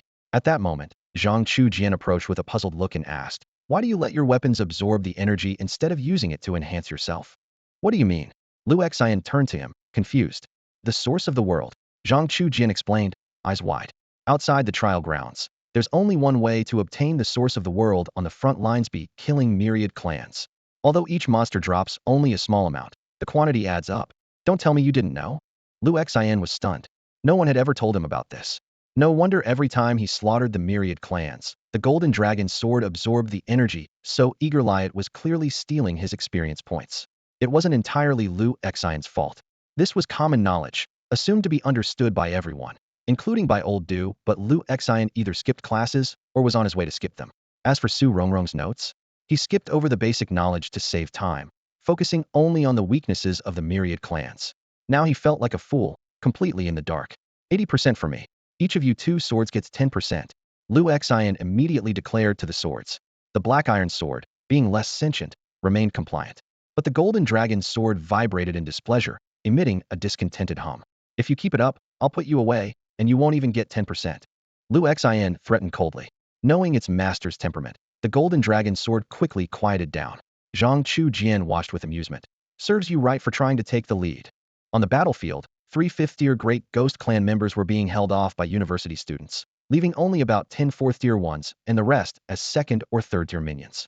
Lu Xian moved like a shadow through the monster horde, his sword flashing as the heads of great ghost clan members rolled. He picked off the weaker ones, killing them quickly before the stronger enemies could catch him. Military Academy students watched in a wee handsome young man, shrouded in tangible black energy, was recklessly cutting down the great ghost clan. Holy crap, is that even human? That's old General Du's disciple. No wonder he's so fierce. That black energy is just like old General Du's. I heard old Du also swept through the trial grounds alone with a single blade, and was unbeatable on the front lines. As reinforcements arrived, Lu Xian thought only of killing more enemies quickly, as these newcomers were there to steal his experience. If the Great Ghost Clan knew they were seen as mere experience-dropping mobs, they'd be furious. General Lee looked at Lu Xian from afar, shocked. Is this kid really just a second tier? Whether in supernatural abilities or ancient martial arts, his combat power is outrageous. Hey, what are you doing hiding back there? Look at how fierce Lu Xian is. You're embarrassing the university division. Someone suddenly shouted at General Lee. Are you talking to me? General Lee, disguised as a student, was incredulous. Who else? Even high school students are out front. Exactly, what are you hiding for? General Lee was nearly furious, but remembering his current role, he suppressed his anger. He thought to himself, I'm here to protect you. Reluctantly, he showcased his strength, casually crushing the heads of several great Ghost Clan members. A master. The crowd's attitude shifted instantly. General Lee was even more exasperated. I'm several levels above you all. Killing these third and fourth tiers is like slicing vegetables. Am I just here to work for you? Meanwhile, in the center of the battlefield, Lu Xian, like a reaper, continued to escalate his momentum advanced second tier, peak second tier. Lu Xian's energy surged continuously until it stabilized at the peak of the second tier. At that moment, he noticed a peculiar phenomenon. The nature of his cultivated energy was dark elemental power, which both complements and opposes light elemental power, leading to the simultaneous enhancement of both forces. This meant that he was not only a peak second-tier ability user, but also reached the peak of second-tier ancient martial arts mastery, just a step away from the third tier. On the battlefield, Lu Xian transformed into a reaper. His figure flitted like a phantom across the field, his longsword gleaming with a cold light. Whenever other students were engaged with the Degui clan, he would silently appear behind the enemy, delivering a swift, fatal strike. Against formidable foes, he employed a Hitandran tactic, striking when the opportunity arose. When the Degui clan thought they had an opening to counterattack, a flash of black light would pass, and another enemy would fall. This strategy threw the 500-strong Degui clan into a state of extreme panic. What should have been an overwhelming victory turned upside down due to Lu Xian's presence. They had never encountered such an elusive opponent, one who avoided direct confrontation, yet always struck a lethal blow at the critical moment. The occasional hundreds of black sword auras, though not deadly, plunged the entire battlefield into chaos. A few Degui tried to imitate Lu Xian's tactics, only to be cut down in an instant. They realized that replicating such a strategy required not only exceptional skill and reflexes, but also a comprehensive strategic mindset. The final results were astounding. Not a single student from the military academy was injured, with the most severe injury being a minor one. Of the 500 Degui eliminated, Lu Xian alone had slain 139 third-tier Degui. This battle completely shifted the dynamics, boosting the military academy's students' morale while plunging the Degui clan into unprecedented fear. At this moment, Lu Xian, covered in blood, sat on the ground, panting heavily. The intense combat had left him slightly fatigued, yet his eyes shone with the light of victory. In the eyes of many, Lu Xian was nothing short of a monster. They had witnessed an incredible battle where a human with only second-tier strength effortlessly defeated a third-tier Degui warrior. The Degui were known to be a race inherently stronger than humans. No wonder Du Lao took him as a disciple. Someone like him is beyond our comparison, a member of the guard murmured. Everyone present recalled Song Zhua, whom they once considered a top-tier genius, but compared to Lu Xian, it was like comparing a firefly to the bright moon. On the battlefield, Lu Xian was covered in the blood of the Degui, yet he himself was unharmed. This sight left everyone gasping in awe. This was no mere genius. He was the grim reaper of the battlefield. General Li stood beside, watching the young warrior with a serious gaze. He thought of the glorious history of the human race. Decades ago, General Duonghua had instilled fear across all races. 100 years ago, Jie Dujuan's reputation was legendary. Even Wei Kai, who betrayed the humans, could have slain a higher-ranked member of the 10,000 races if not for his defection. Humans have never been a weak race. In the face of invasion, their counterattacks have always been more ferocious. Dare to attack human city walls. Then be prepared for the entire city of 1 million people to be overturned. Dare to harm humans? Then brace for tenfold retribution. Duonghua in his youth was like this, leading the human invasion forces, invincible, even pulling gods down from their pedestals. Now, watching Lu Xian fighting bloodily, General Li felt he was witnessing the birth of another legend. Perhaps the guard isn't suitable for him. General Li mused as he watched Lu Xian's retreating back. The invasion force is where he truly belongs. This thought grew clearer in his mind. Perhaps in the not-so-distant future, this young man would be like Duonghua of old, opening the gates of heaven with a single sword, extinguishing gods, plunging the 10,000 races into a deep abyss of fear once more. Keep moving forward. The situation up ahead seems even more urgent. Just as the group finished speaking, a chilling voice suddenly echoed from above. A swarm of creatures with dark red wings descended from the sky, prompting all the military academy students to immediately go on high alert. These were the feathered clan, a formidable race known for their speed and aerial combat, rivaling the Great Demon Clan. As expected, those great demons are unreliable. In the end, it falls on us, the feathered clan, one of them sneered. Xian holds them in too high regard, unaware that the Tianju clan is nothing but a facade, vastly inferior to the Dian clan. Zhang Chujian whispered to Lu Exine, I suspect this feathered clan has been lurking in the sky all along, waiting for the great demon clan to be wiped out before showing themselves. It seems this alliance of all races is not as harmonious as it appears. Can we fight them? Lu Exine asked. Not really. Zhang Chujian replied with a grave expression. A few of these feathered clan give me the same feeling as Feng Tianyu. If we can't hold them off, we might all be done for this time. One feathered clan member, with a red flame tattooed on his forehead, noticed the students' military uniforms. Oh, didn't expect these to be military academy students. How boring. Another member, with 3 blue water droplets tattooed on his forehead, remarked. It seems the military support has clashed with the Nightshade clan. The central battlefield is in bad shape. Even the military's top figure has gone to the second base. I suspect someone leaked the secret orders. Are you suggesting there's a traitor? The flame feather frowned and asked. Let's finish this quickly. The water feather responded without directly answering. At the command of the flame feather, hundreds of feathered clan members took to the sky. Just then, a student wearing a human skin mask stepped out from the crowd and slowly removed it, revealing none other than General Li Sheng. Li Sheng? The flame feather recognized him, his face changing dramatically. 2 years ago, you escaped. I never thought you'd dare return to the Ninth Rift. Dawn Feather, Thunder Feather, lend me a hand, the flame feather urgently called to his comrades. This is the human warrior who tore off my fiery wings back then. The 3 8th-rank feathered clan members launched a joint attack, forming a fire and lightning tornado. Li Sheng merely smirked, wielding his flaming spear to easily deflect it. But then, countless tiny ice spikes assaulted him, striking his body. Li Sheng stretched his body with crackling sounds. This ice and fire combo is quite refreshing. Got any more? Lu Xian noticed Li Sheng enduring his injuries and told Zhang Chujian, while Li Sheng is holding off those 3, we need to deal with the other feathered clan members. How is that possible? I can only take out 20 at most. Zhang Chujian exclaimed in shock. Lu Xian removed the boundary jade from his chest, his expression serious. We can do it. Now is a moment of life and death. Damn it. Those kids are still watching. Hurry up and attack the remaining feathered ones. Li Sheng roared, but his body shivered as a sudden ice spike struck him. A thin layer of frost formed on his skin, and his hands, gripping the fiery spear, trembled slightly as veins bulged on his forehead. Despite his considerable injuries, he forced himself to appear calm to maintain the morale of the military academy students. However, this detail did not escape the opponent's notice. Huh, so, you were just putting on a show. Dan, you sneered. No wonder. Huayu suddenly realized, a calculating gleam flashing in his eyes.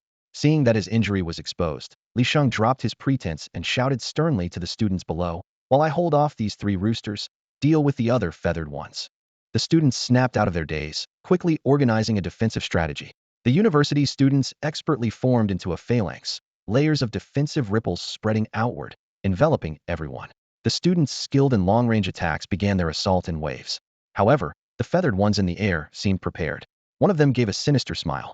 Li Sheng instantly recognized the weapon the opponent was about to use, a Hellfire Lotus.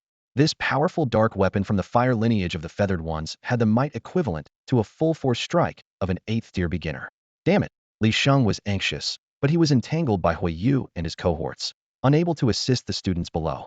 He intended to launch an attack, but was instead held back by the opponent. Ha! Li Sheng, how does it feel to be outsmarted?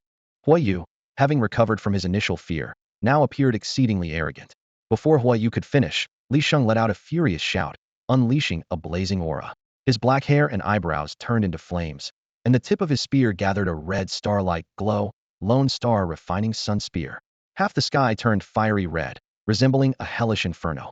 Facing this formidable attack, the feathered trio's wings rapidly detached, forming a tricolored giant shield to barely withstand the assault. At the same time, a palm-sized fiery lotus quietly descended, striking the students' defensive barrier. With a deafening explosion, the barrier shattered, and the residual force of the Hellfire Lotus erupted above them. The terrifying heat instantly ignited nearly half of the students. But thanks to the emergency rescue by the water and ice element students, their lives were spared, though they were severely injured. Amidst this chaos, Lu Xian was enveloped in dense black energy, while Zhang Chujian was surrounded by white sword shadows. each resisting the Hellfire Lotus's intense heat in their own way. Defeated, Li Sheng's heart trembled as he looked at the devastating scene below. On the battlefield, military academy students lay sprawled on the ground, with the injured moaning in pain. Lu Xian glanced around, seeing only fear and despair etched on his companions' faces. The battle was too brutal. They were utterly defeated in a single encounter. Ha ha ha. Are these your students, General Li? They're utterly defenseless. Hovering above, Huiyu and his companions laughed with contempt. Li Sheng's eyes darkened as he replied sternly. They merely relied on external forces. Do you really think there's fairness in war? Huiyu retorted coldly. Zhang Chujian clenched his fist, a resolute gleam in his eyes. Even if I die, I'll take a few of these birdmen to hell with me. Desperate whispers rose around him. It's over, we can't withstand this attack, even together. I haven't fulfilled my promises to her yet. Didn't expect this day to come so soon. I thought I could fight for another 10 years. At that moment, Lu Xian suddenly turned to Zhang Chujian. If anything happens to me, please take care of Su Rongrong. What do you mean? Zhang Chujian's heart tightened. Just promise me. Lu Xian said with a grave expression. After Zhang Chujian gave his word, Lu Xian decisively crushed the jade in his hand. In an instant, a terrifying aura burst forth from the shattered jade, sending ripples spreading in all directions. Everyone's gaze turned to Lu Xian, their despair replaced by confusion. A brilliant star-like light shot from the jade, merging into Lu Xian's forehead and forming a golden diamond-shaped mark. Immediately, an even more powerful aura erupted from within him, and a radiant, fiery divine halo appeared behind him. His hair turned to shimmering gold and cyan, fluttering in the air. Hovering in the air, Li Sheng suddenly remembered something, his face changing dramatically with a look of suffocating terror. That distinctive divine halo was unmistakably the legacy of General of Light, God Apollo. Apollo, the god of light who had perished eons ago. 50 years ago, Duongua passed the trials of the ancient Greek temple and obtained the fragmented divine ring of light. He spent decades restoring it to its full glory. Now, this divine ring appears on Lu Xian. Li Sheng watched in shock as he recalled the past when General Du had to acquire the divine ring to combat the curse of darkness within him. Suddenly, a wave of inexpressible sorrow washed over him as he realized the implications. Lu Xian's eyes blazed with a brilliant golden blue light as he sheathed his heavy black sword and gripped the hilt of the golden dragon sword. With a resounding sword cry that echoed through the heavens, the divine ring of Apollo spread out behind him, with radiant patterns flowing like water to his chest. The light dissolved his shirt, revealing a physique as perfect as a Greek sculpture. In the next moment, Lu Xian soared into the air, with golden patterns covering his entire upper body. A terrifying aura, nearly at the 5th tier, erupted from within him. The military academy students looked up at his figure in despair, as if witnessing the rebirth of the fallen god of light, Apollo. This astonishing scene was destined to be etched into their memories forever. However, the 300 members of the Feather Clan were unimpressed. We thought it was a savior, but it's not even at the 5th tier. Exactly, just a flashy kid. They mocked without restraint. Without a word, Lu Xian unleashed a winged slash. A few 5th-tier Feather Clan members hurriedly defended against it, looking slightly impressed. Interesting, not a typical 4th-tier peak. Seeing Li Sheng and the 3 others struggling in battle, Lu Xian knew he had to finish things quickly. Just as he was about to make his move, a thought crossed his mind, and he grinned, calling down to Zhang Chujian below. You've been wanting to face me and see Jie Dujuan's sword technique. Zhang Chujian, let's see if you can handle it if this sword strikes you. Zhang Chujian's heart trembled with excitement, his eyes shining. Then let me witness it. As some of the Feather Clan rushed forward, shouting to capture and flay the little brat, Lu Xian smirked and spoke to the Golden Dragon sword. Golden Dragon, I'll give you 50% of the experience this time. Show them what you've got. Upon hearing that he could absorb half of the experience, the Golden Dragon's sword trembled violently, and a brilliant golden light surged forth like a tidal wave. At the same time, the divine essence of fire and light gathered into a halo behind Lu Xian, making his figure appear like the reincarnation of a god of light under the illumination of the golden glow. Lu Xian slowly raised the Golden Dragon sword, its blade pointing straight at the sky. As he gently twisted his wrist, and the sword descended, the entire world seemed to fall into a deathly silence. The eyes of Huiyu and his companions were involuntarily fixed on Lu Xian, and even as 8th-level powerhouses, they felt an unexpected chill of danger. Li Sheng, staring at the figure bathed in golden light, gasped and muttered to himself, "Damn, is he even human?" The golden sword light sliced through the sky like lightning, instantly spreading for thousands of miles, enveloping all 300 members of the Feather Clan. Just as one of them was about to mock what seemed like an empty threat, they lost the chance to speak forever. This strike was called the Golden Dragon's cold light across 19 states. Where the sword light passed, life was extinguished and death reigned. The 300 Feather Clan members were reduced to dust under this terrifying sword light, leaving not a trace behind. This was a strike that decided the fate of the world. Witnessing this earth-shattering strike, those who had been in despair saw a brilliant dawn in the endless darkness. No, it was not just light. It was the sun illuminating the world, the embodiment of the god of light, and the unparalleled majesty of Liu Xian's singular dominance. Zhang Chujian was deeply shaken, and he couldn't help but exclaim, "This strike, Zhang cannot withstand it. I concede defeat." Hui Yu and his two companions, seeing the 300 clan members they had brought along completely obliterated, asked Li Sheng in horror, "What have you done?" Li Sheng, staring at the figure still standing amidst the golden light, suppressed the shock in his heart and slowly spoke. "This Liu Xian is simply unfathomable." As all of his mental energy was depleted, Liu Xian felt a dizzying weakness wash over him. He gritted his teeth against the pain coursing through his body and quickly retrieved 2 bottles of mental recovery potions from his storage space, downing them in one go. As the potion slid down his throat, he slowly descended to the ground. His aura retracted, and his level gradually dropped from the peak of the 4th tier to the early stage of the 3rd tier. His dazzling gold and green hair quietly faded back to ordinary black. The divine ring of Apollo transformed into a golden light, merging into the golden mark on his forehead.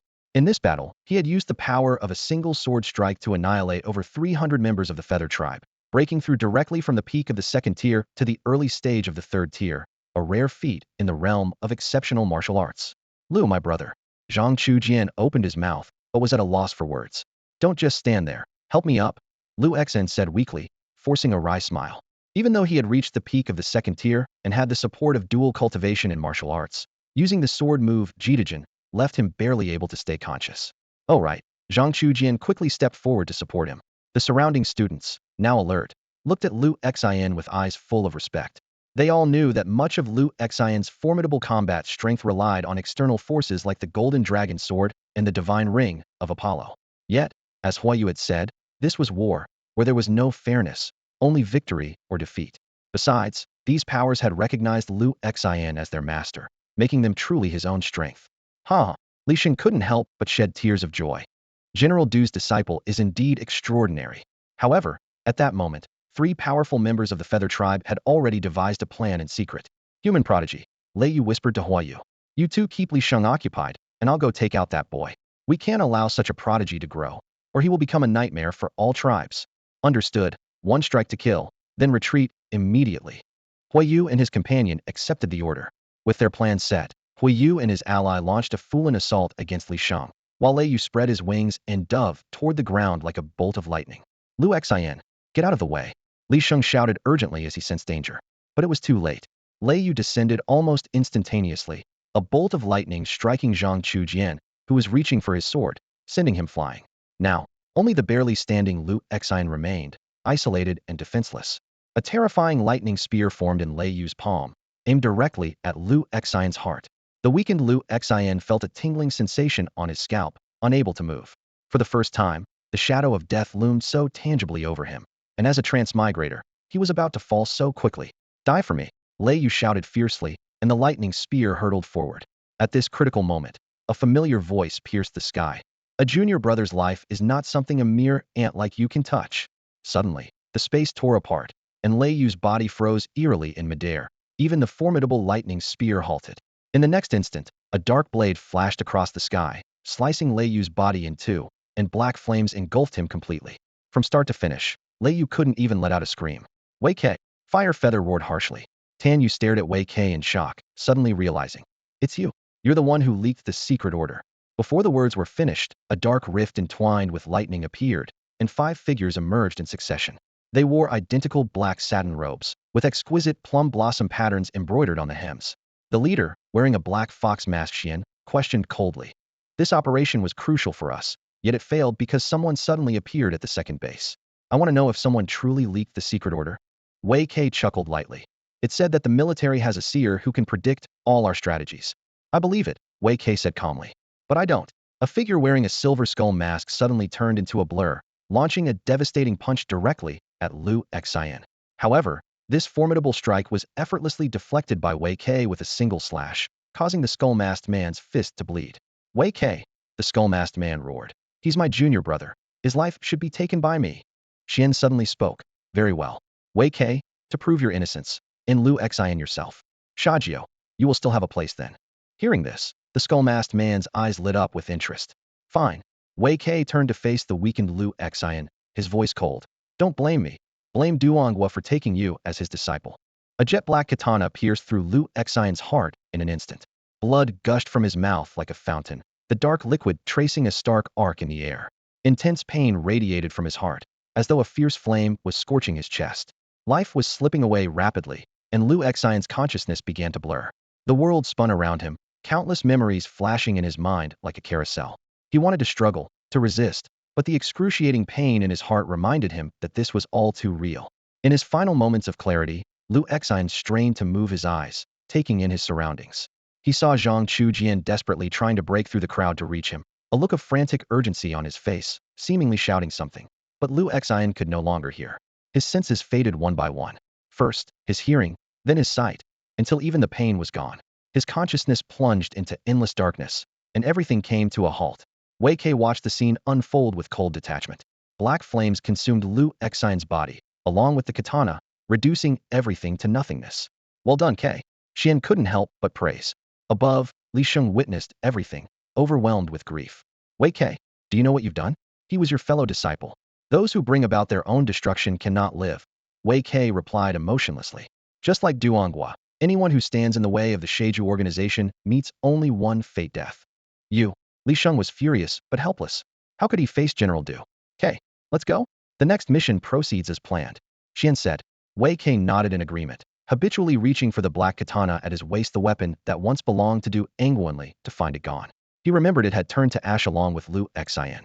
Amidst the ultimate annihilation, the space crackled with lightning and tore apart. Xian, Wei Kei, and their group of 6 slowly stepped into the rift and disappeared. Zhang Chujian, Li Sheng, and all the military academy students were left standing in disbelief. They stared at the spot where Lu Xian once stood, the figure who was like a god of light, who had given them hope, the disciple of General Deno fallen. 2 weeks later, in the capital city, at Du Lao's residence, Duong was sat in his study, gripping a report from the front lines tightly. He hadn't moved all night, as if he were a statue. Overnight, his hair had turned completely white, like frost and snow. Yunji stood silently by his side, not daring to make a sound. She quietly replaced his cup of tea over and over, watching it grow cold each time without being touched. Master Du, you should eat something, Yunji finally urged the next day. Du Lao slowly stood up and walked to the window. He stared into the distance for a long time before letting out a deep sigh. Perhaps sending him to the front line was a mistake. But if the young disciple hadn't gone to the front line, he wouldn't have been safe in the capital either, Yunji said softly. At least while I'm here, no one would dare harm him. Du Lao suddenly turned, his voice filled with regret. Enough, call that old fellow Qi over. We might need to advance the plan. I understand, Master Du. Yunji wiped away tears from the corners of her eyes as she turned. She had genuinely liked her little junior brother, Lu Xian. Who could have imagined that soon after he went to the front, he would be killed by his own senior brother, Wei Kei? Du Lao, looking weary, murmured to himself. Was it too much killing when I was young? Meanwhile, at the trial grounds in Ding'an City, Mu Qingru wielded a katana with dark red patterns, swiftly beheading a third-order demon. The blade absorbed the blood, becoming sharper and more crimson.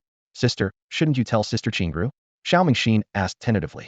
Tell her what? Xiao Mingxiu responded absent-mindedly, her eyes still swollen. Not enough, Mu Qingru said, gripping her now completely crimson blade. Shui, I haven't killed enough. As she continued to take lives, Shui's blade grew shorter and sharper, as if nurturing something unknown. Lu Xian, I will avenge you. Mu Qingru bit her lip, letting the blood drip. Elsewhere, Mo Xian asked in surprise. You're leaving the 9th rift? What? My uncle is in the 3rd rift. Maybe I can become stronger there. Su Rongrong replied quietly. Is it because of Lu Xian? Yes, and no, Su Rongrong said, her eyes swollen from crying. I don't want to be protected anymore, like I was by him. Mo Xian sighed, pulling her into an embrace and letting her cry out again. Cry, you'll feel better. Muyu, are you really going back to the Demon City? Kusanagi Eri asked. You all stay here and continue your training. I want to go back and try the tower's trial again. But, Sister Muyu, that tower is... It's fine, I know my limits. Muyu shook her head, signaling Eri not to continue. All right, I understand. Huier nodded gently. Dongbai, I'm entrusting Huier Yi's safety to you. Muyu shouted to Dongbai. Okay, Dongbai replied, her face showing utter exhaustion, clearly worn out by the military academy students without anyone realizing it. In the martial arena, Zhang Chujian's figure moved swiftly. The white sword in his hand flashed with cold light, thrusting forward, striking back, slicing horizontally and chopping downward. The sword energy crisscrossed, and his moves grew increasingly fierce and skillful. Brother Chujian, take a break. What's the point of practicing so hard? Qin Sherman couldn't help but shout at Zhang Chujian. But Zhang Chujian ignored her, his eyes more determined and sharp than ever. Lu Xian was the only friend he had acknowledged in years, and he had often imagined drinking and discussing swordsmanship with Lu Xian. Just wait, I'll bring you the heads of all the sand vultures. Zhang Chujian muttered to himself. No one noticed the faint hum of the high-quality imitation white dragon sword in his hand. Though it was a replica, who said a forged white dragon sword couldn't develop its own spirit for Zhang Chujian. It was unclear how much time passed, as if eons had gone by, or perhaps just a fleeting moment. A clear child's voice rang out. Mama, look, is there someone lying over there? Elena, don't run so fast. Be careful not to fall. Really, there really is someone lying there. The voice grew closer. Hold the basket, his life force is too weak. We need to get him to the village doctor quickly. I understand. Elena obediently took the basket full of mushrooms, then suddenly asked, but why doesn't this person have ears and a tail? Maybe he was severely injured and mutilated. Whoa, mutilated? That's terrifying.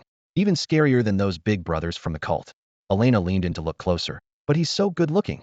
Under the care of the village Dr. Monroe, the unconscious person's vital signs gradually stabilized. Elena stayed by the bedside, and when those golden eyes slowly opened, she excitedly exclaimed, Wow, big brother, your eyes are so beautiful, all golden and shiny. Where am I? Lu Xian asked, confused. It's best if you don't get up just yet. Your injuries are severe, and any sudden movements could reopen your wounds, Monroe warned sternly.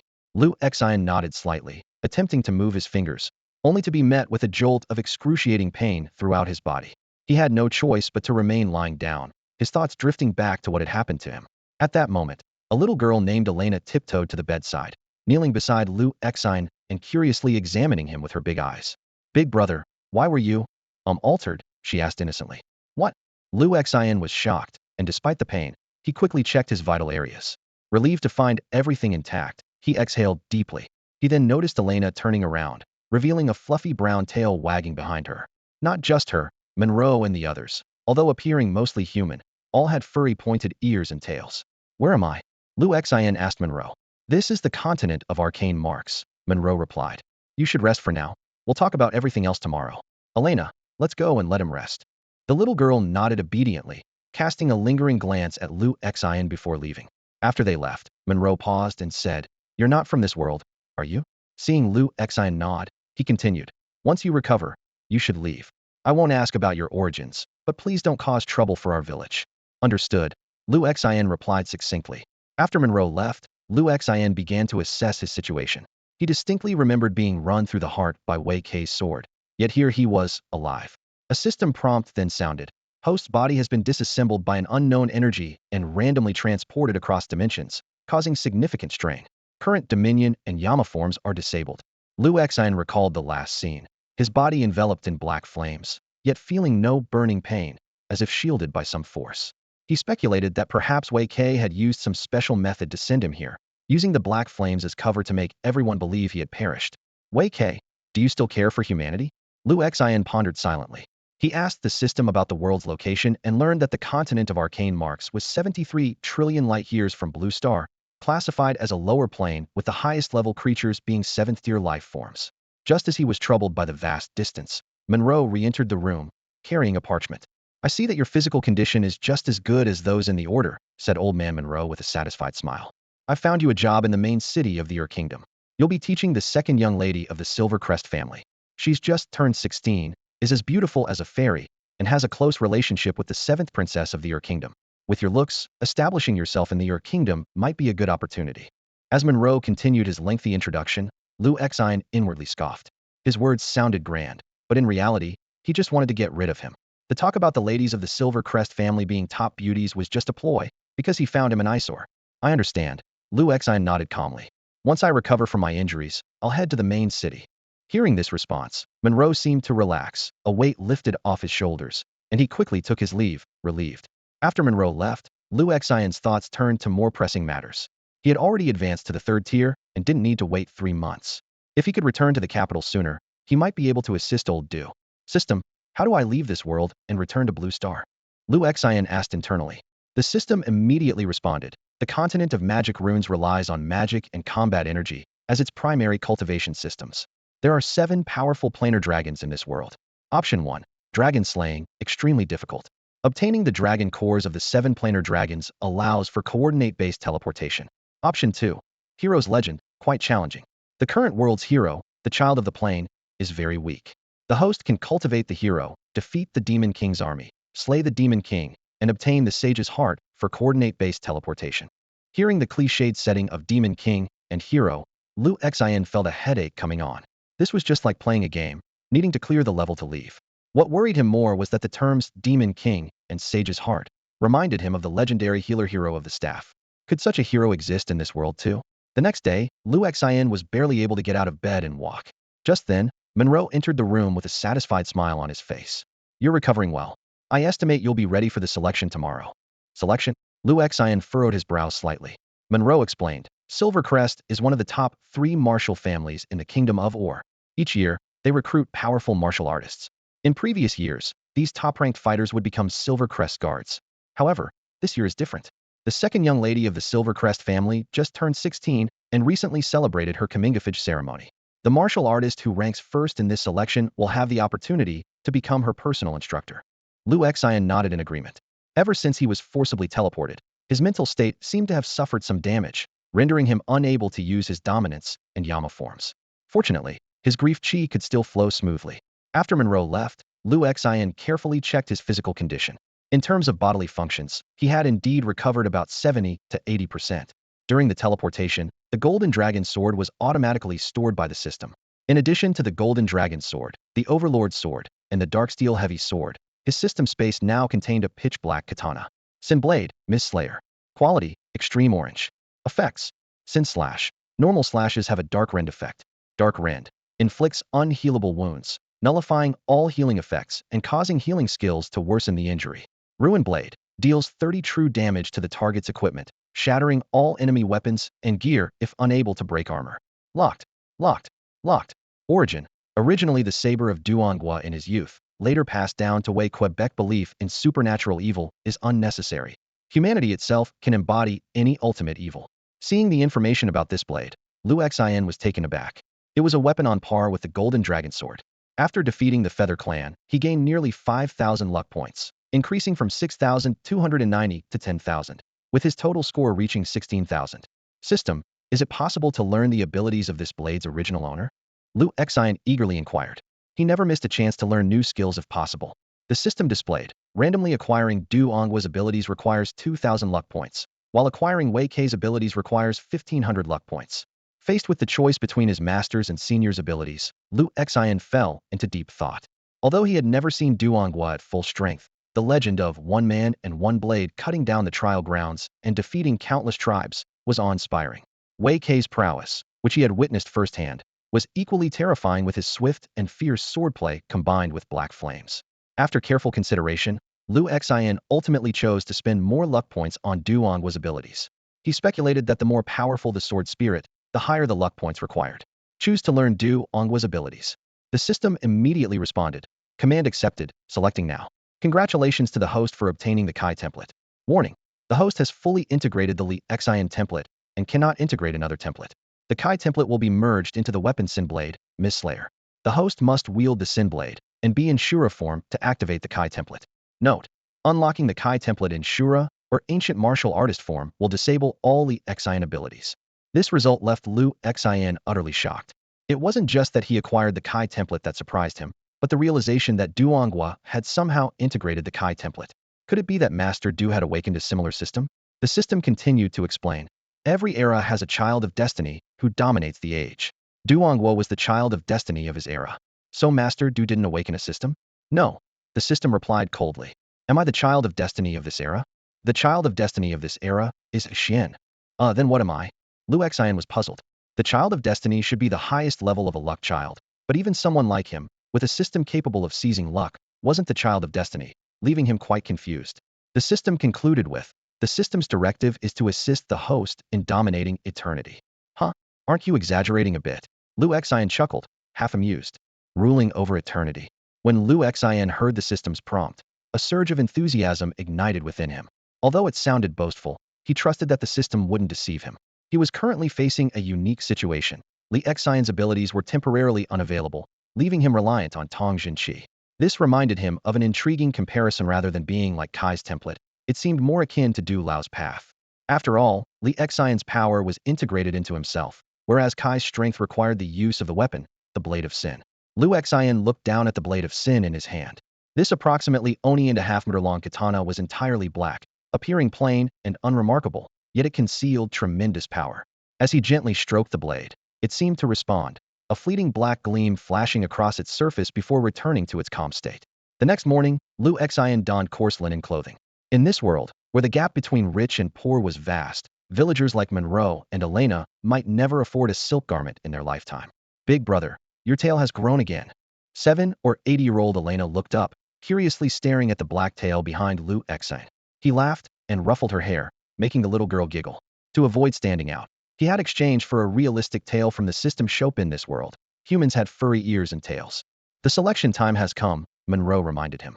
The Silver Crest family will start with preliminary selections in nearby villages, and the final selection will take place in the main city of the Liu Kingdom. Xian, good luck to you. Big brother, go for it. Elena cheered him on, waving her small fists. Liu Xian nodded in thanks and took out a delicate necklace from his pocket. He had crafted it using a fragment of a boundary jade given by Du Lao.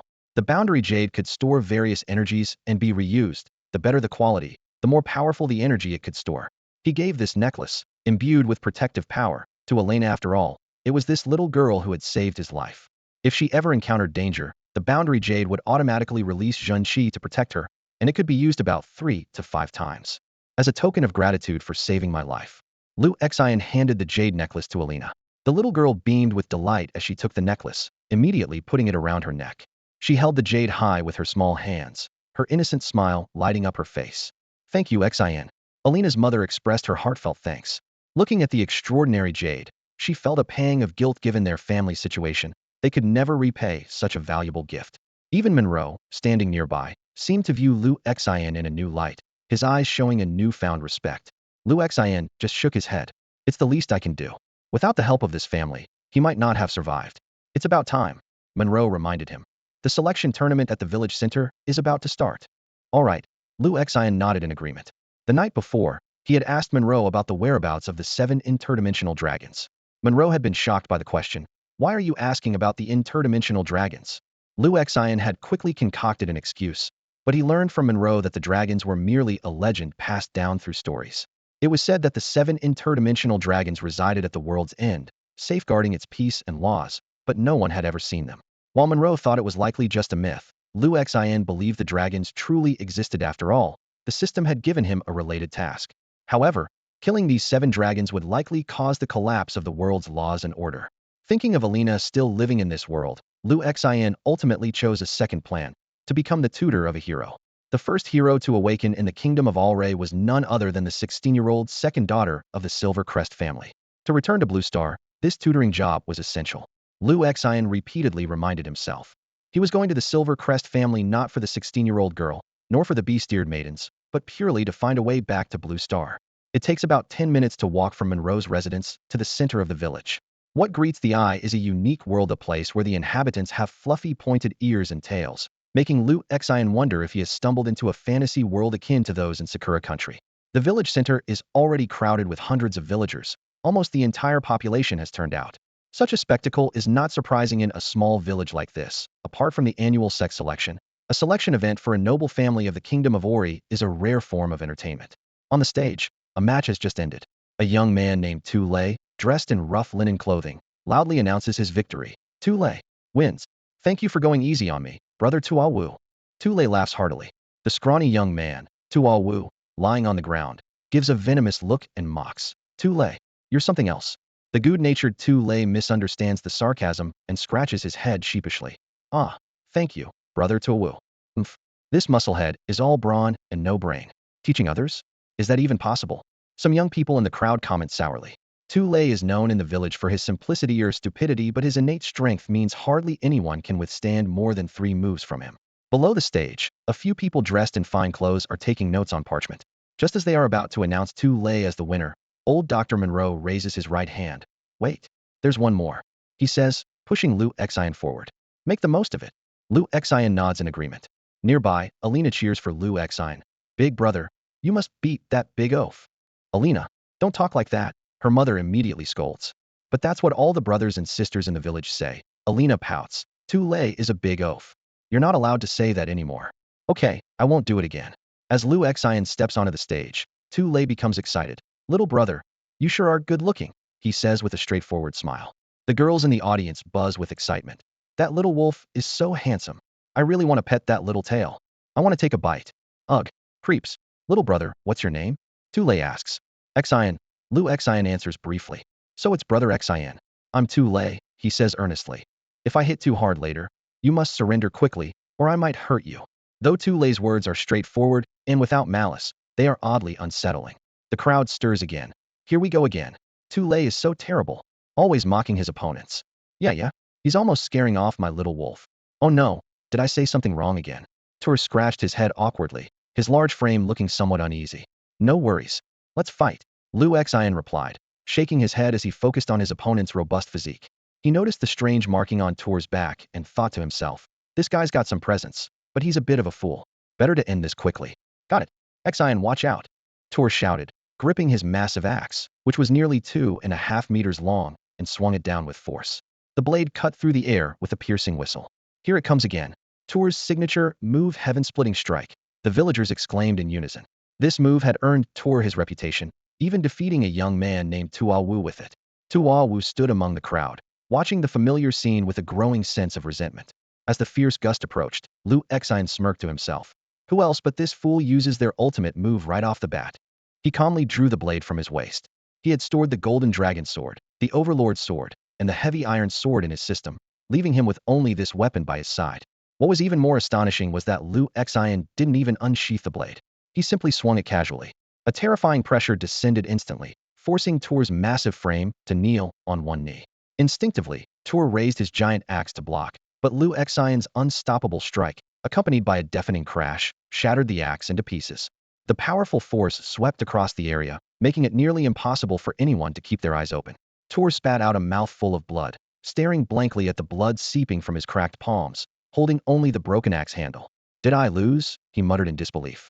At that moment, the elegantly dressed onlookers, who had been seated, suddenly stood up, exclaiming in shock, Sword Saint. In the mystical land of Maoan, the path of the sword is divided into 3 distinct realms, each representing a different level of mastery.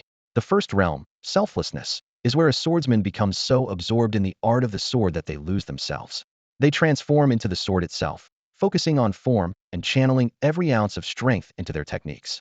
Such individuals are both sword fanatics and masters of the craft. The second realm, heartlessness, represents the stage of transcendence.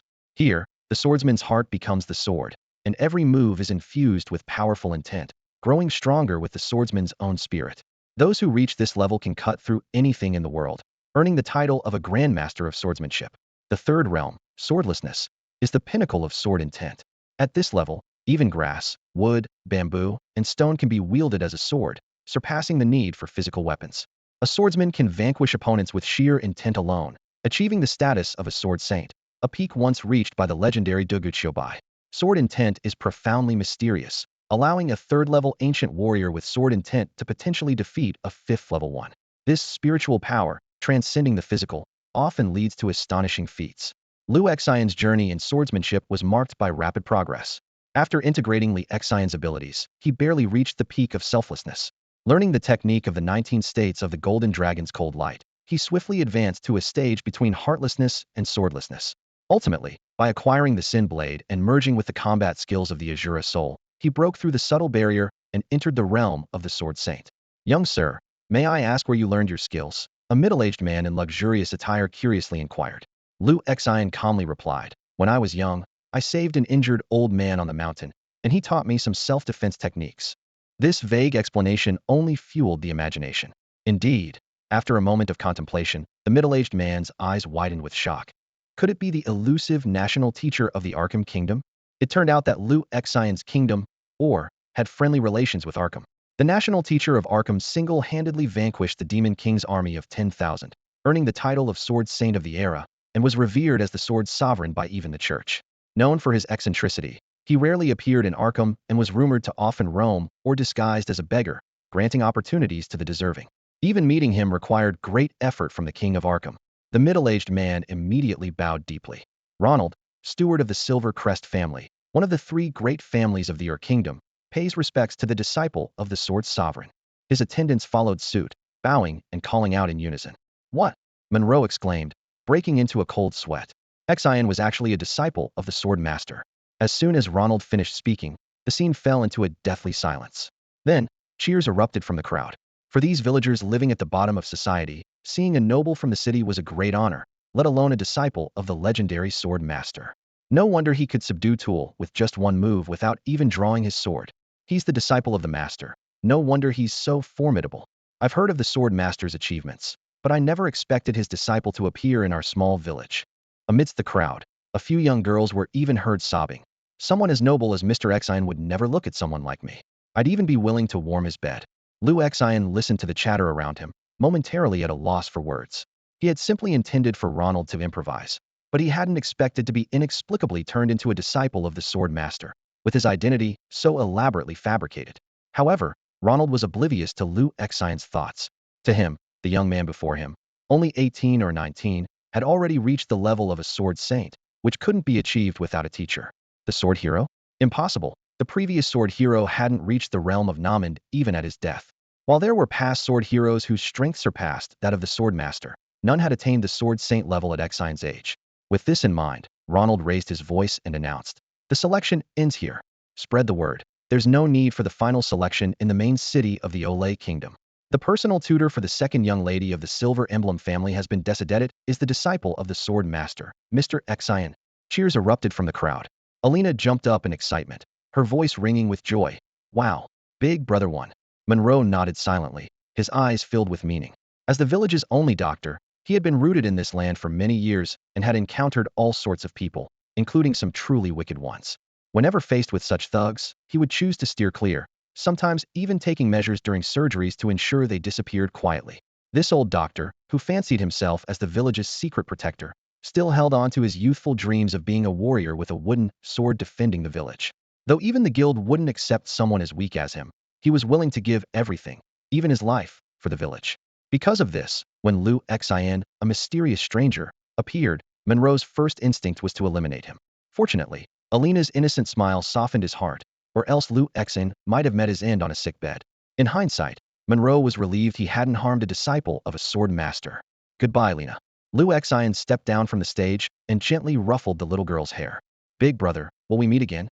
Alina's eyes welled up, understanding the meaning of farewell despite her young age. "Lina still wants to catch bugs with you." Lu Xian shook his head, feeling a pang of reluctance. This little girl, who had inadvertently saved his life, would remain a cherished memory in his journey. "Thank you." Lu Xian expressed his gratitude to Alina's mother and Monroe. The old doctor, who was at times stern and at times kind, finally let go of his wariness. "Take care on the road, young Xian." "You too, old man." "Hey, I'm still as spry as ever." At that moment, Ronald approached respectfully. "Mr. Xian, the carriage is ready and can depart at any time." Just then, Tor stepped forward, scratching his head awkwardly. "Brother Xian, can I come with you to the city? The villagers don't seem to like me much." This 20-year-old, orphaned at a young age, grew up in the mountains among monsters, surviving on bark, roots, and monster flesh. Despite helping villagers hunt monsters, he was often called wild child or stinky savage. "Sure, let's go. You can handle the luggage for future adventures." Lu Xian agreed without hesitation. The villagers murmured among themselves, but upon learning of Lu Xian's identity, no one dared to say much. Tor quickly climbed into the carriage, still hearing the villagers' curses, but Lu Xian's words lifted his spirits. "Don't mind what others think. Once you step into this carriage, you're in a completely different world from them." Ronald, hearing these words, was further convinced that Lu Xian was indeed a disciple of the sword master. The real reason Lu Xian accepted Tor was simple: the system revealed. Name, Tor. Profession, unawakened shield hero. This seemingly simple-minded giant was actually an unawakened hero, a frontline warrior. Based on the system's analysis, Lu Xian furrowed his brows, contemplating how to obtain the sage's heart. According to the world's rules, only a true hero who defeats the Demon King can make the sage's heart drop. This is an ironclad law set to protect and extend the world line. Maybe I could buy a hero's aura and become a hero myself? As this thought crossed his mind, the system reminded him, being a hero is a profession, not an aura, and only the 5 heroes bound to the world can trigger the drop. These 5 heroes are the sword hero, shield hero, bow hero, spear hero, and healing hero. Thinking of the healing hero, Lu Xian couldn't help but smile. After all, they were kindred spirits. The carriage jostled along the rugged road. Inside, Tur was already fast asleep, his thunderous snores echoing in the cramped space. Ronald sat nearby, hesitantly watching Lu Xian. Master Xian, there's something I've been meaning to ask, Ronald said with hesitation. Feel free to speak, Lu Xian replied calmly. Ronald carefully began. The Silver Crest family, one of the three great families of the Kingdom of Or, is renowned for their martial prowess. Master Xian, you're more than capable of teaching the second young lady, but she has a notoriously volatile temper. Hearing this, Lu Xian raised an eyebrow. Isn't this just like a replay of a classic story, having to educate a feisty 16-year-old high school girl? No worries, if she doesn't listen, I'll just discipline her, Lu Xian said nonchalantly. Uh-huh, Ronald laughed nervously. Forget about disciplining the young lady. The master might even want to betroth her to you, Master Xian. Throughout the journey, whenever Ronald tentatively asked about the sword sage, Lu Xian skillfully dodged the questions. This only convinced Ronald further that the young sword saint before him was unfathomable. By evening, the carriage finally entered the main city of the Kingdom of Or. The streets were bustling with people, brightly lit, and exuded an air of prosperity. The residents were dressed elegantly. Even if not in silk and satin, they wore high-quality fabrics and leather, starkly contrasting with the simplicity of the countryside. The crowd in the square suddenly became restless as a carriage from the Yin Hui family slowly passed by. Is that the Yin Hui family's carriage? How did they return so quickly? A bystander exclaimed in surprise. In previous years, it always took a week for the final selection. I heard the private tutor for the second young lady of the Yin Hui family has already been chosen. Another person chimed in. What? So soon? What about the exciting final selection process? Apparently, this time they've hired a sword saint directly. A sword saint? You've got to be kidding. There aren't even 3 sword saints in the entire kingdom. How is that possible? It's true. They say it's a disciple of the sword sovereign. Upon hearing this, the crowd collectively gasped in astonishment. In the kingdom's tournament 2 months from now, we should definitely place our bets on the Yin Hui family. Inside the carriage, Lu Xian listened to the chatter outside and turned to Ronald, wanting to ask about the sword sovereign, but recalling the previous well-intentioned lie, he decided against it. Half an hour later, the carriage stopped in front of the Yin Hui family residence. Ronald respectfully announced, Master Xian, we have arrived. Lu Xian nodded and got off the carriage, noticing that Turiai was still sound asleep inside. Without a word, he kicked him awake. Get up. Turiai jolted awake, looking bewildered. Ah, Brother Xian, what's going on? Get off the carriage. Lu Xian ordered sternly. Although he was there to be the private tutor for the second young lady of the Yin Hui family, his true purpose was to train heroes. Turiai was his first disciple, and as a teacher, strictness was necessary. As the 3 of them entered the residence, a clear voice of protest rang out. I refuse. Our Yin Hui family is a martial family by nature. Learning our family skills is enough. We don't need any private tutor. Before the voice had even faded, a slender figure rushed out and collided with Lu Xian's chest. Lu Xian stood firm, while the person fell to the ground. She was about to lash out but froze when she looked up and saw Lu Xian's face in the moonlight. Little wolf dog. Her voice trembled slightly, and her heart inexplicably began to race. Under the enchanting silver moonlight, Lu Xian's striking face was illuminated, his dark golden eyes resembling the most exquisite gems in the world. The initially agitated expression of Euphyllia, the second daughter of the Silver Emblem family, vanished as she stared, mesmerized, at Lu Xian. Get up, Lu Xian commanded coldly. Go back. What? Oh, Euphyllia responded blankly, unconsciously turning to walk back the way she came. Ronald, standing nearby, was dumbfounded and could hardly believe his eyes. No way. Has the second Miss Euphyllia been subdued? Am I seeing things? This world has gone mad. Was that really the second daughter of the Silver Emblem family? Lu Xian asked nonchalantly. Yais, Ronald stammered, still in shock. Not as troublesome as you said, rather obedient actually, Lu Xian remarked calmly. That's nonsense. That can't be the second miss. Ronald retorted emphatically, then quickly corrected himself. Sorry, Lord Xian, I might have mistaken her. Let's go, Lu Xian said, turning to Tur behind him. You too. Keep up and stop dawdling. Understood. Tur quickly responded. As they entered the opulent mansion of the Silver Emblem family, a middle-aged man was affectionately speaking to a young girl. Our Silver Emblem family is one of the top martial families in the Kingdom of Or. We're skilled in combat boxing, but know nothing about swordsmanship. Euphyllia, you've awakened the sword hero profession and have a natural talent for swordsmanship. If no one teaches you, wouldn't that talent be wasted? Ugh, so annoying. Euphyllia stomped her foot in frustration, but fell silent upon seeing Lu Xian enter. Oh, Ronald, you're finally back. The middle-aged man, Tur, exclaimed joyfully. Yes, master. Ronald replied, placing his right hand over his chest in a respectful salute. Tor approached Tor directly. So this is the disciple of the Sword Sovereign? Impressive, he looks formidable. Tor, overwhelmed by the enthusiasm, scratched his head with a bashful grin. No, master, Ronald hurriedly explained. This is the disciple of the Sword Sovereign, Lord Xian. The other one is Lord Xian's attendant. Oh, my apologies. Tor, more robust than Lu Xian, sheepishly patted his forehead. I must have missed that. No problem, Lu Xian replied, getting straight to the point. Who am I supposed to teach? He glanced around the room, which was filled with 30 to 40 people. Among them was a noblewoman adorned with glittering gemstone animal ears, clearly Tor's wife. The rest of the servants, both male and female, were attractive, with a predominance of women. Come, Mr. Xian. This is my daughter. Tori enthusiastically pulled Euphyllia over to Lu Xian. Lu Xian looked at Euphyllia with a slight frown. It's you? He then glanced at Ronald, who immediately showed an awkward expression. Oh my god, it is really you. Miss Euphyllia. Lu Xian's tone carried a hint of surprise. Tori nervously introduced. This will be your future teacher, Euphyllia. What do you think? He was worried his daughter might offend the disciple of the sword master. Okay, Euphyllia murmured, her head lowered, her ears turning red, her voice barely audible. Tori was taken aback by his daughter's obedient demeanor, thinking to himself, is this really my stubborn daughter? Lu Xian secretly breathed a sigh of relief, glad he wasn't dealing with another difficult high school girl like Gu Lingxian. He said sternly, be here tomorrow morning at 8 sharp, his voice carrying an undeniable authority. After all, this was crucial to his mission of returning to Blue Star. Understood, Euphyllia replied softly. Tori was even more astonished, thinking that Mr. Xian somehow made his daughter so compliant. He quickly added, Mr. Xian, you've traveled a long way. Let Ronald take you to rest. After Lu Xian left the hall with Ronald, Ronald couldn't help but praise. Lord Xian, you truly are remarkable.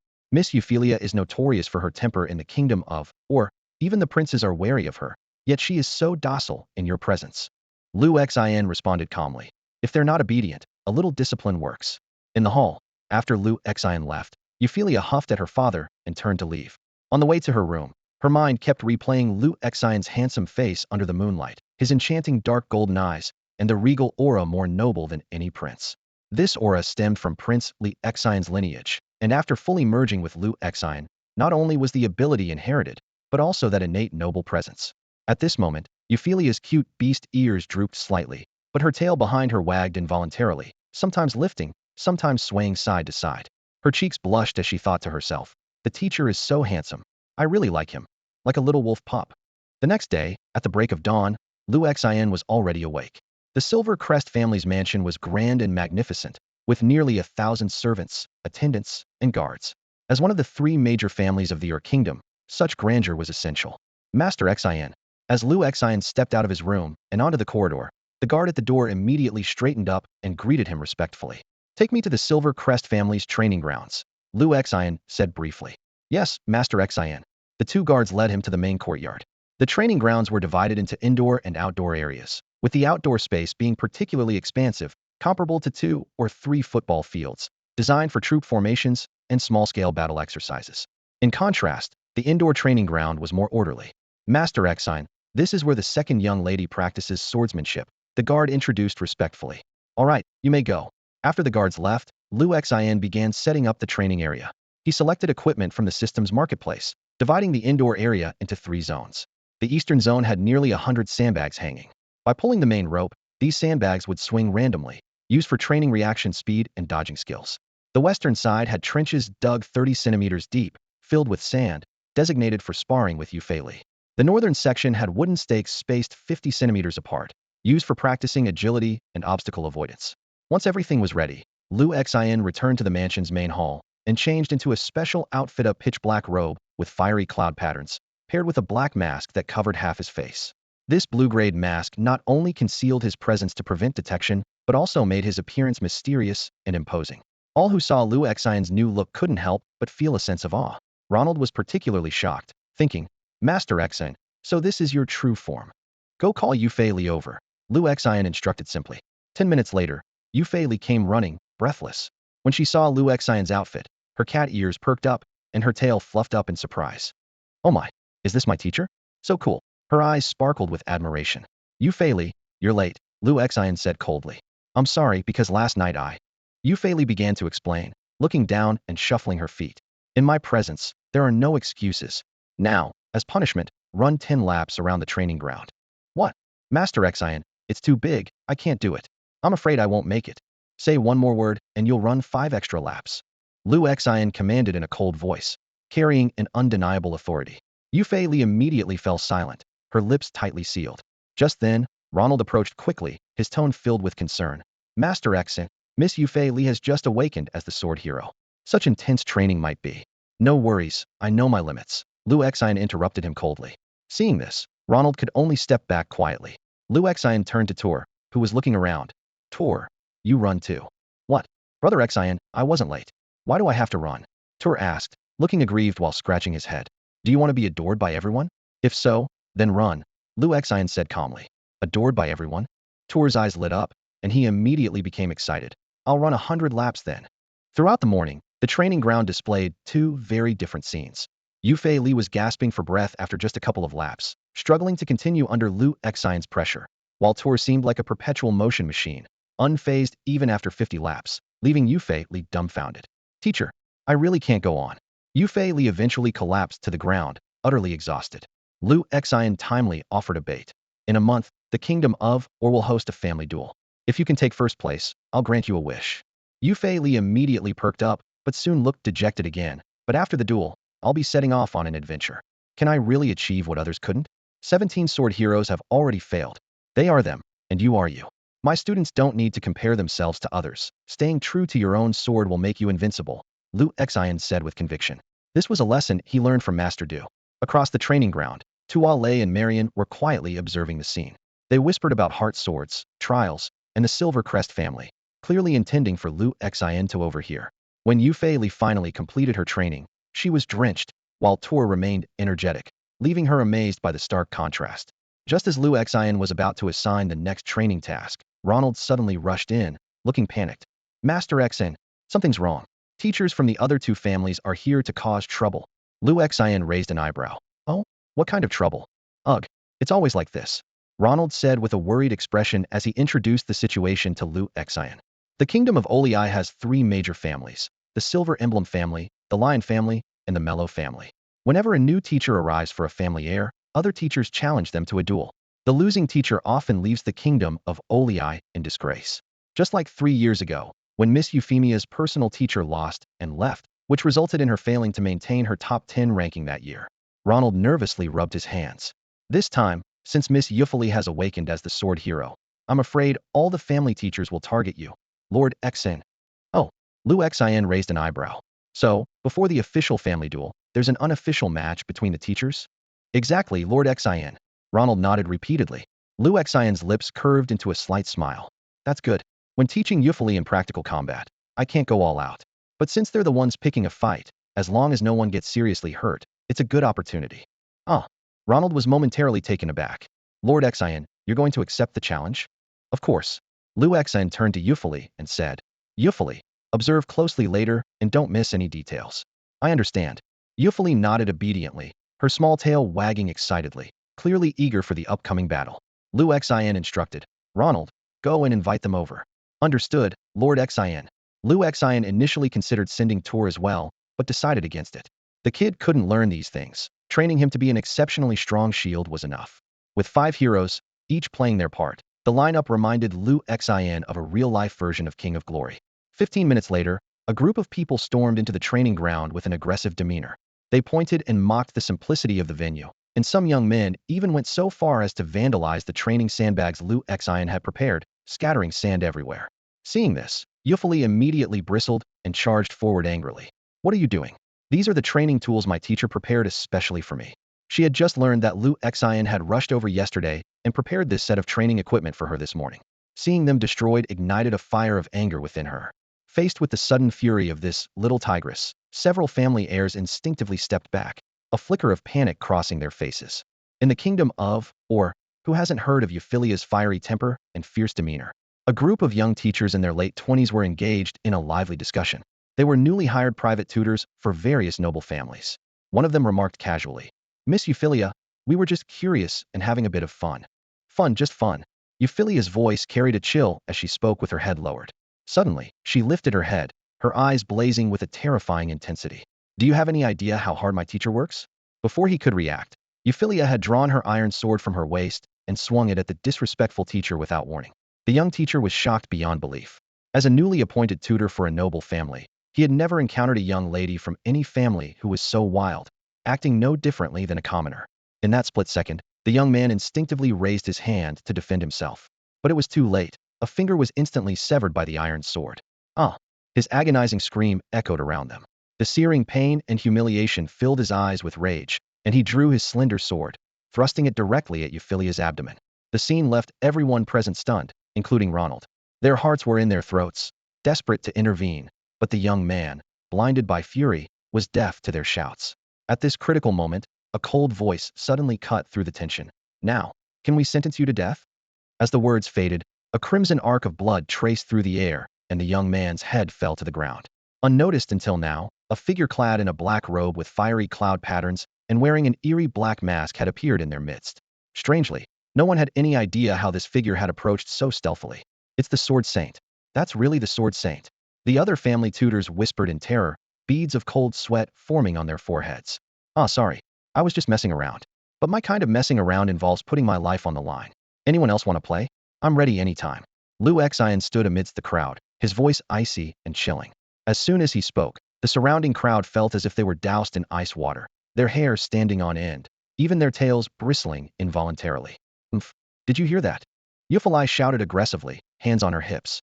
Hurry up and sew these sandbags. If they're not done soon, I'll chop someone else. Before Ronald could speak, a burly young man stepped forward. I am the tutor of the third young master of the Lion family. He locked eyes with Lu Xian, his gaze intense. I heard you're a disciple of the Sword Master? 30 years ago, the Sword Master abducted my master's wife, causing her to want to leave my master upon her return, and she was pregnant with the Sword Master's child. This deep-seated hatred, I, as a warrior of pure love, cannot stand. Let's fight. If you lose, you must change Sword Master to Cheap Master and spread it through the streets. What is a cuckold? And what is a warrior of pure love? Euphylli, like a curious kitten, leaned closer to Lu Xian. Children shouldn't ask too many questions. Lu Xian gently patted her head. Okay then. Euphylli nodded obediently, a scene that left the family disciples in shock. How could the usually fierce Euphylli become so docile in front of this man? Angus, the third young master of the Lion family, gritted his teeth at the sight. Euphylli, are you being threatened? This isn't like you at all. Get lost. Euphylli snapped at him angrily. You're so annoying. Just leave me alone. Under the gaze of everyone, the group moved to an outdoor training ground. Supporters cheered for Dulles, demanding that Lu Xian leave the capital. Lu Xian pondered silently. Was the Silver Emblem family unpopular, or had he touched on some hidden secret? Sir Xian, I am the second disciple of the Fist Master. Dulles roared, unleashing a beast-like aura as he charged forward. Lu Xian stood his ground, unmoving, instead turning to explain to Euphylli, watch closely. This kind of punch with all the body's strength concentrated in the upper half has a weak spot in the lower body. Pay attention to his punch changes and footwork transitions. Before he finished speaking, Lu Xian's gaze sharpened suddenly. There it is, the weak point. Without unsheathing his blade, he merely pushed the scabbard, striking precisely at the connection between Dulles's right leg and waist. Dulles collapsed instantly, writhing in pain, cold sweat pouring down his face. The crowd erupted in astonishment. What just happened? He took him down with one move? Did anyone see what he did? The shocked murmurs were endless. Teacher, I understand now. Euphylli nodded, her eyes shining with realization. She finally grasped the true essence of swordsmanship, not in the flashy moves and skills, but in the ultimate speed and reaction, the essence of a fatal blow. Very good. Lu Xian nodded in satisfaction, but added, I was worried you might be slow to understand. If you didn't get it, who knows when you'd return to Blue Star? He glanced around and calmly asked, anyone else? One isn't enough, at least a few more. The atmosphere immediately froze. Everyone exchanged glances and took a few steps back in unison. The scene of the strongest private tutor of the family, Dulles, being defeated in a single move was still fresh in their minds. Who would dare step forward easily? In that case, all of you come at me together. Lu Chen shrugged. I want to take on 10. This statement exploded like a bomb among the crowd. Though you are a sword saint, we as private tutors for various families are also strong, nearly master level, someone shouted angrily. Lu Xian frowned, intending for Euphylli to learn close-range group attack techniques, but hadn't expected these so-called private tutors to be so lacking. I'm not targeting anyone, he smirked. I'm saying all of you here are trash. These words thoroughly enraged the teachers present. You're asking for it. More than 10 people stood up simultaneously, assuming battle stances in fury. Lu Xin remained calm, turning to Yufei Li and said, "Watch closely and learn how to break through when surrounded." Nearby, Tor scratched his head in confusion, while Ronald looked at Lu Xin with admiration, silently acknowledging him as a true educator. A dozen martial artists and mages launched their attacks simultaneously, with some melee mages already beginning their spellcasting. Lu Xin frowned slightly, realizing the power of skills in this world was indeed formidable, and if hit by a concentrated assault, even he might suffer. Facing the charging martial artists, Lu Xin activated a unique ability of the Sword Saint Realm in his visual world. The opponent's movements seemed slowed down by several times, almost to a standstill. Yet in reality, their speed hadn't changed at all. Lu Xion's sensory perception suddenly became incredibly sharp, as if the world around him had slowed down. He understood deeply the martial arts principle that speed is invincible, and now was the moment to prove it in battle. His black robe cut through the air like a streak of darkness, moving so fast it seemed to tear the fabric of space itself. A terrifying aura erupted from within him, forming a tangible shroud of black mist around him, gradually coalescing into a suffocating phantom armor. This apparition resembled an indestructible demonic form, akin to Susanoo from Japanese mythology. When it fully materialized, the oppressive force it emitted cracked the ground, with fissures spreading like spider webs. Spectators were gripped with dread, their hearts racing at the sight. However, the warriors who had already launched their attack could not withdraw. They gritted their teeth and unleashed their most powerful strikes. Oh no! Ronald's heart skipped a beat. Do they intend to kill Master Xian? In the center of the arena, an immense energy gathered, threatening to obliterate everything in its vicinity. Lu Xian stood calmly, holding his cursed blade. He knew that being hit directly by this energy would have unimaginable consequences. Worse still, several martial artists had blocked his escape routes, leaving him no way out. Then I'll stake everything on this move, Lu Xian murmured, shaking his head slightly before closing his eyes. In an instant, the world seemed to vanish. All that remained was a peculiar thin line, and Lu Xian knew that following this line with his sword would unleash a cataclysmic effect. From a distance, Tori watched Lu Xian with closed eyes, filled with awe. This profound understanding of swordsmanship and the ability to create a domain of the sword surpassed the level of an ordinary sword master's disciple. It was simply astounding. The next moment, Lu Xian opened his eyes, slowly drawing his cursed blade and slicing along the invisible line only he could see. An imperceptible black flash passed by, and as the blade returned to its sheath, the world fell into a deathly silence. Everyone was frozen in place, unable to move. As the cursed blade clicked back into its sheath, a crimson mist of blood erupted from the bodies of the warriors, cutting through despair with a single, decisive stroke. Everyone lay sprawled on the ground, their bodies covered in gruesome wounds. Although they looked alarming, fortunately, none were fatal, mostly just severe external injuries. Dulles stared blankly at the masked man before him. The man was surrounded by an invisible aura of darkness, like a grim reaper passing judgment in the shadows, sending chills down Dulles's spine. Despair spread through Dulles's. Here, is this truly the disciple of the swordmaster? Why is the difference in strength so vast? He even entertained a bold thought. Even his own teacher, the Fistmaster, might find it difficult to defeat this mysterious figure. From drawing his sword to sheathing it, the masked man's movements were seamless and fluid, like water flowing effortlessly. There were no unnecessary actions, just the most basic moves of drawing and sheathing the sword. Yet every private instructor from the noble families of the Ur Kingdom was defeated without exception. So, did you learn anything? Lu Xian turned and asked Yufei beside him. The cat girl hung her head low, her ears drooping, making her look especially cute. Lu Xian couldn't resist reaching out to rub her cat ears. Ah, Yufei shuddered, lifting her tearful eyes. Teacher, please don't. There are so many people here. Lu Xian cleared his throat and changed the subject. So what did you learn? Nothing. Yufei blushed, her little tail swaying back and forth. It was too fast. I only saw you sheathing your sword. I couldn't even see you draw it. Just then, Angus, the third young master of the Lion family, suddenly knelt down and requested to become a disciple. This made Yufei bristle, clinging tightly to Lu Xian's arm to assert her claim. But Angus persistently expressed his admiration.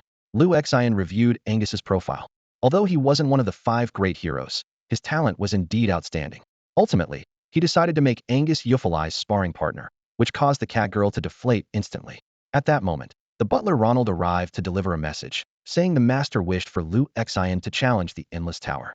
This news shocked Yufei, as only those of the Silver Crest family bloodline were typically allowed to enter the Endless Tower. Ronald hesitated, as if there was more to the story. Has sister returned? Yufei tilted her head, her eyes shining with anticipation. She should be back soon, Ronald replied, then began explaining Euphemia's recent situation. 3 years ago, Euphemia was defeated in a crucial battle and subsequently embarked on a solo adventure. She's been gone for 4 years now. At the time, the Order tried to recruit her as one of the candidates for the position of Saintess, but she flatly refused. The reason was simple: the Order's corruption. This organization, meant to fight against the Demon King's army, had begun to decline after the 7th generation of heroes. The higher-ups no longer fought for humanity, instead becoming engrossed in the pursuit of fame, wealth, and pleasure, resembling a second Demon King. Euphemia was chosen as a Saintess candidate because she was born with holy powers. Uniquely, she could fully restore a target state through a distinctive method of magic replenishment. This ability attracted the Order's covetous eyes. To escape their surveillance, she chose to venture out alone. What is the Endless Tower? Lucienne suddenly asked. Yufei, wagging her tail excitedly, explained. It's a legacy passed down from the founding of our Silver Crest family. Though it's called a tower, it actually has only 3 floors, each with a challenge. So far, no family member has passed the 2nd level. The most amazing part is that our ancestor is on the 3rd floor. Ancestor? Yes. It said he's been alive for 500 years.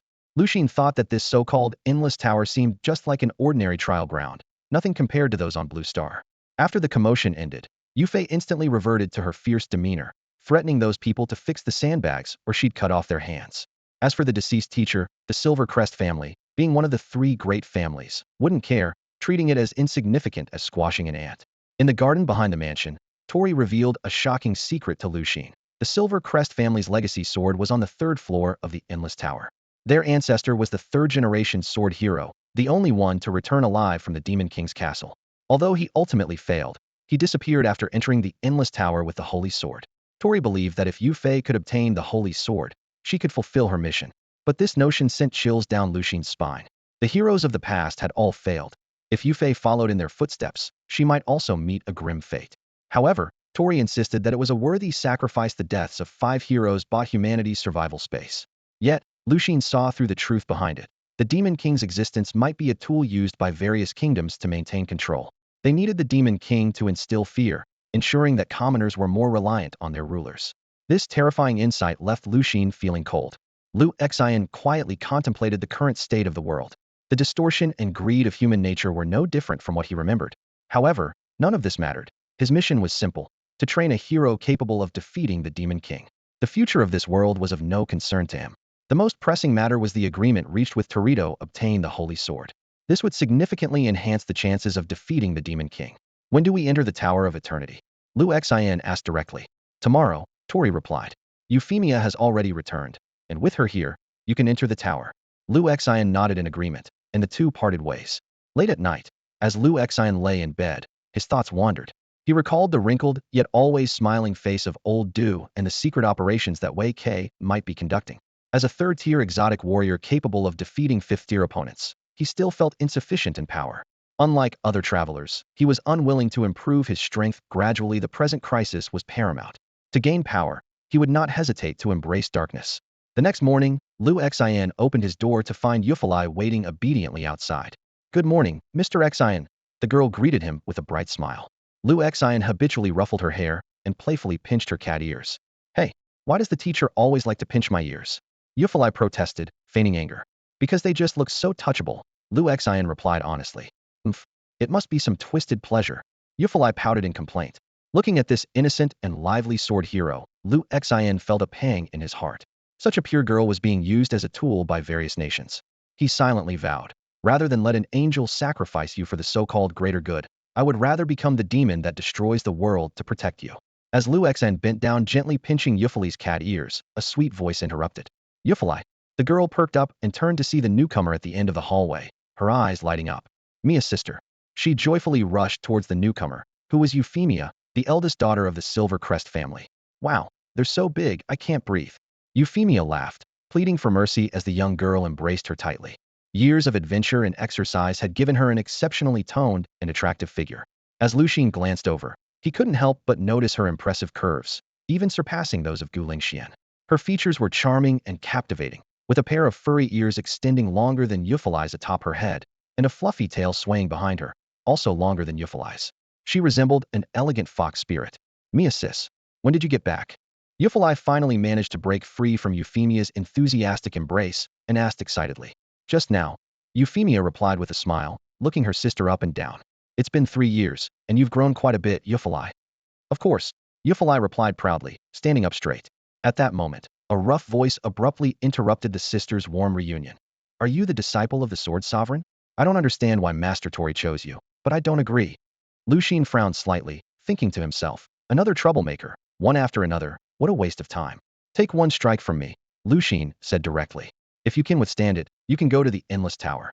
The burly young man showed a hint of surprise in his eyes. Really? Lu Xun simply nodded in silence, then drew his sword, slashed, and sheathed it again in one fluid motion. The burly young man hadn't even reacted yet and asked in confusion, what do you mean? Are you bluffing? Before he could finish, countless dark blade lights swept down like a torrential rain. The burly young man hastily raised the giant shield on his back, only to see it shatter instantly under the terrifying blade aura. His armor cracked inch by inch, rendering all defenses useless. The one/Azura. The title of Ironclad Guardian seemed so inadequate in the face of this single strike. The burly young man spat out a mouthful of blood, looking in disbelief at the unfathomable man before him, his heart in turmoil. His prideful defense couldn't even withstand a casual slash from the opponent. Euphemia stared in bewilderment as her teammate was struck down, blood staining the ground. She was momentarily stunned before rushing to his side, placing her hands over his wound. Warm holy light flowed from her palms, gradually healing the injuries. My name is Crest the Ironclad.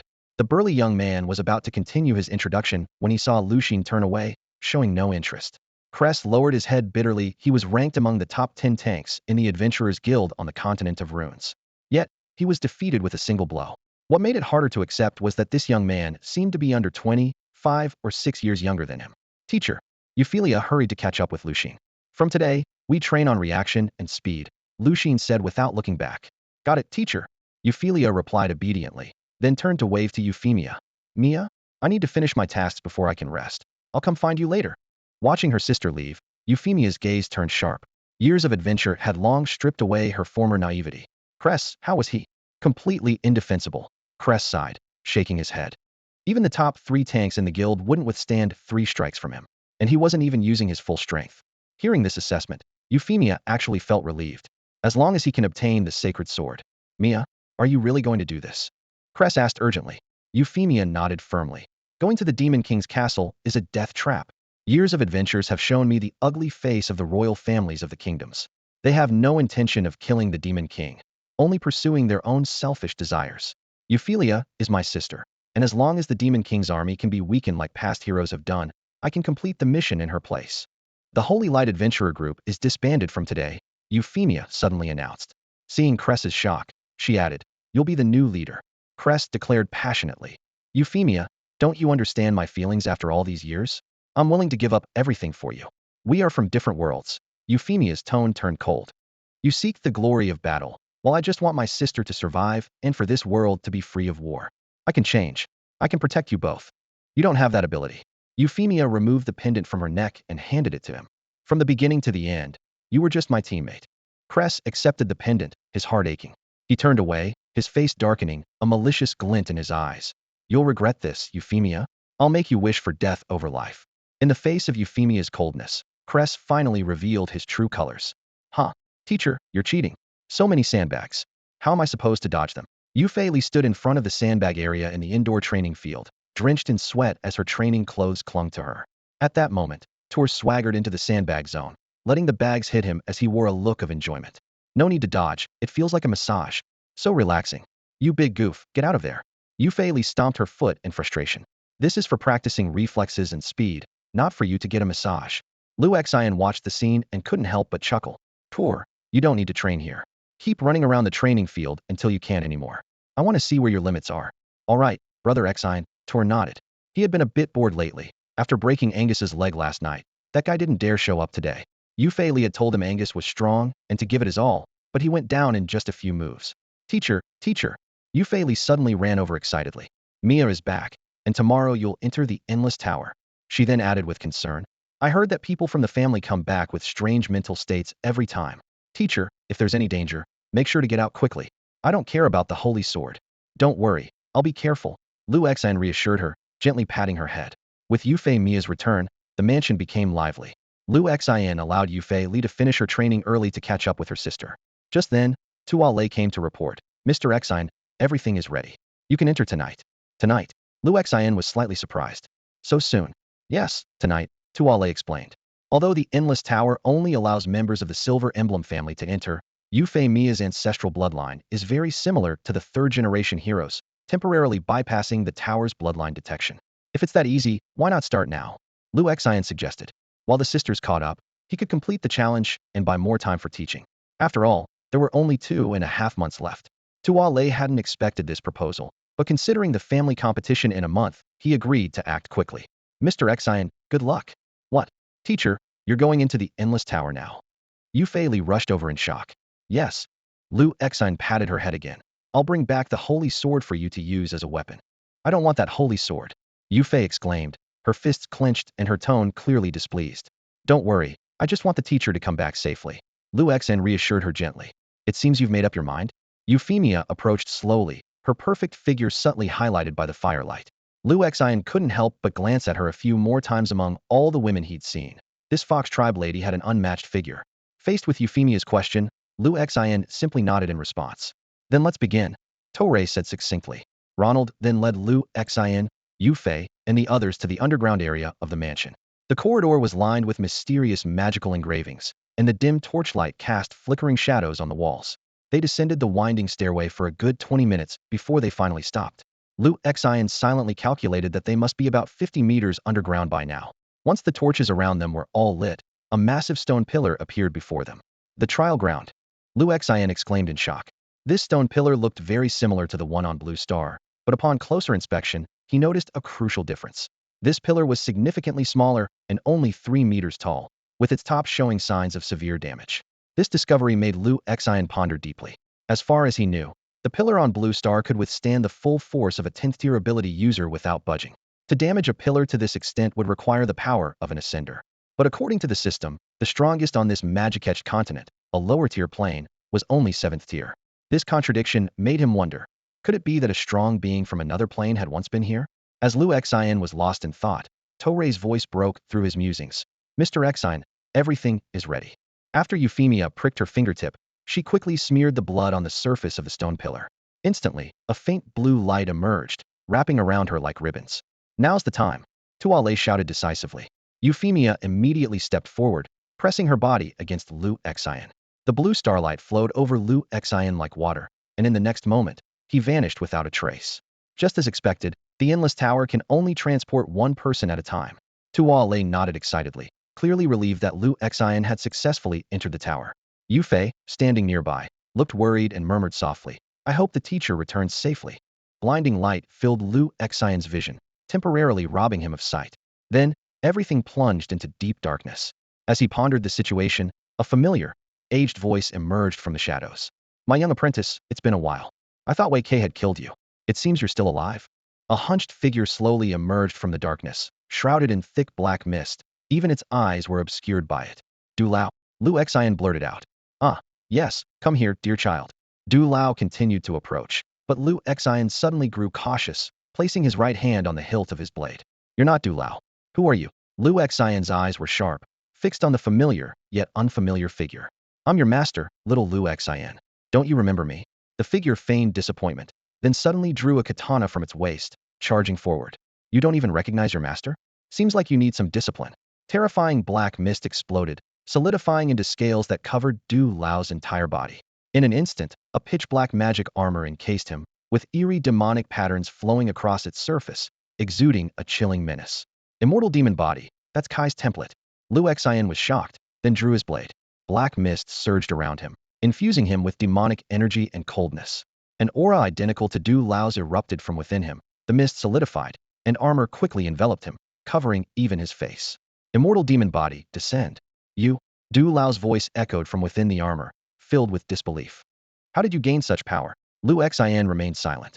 Through the fully encased armor, he felt this power for the first time, distinct from Li Xian's. This power was in no way inferior to Li Xian's, whether in strength or defense. Although the immortal demon body granted Lu Xian power far surpassing that of Li Xian, it also harbored a fatal weakness. It was voraciously consuming Lu Xian's life force. If he continued to maintain this form, in less than an hour, his life force would be exhausted, turning him into an old man with white hair, ultimately leading to his death.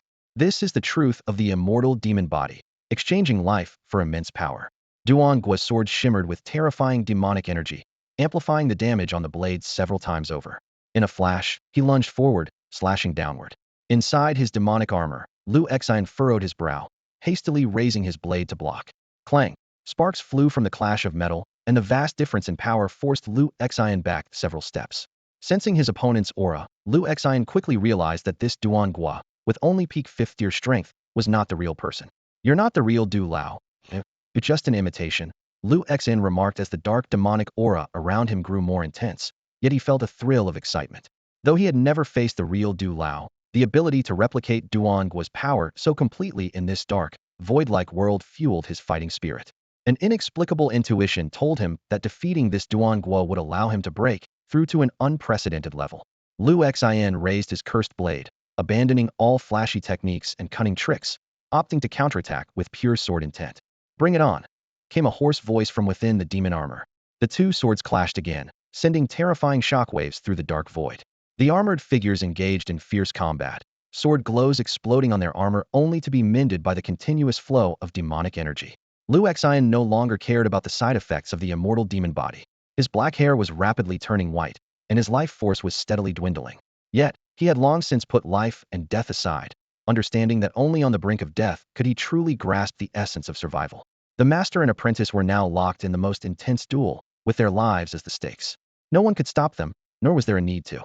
With despair as their sword and the fallen as their armor, they were striving to break free from the shackles of fate.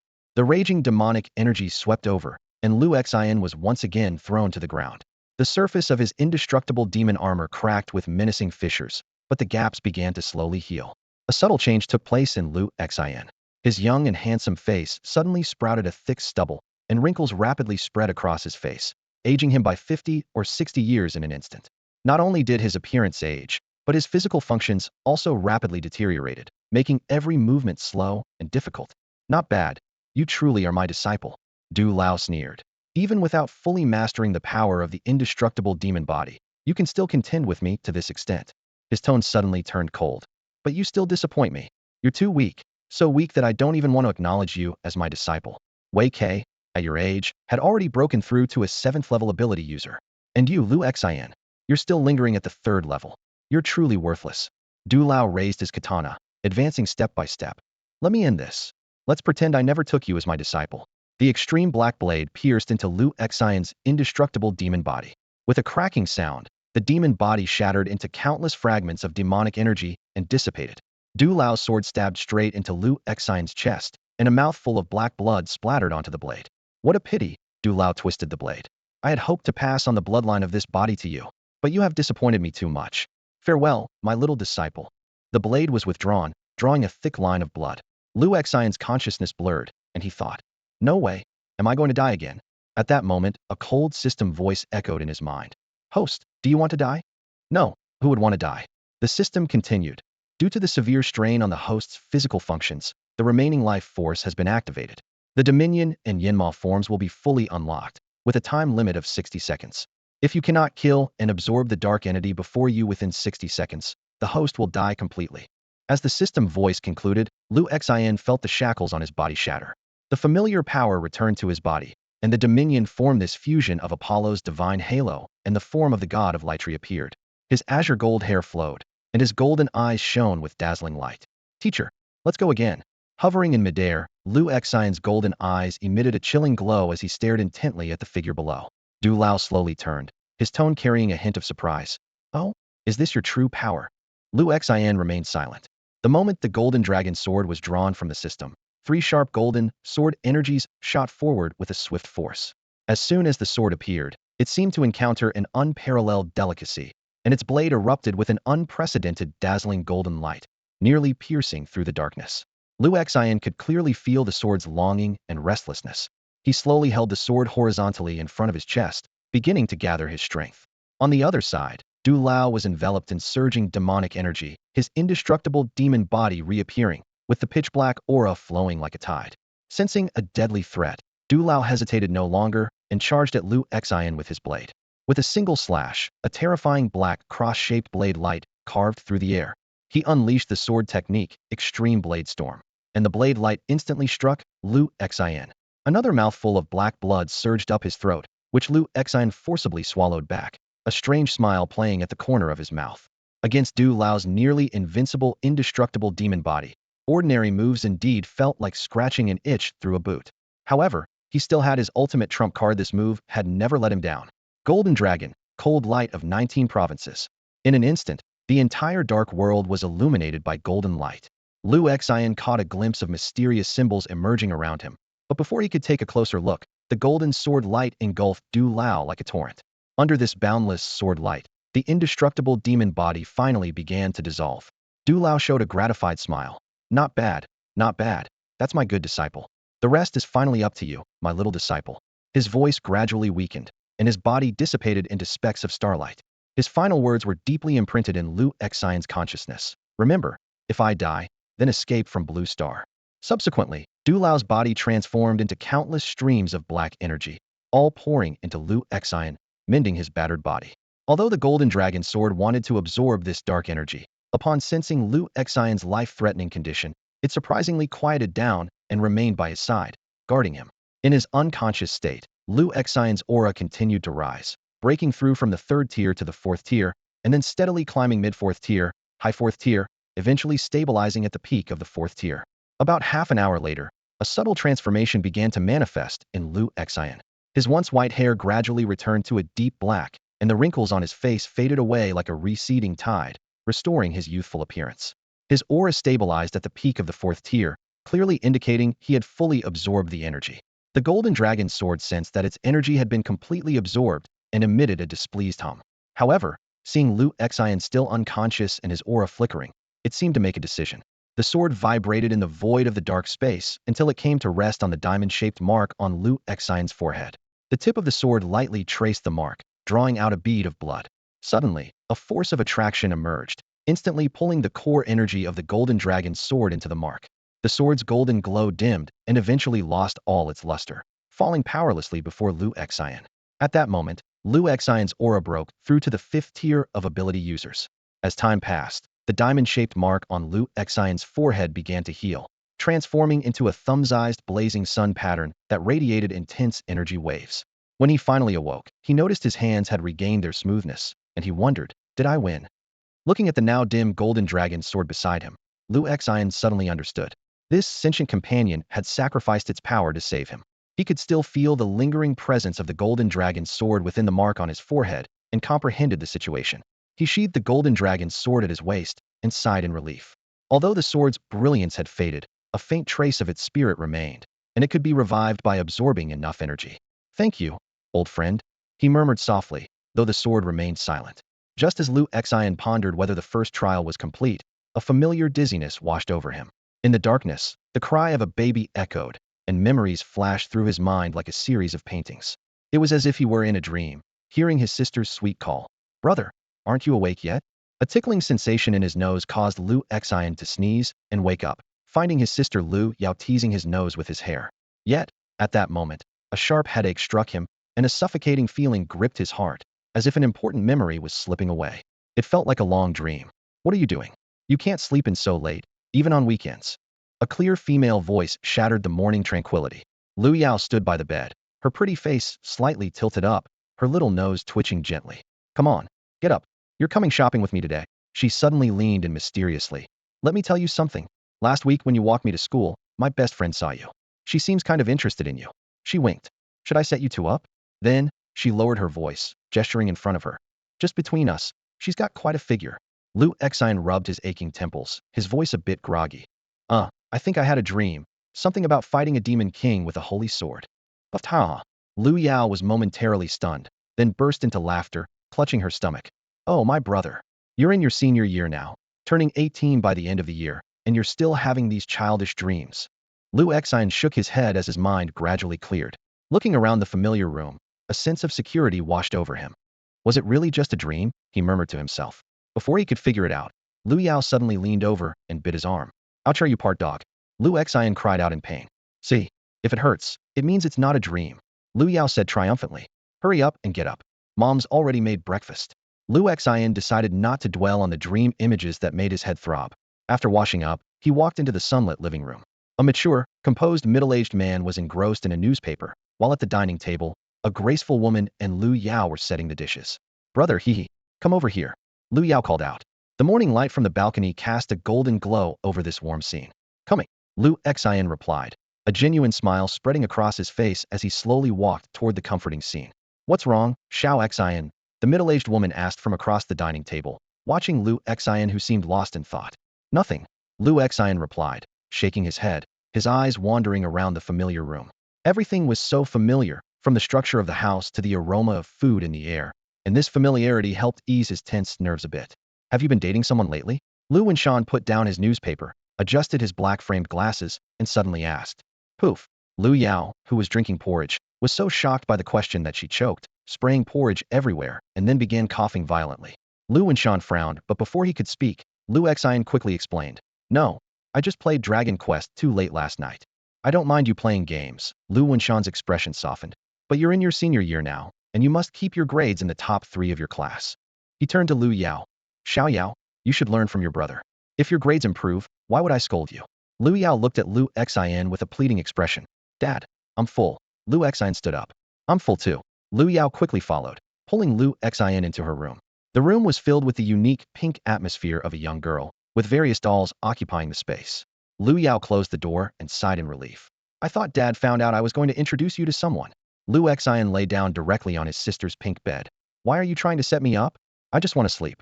Don't you want a campus romance? Lu Yao sat on the edge of the bed. No, I'm not interested. Lu Yao suddenly straddled Lu Xian, leaning down until their noses almost touched. Come on. Do you have a crush on me? Yeah, you caught me. Lu Xian replied expressionlessly. Ugh. Lu Yao rolled off to the side, swinging her fair feet. If no one wants you in the future, I might reluctantly accept. Just then, a sudden intense headache hit Lu Xian, causing dizziness and nausea. A grand voice echoed in his mind. Only in dreams do you dream, free from desires and obsessions. It's nice, isn't it? At least in dreams, there's no land or rice like this, right, Lu Xian? Lu Xian's face turned red, as if he was suffocating. It was only after the strange feeling subsided that he gradually regained his composure. Bro, are you okay? Lu Yao leaned in worriedly. Don't scare me. I'm fine. Lu Xian waved her off, though inside he was puzzled. What was that voice? Am I hallucinating? The weather is great today. Lu Yao, dressed in a white dress, was joyfully skipping in front of Lu Xian. When they reached the crowded square, she ran back, hooking her slender fingers around Lu Xian's arm, her eyes sparkling with excitement. It's almost noon. Wanwan should be arriving soon, Lu Yao said, looking at her phone. Wanwan? Lu Xian asked in confusion. They stood in the bustling square, their striking looks continuously drawing the attention of passers-by. Whispered comments floated around them. Those two look alike. Are they twins? They're even better looking than internet celebrities. Hearing these remarks, Lu Yao's ears turned red, a clear sign she wasn't used to being the center of attention. Lu Xian, however, remained calm, as if he'd been through similar situations before, though he couldn't recall the details. Yao Yao, a clear voice called from across the street. A girl with an elegant and ethereal demeanor approached them, her presence like a breath of spring air. Wanwan, Lu Yao exclaimed, rushing to embrace her. Xiang Wanwan seemed flustered upon seeing Lu Xian, and whispered to Lu Yao, why did you bring your brother along? Hee, didn't you say you liked my brother? Lu Yao's words were cut off as Xiang Wanwan covered her mouth, and with a glance, Lu Yao obediently nodded. The three strolled along the bustling street, with the two pure-hearted girls leading the way, occasionally drawing the attention of people taking photos. It should have been a scene of enviable beauty, but Lu Xian couldn't shake a sense of disconnection, feeling out of place. Suddenly, a profound and distant voice echoed in his mind. Where is my homeland? Is the world not worthy? Why can't I see the shape of my home, even though it's at the center of my heart? Do souls that have reincarnated understand death better? A sharp headache nearly caused Lu Xian to lose his balance. Are you okay, brother? Brother Xian, Xiang Wanwan asked with concern. I'm fine, just tripped on a stone, Lu Xian replied with difficulty. Lu Yao discovered a dress shop and immediately pulled Xiang Wanwan away. Watching their retreating figures, the emptiness in Lu Xian's heart grew stronger, his right hand unconsciously pressing over his heart. At that moment, a seductive voice came from behind him. Hey there, can you sign this for me? Lu Xian turned quickly, seeing a Western girl with golden hair and blue eyes, her features as delicate as a porcelain doll. The voice was strangely familiar, yet he couldn't place it. Have we met before? Lu Xian asked, frowning. No, we've never met. I showed you before, but you just walked away. This is your first time seeing my face, the blonde girl said. Lu Exine urgently grabbed her shoulder. So we do know each other? Hey, you're hurting me. Her protest drew the attention of onlookers, but she didn't seem to care, staring directly at Lu Exine. It seems you've really forgotten. You've even cut off contact with me and stolen my power. I don't know what you're talking about. Are you having a delusional episode? Lu Exine replied, perplexed. Huh, you dare insult me after stealing my power. Lu Exine, you're really bold, the blonde girl said through gritted teeth. Who are you? I really don't remember you. Who am I? The first princess, Elise. Lu Exine, you dare forget about me. I don't know you. Lu Exine shook his head decisively and turned to leave. Right now, all he wanted was to find the lost Lu Yao and Xiang Wanwan. Inwardly, he thought this suddenly appearing, overly dramatic young girl was such bad luck. Stop right there, Lu Exine. Elise quickly caught up, pulling out a worn piece of parchment from her pocket. It was covered in strange symbols, with a conspicuous blank space in the center. Write your name here. I can get you out. I'm not playing along, kid. I need to find my sister. Lu Exine frowned, sizing up the girl who looked about 14, clearly in her melodramatic adolescent face. Have you forgotten? Your sister has long since passed away. This is just your deepest desires responding. Stop talking nonsense. Lu Exine was furious. Who the hell curses their own family? Get out of my way. Elise put away the parchment and followed closely. She sighed. Lu Exine, if you just sign your name, you'll remember everything. Have you forgotten about that war god from your people, the one with the surname Du? At the mention of the Du surname, Lu Exine hesitated, seemingly deep in thought, but quickly resumed his pace. Elise could only watch as he walked away. Here, she was as powerless as any ordinary person, unable to force Lu Exine to sign. You're such a nuisance, Lu Exine. Brother, where have you been? Lu Yao complained as soon as she saw Lu Exine. Here, hold these. Do you know what a pack mule is? She said, handing him several shopping bags. Lu Exine took the bags but simply stared at his sister's face, suddenly reaching out to pinch her soft cheek. What are you doing? Wanwan is right here. Lu Yao blushed, swatting his hand away. Nothing. Lu Exine finally felt at ease, a weight lifted from his heart. Lu Yao was right in front of him, standing there so vividly. Am I interrupting something? Xiang Wanwan asked awkwardly. Of course not. Lu Yao immediately denied it, pushing Lu Exine towards Xiang Wanwan, then positioning herself on the other side, sandwiching her between them. The three walked side by side, with Lu Yao occasionally nudging Xiang Wanwan towards Lu Exine. Xiang Wanwan's face turned crimson. Ooh, not bad. Lu Yao teased from the side. The heartwarming scene froze in time, this moment becoming eternal. 3 years, 5 years, 10 years passed quietly. Elise stood across from an apartment, watching the young loving couple, an unprecedented heaviness on her face as she muttered to herself. All the timelines are in chaos, Lu Exine. You can't escape this cycle on your own. Elise's voice echoed in the darkness as her slender fingers slowly unfolded the parchment filled with strange runes. Her pale hands gently tore it apart, and the parchment instantly turned into black flames, burning to ash in midair. I'll be waiting for you in the next cycle, Lu Exine, she said, her voice alluring and captivating. As a human, Elise had grown into a stunning woman, exuding a deadly charm with every move. Her noble and elegant demeanor always attracted countless men's attention on the streets, yet left them too awed to dare any disrespect. In the apartment, Lu Yao burst in with bags in hand. Sister-in-law, Wanwan, let me hide here for a bit. Mom and Dad are nagging me about marriage again. She flashed a pleading smile at Wanwan. How long do you think you can hide? Wanwan asked helplessly. Who cares? Living in the moment is all that matters. Lu Yao replied nonchalantly with a wave of her hand. Lu Exine, wearing an apron, emerged from the kitchen. You're here again? Got Wanwan and forgot about your sister, huh? Lu Yao protested with her hands on her hips. Lu Ro and Lu Rong, the twin daughters, shrank back, intimidated by their aunt's stance. Come on, let's take a family photo. Lu Yao suggested enthusiastically. So, the family of 5 stood together, capturing the warm moment. Years later, in a cemetery, a man who resembled a young Lu Exine stood before a tombstone. Grandfather, don't worry, I'll fulfill your wishes, Lu Exine softly said, placing a bouquet of flowers on the grave marked Lu Exine. At that moment, an elderly woman with golden hair approached. Despite her wrinkles, her past beauty was still evident. What's your name? The old woman asked. Lu Exine, as in trust, he replied. The old woman merely shook her head with a smile and turned to leave. No one noticed her faint smile or the soft whisper. Will you still be so stubborn in the next cycle, Lu Exine? Suddenly, a severe headache struck. Brother, did you have a nightmare? You're sweating so much, a familiar voice called out. Lu, Yao. Lu Exine looked in confusion at the vibrant young girl before him. Bingo, you got it right, brother, Lu Yao said, winking with a bright smile. The cycle began anew. With Lu Yao's arrival, Lu Exine left the room and stood in front of the bathroom mirror, mechanically going through his morning routine. His thoughts were a tangled mess until he noticed a sudden golden mark appearing on his forehead in the mirror. It resembled the shape of a sun.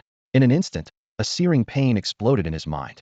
This sensation was eerily familiar, as if he had lived through the exact same scene in some other time and place. A grand, distant voice echoed persistently in his ears, refusing to fade away. At the dining table, their father's scolding voice filled the air. Xiao Yao, you should learn from your brother. If your grades improved, would I still have to reprimand you? Lu Yao looked at him with pleading eyes. This scene struck a chord with Lu Xian. Why did it all feel so familiar? Noticing her brother's odd behavior, Lu Yao found an excuse to pull him into her room. In this space filled with a girlish atmosphere, Lu Xian couldn't help but ask, Lu Yao, do you ever feel like we've been through all this before? What do you mean? Lu Yao looked puzzled. You haven't overdone it, have you? Her words nearly made Lu Xian choke on his own saliva. 3 hours later, after much coaxing from Lu Yao, Lu Xian finally changed clothes and went out with her. At the mall, they ran into Xiang Wanwan. Strangely, Lu Xian felt an inexplicable familiarity with this girl, as if they had known each other for ages. Just as he was about to ask her, a blonde girl interrupted him.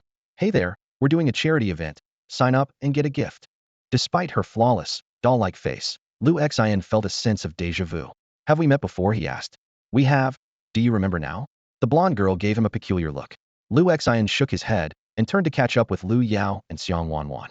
Behind him, the blonde girl's voice rang out with a mix of anger and profundity. The last cycle has overlapped your emotions. A few more times, and you'll be trapped in this world forever. While waiting outside a dress shop, Lu Xian overheard some elementary school kids next door arguing about the game hero Li Xian. Their debate reminded him of his own admiration for Li Xian. Even though the hero was weak in the current version, his belief in hope always inspired Lu Xian. At that moment, the grand voice echoed in his mind once more. And you, Lu Xian, what is your belief? Is wasting time here your belief? Intense pain pierced through Lu Xian's mind, as if it were tearing apart every nerve in his brain. He knelt in the center of the square, clutching his head tightly, while the sun mark on his forehead flickered intermittently. Break the chains of destiny. Shatter the shackles of fate. A grand and profound voice echoed in his mind, as a mysterious force attempted to break free from the depths of his soul. My heart is as cold as ice, my sword as sharp as frost. Together with my sword, I shall cut through the underworld. Lu Xian gritted his teeth as he recited these words, and memories buried deep within him surged like a tide. The crowd in the square stared at his struggle with expressionless faces, like puppets. At this moment, Lu Yao and Xiang Wanwan stepped out from the crowd, their faces adorned with unnaturally stiff smiles. Isn't it better to just sink into this forever? Why pursue pain? Lu Yao crouched down, gently cupping Lu Xian's face in her hands. This world is the life you desire most, brother. Here, we can be together forever. The truth struck like lightning, cutting through the fog. Lu Yao had passed away in her senior year of high school in the previous life. The figure before him was merely an illusion crafted by the Endless Tower using his memories. From Du Lao in the Imperial City, to being toyed with by Wei Ke, to accepting disciples on the demon-marked continent and entering the Endless Tower trial, all these memories flooded back like a breaking dam. Lightning, disperse. With this command, Lu Xian's headache vanished, replaced by unprecedented clarity. The world around him began to collapse, and Lu Yao's figure gradually turned transparent. Brother, this time it's really goodbye, she said, tears streaming down her face. If there's a next life, I still want to be your sister. Before she could finish speaking, her figure dissolved into stardust and disappeared into the air. In the depths of an endless inferno, an angry voice roared. Damn it! That Lu Xian actually broke free on his own. The chance to reconnect was almost within reach, and now it's gone. In the darkness, a hunched figure suddenly appeared before Lu Xian, reaching out to strangle him. Lu Xian reacted swiftly, his golden hair transforming instantly, and with a swing of his golden dragon sword, he severed the figure's arm. The realm of the Sword Saint. The shadow exclaimed, surprised to see its arm regenerate. You must be the third warrior of the Silver Emblem family, Lu Xian said calmly. Where is the Holy Sword? The shadow sighed. The Holy Sword never existed. It was all a lie. This response left Lu Xian deep in thought, realizing that all his pursuits had been in vain. The so-called Holy Sword and Demon King are nothing but a deceitful sham. The shadow's voice echoed through the empty space. Lu Xian frowned and asked, what do you mean? The shadow's voice carried the bitterness of centuries. Do you know that beneath the surface peace of the three great kingdoms lies a turbulent undercurrent? Take our Ole kingdom, for instance. Since my time, the royal family has been nothing but a bunch of indulgent parasites. The shadow continued, revealing the buried truth. Back then, we heroes were deceived by the royal family into believing that killing the Demon King would save the world. But just as we were about to strike the final blow, the seven revered one's sword, fist, spear, bow, healing, staff, and shield suddenly appeared and saved the Demon King. These top-tier warriors of the world were actually lackeys of the royal family. If not for their interference, we five heroes would have ended the Demon King's life a century ago. The so-called Demon King is merely a puppet nurtured by the human royal family. The Shadow's voice was filled with resentment. After saving the Demon King, the seven revered ones slaughtered us heroes. Only I, having obtained the Demon's sword, managed to survive by storing half my soul within it using a secret technique. Eventually, I returned to the Silver Crest family, and though watched over by the royal family for 100 years, they finally assumed I had died, sparing the Silver Crest family from annihilation. Sword revered one. Fist revered one. Liu Xian asked in confusion. Have they lived this long too? Those were the previous generation of revered ones, the Shadow explained. Had they still been around, I would have nowhere to hide. Fortunately, I entered the Endless Tower and outlived them. By enduring the trials of the Endless Tower, one can uncover the true secrets of this world. The Shadow spoke earnestly. Young man, reveal this truth to the world and become its savior. Too much trouble, Liu Xian replied nonchalantly. If there's no holy sword, then let me have the demon's sword. No, the Shadow refused resolutely. My soul is bound to the demon's sword. If the sword is destroyed, so am I. Liu Xian suggested with a frown. I can give the sword to your descendants to use against the Demon King. Even less so. The Shadow insisted firmly. The Demon King is a hoax. The true enemy is the royal family. Liu Xian sighed. He had no desire to meddle with the world's rules. His objective was the sage's heart, and he had no interest in the thankless task of overthrowing the royal family. You're making this difficult, old man, Liu Xian said as he reached for the Shadow, feeling a solid sword hilt. What are you doing? The Shadow exclaimed in panic. Liu Xian calmly analyzed. You accuse the royal family of selfishness, yet aren't you the same? This demon's sword, capable of escaping under the noses of 7 top warriors, must be powerful. Why not help me cut down the Demon King? No, it's just an ordinary secret technique. The Shadow raised the black, greatsword in fear. Liu Xian's golden eyes shone with a dazzling light, and the golden dragon sword in his hand emanated a terrifying aura. He instantly appeared behind the Shadow, sword energy forming a net, binding the Shadow tightly. Sword energy? The Shadow cried out in disbelief. Impossible. Even the previous sword revered one could only change the direction of an attack. Who are you? Liu Xian did not answer and directly extracted the demon's sword from the Shadow's body. Wait. The Shadow pleaded urgently. Let's make a deal. If you don't take the demon's sword, I'll share half of my dark energy with you. Dark energy? Liu Xian asked, puzzled. It's the source of the world. 70%. Liu Xian said without hesitation. He was all too familiar with this kind of experience points that could be used to level up. That's impossible. The Shadow flatly refused. Do you believe I won't cut you down? Liu Xian threatened coldly. Don't think I don't know it was you behind the challenges on the first 2 floors. Liu Xian stared coldly at the shadowy figure before him, his voice laced with mockery. If you really wanted future generations to know these secrets, the Enhui family would have already passed the challenges. It wouldn't have remained hidden until now. The so-called reward of the Holy Sword is just because you're afraid of death. The Shadow flinched, a flicker of panic crossing its form as its secret was exposed. Yes, I am afraid of death. Its voice rose sharply. But so what? Even if I can't live in human form, I don't want to disappear from this world. Once you're dead, there's nothing left. I don't want that. What's wrong with me wanting to live? So, the so-called hero is just a coward afraid of dying, Liu Xian sneered. What's wrong with being a coward? As long as I'm alive, there's nothing I won't abandon, the Shadow nearly shouted in response. In that case, give me 70% of the dark energy, and you can keep the demon's sword, Liu Xian bluntly proposed the deal. No way. The Shadow immediately retorted. I'll give you at most 50%. This endless tower is already incomplete, and there's barely any dark energy left. Who knows how long it will take to regenerate? I won't take it for free. Liu Xian's eyes were sharp. In exchange, I'll protect your descendant Yufei Li with the holy sword. Besides, he added with a cold smile, even though this endless tower is yours, what do you think I'll gain if I kill you? You're a demon. The Shadow trembled with fear. What kind of person has the Enhui family brought here? Don't get me wrong. The only reason I haven't killed you is that Yufei Li is my first disciple, Liu Xian said coldly. However, you, as her ancestor, seem to have no affection for her. The Shadow fell silent. It knew full well that neither its current soul form nor its former human hero self could rival the sword master before it. Take the 70%, the Shadow finally conceded. But I have one condition. When you leave, tell everyone the endless tower has fallen into slumber and won't awaken for 100 years. Don't let anyone know of my existence. And don't let them know there's only a demon's sword here, not a holy sword. Deal? Liu Exine looked at the remnants of the once great sword hero and sighed inwardly. Typically, an ancestor residing in a demon sword should aid their descendants in growing, adventuring, and eventually defeating the demon king. But this golden finger grandfather was so cowardly that it was a blessing he wasn't a hindrance rather than a help. The shadow performed a secret technique, channeling the dark energy from the void into Liu Exine's body. Intense pain swept through him instantly, as if his nerves and cells were being torn apart. The violent energy made Liu Exine momentarily disoriented. So this is the source of the world? Why is it so restless? Meanwhile, a sinister smile appeared on the shadowy figure's face, and his voice dripped with malice. Go ahead, absorb it.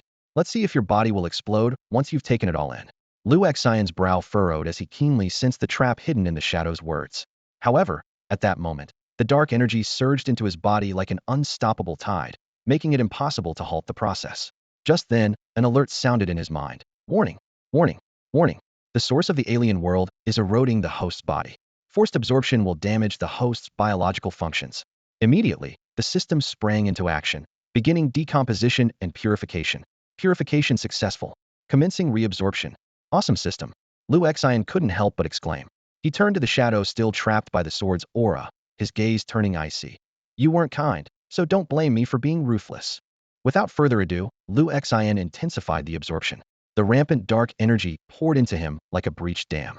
A massive energy vortex began to form around him in the void, spinning wildly. Ha! Absorb it. Absorb it. Let's see how long you can enjoy this. At first, the shadow was inwardly exultant. But as time passed, his smugness turned to puzzlement. Huh? How is this kid like a bottomless pit? Even those powerful creatures couldn't absorb like this, let alone alien dark energy. How hasn't he exploded yet? The shadow started to panic. No, wait. This can't be going wrong. However, the situation was unfolding beyond his expectations. As Liu Exine's energy level continued to rise, the vortex grew larger and the absorption rate accelerated. When he realized Liu Exine had absorbed nearly 70% of the energy, he was completely flustered. Stop. You have to stop, the shadow screamed desperately. Demon. Devil. Stop it. Liu Exine merely gave a cold smile. You think I'll stop just because you say so? You should have let me absorb it peacefully from the start. Seeing that Liu Exine had no intention of stopping, the shadow broke down completely and began to plead frantically. Please, my ancestor, stop. It's almost gone. It's almost gone. Boom. Thunderous roars erupted from within Liu Exine's body. Inside the incomplete, endless tower, dark energy surged like a tidal wave. Though it was a place of trial, it still contained immense power capable of sustaining a world of endless cycles. Filtered by the system, the violent alien energy became as docile as a lamb, with all impurities and side effects completely eliminated. Pure dark energy, the source of this world, continuously flowed into Liu Exine. He could clearly feel his power ascending from the initial stage of the 5th tier. He broke through the intermediate, advanced, and peak stages, shattering the barriers of his current realm with unstoppable momentum. Without any pause, he directly reached the threshold of the 6th tier. But it was not enough. As his cultivation rose to the advanced stage of the 6th tier, the absorption rate slightly slowed. By this time, he had already devoured nearly 70% of the dark energy. The shadow's voice shifted from angry curses to desperate pleas, but Liu Exine merely shook his head coldly. You are ruthless, so I will be unkind. With that, he intensified his absorption. In this void of darkness, the energy vortex centered around Liu Exine grew larger, as if it intended to swallow the entire space. This sight left the shadow in utter disbelief. Impossible. An ordinary person absorbing this much dark energy should have exploded long ago. Not even the previous exalted one could achieve this. What kind of monster is this? Liu Exine's extraordinary capability was not by chance. He had not only perfectly integrated Liu Exine's panel, but also gathered the divine halo of Apollo and the power of a princess-level demon. Moreover, using Mr. Do's method, he had the system create a new cultivation path that transformed the violent dark energy into true energy, making him an entity several times stronger than a true ancient martial artist. This unprecedented method of cultivation had only been attempted by Mr. Do before, but Liu Exine succeeded, becoming a true practitioner of both martial and mystical arts. His current physical strength at the advanced stage of the 6th tier was unmatched even by some 7th tier experts. With the system's perfect filtration, the so-called side effects were of no concern. It was known that as one ascended higher, the cultivation speed slowed, and the gap between levels became increasingly significant. This was no longer a world where lower-tier prodigies could easily challenge higher tiers.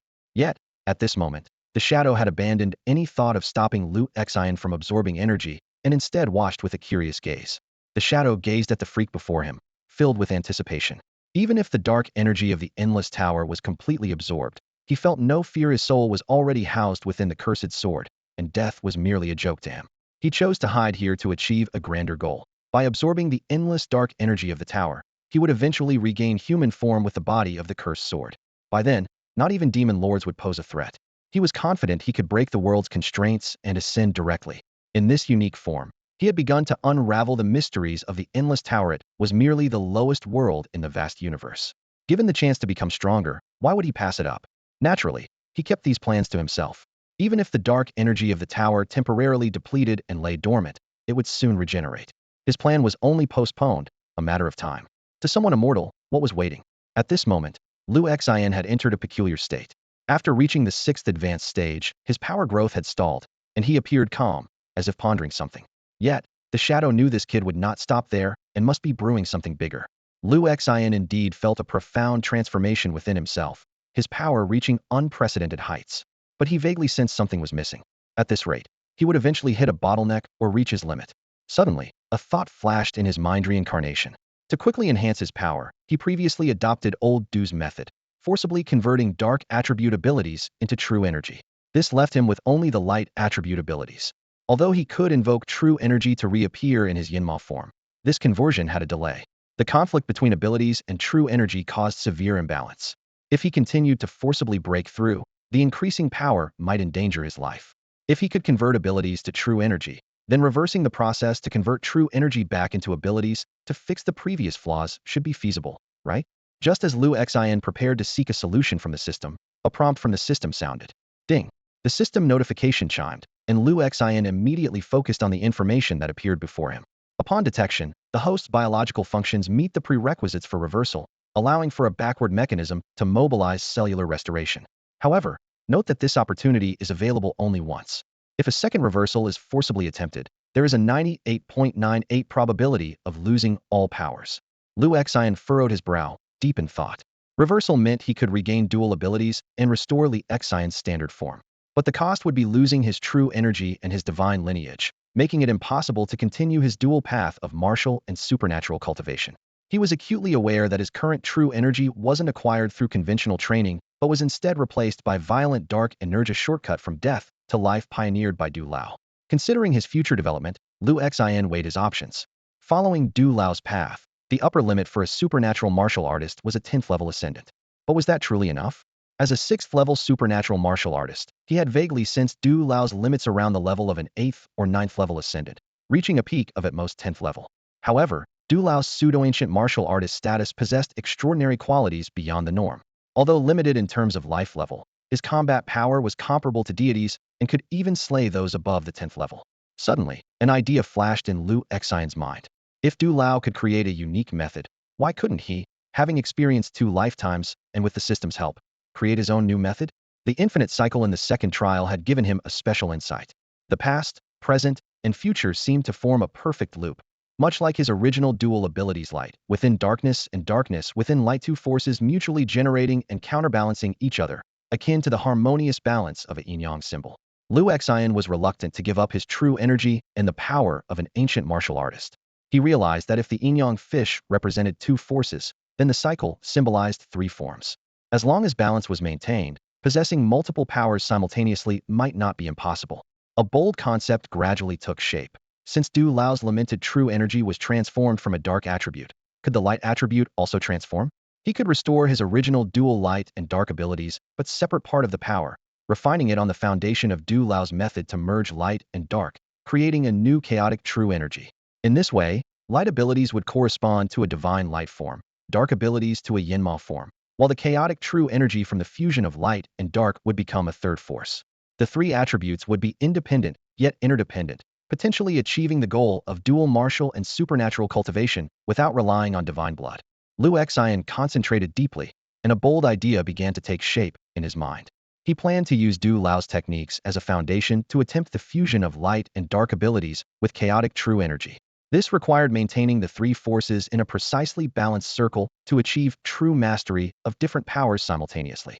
Ordinary people couldn't possibly control such precise power. Any slight deviation could result in their destruction. But for Liu Xian, who had the system, this seemingly impossible task became feasible.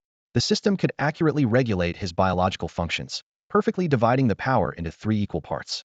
System, help me reverse the process. Lu Xin began his plan. Restore the original dual ability state first. After a long silence, the system responded, analysis complete. This plan is viable, initiating restoration of full biological functions. In an instant, the true energy within Lu Xin dissipated, and the dark abilities returned. He felt the initial seamless transition between light and dark forms. Then, a portion of the light and dark powers separated from his body and began to slowly merge in his dantian. As time passed, the separated powers gradually coalesced, ultimately forming a gray chaotic true energy. This energy flowed freely through his meridians, creating a perfect triple balance with the retained dual abilities. Having surpassed his level limit, Lu Xian now possessed 3 forms: the light god's form of the light ability, the Yama form of the dark ability, and a new form supported by chaotic true energy. This new state, surpassing Du Lao's black energy, Lu Xian decided to name the reincarnation form. When he activated the reincarnation form, his hair and pupils turned gray. A deathly aura, stronger and more destructive than Du Lao's black energy, surged from within him. This gray energy seemed born to obliterate everything, emanating a terrifying and heart-stopping pressure. As the final trace of energy merged, Lu Xian felt a monumental transformation in his inner strength. His dual abilities not only fully recovered, but also birthed a new chaotic energy at the intersection of light and darkness. These 3 forces formed a perfect cycle, making him a true practitioner of both martial and supernatural arts, free from any limits on his power level. Reflecting on his past short-sighted decision to discard his dark attribute abilities in pursuit of power, Lu Xian was filled with emotion. While other transmigrators might have had a smooth journey, he had to tread a more challenging path. Fortunately, with the system's assistance, he corrected his past mistakes and got back on track. Now's the time. Lu Chen's eyes shone as he harnessed all his power. In an instant, a vortex of energy, several times stronger than before, expanded around him, frantically absorbing the surrounding energy. Damn! What the hell? The shadow exclaimed in terror. All the dark energy here is going to be sucked dry. With the intense oscillation of energy within him, Lu Xian broke through to the peak of the 6th level. Immediately after, with a crisp sound of breakthrough, the aura of the 7th level erupted. This level far exceeded the limits of an ordinary high school student. Most students during the college entrance exams barely reached the 3rd level, and even those blessed by fortune could only barely touch the 5th. There weren't even 10 such geniuses across all of China. The system panel updated accordingly. Host, Lu Xian. Race, human. Level, 7th level primary ability user, 7th level primary ancient martial artist. All attributes have reached SSS level. Abilities, SSS level divine light power, SSS level savage dark energy. Ancient martial arts, chaotic energy. Feeling the surging power within, Lu Xian had an epiphany. The life level limit on the Demon Mark continent was the 7th level, meaning he had joined the ranks of the world's strongest. The aura of a sovereign. The shadow gazed at Lu Xian in shock. You broke the agreement. You promised to absorb only 70%, but now it's all gone. Lu Xian snorted, looking down with disdain. Stop pretending. Did you think I didn't know about your secret manipulations? Do you really think I wouldn't dare to kill you? Facing Lu Xian, who now rivaled, or even surpassed a sovereign, the shadow completely caved. Spare me, sir. I was wrong. Please show mercy. Lu Xian simply shook his head, indifferent. Stay here and guard the endless tower well. When the time is right, I might return to absorb some more power, Lu Xian said before disappearing instantly in front of the shadow. The shadow stood there, stunned, and exclaimed in disbelief. What? Come back again. But before the words were fully spoken, Lu Xian had vanished without a trace. Devoid of the dark energy's support, the shadow was utterly powerless to stop the overwhelmingly powerful Lu Xian. On the magic pattern continent, Lu Xian's strength was among the elite, and with the sword saint's prowess, even the legendary sword master would struggle against his might. As soon as he stepped out of the endless tower, a cheerful voice reached his ears. Yufili, with her petite figure, leapt into his embrace. Teacher, you've finally come out. Yufili looked up, her eyes glistening with tears. You've been gone for over half a month. I was worried sick. Half a month. Lu Xian frowned slightly. In his perception, the second layer of the cycle world felt like a mere day's dream. Adjusting to the current situation, Lu Xian gently asked, So, how has your training been? I've been diligent. Yufili proudly wagged her tail.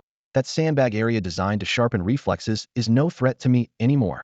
Lu Xian smiled with satisfaction, ruffling her hair and playfully pinching her furry ears. Yufili went limp, collapsing into his arms with a soft whimper. Teacher, that's mean. Stop it. Yufili pretended to be angry as she stood up straight. Lu Xian retrieved a gleaming rapier from the system and handed it to her. Here, this is for you. He then detailed the attributes of the weapon named Flickering Light. Yufei took the rapier with excitement, examining it closely. Wow, is this a holy sword? I love it. Her tail stood high, a testament to her uncontainable joy. Watching her delight, Lu Xian silently vowed to keep the secret of the Endless Tower's lack of a holy sword forever buried. As a warrior proficient in both magic and martial arts, he had surpassed any 8th-tier abilities in this world, let alone the strongest 7th-tier masters. Night had fallen, and Lu Xian glanced around, noticing how the tower appeared unusually dim after its energy was drained. Realizing Yufei had been waiting outside for him all this time, he felt warmth in his heart and embraced her once more. Thinking of Tuale's true view of Euphyllia as nothing more than a tool for fulfilling a hero's duty, Lu Xian felt a pang of sadness. He softly asked, Yufei, if you could leave this place, would you come with me? I mean, leave this world. Huh? Yufei blinked in confusion, clearly not understanding the sudden proposal. I'll go wherever the teacher goes, Yufei said firmly. Even if it means leaving your family? Lu Xian asked, looking directly into her eyes. At the mention of family, Yufei's expression instantly grew complicated. She lowered her head, a hint of hesitation flickering in her eyes. We'll talk about it later, Lu Xian said gently, reaching out to softly stroke her hair. Okay, then, Yufei replied, her shoulders drooping, looking somewhat dejected. As a 16-year-old girl, she was caught in a difficult choice, unwilling to leave her family, yet unable to part with her teacher. Lu Xian watched her retreating figure, contemplating silently. On this continent marked by magic patterns, as long as humans existed, kingdoms and demon lords would persist. It was an inevitable means to consolidate imperial power, commonly known as brainwashing. Those who had been enslaved for too long would regard even saviors as heretics. Unless all humans on the magic-patterned continent were eradicated, which was clearly unrealistic. Besides, Lu Xian had no such grand ambition. By the time they emerged from the Endless Tower, it was late at night. Yufei followed Lu Xian, cautiously sneaking back to her room from the basement, as if they had done something illicit. Get a good rest today. Tomorrow, I want to check your progress, Lu Xian said before turning to leave, leaving Yufei standing there, bewildered. Aren't you coming in for a cup of tea? She called after him, feeling a sense of loss as she watched him walk away. She had hoped to learn more about the Endless Tower and the Sacred Sword, but was left with unanswered questions. The next morning, Yufei arrived at the mansion's hall with noticeable dark circles under her eyes. Tori was inquiring about the ancestors of the Silver Emblem family, and upon learning that the ancestor had died and the third-level challenge had disappeared, he seemed somewhat disappointed. When Tori noticed the slender sword at Yufei's waist, he immediately stepped forward to examine it. Yufei obediently handed over the sacred sword. After a careful look, Tori realized the sword seemed different from the legendary one, attributing the differences to the loss of divine power over time. Nearby, Euphemia listened to their conversation with a worried expression. As Yufei and Lu Xian headed to the training ground, she quietly followed them. Euphemia, don't do anything foolish. Tori's voice suddenly came from behind, startling her. At the training ground, Lu Xian said to Yufei, go spar with Tori. If you're too lacking, watch out, or I'll spank you. What? Spank me? Yufei exclaimed, blushing with embarrassment. Be careful, you fool. Yufei shouted sharply, her eyes fierce. Before her words had even settled, the white sword in her hand flashed like lightning towards Tulii. However, Tulii remained motionless, his arms crossed over his chest. In an instant, a blue glow flowed across the surface of his arms, with mysterious patterns vaguely appearing. The sword clashed against his defense with a crisp clang. Yufei stood there, stunned, staring in disbelief at the unharmed Tulii. Why can't I break through? Come on, Yufei, put some effort into it. Tulii said with a serious face, though his tone was clearly taunting. I don't feel a thing. You fool. Yufei fumed with anger, but then she remembered the punishment her teacher had mentioned, and a strange sense of anticipation arose within her. All right, that's enough, Lucian interjected at the right moment. At his words, Yufei perked up her ears, secretly contemplating the potential punishment that might follow. Yufei, you've done well, Lucian nodded approvingly. From his perspective, he understood the issue wasn't Yufei's lack of skill, but rather that Tulii's defense had reached an extraordinary level. In just half a month, this shield hero had fully awakened, his defense rising several tiers, making it difficult even for average 4th or 5th tier abilities to break through. Although Yufei wielded a fake sacred sword, her current strength was indeed insufficient to handle it. Teacher. Yufei approached Lucian shyly, turning her back to him as she spoke hesitantly. Could you go easy on me? I'm afraid it might hurt. Lucian was taken aback. No worries, I won't punish you this time. You've actually done quite well. This was genuine praise. Aside from the initial combat demonstration, he had hardly guided Yufei, yet she had made such progress in just half a month. Even with the sword hero's aura, her growth rate was astonishing. The story continued to unfold until the next morning, when the alluring Euphemia burst into Lucien's room, attempting to use her charm to obtain the sacred sword. However, Lucien was unfazed by her allure and simply pushed her away. This was the first time Euphemia had faced such treatment, and she was instantly infuriated. Humph. Mr. Xian, are you a coward? Lucien merely looked at her with confusion. Do you want to try? Euphemia recoiled at the aggressive look in Lu Xian's eyes and hurriedly scrambled to her feet. Lu Xian merely let out a cold chuckle and turned to leave the room, moving so swiftly that Euphemia had no time to react. He never stooped to using such means to get what he wanted from others, especially since he was about to leave and saw no need to be overly considerate. Just as Lu Xian reached the doorway, Euphemia appeared at the entrance. At the same moment, Euphemia, seemingly having made a decision, rushed out and accidentally bumped into Lu Xian's back. Sister, what are you doing in the teacher's room? Euphemia exclaimed in shock, noticing her sister's disheveled hair and the unnatural flush on her face. Ah, it's nothing. She's just tired and wanted to sleep, Lu Xian replied dismissively, using the same excuse he'd often used for Muyu. Yes, that's right. I'm just tired, Euphemia echoed, still in a daze. Euphemia made a few disapproving noises, casting a slightly hostile glance at her sister. All right then, Lu Xian said, patting Euphemia on the head. The family duel is about to start. Let's get ready to head over. At the mention of your kingdom's family duel, Euphemia quickly put her sister's situation behind her. Okay, I won't let you down, teacher. In the mansion's hall, Tolii and Marianne were already waiting. Mr. Xian, thank you for your trouble these past days, they said, though Lu Xian had hardly instructed Euphemia, relying instead on her remarkable talent. The carriage was ready outside. Upon reaching the city center, the duel arena was packed with people. The sword hero of the Silver Crest family has arrived. The crowd erupted in cheers. I heard the sword hero from 100 years ago was also from the Silver Crest family, and they defeated all the other participants. This year is different. They've hired the disciple of the Sword Saint as a private tutor. But the Melos family has the spear hero on their side. The spectators buzzed with conversation, with some even starting to place bets. In the carriage, Euphemia trembled slightly. Teacher, I'm a bit nervous. Lu Xian sat beside her. That's normal. Remember, your mindset is the most important thing. Just do your best. As he spoke, he emanated an invisible pressure that made even the crowd outside shudder. The open-air coliseum in the center of the Your Kingdom was vast and magnificent, usually a venue for watching slaves and beasts fight. The central indoor area was reserved for the nobility to watch. That's this generation's sword hero Euphemia, a captivating voice announced. The sword hero, the spear hero, and the healing hero are all here. Only the shield hero and bow hero are missing. Speaking of which, that healing hero is quite bold. Silence. The brave Yuji has already been imprisoned in the dungeon. Let's not bring this up again. Misha, the spear hero, sternly commanded, her black ponytail swaying as she spoke. Surprisingly, the renowned spear hero was a beautiful woman in her 20s. Misha, are you afraid of the royal family? Green, the eldest son of the lion family, smirked with a hint of mockery. Huh, without us, the 5 heroes, you people would be back in your mother's womb. Yet you keep complaining. Misha of the Mellow family snapped, her eyes flashing coldly. You. Green's face turned livid with anger. Fine. Very well. No wonder you're the spear hero. Do I need your approval? Get lost, you waste. Misha retorted sharply. Damn it. Green's face flushed with rage, his teeth clenched. Don't let me meet you in the arena. I'll show you what torment means. With that, he turned and stormed off. TCH. Misha shook her head disdainfully. At that moment, Lu Xian and his group entered the hall. Sister Misha. Euphemia ran towards her excitedly. Euphemia. Misha gently stroked the girl's hair, though a hint of sadness flickered in her eyes.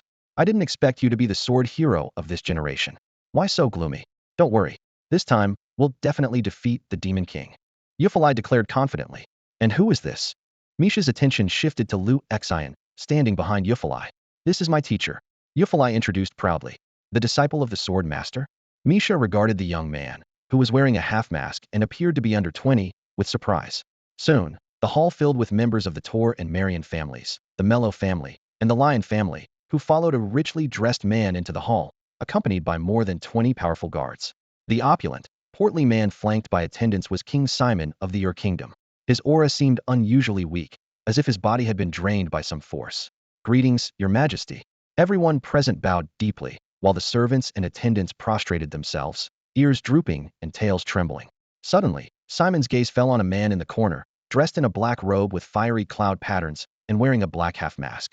The man stood upright, exuding confidence, and had not knelt. You? Why aren't you kneeling? Simon demanded sharply, causing everyone to look in that direction with alarm.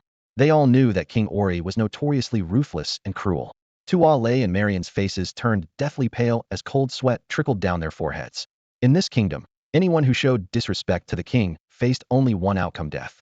Although Lu Xian was a disciple of the revered one, his actions at this moment were tantamount to dragging the entire Silver Crest family into the abyss. Yufalai was about to stand up, but was firmly held back by Mesa beside her. Mesa's eyes darted quickly to Tuale and Marian, silently warning Yufalai not to act rashly. Caught between her family and her beloved teacher, Yufalai's eyes welled up with tears. You? How dare you disrespect our king? The guards, weapons in hand, surrounded Lu Xian aggressively. Kneel. However, Lu Xian remained standing tall, seemingly oblivious to the threats. The people around held their breath, fearing that King Simon might direct his wrath at them. Mr. Xian, please, just kneel. Tuale pleaded with difficulty, his voice filled with desperation. Huh? Lu Xian scoffed.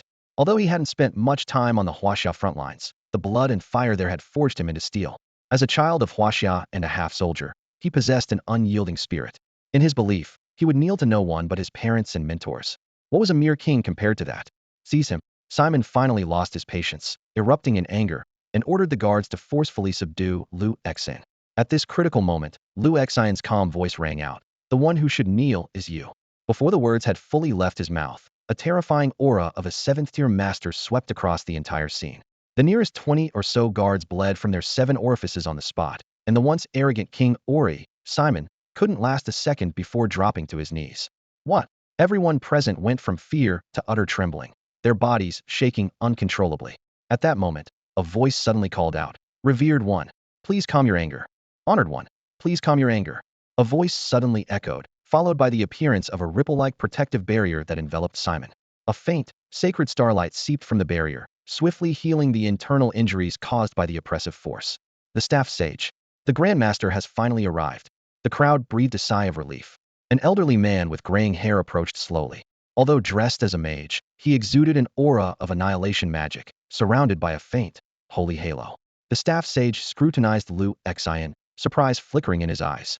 To think someone so young has reached the sage level, it's unheard of. With your power, even the sword sage might not be your match. May I ask for your esteemed name? Xian. Lu Xian replied calmly. So, you are the rumored disciple of the sword sage. The staff sage began, then paused, realizing, no, your identity is likely far more complex. With his temperament, he couldn't possibly have nurtured someone as powerful as you. Lu Xian turned his gaze to Simon, who was just getting to his feet. Whether it's true or not is irrelevant to me. Tell your king to restrain himself. Otherwise, next time, the throne of or will change hands. Simon met his eyes and felt a shudder of fear, nearly collapsing again. Understood, Mr. Xian, the staff sage said respectfully. It seems I was short-sighted. I thought the magic continent had only 7 sages, unaware that there are always stronger individuals out there. He turned to the guards with instructions. Announce a nationwide celebration for 3 days and nights for our or kingdom's 3rd sage. There's no need, Lu Xian interrupted. I belong to no faction, nor will I join one. Do you understand what I mean, old man? The staff sage's expression changed. He had intended to tie this formidable individual to thee or kingdom, but Lu Xian had astutely seen through his intentions. I acted presumptuously, he sighed, signaling the guards to escort Simon away. In that case, Sage Xian, we will take our leave. Please enjoy watching the matches. Don't be in such a hurry. Why not stay and watch? Lu Xian's cold voice echoed. The staff sage shuddered. As the continent's strongest annihilation mage, he couldn't sense Lu Xian's presence at all. Under the gaze of Lu Xian's gray eyes, a wave of deathly stillness, decay, and obliteration overwhelmed the staff sage, causing him to break out in a cold sweat. Although he specialized in destructive curses, the annihilation aura exuded by this young man far surpassed his own. Sit down, Lu Xian commanded. All right. All right, the staff sage replied, drenched in sweat, as he sat. This scene left everyone present in shock. The Grandmaster, one of the 7 supreme sages, was actually obeying this young man. Teacher is truly the best, Yufalai exclaimed excitedly. Meanwhile, Tori and Marian were terrified, unable to comprehend how this young man, supposedly the sword sage's disciple, had suddenly become someone capable of overpowering the staff sage. Lu Xian's actions were meant to prevent future retaliation from Simon. Once he and Yufalai completed their adventure and left the Ur kingdom, the others could do as they pleased. Lu Xian then took the seat originally belonging to Simon, with the staff sage by his side. The crowd gradually calmed down, focusing on the arena battles. As they looked at Lu Xian in the chief seat, his commanding presence starkly contrasted with Simon's, as if this young man was the true ruler. The fierce battle quickly reached its climax. During this time, Yufei stepped into the arena 3 times, each time her sword strikes, instilling fear in her opponents. Her swordsmanship mirrored Liu Xian's techniques, yet she forged a distinct path of her own. Unlike Liu Xian's overwhelming power, her style was characterized by speed, precision, and agility, almost invisible and traceless. With exceptional reflexes and speed, she became unstoppable in the arena, perfectly embodying the principle that speed conquers all in martial arts. That was amazing, Yufei exclaimed excitedly, running back to the stands after winning yet another match, eager to show off to Liu Xian. Stay humble, Liu Xian reminded her calmly. Got it, teacher. Yufei nodded respectfully. Ever since learning that her teacher was more powerful than the 7 great sages, even commanding respect from the king of Or and the staff sage grandmaster, her confidence had soared, and her fear of battle had completely vanished. Yufei of the Silver Crest family versus Misha of the Mellow family. As this announcement echoed through the arena, the crowd erupted in excitement. The clash between the contemporary sword champion and spear champion immediately sparked heated discussions among the spectators, with some cheering for the sword champion, others for the spear champion, and even some debating the physical advantages of the 2 competitors, plunging the stands into chaos. Teacher, Sister Misha. Yufei glanced at Liu Xian and Misha, feeling slightly hesitant. I'm not going to hold back, Yufei, Misha declared first. Yufei lifted her head, her hesitation vanishing. Neither will I. With the sound of the sultry catgirl referee's signal, Yufei instantly transformed into a streak of white lightning, charging toward Misha. Her rapier, like a furious dragon emerging from the sea, whipped up gusts of wind as it aimed straight down the middle. As the sword energy exploded, Misha's heart trembled, forcing her into a defensive stance. In close quarters, her spear was difficult to wield effectively, leaving her struggling to fend off Yufei's relentless sword shadows. Damn it, Misha muttered, cold sweat beading on her forehead, astonished by Yufei's remarkable progress in just 1 month. Seizing a fleeting opportunity to counterattack, she quickly created some distance and unleashed her scorching Overlord spear. Flames spread from her arm to her spear, transforming it into a blazing dragon. The terrifying heat swept across the arena, creating a 7 to 8 meter high tornado of fire at its center. Ah, it's so hot. Yufei hurriedly retreated, narrowly avoiding a fatal blow, but the parched feeling in her throat made her uncomfortable. Yet, she remained unaware that her abilities had far surpassed Misha's, instead wondering in confusion. Why is Sister Misha attacking so slowly? Is she holding back?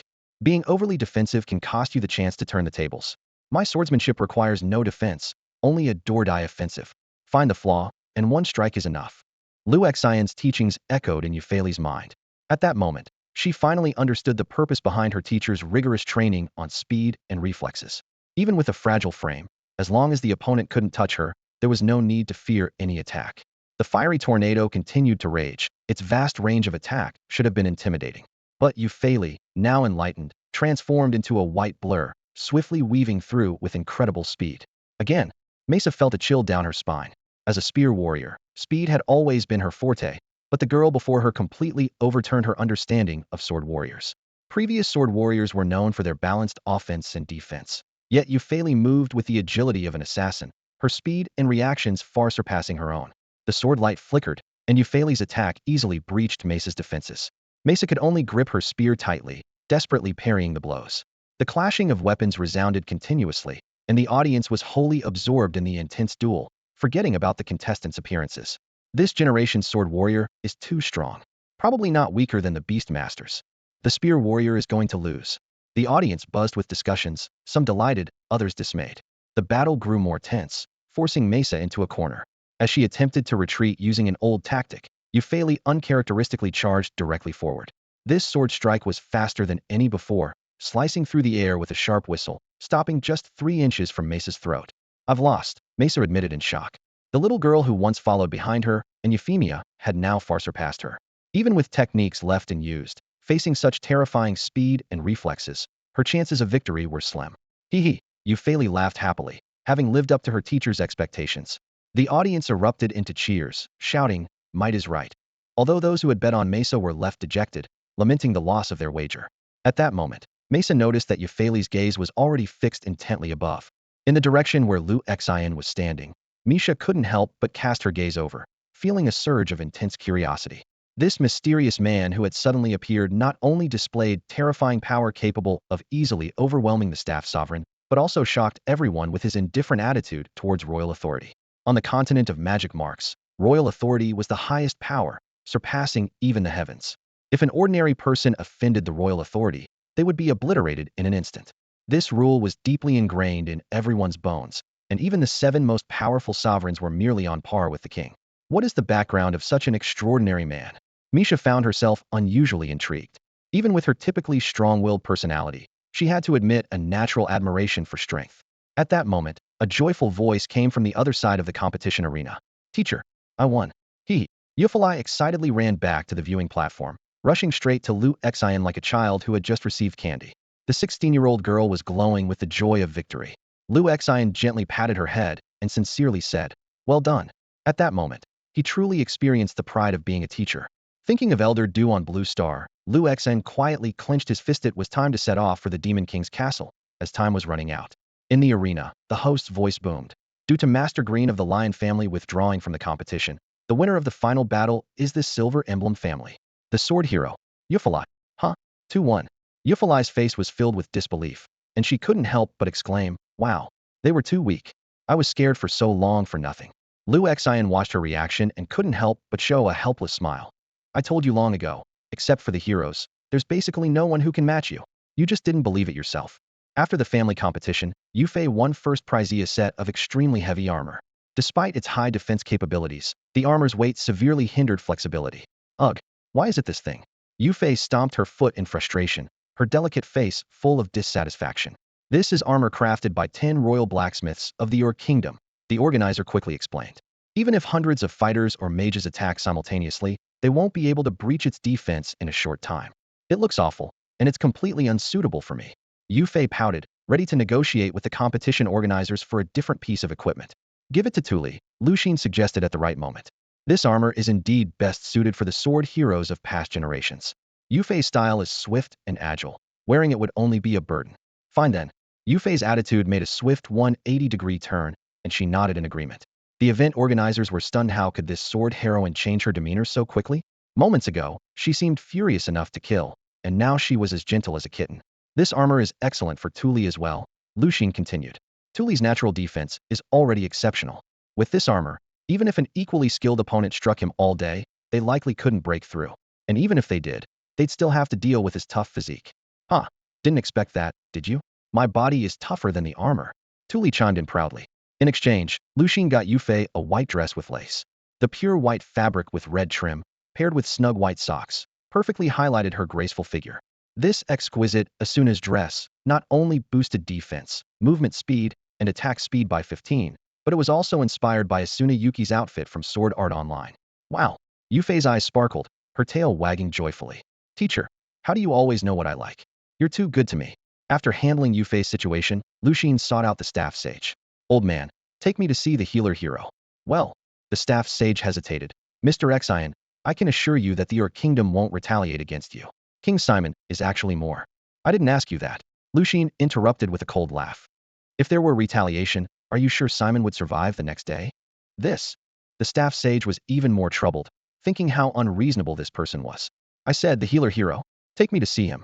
Lu Xing raised his voice. "Mr. Xian, the healer hero has committed a serious crime. Why do you want to see him?" "Huh, serious crime? Did he perhaps, with the princess?" Lu Xing's words trailed off abruptly. The sage of the staff's pupils suddenly dilated, his face filled with disbelief and shock. "Just take me to see him," Lu Xian sneered. The reputation of the healing hero truly lived up to its name, worthy of the title, always able to win over others with virtue. "I understand, Lord Xian," the sage of the staff said solemnly. "But you must promise me that this matter will not be made public." Lu Xian nodded slightly. "Of course." After the two left the arena, only a bewildered Yuffie stood on the spectator platform. She stood there in a daze, her gaze sweeping over the empty surroundings. "Teacher," she called softly, realizing that her teacher had already left. Yuffie's heart trembled. Although she knew that one day she would embark on an adventure with the other 4 heroes, she hadn't expected the separation to come so suddenly. "Teacher, you're so cruel," she bit her lip, holding back tears. "How could you just leave without a word? I hate you." Meanwhile, Lu Xian and the sage of the staff had already ventured deep into the royal dungeon. With their abilities, the world's barriers and restraints were meaningless. The damp and dark corridor was filled with the stench of decay, causing Lu Xian to frown slightly. "Lord Xian, it's always been like this here," the sage of the staff explained. "The dungeon is never cleaned. and the prisoners manage their needs within their own cells. Lu Xian nodded, getting straight to the point. Where is the healing hero? He's in the deepest part. The sage of the staff pointed ahead, where a cell heavily sealed with magical chains lay. This is it. Lu Xian approached the iron bars, gazing at the emaciated young man inside, who was bare-chested. The young man's collarbone was pierced by cold iron hooks, his entire appearance gaunt and withered. Healing hero, Lu Xian said coldly. Do you want to get out? Upon hearing the unfamiliar voice, the healing hero slowly raised his head, his amber eyes fixed on Lu Xian, filled with hatred and sorrow.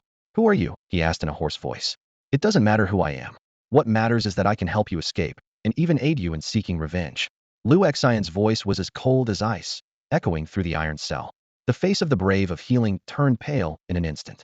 Despite his attempt to hide it, the fleeting terror betrayed him. Lu Xian took a step forward, surrounded by an eerie gray aura. To the shock of the staff master, he effortlessly passed through the iron bars, appearing directly in front of the brave of healing. This scene made the staff master's heart skip a beat. As a seventh-tier warrior, he understood the rarity of mastering profound laws like space, time, and creation. Even he had only begun to glimpse their mysteries. Yet, this young man wielded them with such ease, it was truly astonishing. For Lu Xian, it seemed instinctual. Since mastering the power of chaos, the laws of space and annihilation were at his command. He could dismantle anything around him at will, rendering any barrier or confinement meaningless. Are you someone reborn? Lu Xian asked with a cold smile. The brave of healing's pupils widened in shock. You. The gray aura rapidly spread, enveloping the entire cell. All external sounds and perceptions were completely isolated. Even the staff master couldn't perceive anything. In this sealed space, Lu Xian unhesitatingly infused the gray energy into the brave of healing. The latter immediately felt his life force draining, his skin wrinkling, and his body rapidly aging. No, I'll tell you. I'll tell you everything. Under the threat of death, the brave of healing finally broke down. Trembling, he revealed the truth. In his previous life, he was also the brave of healing, but was imprisoned and used by the royal family as a healing tool. It wasn't until the mysterious deaths of the 7 great masters and the invasion of the Demon King's army that he managed to escape. During his time healing others, he not only endured their pain but also absorbed their combat experience, ultimately becoming the strongest warrior. He defeated the Demon King, but the kingdom of Aurelia was already destroyed. Harboring deep hatred for the royal family, he made a wish to the sage's heart to restart the world. Come with me, Lu Xian said with a meaningful smile. After we defeat the Demon King, this world will be yours. You shall be its king. What do you mean? The hero of healing exclaimed, eyes wide with fear. How about becoming the king of this world? Lu Xian sneered, his voice carrying a hint of temptation. Imagine the entire royal family of your kingdom bowing at your feet, becoming your slaves. Those words seemed to have a magical effect, as the hero of healing's gaze gradually turned fervent. What do you want me to do? He asked, his voice trembling and breath quickening, clearly drawn in by the enticing prospect. It's simple, Lu Xian replied calmly. Defeat the Demon King again and deliver the heart of the sage to me. Of course, you won't be able to defeat the Demon King without first eliminating the 7 sages. Leave them to me. You just focus on the Demon King. Suddenly, the hero of healing frowned. Wait a minute. With your power, the Demon King is no match for you. Why do you need me? You don't need to know that. Lu Xian interrupted coldly. Just understand that I can help you get your revenge. After a moment of silence, the hero of healing nodded. He recalled his past life, blinded by hatred, almost spending another decade in the dungeon. Now, with a powerful ally coming to his aid, he remembered the mysterious deaths of the 7 sages from his previous life. Could this man be responsible? With such support, his revenge could be realized sooner. As the gray mist dissipated, the sage of the staff finally saw the 2 figures before him. Lu Xian stated directly, Old man, I'm taking the hero of healing with me. That's impossible, the sage of the staff exclaimed in shock. He has committed serious crimes. Nothing is impossible, Lu Xian interrupted coldly. Tell Simon that if he has any objections, he'll lose his head. Though unwilling, the sage of the staff had no choice. Lu Xian cut Andrew's chains with a single slash. Long time no see, Mr. Morse, Andrew said meaningfully, looking at the sage of the staff. How do you know my name? Morse was terrified. This true name, unknown even to the king, was somehow known to him. How could I forget what you did to me? Andrew sneered, his eyes glinting with an eerie light. A chill ran through Morse's heart. Even with limited interactions with Andrew, his gaze was unsettling. He immediately returned to the palace to report the matter. Upon hearing the news, King Simon was first angry, then trembled as if recalling something. Leave him be. Just don't provoke that man. Losing one princess is nothing. We can always appoint another. From then on, King Simon was plagued by nightmares every night, repeatedly shouting, Stay away from me. Andrew, true to his title as the hero of healing, had already recovered from the corruption of the gray mist by the time he left the dungeon. Lu Xian tossed him a bag of silver coins. Find a place to stay for now. Meet me at the Silver Crest family at noon tomorrow, and we'll begin our adventure. Back at the Silver Crest family manor, Euphili rushed to Lu Xian. Teacher, I thought you abandoned me. Where would I go? Lu Xian asked, puzzled. You did well today. Get some rest. We're setting off tomorrow. Euphili nuzzled against Lu Xian like a kitten, murmuring softly. It's always your presence that puts me at ease, teacher. That night, Euphilia paced back and forth in the hallway, several times reaching for the doorknob of Lucien's room, only to pull her hand back each time. Moonlight streamed through the window, casting dappled shadows on the floor, mirroring her indecision. As the sword hero, she was well aware of the fate that awaited each hero after a period of training.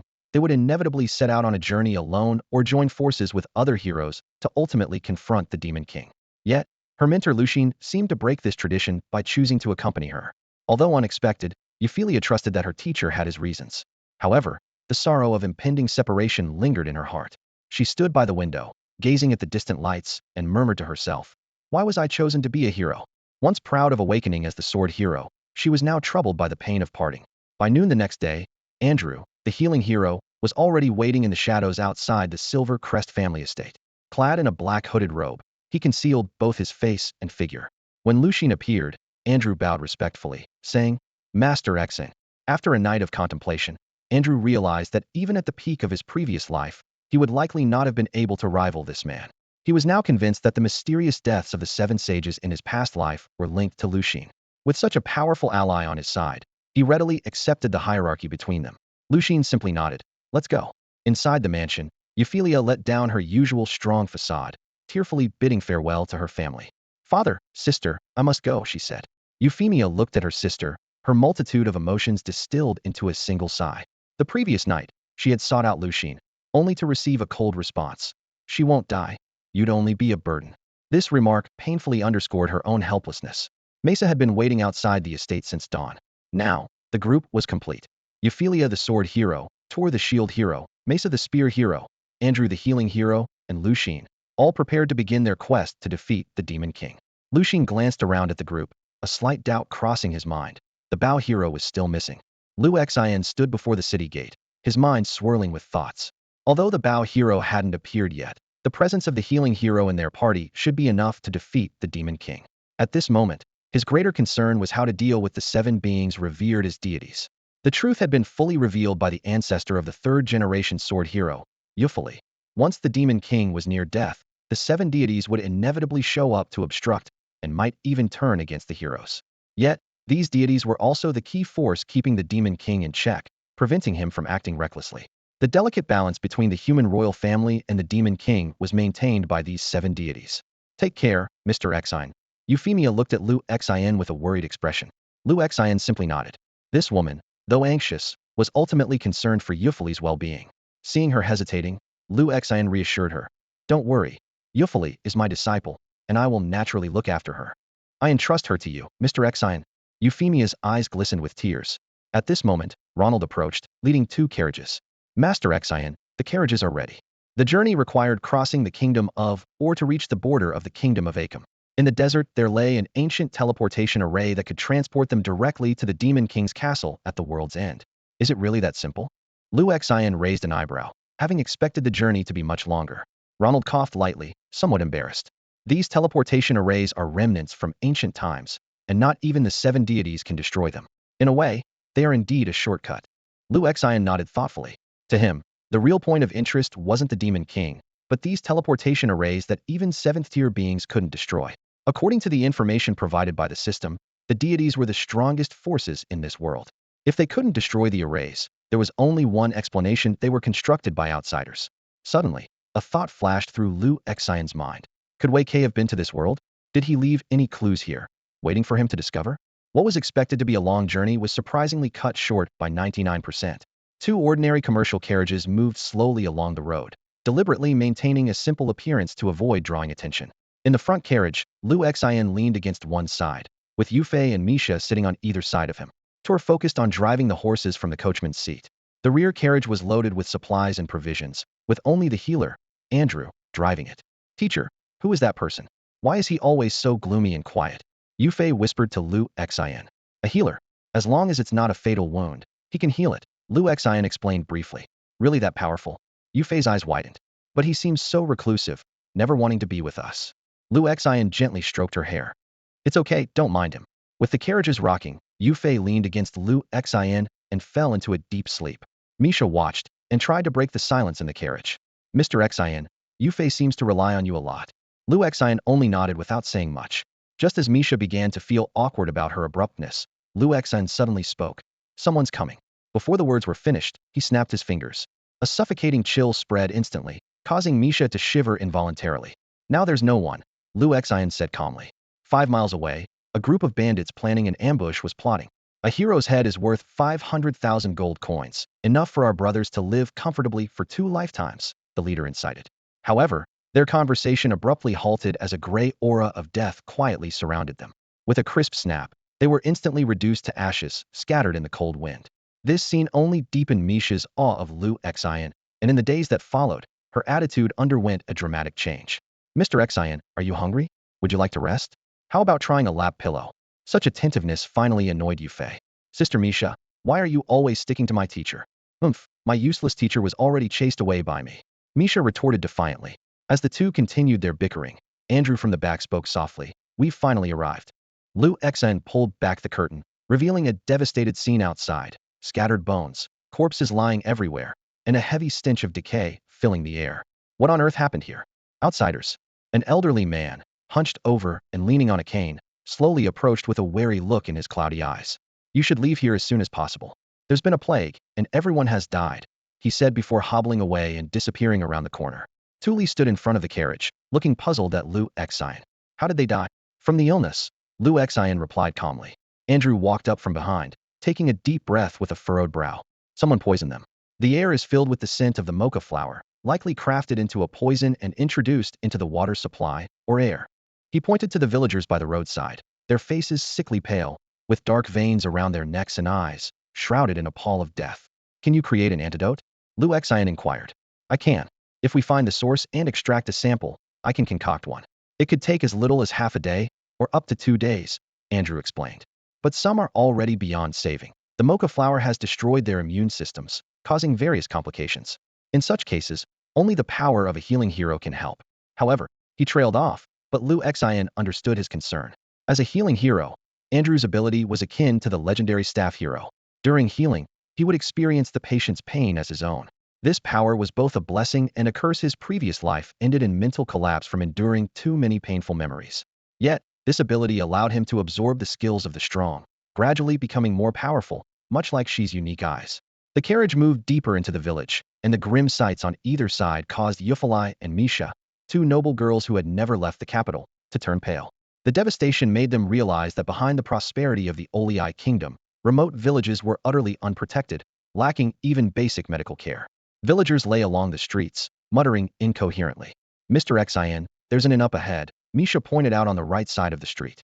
Lu Xin nodded. Let's check it out. Amid the closed shops, this inn was still open. As they entered, a voice called out, Visitors at this hour? A plump, rosy-cheeked, middle-aged man emerged, looking vibrant and unaffected by the poison. I advise you to leave quickly. No one lives here anymore, the man said. Were you the one who poisoned them? Misha accused. Don't make wild accusations, the man raised his voice. I'm no saint, but I'd never do something so heinous. Then why do you show no symptoms? Misha pressed. It's all because of that kid Rowan. He's the one who ruined everything, the man replied angrily. Lu Xin intended to move on, but his instincts told him there was a hidden secret in this village. Who is Rowan? Did he poison the village? Misha asked with a frown. Rowan is the legendary Bao hero, the man exclaimed in fear. He's the one behind all this. Bao? Bao hero? Misha echoed in disbelief. That can't be. How could a hero do such a thing? That's all for today. Thank you so much for watching. I hope you guys enjoyed. If you wish to have another part of this recap, please give us at least 1,000 likes. Please don't forget to comment and subscribe to our channel for more content like this. Until next time.